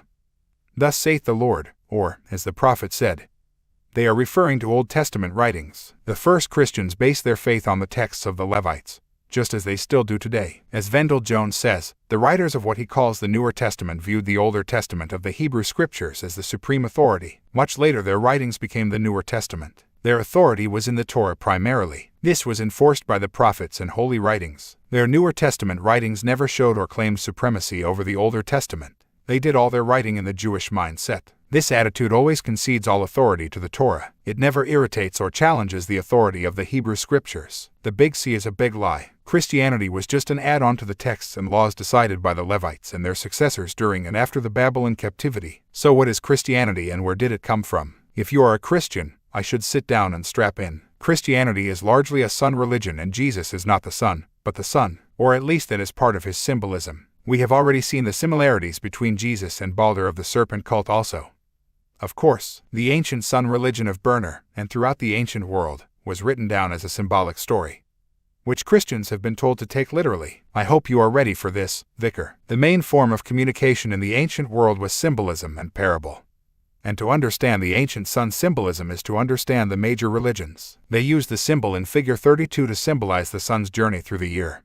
Or, more accurately, the Earth's journey in relation to the sun. This is the so-called sun cross. It can be found throughout the ancient world. They drew a circle and a zodiac, a Greek word meaning animal circle, and added a cross to mark the 4 seasons, and the solstice and equinox points. At the center of the cross they placed the sun, and this is where the theme of the sun, or symbolically the sun, on the cross originates. A similar symbol was used in Lemuria relating, James Churchward says, to the primal forces of creation. A long list of pre-Jesus deities were given the birthday of December 25th because of this sun symbolism. The winter solstice, the lowest point or the sun's power in the northern hemisphere, is on December 21st divided by 22nd. This was the time when the ancients said that the sun had died and gone down into the dark place. By December 25th, 3 days later, they said the sun had begun its journey back to the peak of its power in the summer, and so they said that on this day the sun was born or born again. The ancient sun gods were given this birthday 3 days after the winter solstice. For this reason, these deities didn't exist, as everyone now accepts. They were symbolic of the sun, and so was Jesus, along with much other symbolism. The Christian Christmas is an ancient pagan festival under another name, and so is Easter. On March 25th, the old date for Easter,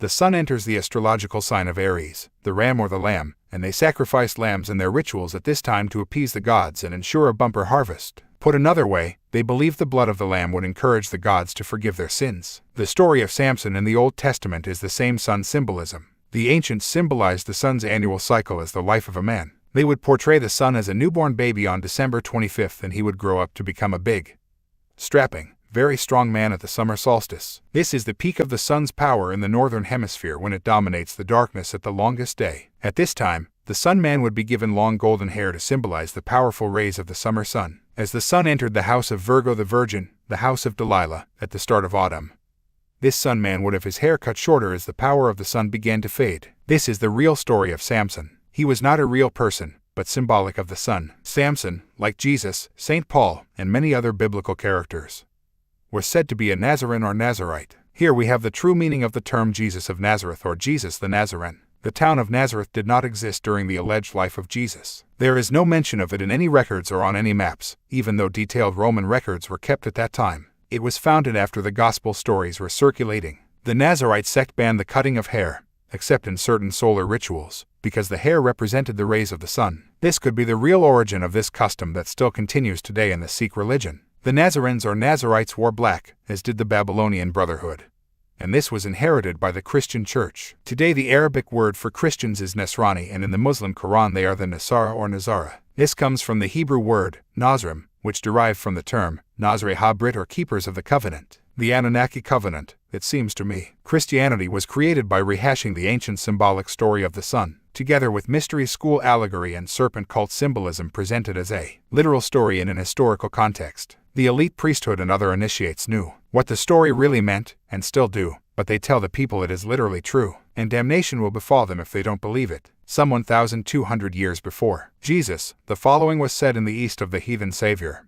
Varishna, he was born to a virgin by immaculate conception through the intervention of a Holy Spirit. This fulfilled an ancient prophecy. When he was born, the ruling tyrant wanted to kill him, and his parents had to flee to safety. All male children under the age of 2 were slain by the ruler as he sought to kill the child. Angels and shepherds were at his birth, and he was given gifts of gold, frankincense, and myrrh. He was worshipped as the savior of men and led a moral and humble life. He performed miracles, which included healing the sick, giving sight to the blind, casting out devils, and raising the dead. He was put to death on the cross between 2 thieves. He descended to hell and rose from the dead to ascend back to heaven. Just a coincidence, Archbishop? Well, how about these, then? They all predate Jesus, often by thousands of years. Adis, the son of God of Phrygia. He was born on December 25th to a virgin mother. He was called a Savior, the only begotten Son, and died to save humanity. He was crucified on a Friday, Black Friday, and his blood was spilled to redeem the earth. He suffered death with nails and stakes. He was the Father and Son combined in an earthly body. He was put in a tomb, went down into the underworld. But 3 days later,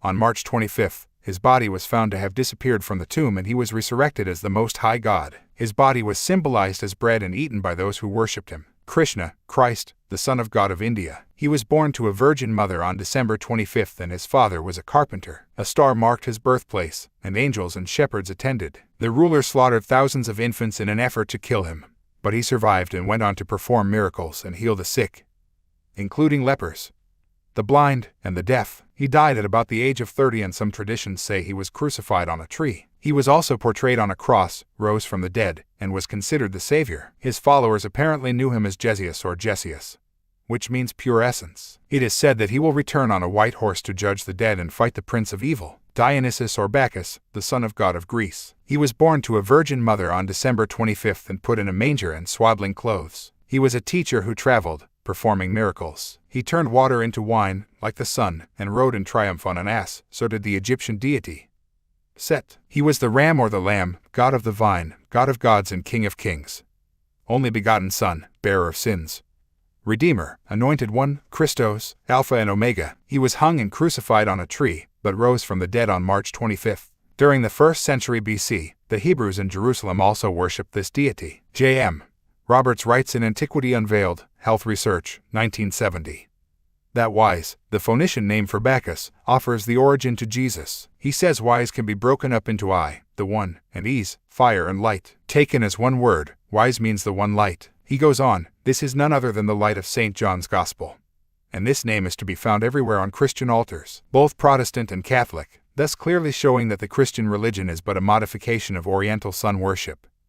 Attributed to Zoroaster, the Christians read the same letters IHS in the Greek text as Jes, and the Roman Christian priesthood added the terminus us. Here are some of the other pre-Christian deities of whom the Jesus story was told: Apollo, Hercules, and Zeus of Greece, Adad and Marduk of Assyria, Buddha, Sakya and Indra of India and Tibet, Salavahana of southern India and Bermuda, Osiris and Horus of Egypt, Odin, Balder, and Frey of Scandinavia, Crit of Chaldea, Zoroaster of Persia, Baal and Tot of Phoenicia, Bali of Afghanistan, Jau of Nepal, Witoba of Bilinganese, Zamoxis of Thrace, Zor of the Bonzes, Chuchulain of Ireland, Divatat, Kodam, and Samonakedam of Siam, Alcides of Thebes, Mikado of the Sintus, Bedru of Japan, Hessus or Eros, and Bremerlam of the Druids, Thor, son of Odin, of Gauls, Cadmus of Greece, Hil and Fida of Mandates, Gentot and Quetzalcoatl of Mexico, universal monarch of the Sibyls, Iski of Formosa, divine teacher of Plato, Holy One of Zaka, Fohai, Io, Laukium, Changtai, and Tyne of China, Ikshan and Cornus of Rome, Prometheus of the Caucasus,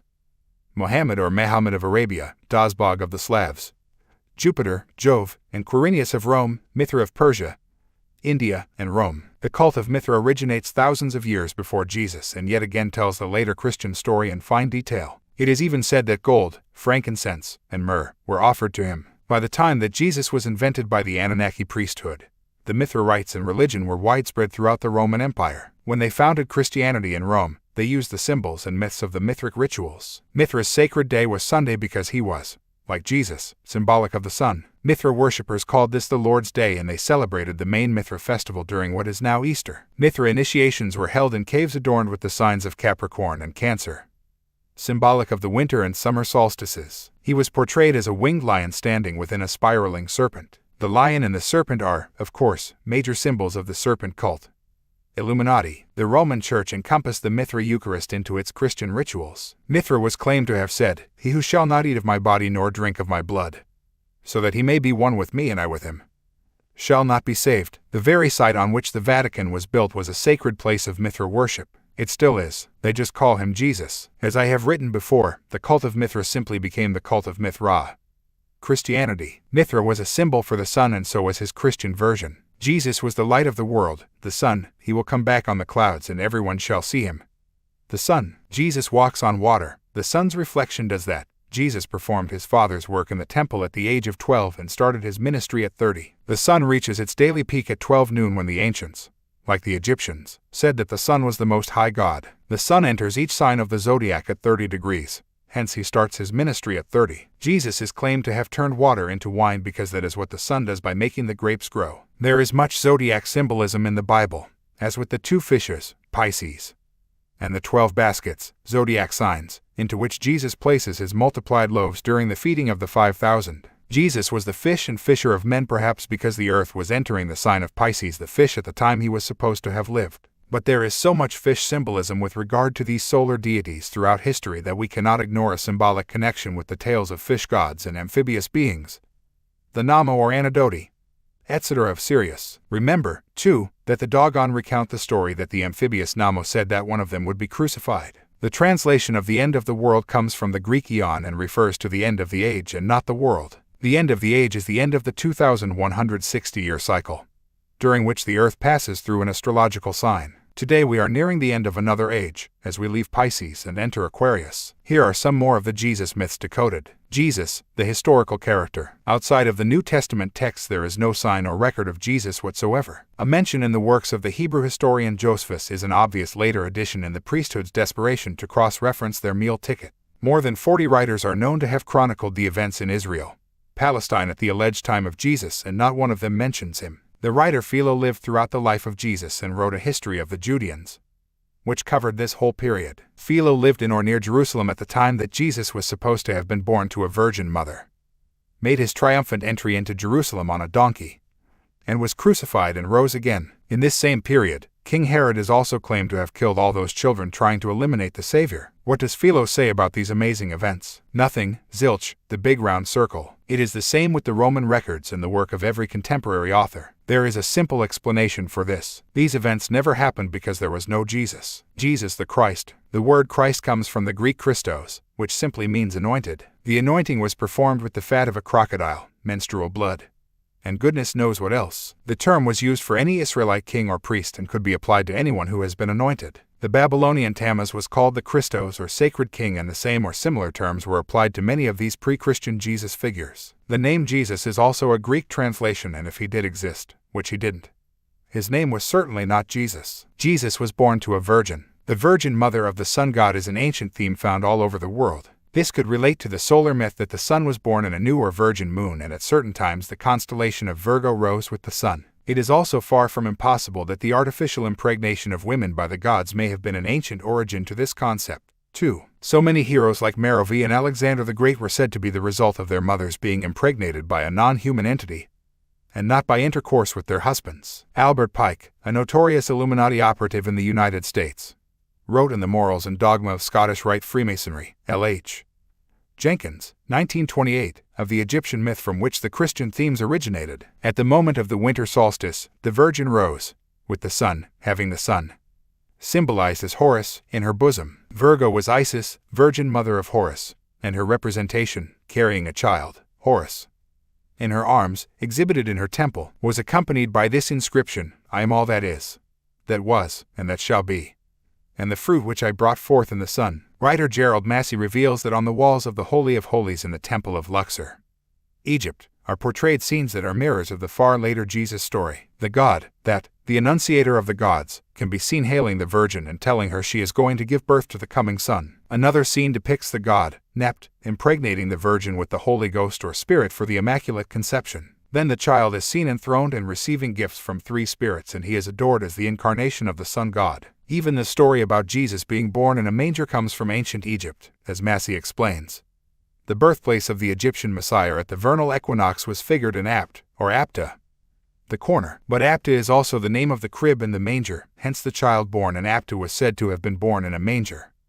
And this Apta or crib or manager is the hieroglyphic sign of the solar birthplace. Hence the Egyptians exhibited the babe in the crib or manager in the streets of Alexandria. The bright star and the 3 wise men. A bright star marked the birthplace of Jesus, the Bible says. This is the same story told in Egypt about Sirius, the brightest star we can see from Earth. The Egyptians said that the rising of the 3 stars of Orion's belt, the 3 kings, wise men or magi, marked the arrival of Sothis or Sirius, the star of Osiris and Horus. Further symbolism of the 3 wise men is that the magi were sun worshippers. Gold, frankincense, and myrrh were the traditional gifts given by Arabian magi to the sun, and that's why they were given to Mithra in that version of the myth. The birth of Jesus in a stable or cave is repeated throughout the solar myth stories because the cave represents the dark place where the sun is said to go between the winter solstice and midnight on December 24th. Thus we have the 3 days in the tomb between the crucifixion of Jesus, the Son, and his resurrection or rebirth on December 25th. The cave may have other symbolism, too, however, because the Jesus story can be read on different esoteric levels at the same time. Tempted in the wilderness for 40 days. This is another common theme for the solar gods. Author and researcher Albert Churchward says the Egyptians estimated that it took 40 days after grain was sown before it appeared through the soil. This was a period of fasting and scarcity, he says, and so Jesus is depicted fasting in the wilderness, and Satan challenges him to turn stones into bread. The battles between light and dark, and when Jesus defeated the darkness, is symbolic of the time in the sun's cycle when there is more light every day than dark. The 40 years the Israelites were supposed to have spent in the desert was similar grain symbolism turned into a manufactured historical text. The words of Jesus. The words attributed to Jesus are quotes from earlier saviors and deities. Horus delivered a Sermon on the Mount in Egyptian myth, and the Jesus version is simply sayings from earlier texts, like the books of Enoch, weaved together into a narrative. Several of the Jesus parables came directly from Buddhism and Jainism. The Lord's Prayer derives from sayings in the Jewish Talmud and much older Egyptian prayers to Osiris, and earlier it was a prayer to the goddess, the giver of bread or the grain mother. The Marys. Mary is an ancient name for the goddess that miraculously gives birth to the Savior Sun God. Its forms include Mary, Mary, Maratu, Mara and Mariham. On one level, these names relate to the sea, Mer or Mar, and Mary represents the feminine, the moon, the queen of heaven, to balance the masculine sun. But they also relate to the dragon queens. Isis, the Egyptian moon goddess and virgin mother of Horus, was known as Mother Mary or Mata Mary and called the Queen of Heaven, Our Lady, and Mother of God. El in the Edda texts was also known as Mary. The Hebrews worshipped a god and goddess deity called Mariel or Mary God, and the Mother Mary of Christianity is just another name for the ancient goddess known as El, Isis, Ishtar, Barati, Artemis, and Diana. The Christian religion, like its bedmate Judaism, sought to remove the feminine principle from the public domain, and the ancient trinity of Father, Son, Mother became Father, Son, Holy Ghost. The grotesque suppression of women would follow, justified by the invented words of the mythical Saint Paul. Wives, submit to your husbands, for the husband is the head of the wife, as Christ is the head of the church. Now if the church submits to Christ, so should wives submit to their husbands in everything. But I suffer not a woman to teach, nor to usurp authority over the man, but to be in silence. Such words were written by the priesthood and initiates to introduce the institutionalized suppression of the female. This attitude can still be seen today. Anne Widdecombe, a very mixed-up British politician, even left the Protestant Church of England and joined the Roman Catholics when women priests were allowed by the C of E, and this lady claims to be intelligent enough to run the country. The Illuminati set out to close down the feminine, intuitive energy that connects us all, including men, to our higher levels of being. The unrestrained male energy is out there, expressing itself outward into the physical world, and, without the feminine, it becomes isolated from its deeper self. Macho man is an extreme expression of this. They are lost little boys who have symbolically lost touch with their inner mum. But while suppressing the female among the masses, these religions have continued to covertly worship the Illuminati goddess, symbolized as the Dragon Queen or Queens and the Snake Mother. There has been increased pressure in the last few years to increase still further the role of the Mother Goddess, Mary, in the Roman Catholic Church. Millions of signatures have been received from 157 countries pressing the Pope to make Mary a co-redemptrix. They want Mary to be recognized as equal to Jesus. In effect, all prayers and petitions from believers would have to flow through Mary, who would bring them to the attention of Jesus. A bit like a doctor's receptionist. Really, she would also play the pivotal role in the Trinity as daughter of the Father, mother of the Son, and spouse of the Holy Spirit. Yes, I know it's all bollocks, but it emphasizes the scale of goddess worship within the Illuminati's Roman Catholic Church, which, at the same time, acts as a major suppressor of the human female. Mary Magdalene, the reformed prostitute or whore, is another version of the goddess symbolism. She portrays the great whore of Babylon, the goddess, Mariana Ishtar. The ritual of the sacred harlot or priestess anointing a savior king goes back to Sumer and further to Atlantis. And, no doubt, Lemuria. It was a pagan priestess who announced the resurrection of Osiris, Hades, Dionysus, and Orpheus, just as Mary Magdalene was the first to see the resurrected Jesus. It's all symbolism from the ancient mystery religions, and it was used to create a mythical hero for a manufactured prison religion. As I have mentioned, Mag also appears to be code of the reptilian DNA passed on by the female line, the mitochondrial DNA. Jesus was crucified. Many of these mythical solar deities like Jesus were crucified for the sins of the people. It is an ancient ritual. Jesus, the sun on the cross, is the sun at the spring equinox on one level and the dying Balder on another. The crown of thorns is symbolic of the halo, which the ancients portrayed around the head of all of their sun gods. The points around the head of the Statue of Liberty and other Illuminati deities are the rays of the sun or crown of thorns. The words attributed to Jesus, my God, why hast thou forsaken me?" were taken from the Passover ritual at Jerusalem, according to some researchers. The cross itself is not a uniquely Christian symbol. It was used as a religious symbol for thousands of years before Christianity. And Jesus told his disciples to pick up thy cross and walk before the crucifixion cross even entered the story. Indeed, the man on the cross was so widely used by the pagans that the early Christians rejected it. The Central American god Quetzalcoatl was depicted nailed to a cross. The cross is symbolic of the equinox when day and night are equal and the sun is about to win its victory over the darkness. At the moment Jesus died on the cross, according to the gospel narrative, the land became dark. So it would if the sun had died, as it was symbolically doing. As for the resurrection after 3 days, this is more sun symbolism. In Persia, long before Christianity, they had a ritual in which a young man, apparently dead, was restored to life. He was called the Savior and his sufferings were said to have ensured the salvation of the people. His priests watched his tomb until midnight on the equinox and they cried, "Rejoice, O sacred initiated, your God is risen. His death and suffering have worked your salvation." The same was said in Egypt of Horus and in India of Krishna thousands of years before Christianity. And Jesus could not have been crucified between two thieves because crucifixion was not the Roman punishment for theft. The two thieves are possibly symbolic of Sagittarius and Capricorn, which cross over at the winter solstice.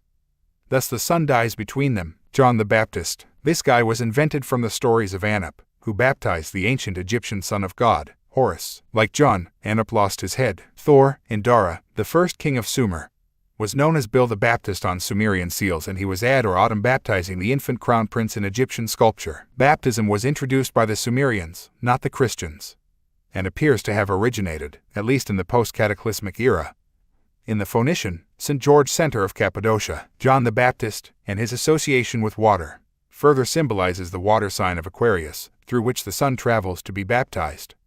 According to myth, the sun enters Aquarius at 30 degrees and Jesus is baptized at 30. The zodiac circle was renamed the crown of the circle of the holy apostles, zodiac signs, by medieval monks, and they placed John the Baptist in the position where Aquarius is located. King Arthur and the 12 Knights of the Round Table are also sun and zodiac symbolism. In the Roman Julian calendar, John the Baptist dies on August 29th, and John Jackson points out in Christianity Before Christ.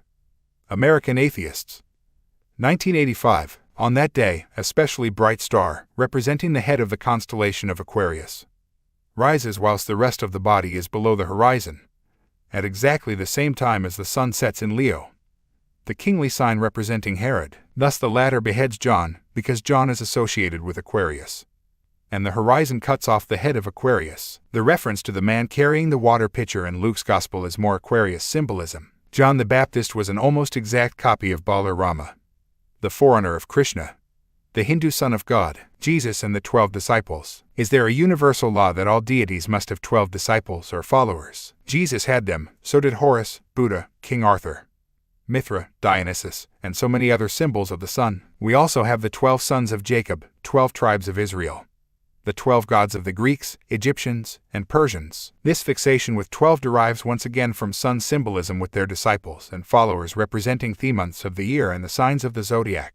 The Romans openly symbolized the sun as a living man and the signs of the zodiac as his disciples, and the Christian religion was created in Rome. Mark, Luke, Matthew, and John, the names carried by the Gospels, represent the 4 cardinal signs of the zodiac. These are also symbolized in Christian cathedrals as a man, Aquarius, an ox, Taurus, a lion, Leo, and an eagle, Scorpio, together called the 4 creatures of the apocalypse. Joseph Wellis says in Forgery in Christianity, Health Research, 1990, the Holy 12 had no existence in the flesh, but their cue being taken from Old Testament legends, they were mere names.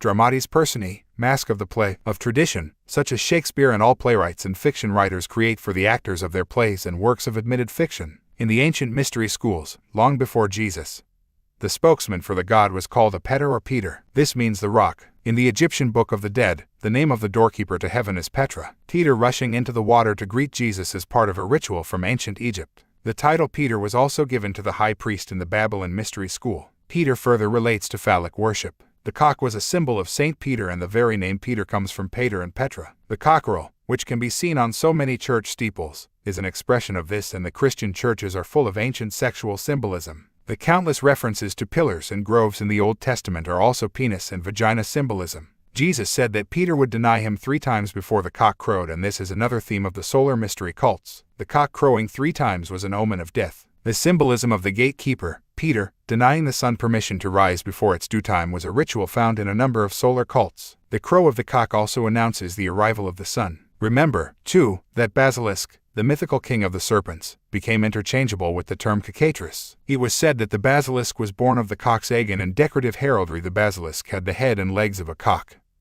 a snake-like tail, and the body of a bird covered with serpent scales. The Roman god Janus, who held the keys, was fused into Peter when Christianity was founded in Rome in the form we know it today. Janus was Enos, a name for Nimrod in Babylon. Even in the early years of the Roman Church, which was supposed to have been founded on the rock of Peter, there is no mention of this guy. He was added to the story as the priesthood continued to put the whole fantasy together. The name Andrew, another disciple, has the same basic meaning as Peter, Petra, or Peter. This is why the mythical Andrew is said to have been crucified at Patras in Greece, where Andrew was a local god. James, the so-called brother of Jesus, is a rehash of Amset, the brother of the Egyptian sun god, Osiris. Amset was a carpenter and James was a carpenter. Amset was a great purifier and James was a great purifier. Disciple John, the favorite of Jesus, is a repeat of Arjuna, the favorite disciple of Krishna. John is actually known in Tibet as Arjun. John was the cousin of Jesus and his original, Arjuna,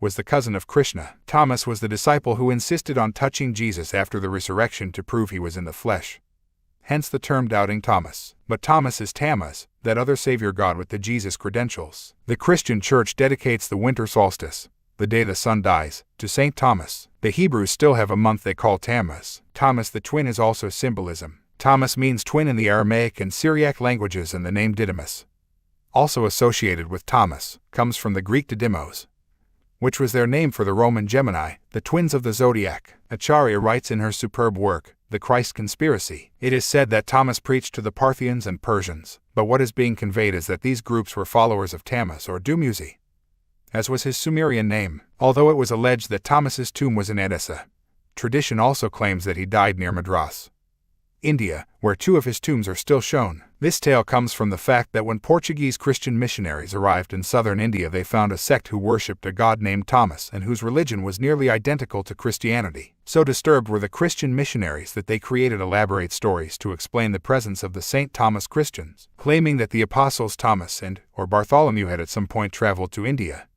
preached and died there. The missionaries were bewildered by the fact that the religion was Christian in virtually every aspect except one.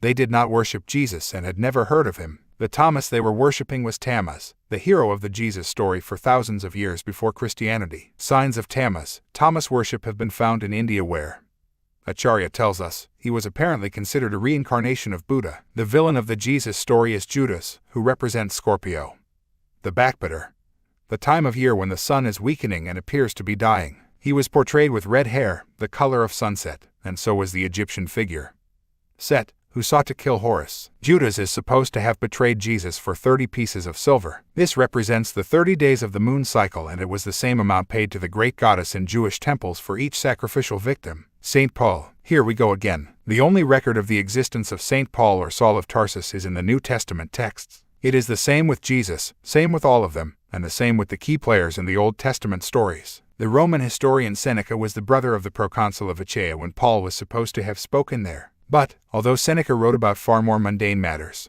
not a titter is recorded of Paul's public crusade. Who am I speaking about here? He lived in Tarsus in Asia Minor as a youngster. He went to Ephesus, where he spoke to vast crowds and performed miracles, and traveled to Athens and Corinth. From there he went to Rome, where he was accused of treason, moved on to Spain and Africa, and returned to Sicily and Italy. He was summoned to Rome and thrown in prison, from where he later escaped. Sounds remarkably like the story of the Nazarene, St. Paul, but these events were from the life of the Greek figure Apollonius of Tyana, called the Nazarene in some account. He was also known in Latin as Apollos and Paulus. Long before the stories about Paul, the Jewish historian Josephus wrote of a terrifying sea journey he experienced on his way to Rome. His story turns up again in precise detail in the New Testament, claiming to be an account of what happened to Paul. The story of Paul, and a story is all it is, also shares many detailed similarities with the myths of the Greek hero Orpheus, who, like Paul, had a missionary called Timothy. The writer H.G.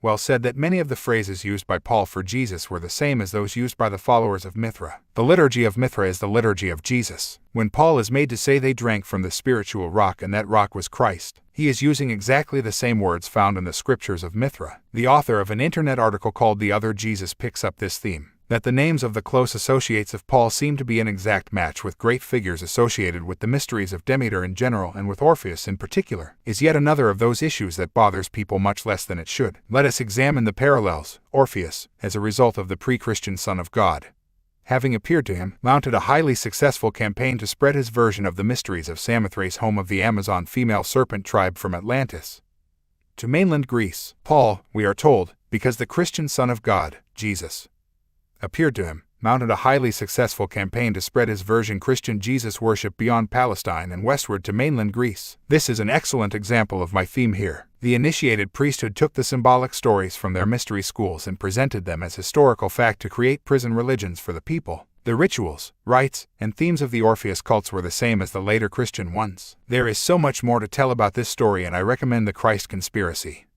Bible Myths, and other books listed in the bibliography if you want more detail and sources. The Bible has controlled the minds and lives of billions and has held much of the world in mental and emotional servitude for thousands of years. Christians laugh at the idea of reptilian bloodlines, and yet believe that their God would send his only Son and make him suffer vicious torture and a horrible death to forgive the sins of everyone else. At the same time, we are told this is a God of love. It's nonsense, of course it is, but the writers knew that. It was not the truth they wished to communicate. The idea was to manufacture strict religions, which would frighten people into obeying and believing. The whole thrust is that if you don't believe their truth you will end up in hell. However, to avoid the problem of everyone being nice to each other, the last thing the Anunnaki want, they emphasize that you do not get to heaven through good works, but only by belief in Jesus as your Savior. You could cause untold death and suffering during your life and still book your place in paradise, as long as you believed in Jesus. Also, Jesus was the only one born without original sin, and there was no way we could be perfect like him.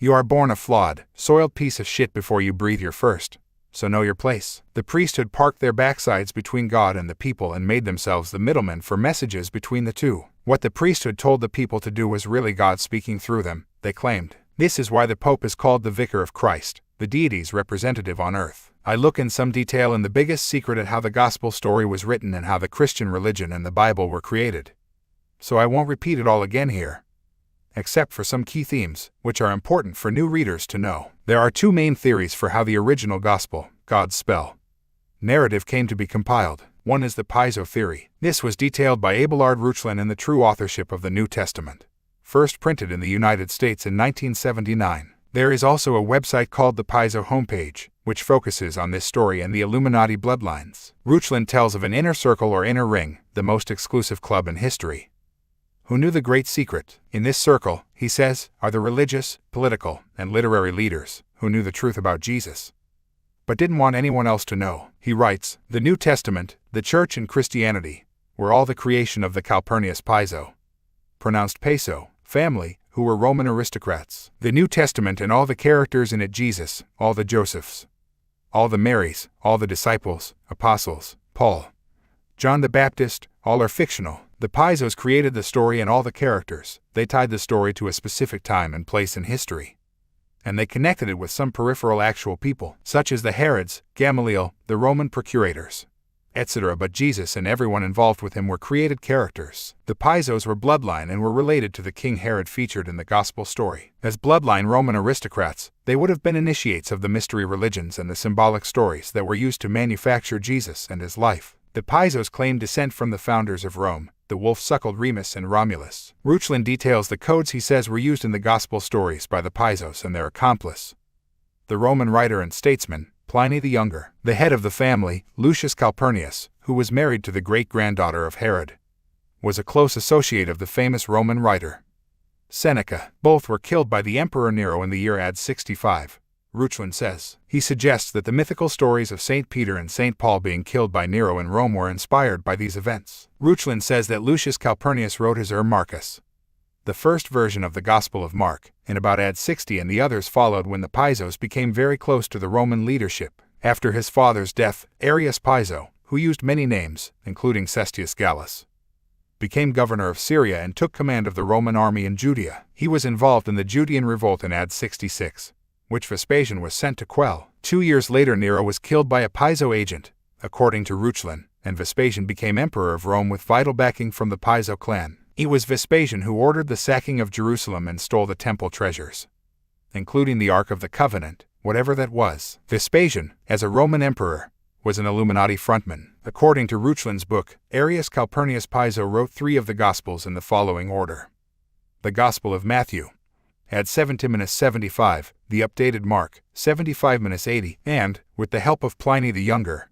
the updated Luke, 85-90. He says that the Gospel of John was the work of Arius's son, Justus, and followed in 105. Reuchlin is certainly correct when he says that Jesus was a composite figure, and the stories include elements of the tales of Joseph in Egypt and other Old Testament characters, plus some writings from the Hebrew-Egyptian Essenes, the characteristics of various pagan gods, and Balder of the serpent cult. He also says that the Paisos made changes and additions to some Old Testament texts and wrote most of the 14 Old Testament books known as the Apocrypha. Reuchlin contends that Arius Piso was the real name of the Hebrew historian known as Josephus. This would certainly explain why a Hebrew like Josephus, who claimed to have fought the Romans, lived in Rome for 30 years while he wrote books on Jewish history and married into Roman aristocracy. Reuchlin says that St. Paul was manufactured in the same way as Jesus, and it's interesting that Paul's hazardous sea journey was a repeat of what Josephus said happened to him. Paul was also portrayed as a Hebrew who became a Roman citizen, and Josephus said the same of himself. Reuchlin writes that between 100 and 105, Arius, his son Justus, and Pliny the Younger traveled with their family and friends to Asia Minor, Greece, and Alexandria in Egypt, to encourage the poor and the slaves into joining their new faith. Pliny created the first churches in Bithynia and Pontus. Reuchlin says Pliny had visited these places a number of times in the year AD 85, and this, he claims, was the origin of the first name of Pontius Pilate. The Roman procurator was only called Pilate in Matthew and Mark, the first Gospels written by the Paisos. But in Luke, the one said to be written with Pliny, Pilate suddenly acquires the name Pontius. Luke was written in the very years that Pliny began to visit Pontus. According to Reuchlin, Pliny's letters, written under his own name, say that Justus Piso was in Bithynia in the years 96 and 98 using the name Tullius Justus, and that the Pisos also located in Ephesus, home of the great temple to the goddess Artemis, Diana. Ephesus was also one of the birthplaces of the Christian religion. They visited all the locations claimed for St. Paul, and Reuchlin says that Justus Piso and Pliny the Younger, military name Maximus, introduced into their St. Paul letters and stories many of their friends and codes indicating their involvement. Paul refers to Greet Herodian, my kinsman, a code of the family connection to Herod. Reuchlin says, it is a notable coincidence that the Pisos had extensive estates in Provence in the south of France, the very region where, the myths claim, the Jesus story continued after the crucifixion thanks to Joseph of Arimathea, Mary Magdalene, and the Savior's offspring. Other researchers, like Acharya in the Christ Conspiracy, suggest that the Gospel stories more likely came from the writings of a guy called Marcion of Pontus. He was not a believer in the literal existence of a Jesus in the flesh and wrote the Jesus story symbolically. Marcion was a Gnostic, a word meaning knowledge, and they wrote widely in symbolism and allegory, Gnostic texts referring to the Jesus story. which were found in 1945 at Nag Hammadi in Egypt, have been used as proof that Jesus existed, but they are not. First, they were written long after the event, and second, the Gnostics were allegorical writers. Moses Maimonides, the Hebrew philosopher and Gnostic of the 12th century, wrote, "Every time that you find in our books a tale, the reality of which seems impossible, a story which is repugnant to both reason and common sense, then be sure that the tale contains a profound allegory veiling a deeply mysterious truth.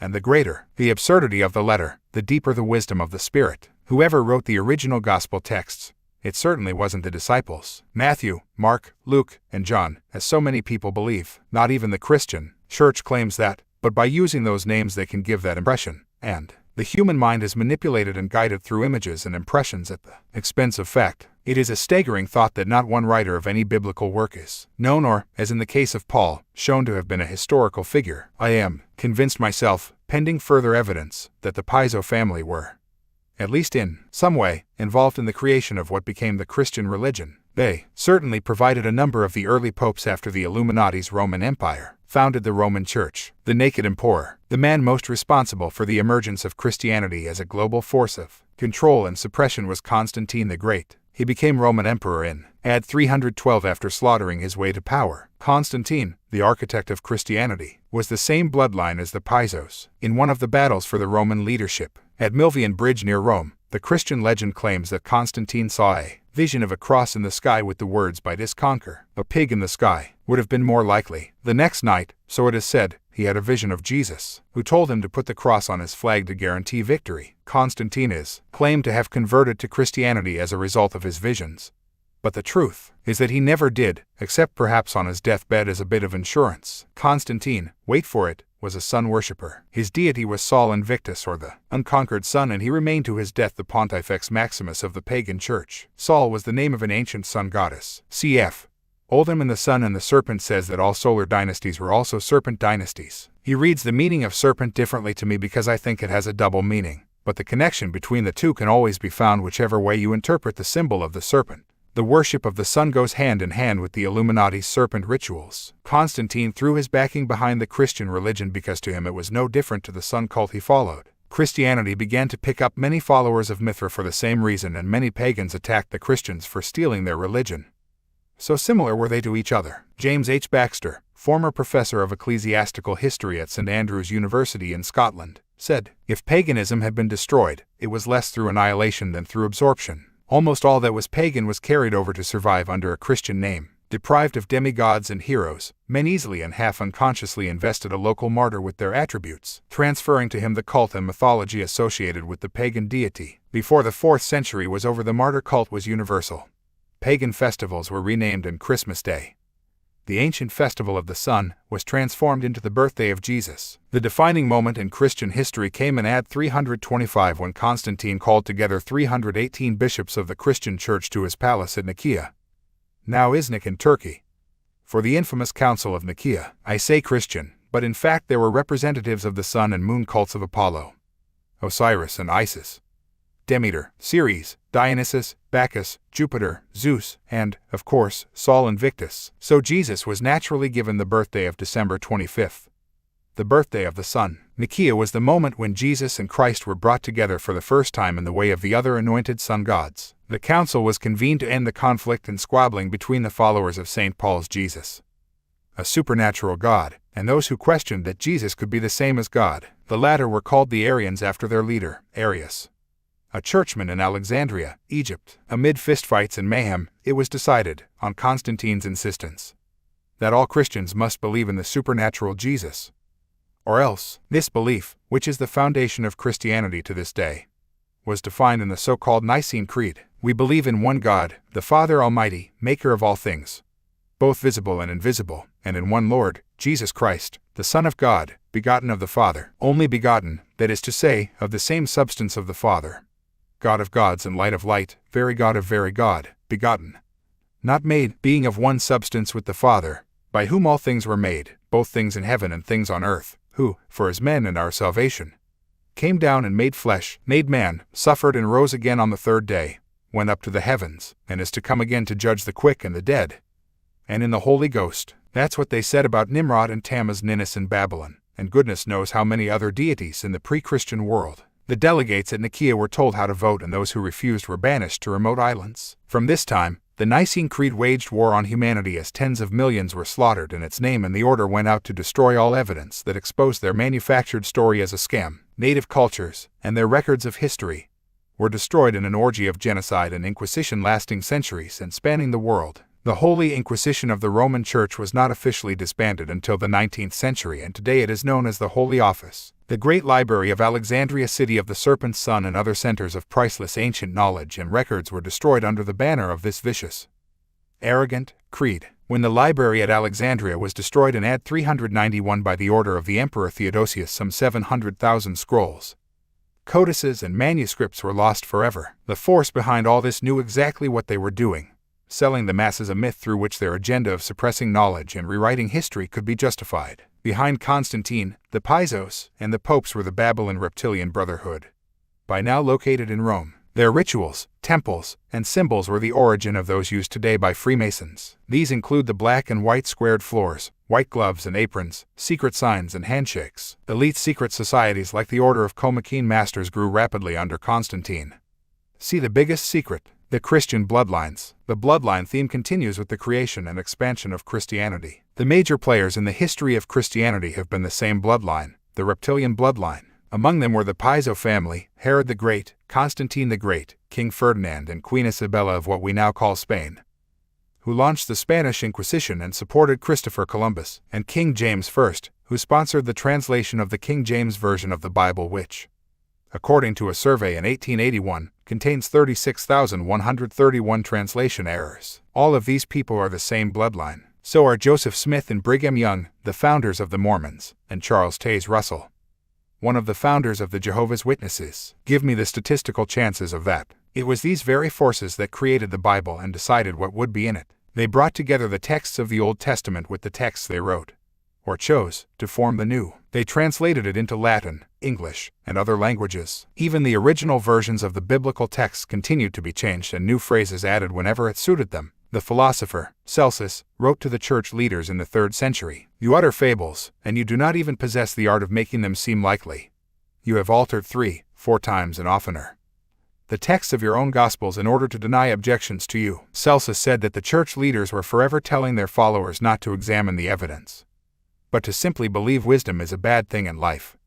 Foolishness is to be preferred. He also wrote, "They openly declared that none but the ignorant fit disciples for the God they worshipped," and he said that the rule was, "Let no man that is learned come among us." It was, and is, a religion to hijack the minds of the masses and to remove all those who knew the truth. But it is not the only myth religion that has been taken literally. So are all the rest. Even Buddhism, which is claimed to be more enlightened, came from the same source and was sold as historical fact. Look at Buddha's background. He was born on December 25th to the Virgin Maya, with a star and wise men in tow. He was a royal bloodline, and the ruler was told to kill the child to avoid being overthrown. He taught in the temple at 12, was tempted by the evil Mara, and baptized in the presence of the Spirit of God. He performed miracles, healed the sick, and fed 500 people with a small basket of cakes. He died and was resurrected to nirvana or heaven. His tomb was miraculously opened, and it was Buddha was the light of the world. The usual CV. In India, Buddha's consort is said to have been Illa or Ida, and this was a name in the British Edda for El, the serpent goddess of the Edenites. Group sex. The Illuminati strategy can be seen so vividly in their religions. First, you create the original belief, like the belief in Jesus. This triggers division and conflict with the other religions around that time.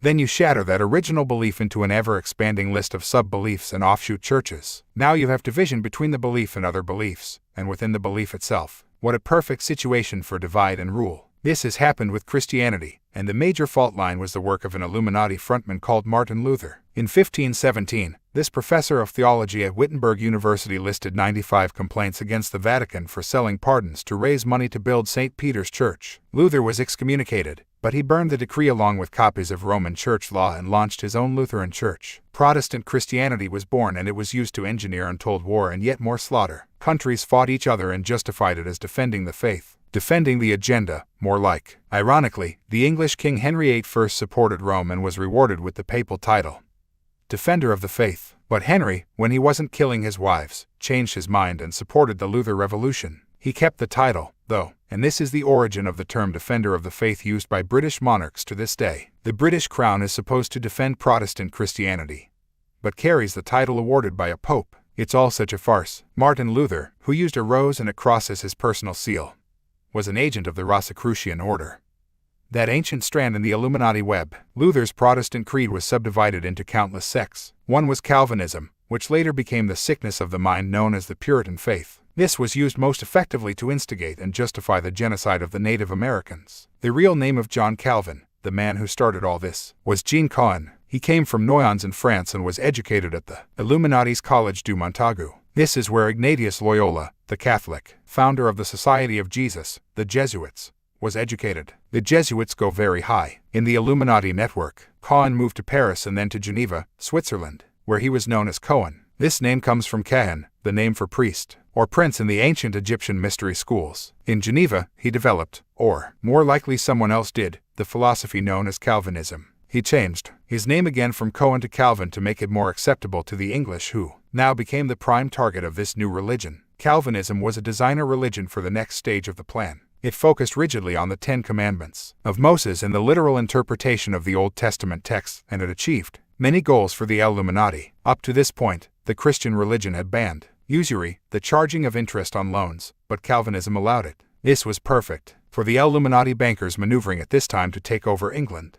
And, when interest on loans became the norm, thanks to Calvinism, one of the greatest beneficiaries was Switzerland, where this religion was devised. Another role for Calvinism was to insist on the burning of witches and, in so doing, take more of the secret knowledge out of circulation, along with many DNA lines passed through the female that the Anunnaki wished to eliminate. The Mormons and Jehovah's Witnesses are two other Illuminati religions, which have emerged from the Judeo-Christian fantasy. I must stress again here that I am not challenging the right of anyone to follow any religion. Good luck to them. And there are many lovely, genuine people involved in Christianity, Judaism, Mormonism, the Jehovah's Witnesses, and all the rest. I am merely seeking to expose the manipulation of the hierarchy and the background that the rank and file are never told. Joseph Smith founded the Mormons, the Church of Jesus Christ of Latter-day Saints, after he claimed that an angel called Moroni appeared to him in 1823. This Moroni guy, he said, told him of the existence of a book of gold plates, containing the fullness of the everlasting gospel and an account of the former inhabitants of this continent and the sources from which they sprang. The location was revealed to him, and in 1827, with help from two magic stones called Urim and Thummim, he translated the plates into English. Urim and Thummim were, in fact, the names of knucklebones or dice used by Levite priests, and the kings of Israel were said to follow their prophecies. These knucklebones were used in the mystery school holy place known as the Tabernacle. Here we have yet another religion originating from the same source and another perpetuation of the Jesus myth. The gold plates, Smith said, were written in Reformed Egyptian. From this came the Book of Mormon 2 years later, and his followers became the Mormon Church in 1830. The pillars of the early church were Smith, his brother Hiram, and another guy called Brigham Young. They were all high-degree Freemasons and all from the Merovingian bloodline, the same as Piso, Constantine, James I, etc., etc. It is no surprise, therefore, to find that the Rothschilds, through their Kuhn, Loeb, financial operation in New York, funded the expansion of the Mormons. Kuhn, Loeb also helped to fund the Russian Revolution and the First World War. See, and the truth shall set you free. The Mormons were an Illuminati creation. Mormons recognize the Bible, but believe that Smith's writings are equally divine. They set up communities called Stakes of Zion and eventually settled in Salt Lake City, Utah, the Mormon city from where its sacrificial rituals and mind control programs are orchestrated. Another sacrifice and mind control sect to emerge from the Judeo-Christian scam is the Jehovah's Witness or Watchtower Society, although, as always, the vast majority of its advocates have no idea this is so. This worships the Hebrew angry god Jehovah. One of its leading founders was the pedophile and Merovingian bloodline, Charles Taze Russell, a high-degree Freemason. Russell was close to the Rothschilds and, again, Kuhn, Loeb and company funded his operation. Islam was created to further polarize the religious divides, and in the biggest secret I show some of the connections between the secret societies behind Christianity, including the Knights Templar, and those at the heart of Islam. Among these were the Assassins, from whom we get the term for politically motivated murder. The Muslim faith and the creed of Islam were inspired by the story of Muhammad or Mohammed. This was very similar in theme to the official version of how Joseph Smith inspired the Mormon religion.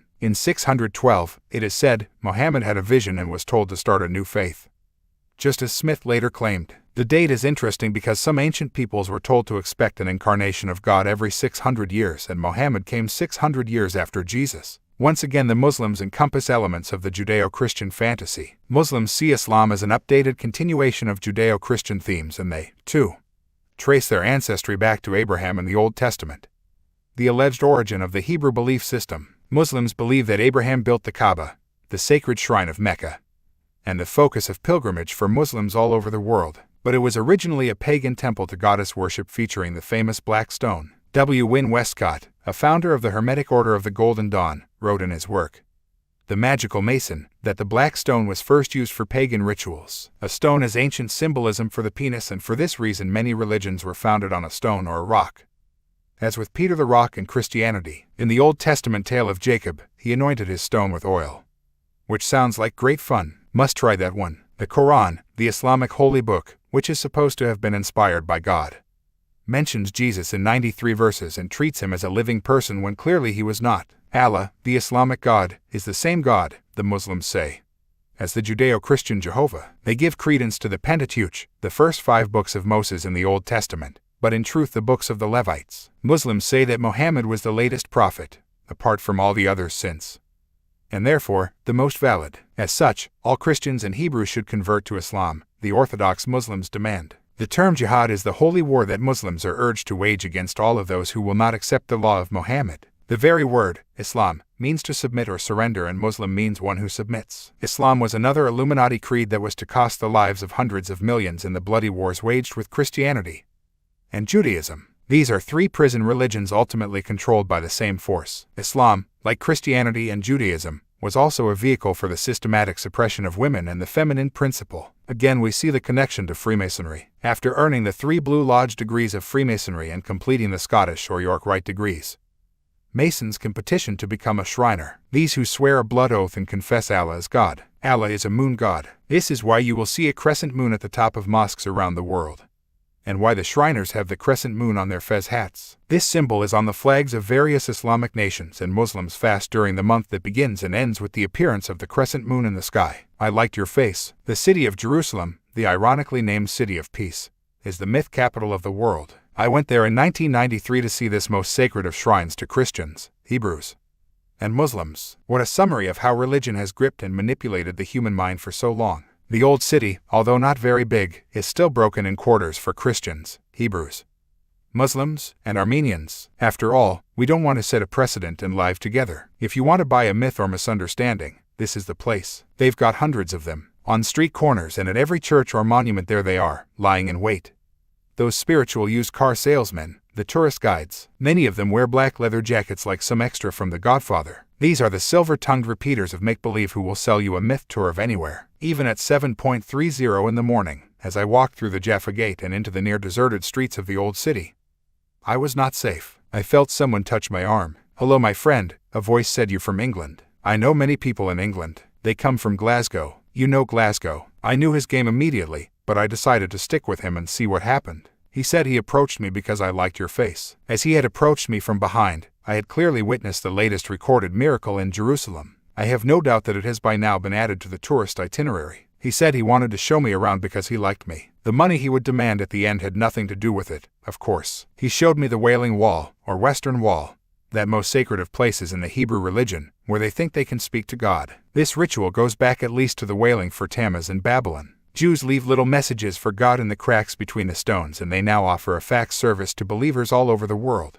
You fax your message to Jerusalem and someone goes along and sticks it in a crack in the Wailing Wall. My next stop was Bethlehem, a short bus ride from Jerusalem. If you have never been there, forget the idea of little town of Bethlehem. It's a right dump and an extension of the sprawl of modern Jerusalem. I walked with my guide through Manger Square to the Church of the Nativity on the site where Jesus is supposed to have been born. It is built over the cave where the Babylonian and Hebrew son of God, Tammuz, was also said to have miraculously entered the world. Popular place. The travel guide to Jerusalem and the Holy Land is in no doubt, however. It states categorically, this church is situated above the Grotto of the Nativity, a small subterranean chamber, in which a silver star marks the place of Jesus' birth. At the height of the tourist season, people stand in line for hours to see this grotto.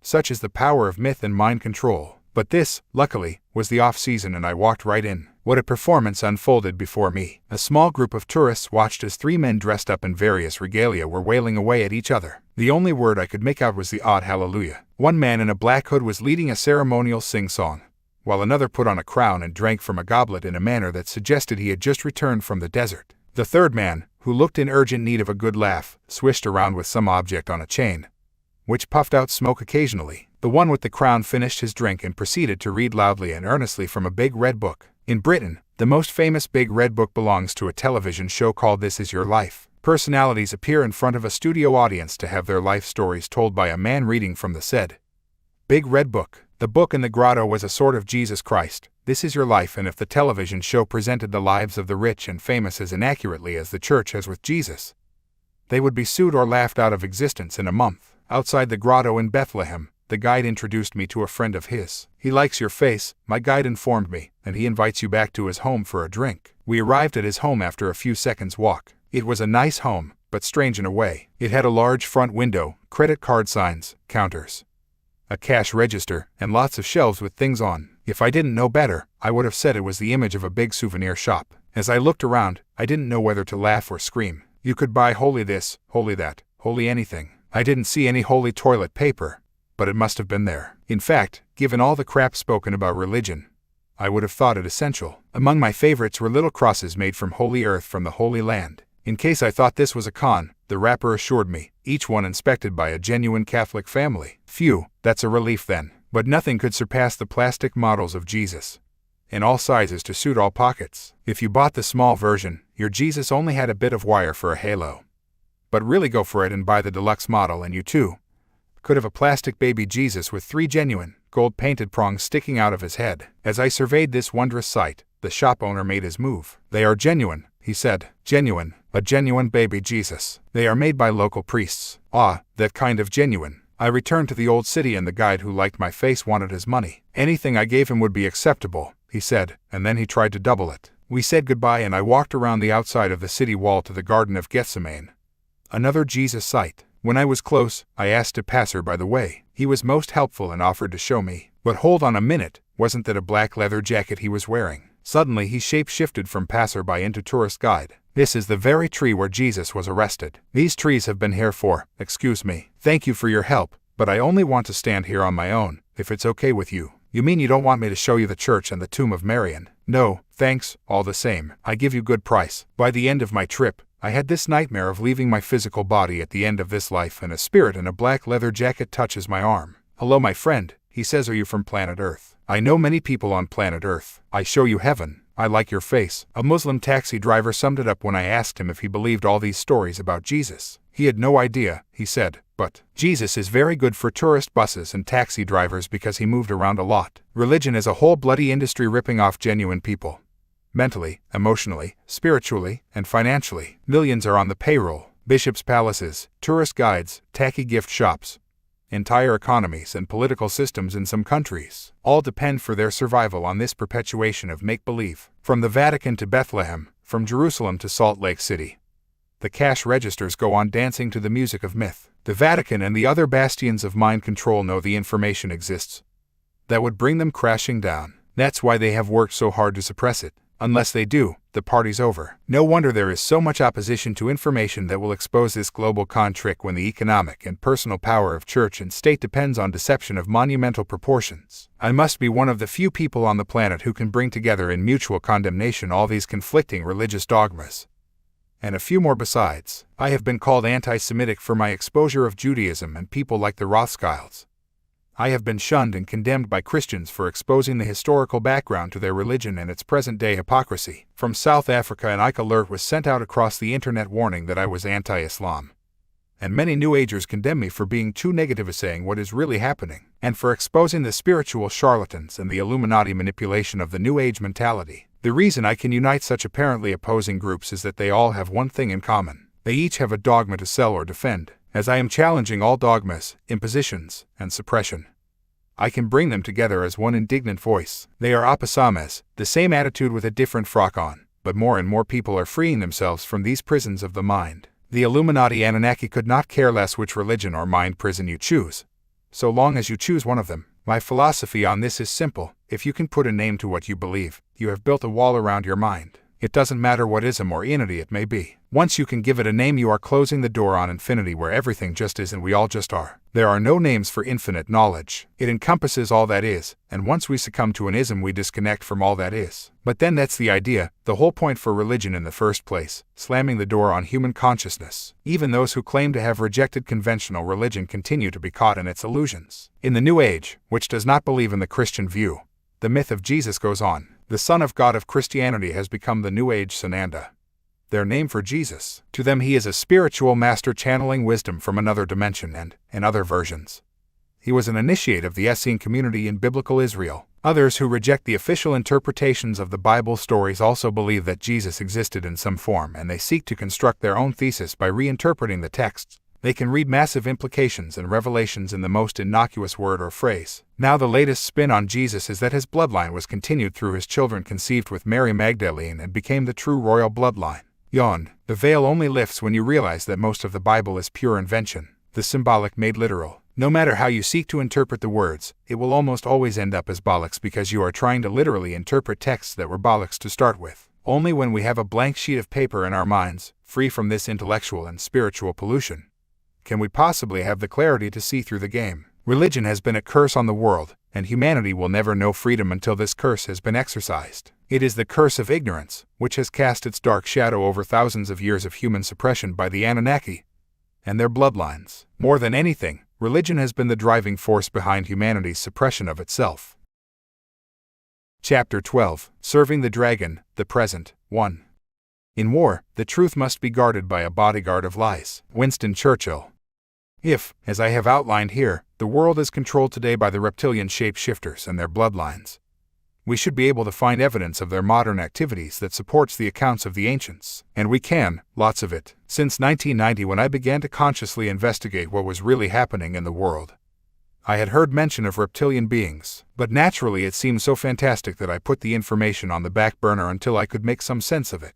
That started to happen in early 1998 when I was traveling around the United States. In a period of about 15 days, one met 12 separate people in different locations, and from very contrasting walks of life, who told me the same basic story of seeing a human change into a reptilian form before their eyes. The people who told me these accounts included 2 television interviewers who saw their guest, a supporter of the New World Order agenda, shapeshift during a live interview. Afterwards, one said he had been shocked to see the man's face turn reptilian, and the other, equally shocked, said that she had seen his hands take on a reptilian look. Given that the viewers saw nothing, most of them anyway, this had to be a case of psychically connecting with the 4th dimensional level of the guy rather than seeing a physical shift. A friend of one of these presenters was a policeman in Denver, Colorado, a major Illuminati and satanic center, where reptilian gargoyles, an Illuminati code, adorned the Denver airport. The policeman had made a routine visit to an office block in Aurora, near Denver, and commented to an executive of one of the companies there about the high level of security in the building. She said that he should look at the upper floors if he wanted to see some real security. She pointed to a lift that only went to the higher floors, and she told him of an astonishing experience she had some weeks earlier. The lift had opened and a strange figure emerged. He was albino white with a face shaped like a lizard and eyes with pupils that were vertical like a reptile's. The highest level of the Draco royalty are albino white. This white lizard figure had walked out of the restricted lift, she said,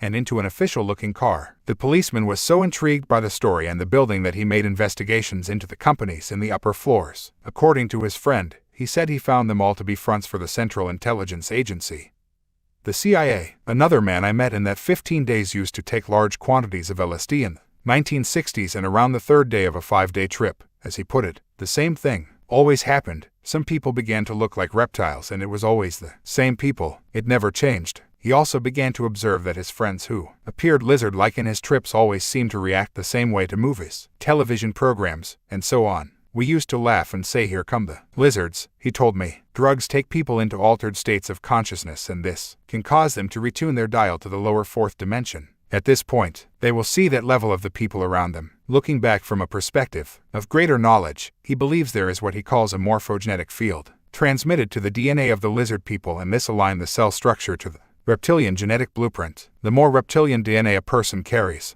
the easier it is for this to happen, and the ones with most reptilian DNA are the hybrid bloodlines of the Anunnaki designed specifically to occupy the positions of power. Interestingly, the Olmec people of Central America, whose whole culture was based on serpent worship, used to take hallucinogenic psilocybin mushrooms that they called the flesh of the plumed serpent, and this took them into a fourth-dimensional awareness. The serpent frequency. In their rituals to the serpent sun, Dionysus, another Jesus, the Greek initiates would drink strong wine and take mind-altering drugs and mushrooms to unite with their Son of God. At the end of those 15 days in the United States, when I was speaking at a Whole Life Expo event in Minneapolis, a gifted psychic lady told me how she sees people in power, like Henry Kissinger, George Bush, and Hillary Clinton, turn into reptilians all the time. Once again, she is accessing their fourth-dimensional frequency. There are few more glaring examples of cold reptilian eyes than those of Hillary Clinton. One trait I have noticed in these shapeshifters or possessed people is that their eyes don't change, no matter what their mouth or the rest of their face are doing. They might be laughing, for instance, but their eyes never do. They have a fixed, cold stare. Next time you see Hillary Clinton, watch her eyes. I recalled at this stage that I had read something about reptilians in the book Transformation of America, which details the life of a remarkable woman called Kathy O'Brien. Her satanic father, who had abused her violently and sexually from the time she was a baby in Michigan in the 1950s, handed her over to Gerald Ford, later President Ford, for use in the Illuminati's now vast mind control operation, which I expose at length in The Biggest Secret. Kathy is blonde-haired and blue-eyed. The usual story, and I recommend her book to anyone who wants to know what is happening to literally millions and millions of children around the world. I looked through the index to find the reptilian references and, although she rationalized the experience as a mind control illusion, what she describes is the same experience that so many others have been reporting. I explained earlier about Miguel de la Madrid, the president of Mexico in the George Bush years in the White House, and his story of the extraterrestrial shapeshifters he called the iguana race. These were the ones, he said, who were perfect for transforming into world leaders. In the book, Kathy reveals how George Bush, one of her main controllers, shapeshifted. She says he was sitting in front of her in his office in Washington, D.C. when he opened a book depicting lizard-like aliens from a far-off deep space place. Bush claimed to be one of them, and she said he appeared to transform like a chameleon into a reptile. Kathy tells in the book of how Bill and Bob Bennett, two well-known figures in U.S. politics, gave her mind-altering drugs at NASA's Goddard Space Flight Center Mind Control Laboratory. They told her they were alien to this dimension, two beings from another plane. Yes, the lower fourth dimension. Kathy continues, the high-tech light display around me convinced me I was transforming dimensions. With them, a laser of light hit the black wall in front of me, which seemed to explode into a panoramic view of a White House cocktail party, as though I had transformed dimensions and stood amongst them. Not recognizing anyone, I frantically asked, who are these people? They're not people and this isn't a spaceship, Bennett said. As he spoke, the holographic scene changed ever so slightly until the people appeared to be lizard-like. Aliens, welcome to the second level of the underground. This is a mere mirror, reflection of the first, an alien dimension. We are from a trans-dimensional plane that spans and encompasses all dimensions. I have taken you through my dimension as a means of establishing stronger holds on your mind than the Earth plane permits, Bill Bennett was saying. Being alien, I simply make my thoughts your thoughts by projecting them into your mind. My thoughts are your thoughts. This is another way that people are controlled and manipulated, by thought transference. The reptilian mind becomes the human mind, and you can see this happening all the time as the reptilian hive mind becomes the human hive mentality. Soon after returning from the USA and the rapid escalation of my reptilian research, I went to see a woman in England to discuss her knowledge of satanic rituals involving people like Ted Heath, the former Conservative Prime Minister of Britain from 1970 to 1974. He signed the UK into the Illuminati's European Community, now Union, and persists to campaign for our further absorption into this centralized fascist state. As I was finishing this book, government papers were released after 30 years, which showed how Heath knew that entry into the European Community would eventually mean the end of British sovereignty. But at the time, he denied this because the reptilians and their clones will say whatever is necessary to achieve their ends. Heath comes up often when you speak with the victims of these rituals, those who survive, and their torture as children by the satanic rings. This lady was brought up by a Scottish family and was sexually and ritually abused by the highly significant Scottish Illuminati network. As a result of this background, she became the wife of the warden of an area of woodland called Burnham Beeches, a few miles from Slough, west of London. It is an ancient site mentioned in the Domesday Book of the 11th century, and it is not far from both the British Prime Minister's country residence called Chequers. Chequers equals black and white squares of Freemasonry, and the former Wycombe, Wicca, home of the Hellfire Club, Hellfire, the Fiery L, with its human sacrifice rituals involving royalty, and the American founding father, Benjamin Franklin. See The Biggest Secret. Burnham Beeches is owned by the City of London, the globally important financial district, and one of the most powerful Illuminati operational centers on the planet. For those who don't live in the UK, the City of London does not mean the whole of the capital. It is the area surrounding St. Paul's Cathedral where the original city stood, and it was rebuilt by initiates like Sir Christopher Wren after the Great Fire of London in 1666. It is now a district within the vast sprawl we call London. The coat of arms of the City of London, an image you find all over Burnham Beeches, is dominated by two flying reptiles holding a shield adorned by the red cross on the white background, the Atlantean Sumerian fire or sun cross, also used by the Knights Templar. When you enter the City of London, you pass two flying reptiles on each side of the road, and where the City of London meets the area called Temple Bar, named after the Knights Templar, there is another flying reptile in the center of the road. Temple Bar is the headquarters of the global legal profession and includes more elite secret societies per square mile than almost anywhere else on Earth. It is from this Illuminati center, then, that Burnham Beeches is administered. The lady who told me about this area said that her husband, the warden in charge of the place, was a Satanist. She said he had to be to get the job. They lived in a big house in the woods, and part of his work was arranging satanic rituals there. She said that one night in the early 1970s, while Ted Heath was Prime Minister, she was walking through the woods after dark when she saw some lights. Quietly, she moved forward to see what they were, and to her horror she saw a satanic ritual involving Heath and his Chancellor of the Exchequer, Anthony Barber. There is an artist's impression of the scene she saw in the picture section. She said that as she watched, hidden among the trees and undergrowth, Heath began to transform into a reptile, and she said what staggered her was that no one in the circle looked the least bit surprised. He eventually became a full-bodied reptiloid, growing in size by some 2 foot, she said. This is a common description by witnesses. She said he was slightly scaly and spoke fairly naturally,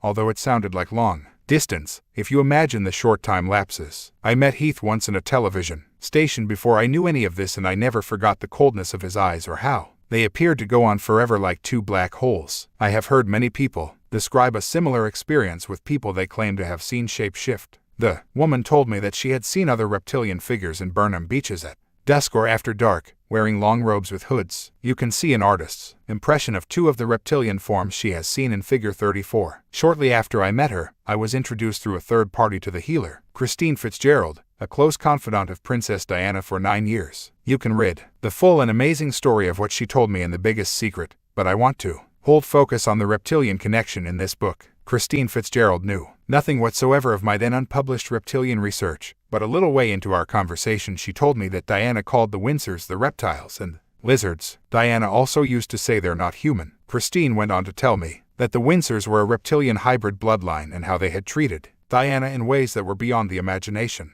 At the center of this circle, she said, was the Queen Mother. Christine told me that Princess Diana used to call the Queen Mother evil. I can think of no one on this planet, maybe even in history, whose real persona is more at odds with her manufactured image than the Queen Mother. If people only knew the truth, those sickening celebrations to mark her 100th birthday would never have happened. Christine said, the Queen Mother ... Now that's a serious piece of wizardry. The Queen Mother is a lot older than people think. To be honest, the royal family hasn't died for a long time. They have just metamorphosized. It's sort of cloning, but in a different way. They take pieces of flesh and rebuild the body from one little bit. Because it's lizard, because it's cold-blooded, it's much easier to do this Frankenstein shit than it is for us. The different bodies are just different electrical vibrations, and they have got that secret. They've got the secret of the microcurrents. It's so micro, so specific, these radio waves that actually create the bodies. These are the energies I work with when I'm healing. They know the vibration of life, and because they're cold-blooded, they are reptiles. They have no wish to make the earth the perfect harmony it could be, or to heal the earth from the damage that's been done. The earth's been attacked for Xeons by different extraterrestrials. It's been like a football for so long. This place is a bus stop for many different aliens. All these aliens, they could cope with anything, including the noxious gases. They're landing all the time and coming up from the bowels of the earth. They looked like reptiles originally, but they look like us when they get out now through the electrical vibration.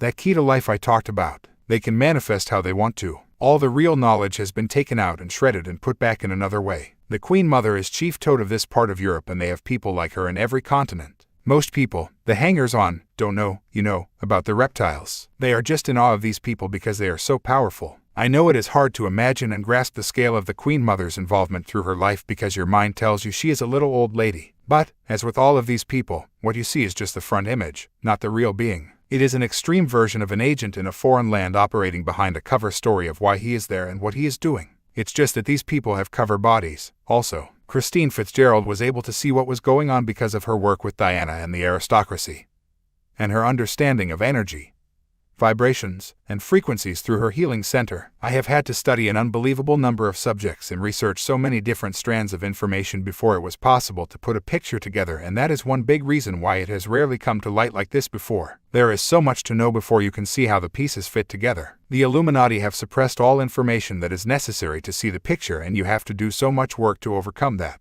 You also need a mind that is free, or freer, and willing to go anywhere the evidence leads. A few weeks after my meeting with Christine Fitzgerald in 1999, my scientist friend in California, Brian Despero, told me there was a woman that I had to meet as soon as possible. This was Arizona Wilder, a recovering victim of the massive Illuminati mind control network, who had worked for them at a very high level. She said she had conducted sacrificial rituals as a mother goddess for the British royal family, especially at Balmoral Castle in Scotland, and at a notorious center for satanic ritual called the Mothers of Darkness Castle in Belgium. This is located in the same region as the headquarters of the cult responsible for the widespread pedophilia, murder, and child sacrifice that came to light amid enormous public anger in 1994. The ring involved famous pillars of Belgian society, and a massive cover-up has ensued to keep it quiet. Belgium is a major Illuminati satanic center, and that's why the European Union and NATO are based there. Arizona Wilder's original name had been Jennifer Green. She is a blue-eyed blonde from a French aristocratic bloodline with significant Irish blood, too. When her mind and her memories began to return after the death of her controller,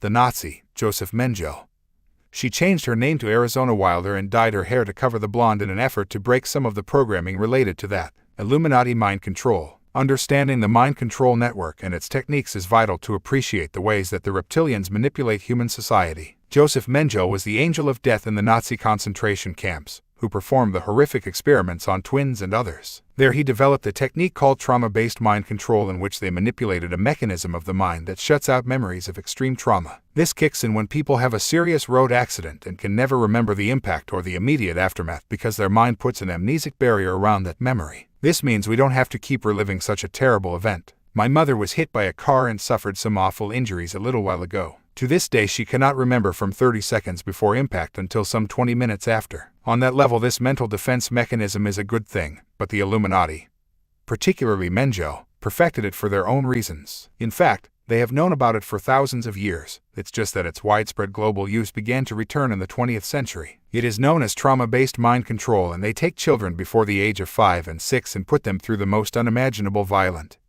sexual, and emotional abuse. Again, they are chosen by bloodline. A lot of pedophile rings are set up and protected to serve this agenda.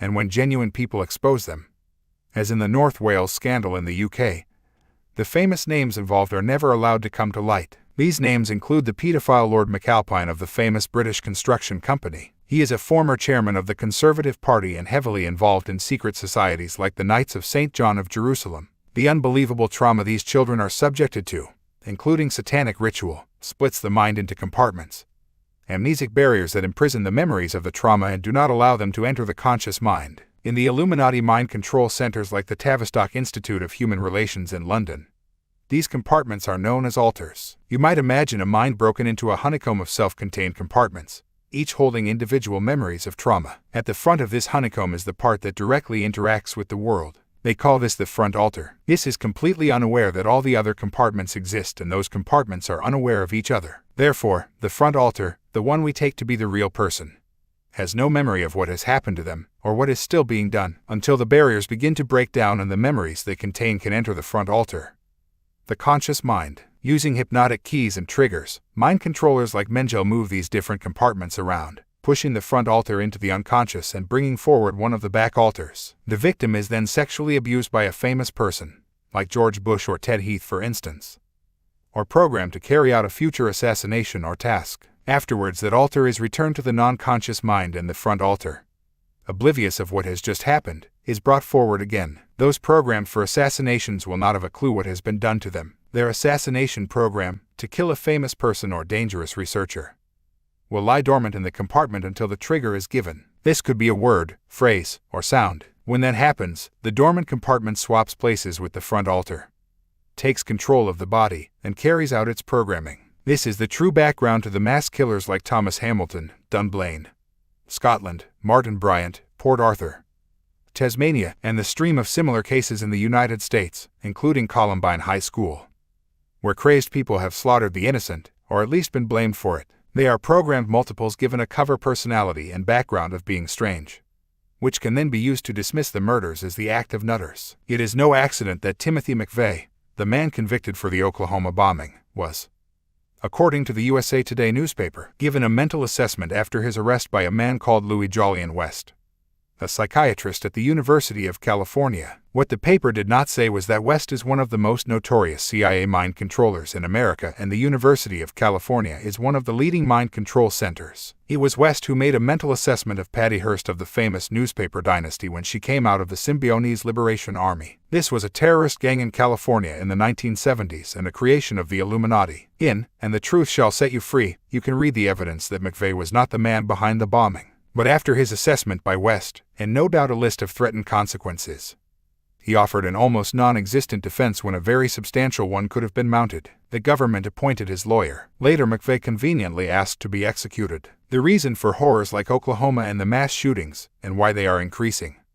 is to traumatize the collective mind and justify legislation of many kinds. More basic freedoms were removed from American society in response to Oklahoma, and Bill Clinton called for an easing of restrictions of the military's involvement in domestic law enforcement. This is the technique I have called problem reaction solution. Covertly create the problem, get the public to scream something must be done, and then openly offer the solutions to the problems you have created. Solutions that advance your agenda. One aim of the mass shootings is the removal of guns from public circulation. I don't believe in violence of any kind, but the Illuminati know that many people have no problem using guns to protect themselves, and they want as many weapons as possible out of circulation by the time their masters are openly revealed and their fascist state is in place. Adolf Hitler introduced gun laws before he began to fill concentration camps. People subjected to trauma-based mind control suffer from what is called multiple personality disorder or dissociative identity disorder. Some are now beginning to recover memories of their trauma and involvement in the Illuminati projects and who is behind them. Some very famous names are coming to light with compelling consistency: George Bush, Henry Kissinger, Dick Cheney, Al Gore, the British royal family, the Rothschilds, Rockefellers, and a long list of others documented in my other books. This is why the False Memory Syndrome Foundation was hurriedly created, to discredit the memories that these victims are now having. It is a gigantic cover-up, which, as usual, the media has bought hook, line, and sinker. Claiming the victim is suffering from false memory is now the easiest way for those accused of abusing children to walk free from the courts, and the media reports these cases as if those accused are the victims. Are some people falsely accused through malice? Yes, of course, that is going to happen from time to time. But are most of these cases untrue? No way. Just look at some of the people behind the creation of the False Memory Syndrome Foundation. The leading lights were Ralph Underwager, a Lutheran minister and psychologist from Minnesota, and his wife, Hollida Wakefield. Underwager has been called as an expert witness in child abuse cases. This is the same couple who were interviewed in the winter 1993 edition of the Dutch pedophile magazine, Icke, and were supportive of pedophilia. Also involved with the creation of the False Memory Syndrome Foundation were Pamela and Peter Freyd, who present themselves as falsely accused parents. Their daughter Jennifer Freyd is now professor of psychology at the University of Oregon. She is adamant that her accusations of parental abuse are true, and she has spoken out against the motives and methods of the False Memory Syndrome Foundation. Shirley and Paul Eberl are two more experts who spend their time rubbishing claims of child abuse, Satanism, and recovered memories on behalf of the foundation. They wrote The Politics of Child Abuse, a book that accuses mothers, mental health professionals, and prosecutors of feeding children stories about sexual abuse. Since then they have been called as experts in abuse trials, but their real expertise appears to involve running and contributing to pornography magazines. The Eberls edit a soft-core magazine in California called The Le Star, which contains promotion for their book The Politics of Child Abuse. In the 1970s they were also involved in hardcore pornography with a magazine called Finger. The Eberls were featured nude on one cover holding two life-size blow-up dolls named Love Girl and Play Guy. Donald Smith, a sergeant with the obscenity section of the Los Angeles Police Department's Vice Division, followed the couple for years. The police were never able to prosecute for child pornography, But Smith said, there were a lot of photos of people who looked like they were underage, but we could never prove it. Among the articles that appeared in Finger were Sexbot at 5. My first rape, she was only 13. And what happens when niggers adopt white children. One letter to the magazine says, I think it's really great that your mags have the courage to print articles and pics on child sex. Too bad I didn't hear from more women who are into child sex. Since I'm single, I'm not getting it on with my children, but I know of a few families that are. If I were married and my wife and kids approved, I'd be having sex with my daughters. Another says, I'm a pedophile and I think it's great a man is having sex with his daughter. Since I didn't get finger number 3, I didn't get to see the stories and pics of family sex. Would like to see pics of nude girls making it with their daddy, but realize it's too risky to print. The Eberls have since produced a further book for their family friend, Carol Stewart, of publishers Lyle Stewart, in which they dismiss all claims of child abuse in the famous McMartin preschool case, which I will outline in a later chapter. Yeah, the False Memory Syndrome Foundation is certainly to be trusted and has the best interests of child at heart. Any real journalists reading this? A former Illuminati mind controller told me how they have their placemen throughout psychiatry and key education establishments in general to ensure that the lid stays on. She said that the George Washington University campus was a hotbed of Illuminati professors and teachers when she was operating in the 1970s. She said that a Dr. Timothy Brogan, her main Illuminati trainer,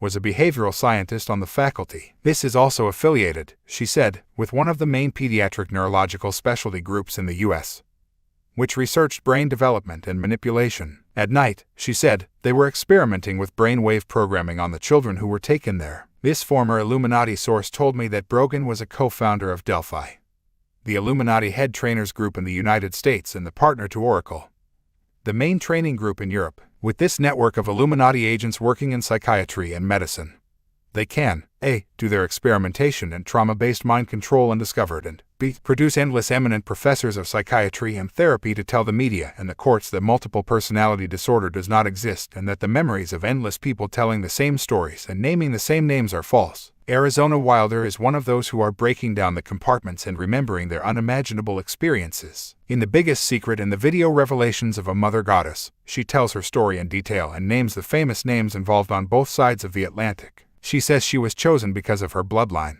The Illuminati reptilians literally breed bloodlines to conduct their rituals for them. The people of these bloodlines are very psychic and able to connect easily with energy, and therefore manipulate its vibrational state or draw desired frequencies into rituals. Blonde-haired, blue-eyed people turn up again and again in these bloodlines. From the moment a child of these psychic bloodlines is born, in fact even in the womb, they are subjected to trauma-based mind control. The idea is to turn them into compartmentalized people who can be triggered to conduct the rituals as programmed, but then forget everything they did until that compartment is accessed again for the next ritual. Unfortunately for the Illuminati, Arizona's compartments began to break down after the death of her controller, Joseph Mengele, in the 1980s. Although another infamous mind controller, Guy de Rothschild, was brought in to take her over, it did not work. This often happens because the victim's mind worships the one who originally programmed them, especially if it was over a long period of time. When I met her, Arizona had escaped from mind control,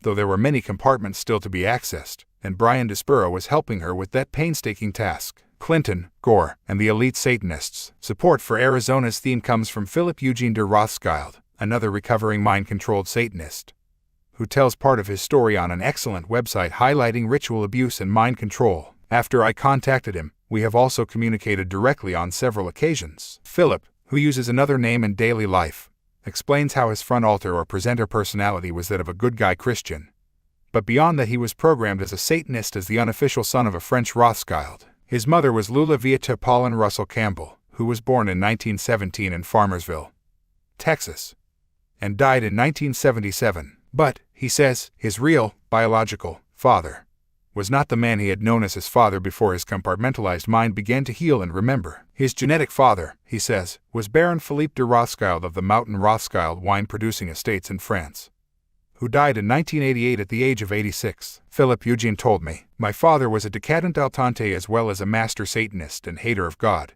but how he loved the fields and the wines. He used to say it brought out the primitive in him. The estates are now run by Baron Philippe's daughter, Baroness Philippine, who, Philip Eugene says, is his half-sister. He was, he writes, conceived by occult incest and was one of the hundreds of thousands of both legitimate and illegitimate offspring of this powerful financial and occult family. Much of this is done artificially through Illuminati sperm banks. What Philip says is confirmation of my own research, as outlined in The Biggest Secret, that the main reptilian bloodlines conceive countless children to perpetuate the bloodline, and only a few are given the bloodline name as official children. The others are hidden behind other names and brought up by other parents. Later they find themselves in significant positions, often not knowing why they got so lucky. But their bloodline allows them to be more easily possessed by the fourth-dimensional entities, and by placing these bloodlines in power they are really giving that power to the fourth-dimensional reptilians and other entities. Philip Eugene says that for most of his childhood and adolescence he lived with his Rothschild father on his estate in France. They had a physical relationship, he says, and he was held fast in the emotional power of incest,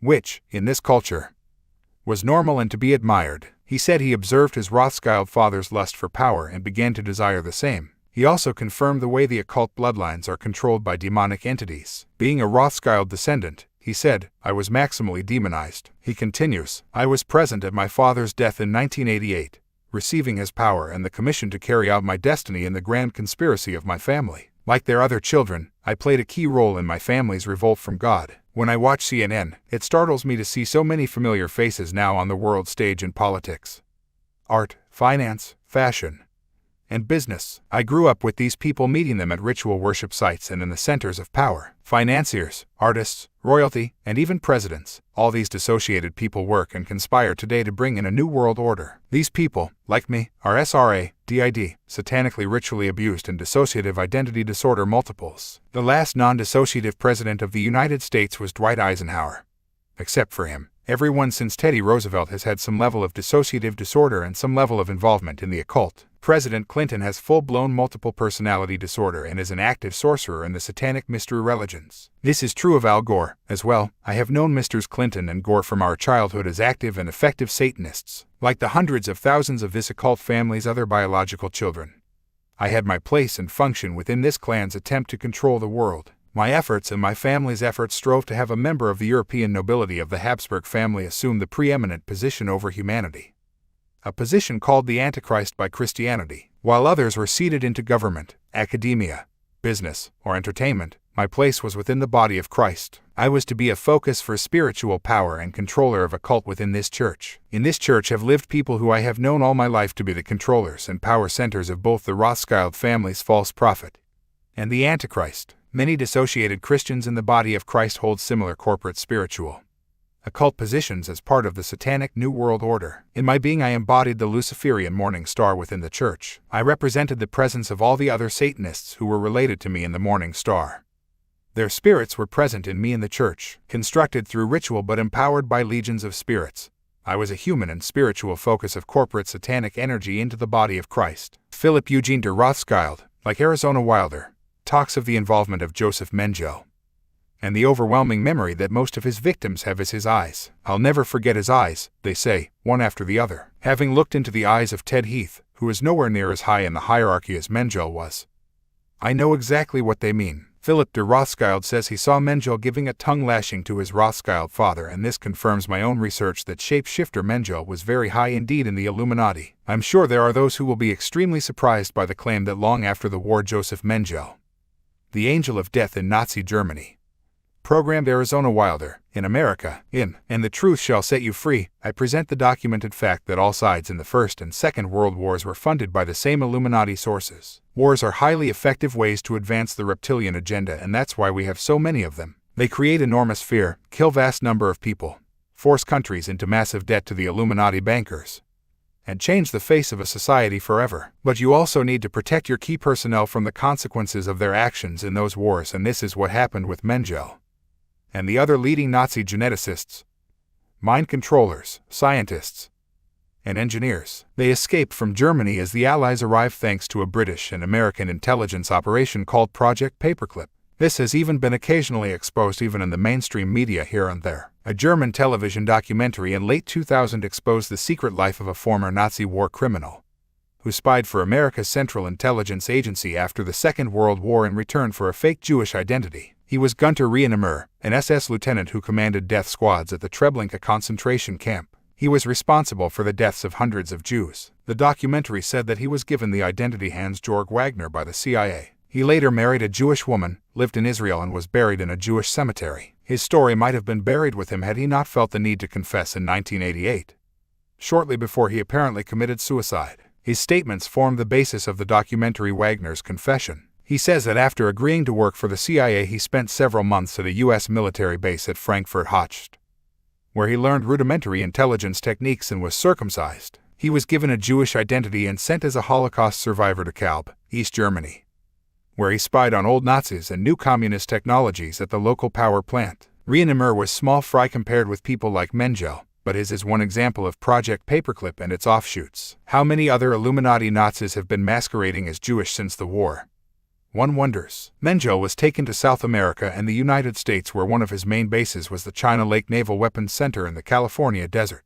It was he who masterminded the notorious and publicly acknowledged CIA mind control project called MK-Ultra. MK stood for mind control, but they used the German spelling Kontroll because of the Nazis who created it with funding provided through people like John Foster Dulles, the U.S. Secretary of State, and his brother, Allen Dulles, the first head of the CIA and the man President Kennedy had sacked before his assassination. Dulles later served on the Warren Commission investigation, which decided that Lee Harvey Oswald was the lone assassin. According to one researcher, Ultra is T-name for a very high security classification dealing with alien interaction and a secret arm of the U.S. National Security Agency dealing with the same subject. It operates a joint alien-human network in an underground base in the notorious Dulce Los Alamos area of New Mexico, and is also the name of a secret Nazi team in the Second World War that handled security for an alleged German underground base in Antarctica. You may recall that researcher Morris Doriel claims to have seen evidence that the reptilians were once based in an ice-free Antarctica during their high-tech wars with the Nordics. Shape-shifting Queens, Arizona. Wilder told me how she had conducted sacrificial rituals involving the British royal family,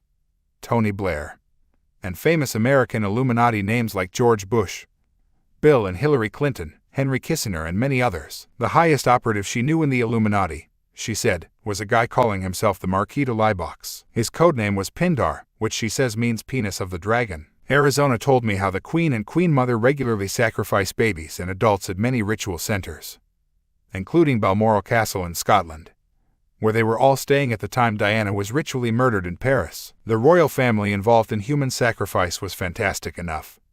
But here again came the constantly repeated theme. She described how, during the rituals, these people shape-shift into reptiles. Diane Good, head of the U.S. organization, Mothers Against Ritual Abuse, also confirms this theme. In a telephone conversation about ritual abuse, Diane asked me if I could explain why many of her clients reported that participants in their rituals had turned into reptiles. People might want to dismiss all this, but they should know that, while they close their eyes and their minds, children are being sacrificed all over the world this very day by the reptilian bloodlines. Many thousands of them on the main ritual dates. Arizona talked about some of her experiences with the Queen and Queen Mother. The Queen Mother was cold, a nasty person. None of her cohorts even trusted her. They have named an altar, mind control program, after her. They call it the Black Queen. I have seen her sacrifice people. I remember her pushing a knife into someone's rectum the night that 2 boys were sacrificed. One was 13 and the other 18. You need to forget that the Queen Mother appears to be a frail old woman. When she shape-shifts into a reptilian, she becomes very tall and strong. Some of them are so strong they can rip out a heart, and they all grow by several feet when they shape-shift. This is what the lady said who saw Edward Heath, among endless others. Of the Queen, Arizona said, I have seen her sacrifice people and eat their flesh and drink their blood. One time she got so excited with bloodlust that she didn't cut the victim's throat from left to right in the normal ritual. She just went crazy, stabbing and ripping at the flesh after she had shape-shifted into a reptilian. When she shape-shifts, she has a long reptile face, almost like a beak, and she's an off-white color. This fits many depictions of the gods and bird gods of ancient Egypt and elsewhere. The Queen Mother looks basically the same, but there are differences. She, the Queen, also has like bumps on her head, and her eyes are very frightening. She's very aggressive. I have seen shape-shift into a reptilian and do all the things the Queen does. I have seen him sacrifice children. There is a lot of rivalry between them for who gets to eat what part of the body and who gets to absorb the victim's last breath and steal their soul. I have also seen Andrew participate, and I have seen Prince Philip and Charles' sister at the rituals. But they didn't participate when I was there. When Andrew shape-shifts, he looks more like one of the lizards. The royals are some of the worst, okay, as far as enjoying the killing, enjoying the sacrifice, and eating the flesh.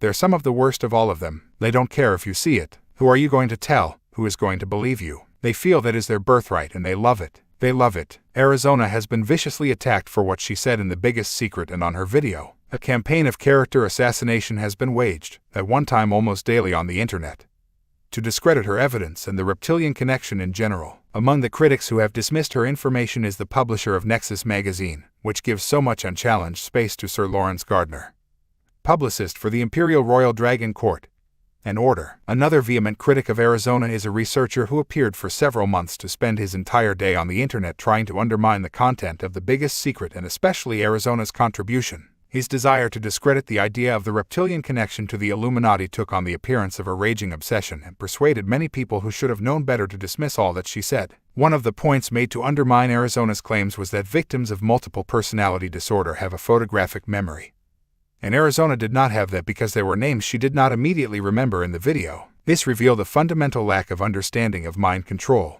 The back alters that hold the memories of trauma have photographic recall because the mind always records anything surrounding trauma in crystal clear detail. But the front altar, the one doing the video interview, is not photographic because it has not experienced the trauma. It is the interface with the world, and there is a cover for all the other compartments to suppress the memories of abuse. It only accesses those memories when the compartments begin to break down. Because the critics did not seem to understand that, they used this lack of knowledge to ridicule what she said. The attacks made her wonder why on earth she bothered to go public when those claiming to be seeking the truth treated her in this way. However, as the months have passed, evidence gathered from sources all over the world has pointed again and again to the accuracy of Arizona's theme. I had people telling me she's crazy, she's an Illuminati plant, and don't believe her. Yet many of those same people are now accepting the foundations of what Arizona was saying, and they were dismissing. In 1999, Arizona is an immensely brave woman and one of the few who will speak openly about her experiences. Most keep quiet because they think no one will believe them, or they want to remain publicly anonymous because they fear the consequences of speaking out.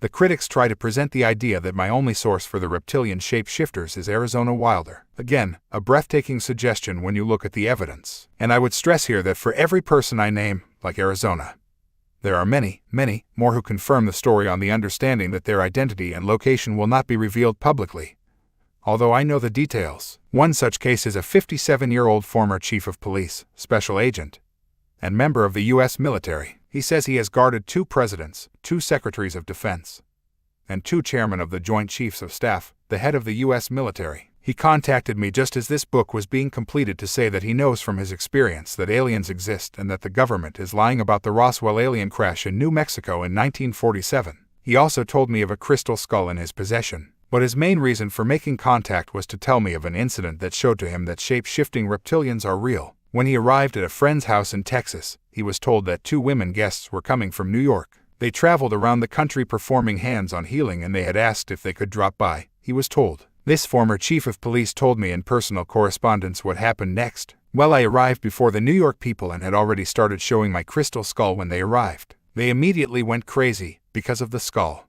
and started holding their hands up before their eyes and screamed, "Get her out of here," over and over. I can tell you that everyone was shocked by their actions and I was extremely upset. I carried the crystal skull out to the car and left it there. After about an hour, everyone seemed to get over the uproar they made and things settled down to discussions. Everyone introduced themselves and the 2 from New York volunteered to heal someone. Well, everyone started telling them to do it to me because I had heart trouble and was recovering from a heart attack. I hesitated, but finally relented and said okay. They sprang over to me so fast that it startled me. One got behind me and one straddled my legs in front of me. They did this without touching me, and they both started running their hands around my body again without touching me anywhere. This went on for about a minute, then my eyes met the eyes of the lady in front of me. That was some experience, our eyes meeting. Pay attention to what I say here. I could see immediately that she knew that I knew, and it broke her concentration. She lost control and changed into a reptilian right before my eyes. No sooner than she lost control, she regained it and shape-shifted back into a human. All this took place in the blink of an eye. They immediately jumped up and said that they had to leave and left within 30 seconds of this happening.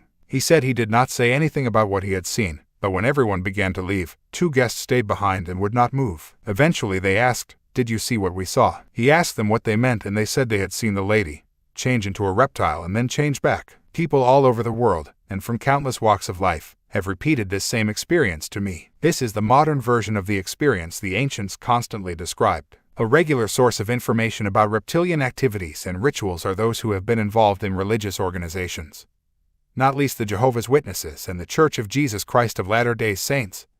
better known as the Mormons. A lady called Diana Huston told me of her experiences in the society. She joined them in 1969 because, after going through the Vietnam War with her husband, she was attracted by the message of paradise on earth. She was okay for a few years, but then they became more demanding and controlling. In 1987, she said that subliminal drawings began to appear in the artwork of their books and magazines depicting bizarre faces and strange messages. Some of these are detailed in the symbolism archives on my website. At a small convention in September 1988, she spoke privately to one of the governing body elect. At that time, she thought they were the good guys. The man was about 5'10" with dark hair and was powerfully built. She said that she looked into his eyes and was startled and terrified to see a thin membrane drop over his human eyes. She didn't know if the membrane came from the bottom of his eyelid or the top. I'd never heard of lizard beings, but I remember thinking how much his eyes looked like those of a lizard.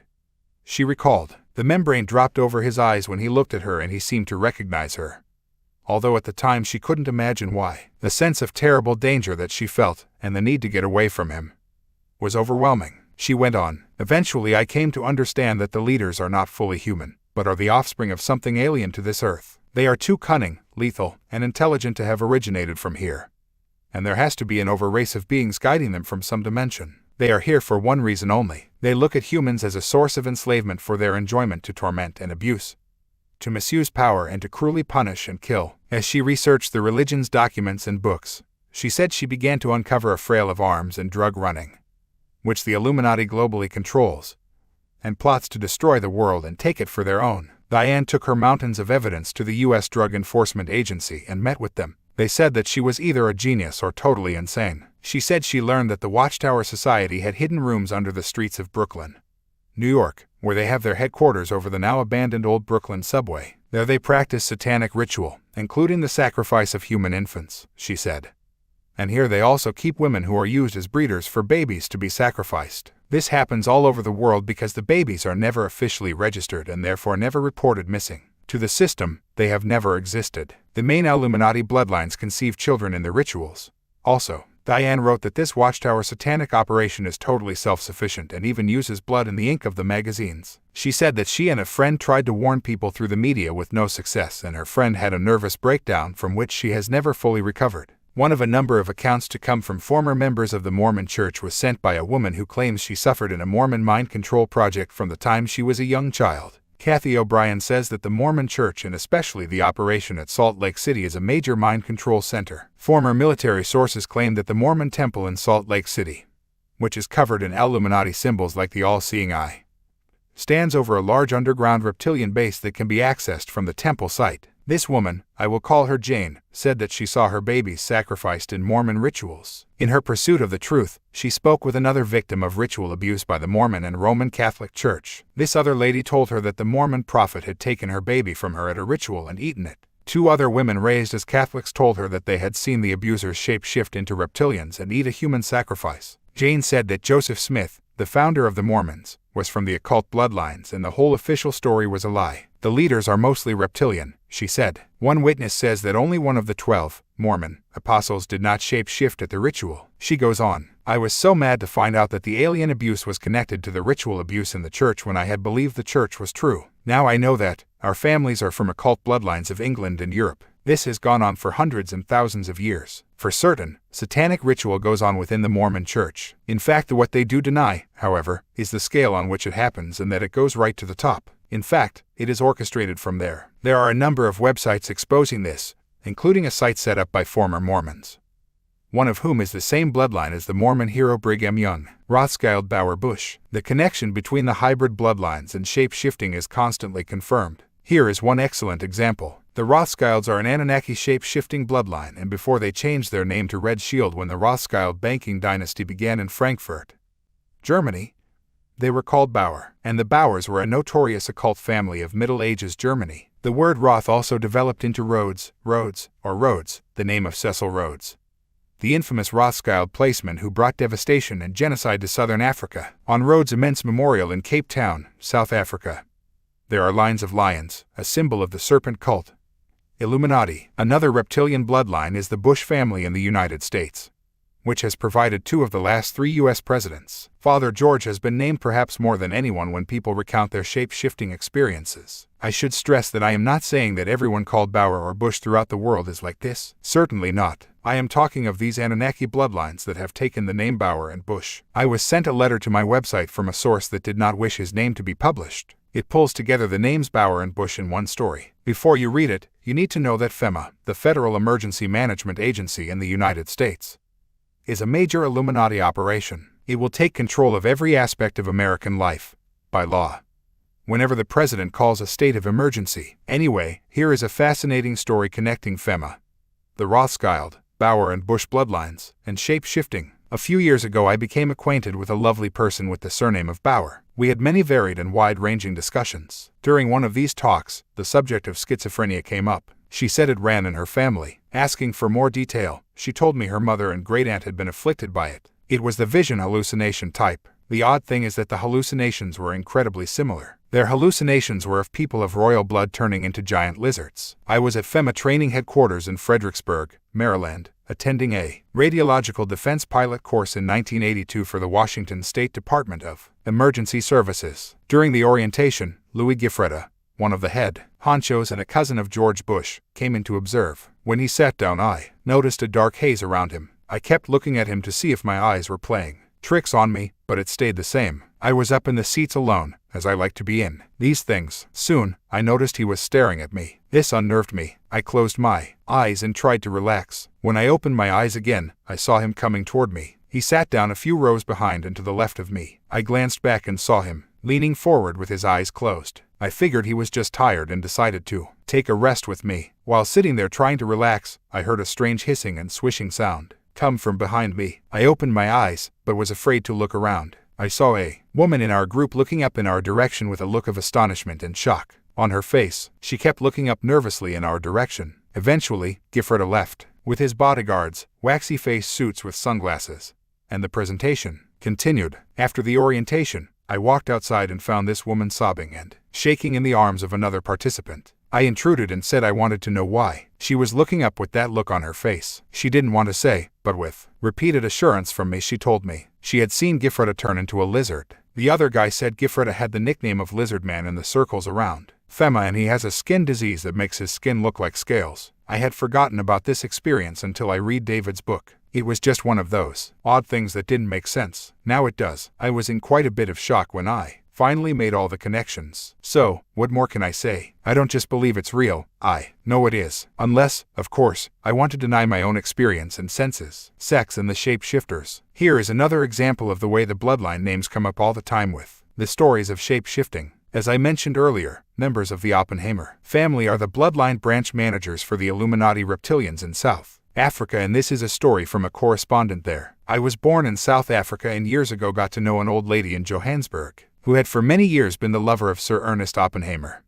the founder, with Rothschild backing, of the gold and diamond corporate cartel. She told me that Sir Ernest used to visit her in the afternoons at her flat in Parktown. On one occasion, as they were about to make love, his body took on the form and proportions of a giant lizard with scales, and she said the experience had been one of the sexual highlights of her life. The story, which was so strange at the time, has been in the back of my mind for years and came back to me when I recently read your book. Sexual activity seems to be a time when shape-shifting can happen as the hormones, blood, and energy are affected dramatically. A businesswoman in Canada told me of her reptilian experiences. The first was with a Portuguese man who treated her terribly, and she was little more than an imprisoned slave. She said he shape-shifted into a reptile. She described how he was stunningly ritualistic. Even with the time and day of the month he washed his clothes. She later had a relationship with another guy who, she said, was nice on the surface, but had a very dark side he was constantly battling with. She bought The Biggest Secret when it was first published because it exposes in great detail the reptilian story she had experienced. One time when they went into her bedroom, the book was lying on a shelf above the bed. The man became very wound up and took a serious aversion to it.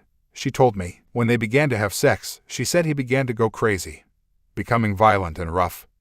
And amid this anger, he began to shape-shift into a reptile. Her hand was on the bottom of his back while he lay on top of her, and she felt her hand being pushed up as the guy began to sprout a tail. She screamed, threw him off, and he began to switch back to human form. She told him to get out of the house immediately, and, at the time I met her, she had never seen him since. A Los Angeles jazz singer, Pamela Stonebrook, has spoken publicly about her sexual encounters with a reptilian being, and the last I heard she was in the process of producing a book on the subject. When the very tall reptilian first appeared in her bedroom, she says she was terrified. The being forced her to have sex and seemed to get high on her fear.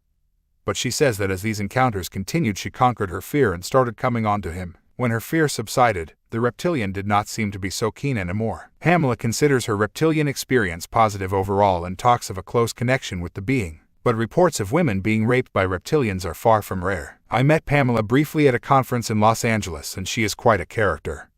Very strong-willed, and that's just what you need in these circumstances. She wrote an open letter to the UFO community, most of whom are depressingly closed-minded to seeing beyond their own official line. Reptilians are not a politically correct species in the UFO community, and to admit to having sex with one, much less enjoying it, is beyond the pale as far as the more conservative members of that community are concerned. But I know from my extensive reading and research, and from talking personally to dozens of other women and men, that I am not unique in reporting this kind of experience. I am the first to admit that this is a vastly complex subject, a kind of hall of mirrors, where dimensional realities are constantly shifting and changing. Certainly, the reptilians use sex to control people in various ways. They have the ability to shape-shift and to control the mind of the experiencer, as well as to give tremendous pleasure through their mental powers. I have wrestled with all of these implications and the various levels of meaning and possibilities represented by my encounter experiences. I will say, however, as I have said before, that I feel a deep respect for the reptilian entity with whom I interacted,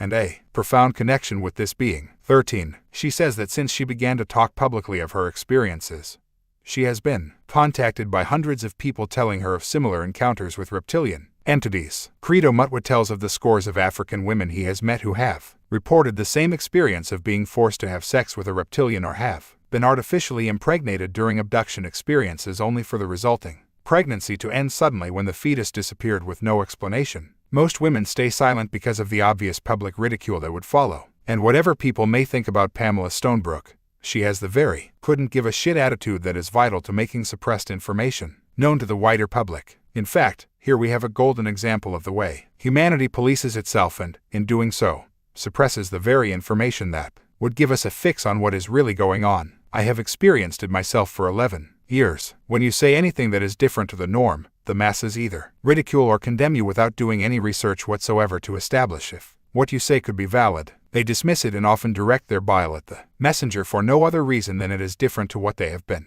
programmed to believe. The media, as an expression of the collective mind, and vice versa, takes the same line. Pathetic. Most people, when faced with the truth, or a more accurate version of events, just laugh in its face or condemn it as evil. Even those who have opened up to some aspects of the truth still can't expand their mind to encompass the exploding evidence of the reptilian dimension. One writer, in an otherwise very interesting book about ancient extraterrestrials, acknowledges all the serpent symbolism, names, and references surrounding the Anunnaki, but suggests that this could have been because they wore reptile clothing or kept snakes. I think there is another reason, somehow,